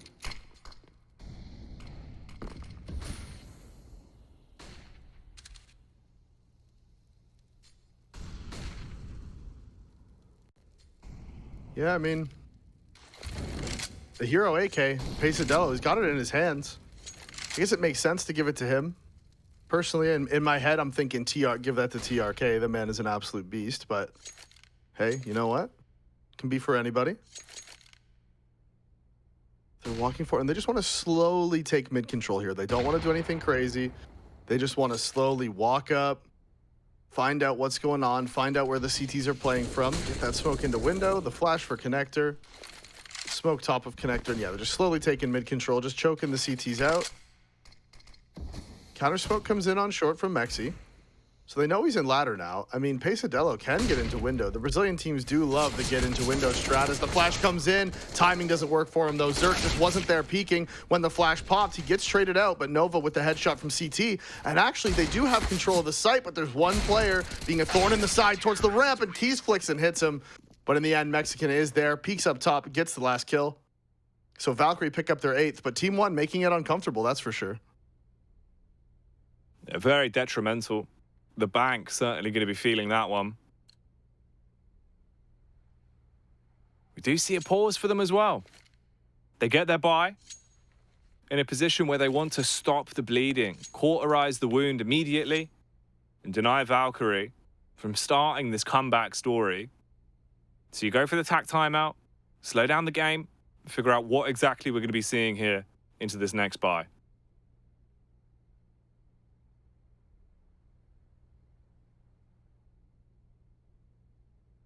Valkyrie's money, it's not great. They have a little cushion built up, but nothing, nothing to write home about. It's not, these rounds haven't been clean for them, so they still are at risk of the reset. Team 1 has fully purchased into this. Maluk does have the op. I think it's the first time we've seen it on the T side here in this half.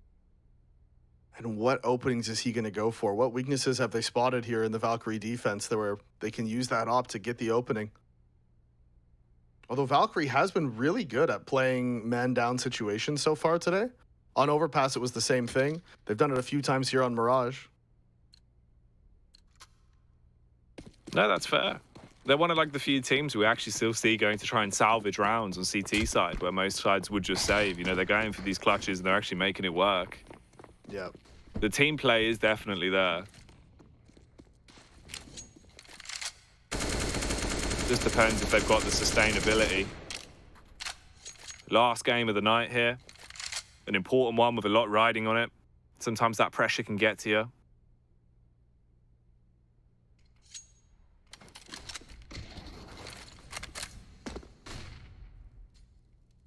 Ooh, and they've gone for the A fake, and crucially, there's no CTs inside of the site, so the CTs don't have any information. For all they know, they're inside of A, but they're not, and the hit's coming out to B, and look at that, all 5 CTs in the connector and jungle area, and now they're just going into the B bomb site. They've rotated into market, though, and Nova finds the kill onto Keys, but he tries to run out of the door, and he goes down immediately. So now bomb is going to get planted. They know there's one more in the site. Irish finds the kill, though, and he's still here. He's still causing problems, finds a second. Bomb not planted for the T's. He could just stick this one, and that's what he's going to do. That's it. Round over. Irish going in. Absolutely irate. Causes carnage. Cleans up with the kills. Made the risky play, but gets a huge payday because of it. Heists the round there. Insane stuff. Something that was necessary for Valkyrie, a hero play like that. Really, really saving them by the skin of their teeth. So the game does go 11-9. This comeback story getting better and better for them. The longer this game goes on here on Mirage. Could it be an oasis for Valkyrie? Nova certainly wants that to come to fruition, and will find the first pick on the AWP. Takes the fight towards middle, downs the man. And now you're fighting 5 versus 4.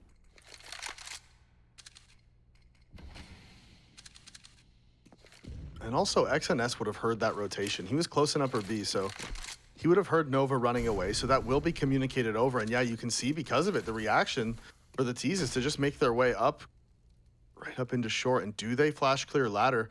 Do they go in silent? Irish is going to be the first point of contact here as they walk in. Oh, and he just drops into the window. Timing could not have been worse. As the Maluk, there's a player right under him. Irish turns around, finds the kill. Do they know he's in ladder? They do now. Maluk up top falls off as Irish can't find it, but they're in the B site now, despite the fact that Irish is being a bit of a nuisance. A thorn in their side. Oh, and Maluk can't stay alive. Easy clean up, mate. Zerk comes running in, puts 2 of them in the dirt. Ain't got time to bury him 6 foot shallow. Just does him 2 foot deep there as he will walk away with that one. We get the pause coming in as well and have a tactical timeout. This time around, Team 1 slowing down the pace of the game. 11-10. Didn't expect this, Davey. Didn't expect the real comeback. Valkyrie looking super strong with the way they've been playing this one. the upset potential would be gargantuan for them. You know, you could knock Team 1 out of the tournament. The damage this could do to the actual playoff stage as well, and we're looking at Team 1 as one of our top teams to actually make it through. Could be huge for the overall effect once we get into day 2. Yeah, and the thing is, right, that's the risk of going to Mirage, I think, if you're Team 1, is because, like I said, this Valkyrie team, all of these guys, I mean, they would have just grown up playing Mirage. It would have been the thing that they spam queued and Face It free pugs, you know, back in the day. So it is always a risk when you do that. I always say, if you are the favorites, playing Mirage is always a risk unless you're really confident in your Mirage. The best of ones, Mirage. It's just, we've seen it time and time again. It is like an unwritten curse as well of the Blast qualifiers, where any time it goes to Mirage, it's like the last game of the day, you just know it will be that 15-15, double OT Valkyrie win. It's one of those scenarios. It just starts to happen. Yep, you're right, 100%. It happens every time. And we're looking down the barrel of it again here. The Force comes out from Team 1. Irish with the Sigma Flash. The intentional miss, didn't need it. Just wants to show him that, he doesn't even need that flashbang, Davey. No, and again, the fakes coming out from Team 1, and this time it works as Hunter goes down to the hands of Pesa.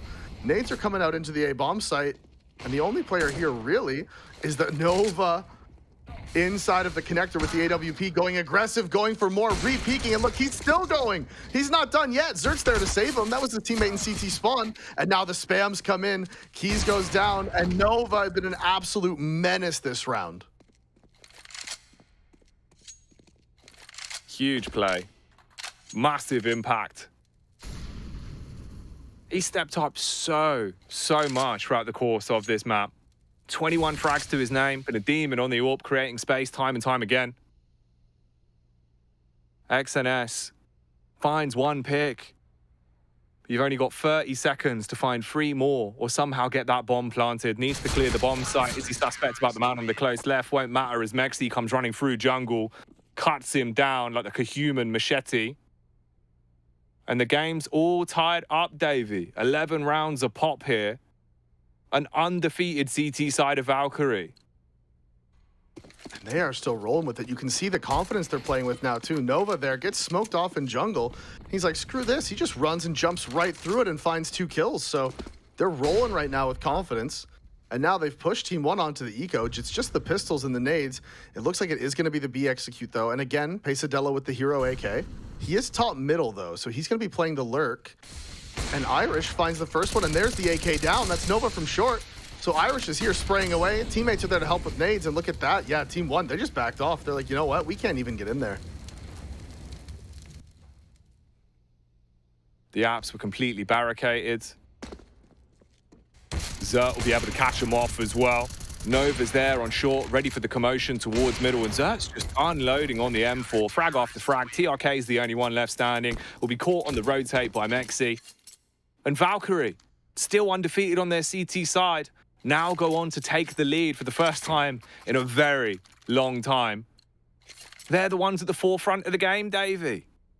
Yeah, they brought it all the way back, and it is that curse of the 11-4 scoreline, man. Especially, going on to T sides now. If you won your CT half 11-4, you should not be feeling comfortable just yet. See Nova inside of the window with the op, just ringing out shots through the smoke. Not able to find anything. Now the T's know where that op is. So you can see they're just creeping up through underpass. Pesadella with the Galil, and there's 3 middle and 2 in upper B, so look for some form of B split here. They want to probably take mid control, force the CTs back a little bit, and then maybe try to just pop out into B with a short split, and they miss the window smoke. You cannot be missing the window smoke. That's just not okay. Forced to throw another smoke because of it, and the problem is that was the only smoke they had left in reserve. They might be smoked out of the game here, though. The fight towards short not looking good. The flashbang's going to go down, blinds the both of them, but Mexi still hits the shot. So Keys is buckled, Maluk's been murdered, and it's not looking great for the T's as they're trying to tease their entry into this B site. TRK, with not only 1 frag, but a dirty double, brings it back into a winnable scenario here. Problem is, he's trapped. Needs to get out of dodge quick time and make it over towards the A site. pulls out the blade and starts on running. And that timing there for TRK was so lucky. There was that player flanking upper B and Hunter. And he almost caught the timing on him. And now again, almost catch the timing off of short. But TRK makes it into the site. And where is he going to plant? Oh, dude, the timings this round are unreal. A millisecond of difference. And this round could have been cut short a long time ago. Valkyrie, can they continue this streak that they've been on? The dominant defense that they've had on their CT side, or is this where it starts to come unstuck? Pacer with a backup of TRK holding towards CT, playing for one another. 2 flashes ready to be pulled for TRK as well when they're called. They have no smoke to work with here. So the CTs are in a rough position. There's the first flash. They're waiting for the peak. Do they expect a double face? Mexi, easy clean up. Comes in like a hurricane, Davey. Sends them off and gets the defuse at the last second as well. Valkyrie, 13-11, still not dropped a round. No, Maxi with the 4K round. He's coming alive here on the CT side. Remember, he finished that first half with just 2 kills. Now, 14 and 17, and him waking up has been a huge factor in Valkyrie going on this run, going on this streak of rounds, where now they're 13-11. Team 1's money's absolutely in the bin. They win this one. It's 14-11 with Team 1 on a save jack, and they are staring down match point to cause a massive upset here in this lower bracket game. And this would upset you. You would be out of the event. This is our elimination game. It won't be sunshine and smiles for Team 1 if they don't make a huge response right here, right now. Into the 25th, TRK gets a pick, but that's all they'll get. Only 3 players alive, the triple threat. Being beaten down on by Zert towards deep CT. Ooh, Maluk scoped in, gives out the haircut, but can't find a frag. They're still peeking him as well. Trying to give the kill over. Hex and S. He's doing the dirty work, gets 2 picks, but it's still all on Maluk. Takes the face towards Connector. Nova on the AWP, hits him with a ratio. 25 frags to his name now. Valkyrie soaring ahead in this game, Davey. 14-11. 14-11, and the situation that I had just outlined is now taking place. Team 1, they take attack to try to figure this out, but look at the money, man. If they want to force into this one, you're looking at Tech 9s, SMGs, you know, with a full nade set, or maybe like Galils and some nades, right? This isn't a good situation for Team 1, man. They're seriously on the back foot, not able to get a single round here on the T side. And it's causing some serious problems. Yeah, they do go for the force. They're not willing to concede 15. They believe in themselves to get the kills, so they must have a plan. They must have seen something that they think they can take advantage of. Maybe just, you know, a word in the ear from the coach. Just anything really. That's what those tack timeouts are for. But man, they don't have a Molotov. They only have 3 flashes. This is a tough round for Team 1. Much like a rundown fairground. Just not a lot to go on for Team 1 here. Not in the best position in terms of the arsenal, the utility. And you're right, mate.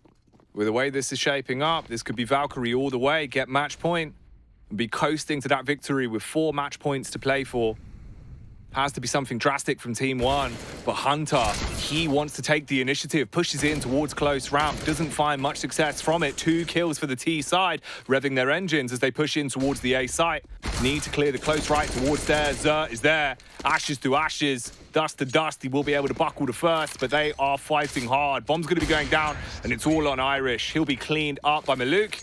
And finally, Team 1 get around on their T side after such an arduous game. And of course, it's that round of all rounds where they just run out and shoot them, right? Sometimes it really is that simple. And you can see they've taken another tack. So here we go again. Good call. I think this one must be Valkyries, because it said 1 out of 4 remaining last time for Team 1. So it can't be that again. I mean, there's potential that the HUD is slightly incorrect. You never know, but I think this one must be Valkyries. And it would be a good tack for Valkyrie to take. They did have to figure out the gun drops because money wasn't great. So, you know, they're just letting it play out. Get the tack, calm everybody down. Hey, don't worry, guys. We still are winning 14-12. They only won 1 round. They just ran at us. That can happen. You know, those are the types of things you say to each other. But also, in the back of their minds, Valkyrie's sweating a little bit now. They're sweating a little bit. They're like, ooh, Team Run did just run us over, didn't they? That is what they're capable of. And Valkyrie's so close to the win as the underdog, you'd think their nerves might be coming into play. Sometimes they can seep in. And for Team 1 as well, it's one of those rounds where you're talking about it in TeamSpeak and you're like, come on, boys, if we can do it with Galils, we can do it with a 4-buy. Yep. Play the same pace. And don't show too much respect. It's one of the things that you can fall into, that trap of respecting your opponent far too much when the scoreline starts to flip like this. Staring match point in the face, it's do or die. The raw CS has to come out. And we'll see if into the 27th here, that will be the solution for the T's.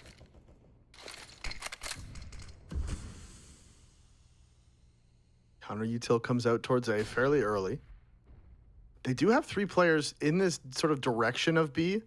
Let's see where Nova's going to rotate with the op. Okay, he's actually going towards CT, so he's going to rotate over towards Ticket. The T's very passive default here, not doing anything too early. It is going to be a smoke coming out. It looks like that's going to be for window. Yes, it was. From outside of ramp. That's cool. Cool smoke. And that is going to be mid-control being taken. So 2 up on short, 1 person we're walking through the underpass, and they are grouping back up towards upper B. So it looks like this is going to be the split. As the smoke comes out towards top con, and they're going right back to B, Jack. This is going to be the short split. Valkyrie. They've got a crossfire for the choke points. It just depends if they can hold their own. The rotate is coming in early as well. It will be there just as push comes to shove. Bombing apps. The 3-2 split on the cards. 1 player holding for the rotate through con as well. But Irish, he's in the back. He's ready to assault. Takes down 1, but there is 2 trades for the T's. And it's all coming up 1 in a round like this. Nova and Hunter, the last 2 that remain. They're going to be flanked as well. You got the backstab from Pacer. Rocks up to the party. Silence them 4 in the shop. Headshot onto Nova. And Hunter has to save it. And how the turntables, Jack. Hunter now running for his life, trying to hold on to this 1 gun that they're going to be able to have into the next round as the money is completely broken from Valkyrie. Team 1 went for the force buy. They backed themselves. It succeeded. And now Valkyrie are the ones that are broke. They're the ones that are going to have to eco next round. So Team 1 showing some real grit, real determination here. It was a bold call to call that force on the 14th round, right? Like that is bold to do that. And they did it. They backed themselves and it worked. It's make or break. It's one of those rounds that we've seen teams gamble on many, many times. And often it leaves you in a horrendous affair. Your economy's gone. You stare at match point. It just doesn't go well for you. Here, it's worked wonders. Now, 14-13, Valkyrie suffer the cruel fate of the fickle mistress that is the economy. 2K across the board. The only 1 weapon is the saved M4 for Hunter, and he has to have impact. And I think Zert might have enough to drop a glass cannon op next round if they want to. But otherwise, they're not going to have the money for an op either. And that's been a huge factor on both Team CT sides, to be fair. But Nova also. You know, he's had a ton of impact with it here on CT. Where are they going to go? They're walking up, and there's the saved gun finding a kill. So that's Hunter getting the opening. I believe that was towards B or short. I actually didn't see it, but... Now they smoke jungle. Flash comes in. They're blind. Nova's making a play through it. And are they going to catch him? Are they going to catch the timing? There's a player in connector with his back turned. Then he spins around at the perfect moment. Finds the kill on Nova as Keys turns around. Gets it. And now all the kills going the way of Team 1. And that is it. Round done. 14-14. Like I said, the only potential for an op here is if Irish or Zert want a glass cannon. And it doesn't look like they do. So unlucky as well, man. Nova, you're going to be fuming. Yeah. It's one of those where it frustrates you so much, but you've got to let it go. You've got to move on. Round 29's here. 14-14, it's all to play for. Pacer goes sprinting up. Hits the headshot. That's Zert dead. Left in the dirt as Nova bites back. Not with the AWP this time, but look who's in the back line. XNS.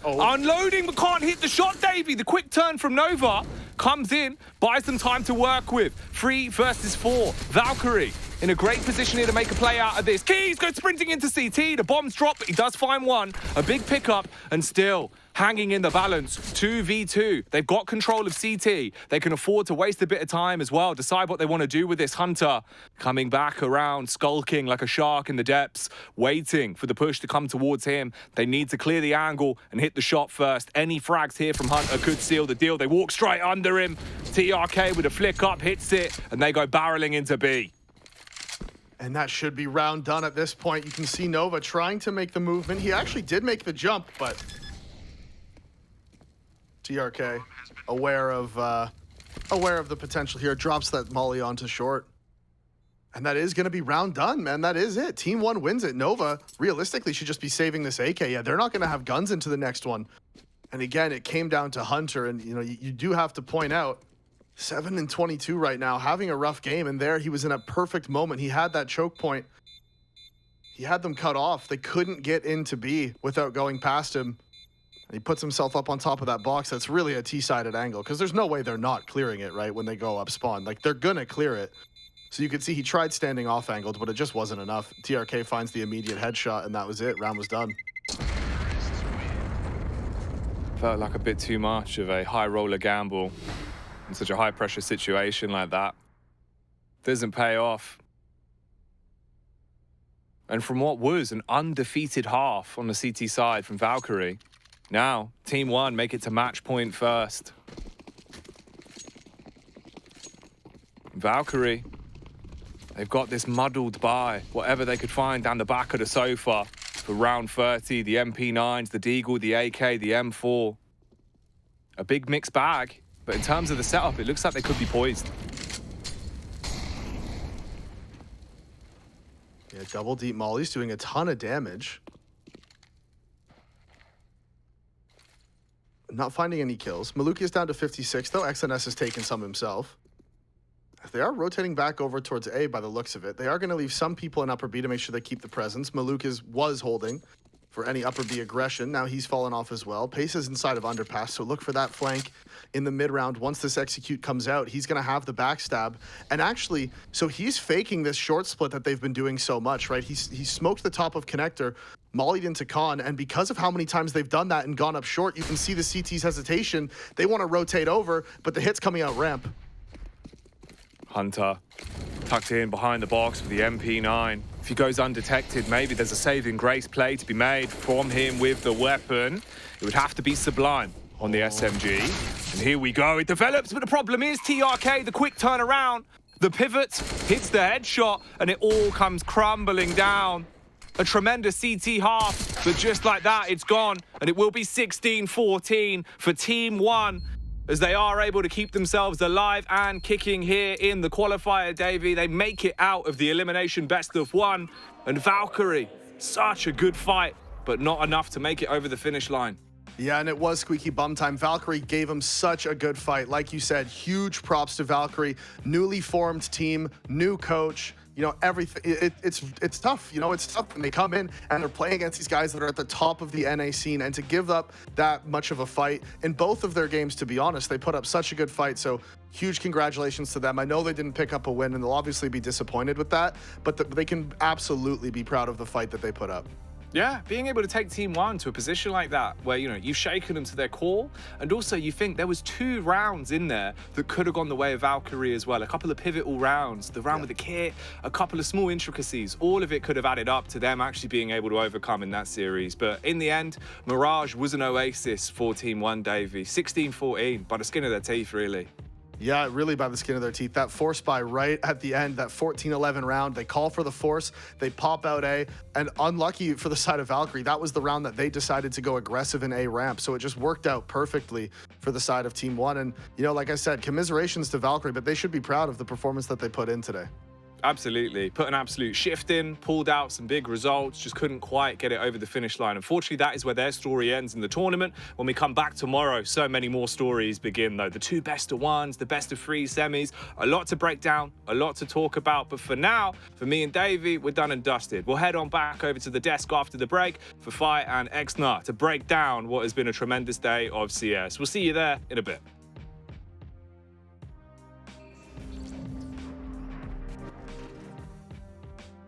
Wow. I mean, dude, what a game. It's the final best of one of the day. That is more than I could ask for something to close down day one of the League of Ace Masters event.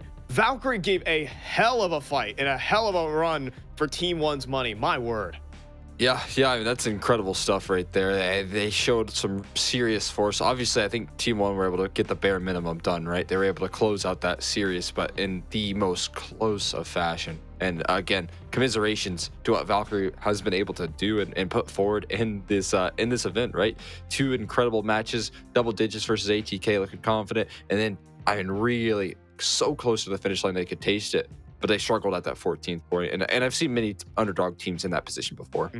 It's always when the nerves start eating at you, when you lose rounds that you might think you shouldn't, when you lose your groove. They were hitting their stride absolutely in that game. When it came to Irish on first contact, when it came to Nova just roving around the map and winning every single gunfight, it felt like the comeback was on until something just took the train off the rails just a peg, and slowly it just started gliding, and you just kept looking at it and you just saw it's not really happening, is it?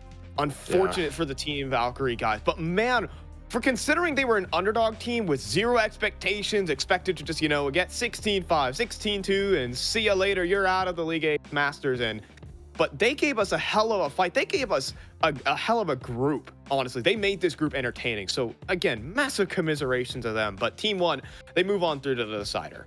Yeah, I mean, it's exciting stuff. Again, this is kind of their goal, right? They wanted to do some damage up against teams that you don't often get to play over in advance. So the fact that they were able to take some officials down the distance versus ATK and Team One even more so. And just, again, one off of closing that one out is great experience for these players here. So I'm excited to see more of this roster, even though they are not any longer in this League of Ace Masters.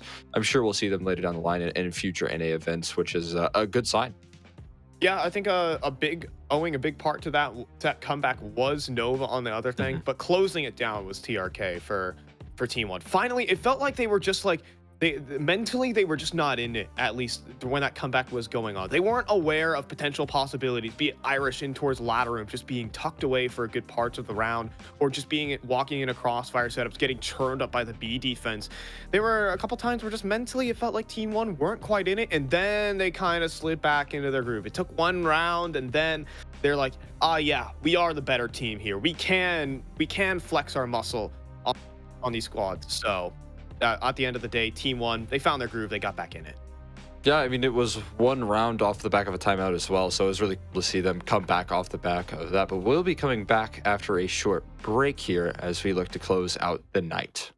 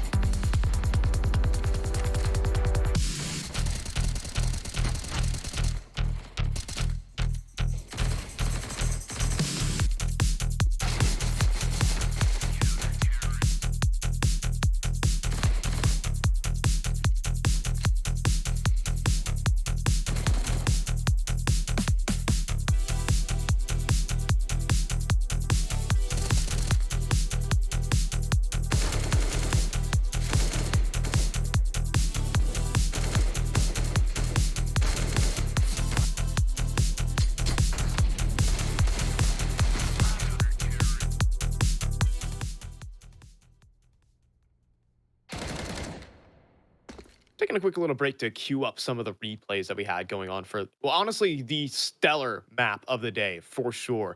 Hopefully that's not the only type of map that we get in this event, but overall, a fantastic, sensational map of Counter-Strike Global events that we just got to witness there. What are you talking about? I want to see Mirage for the rest of the event, right? Best of threes with only Mirage. That's all I want to see to close out the rest of the even the best of threes. You know, if we get all 3 maps on Mirage, maybe we can get some Dust 2 sprinkled in.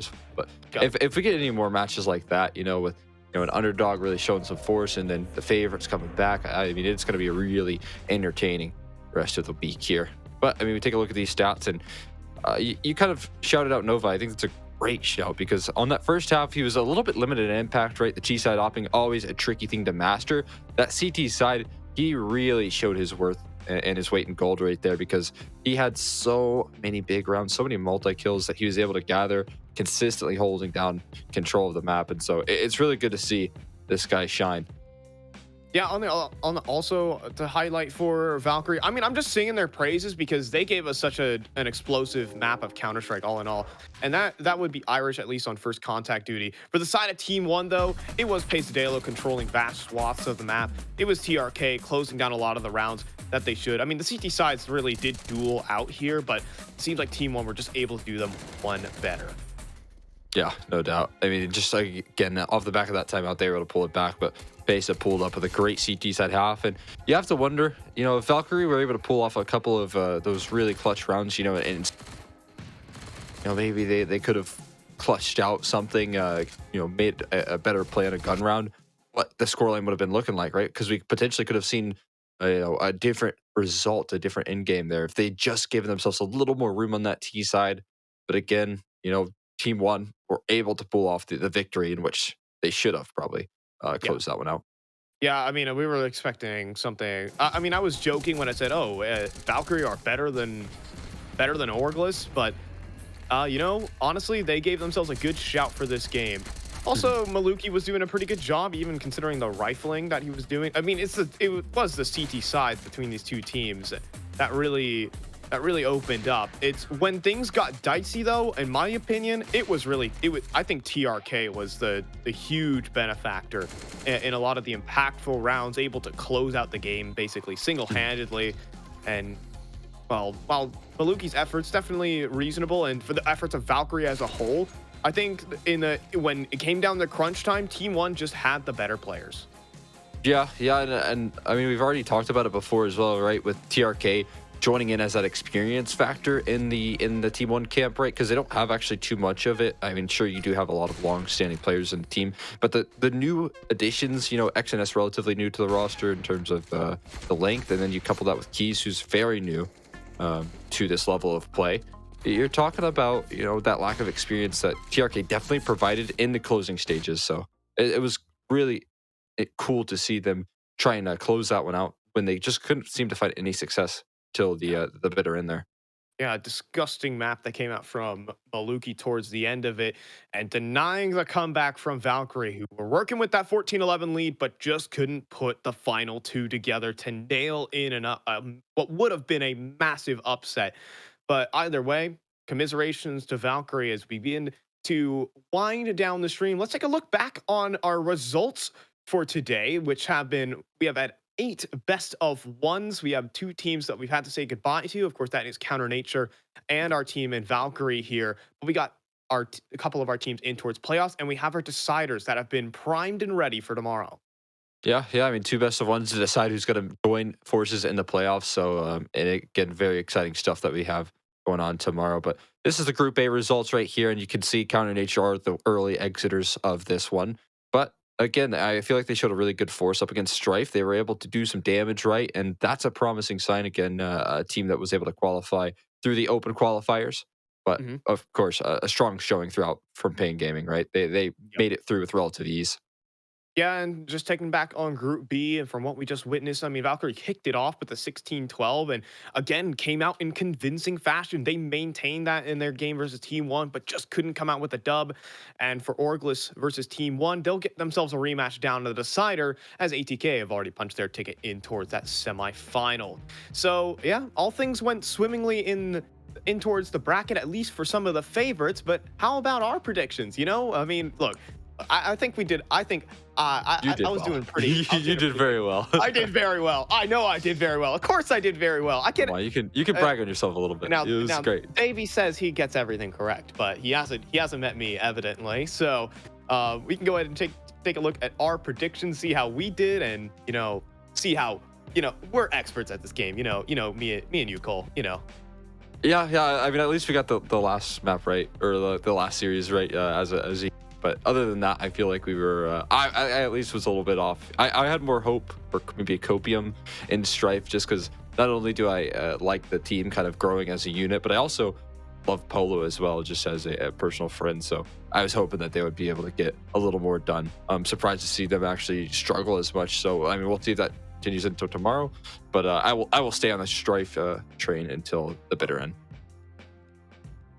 Look, bias doesn't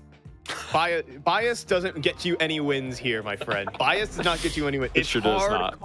It is cold, hard stats that get you in here. And as you can see, in that third row, there's that name Phi. He has 7 points. Wow. He is towering over his opposition right now, as he only got 1 game wrong. And honestly, should have won the last game anyway, so I should be really 8 for 8.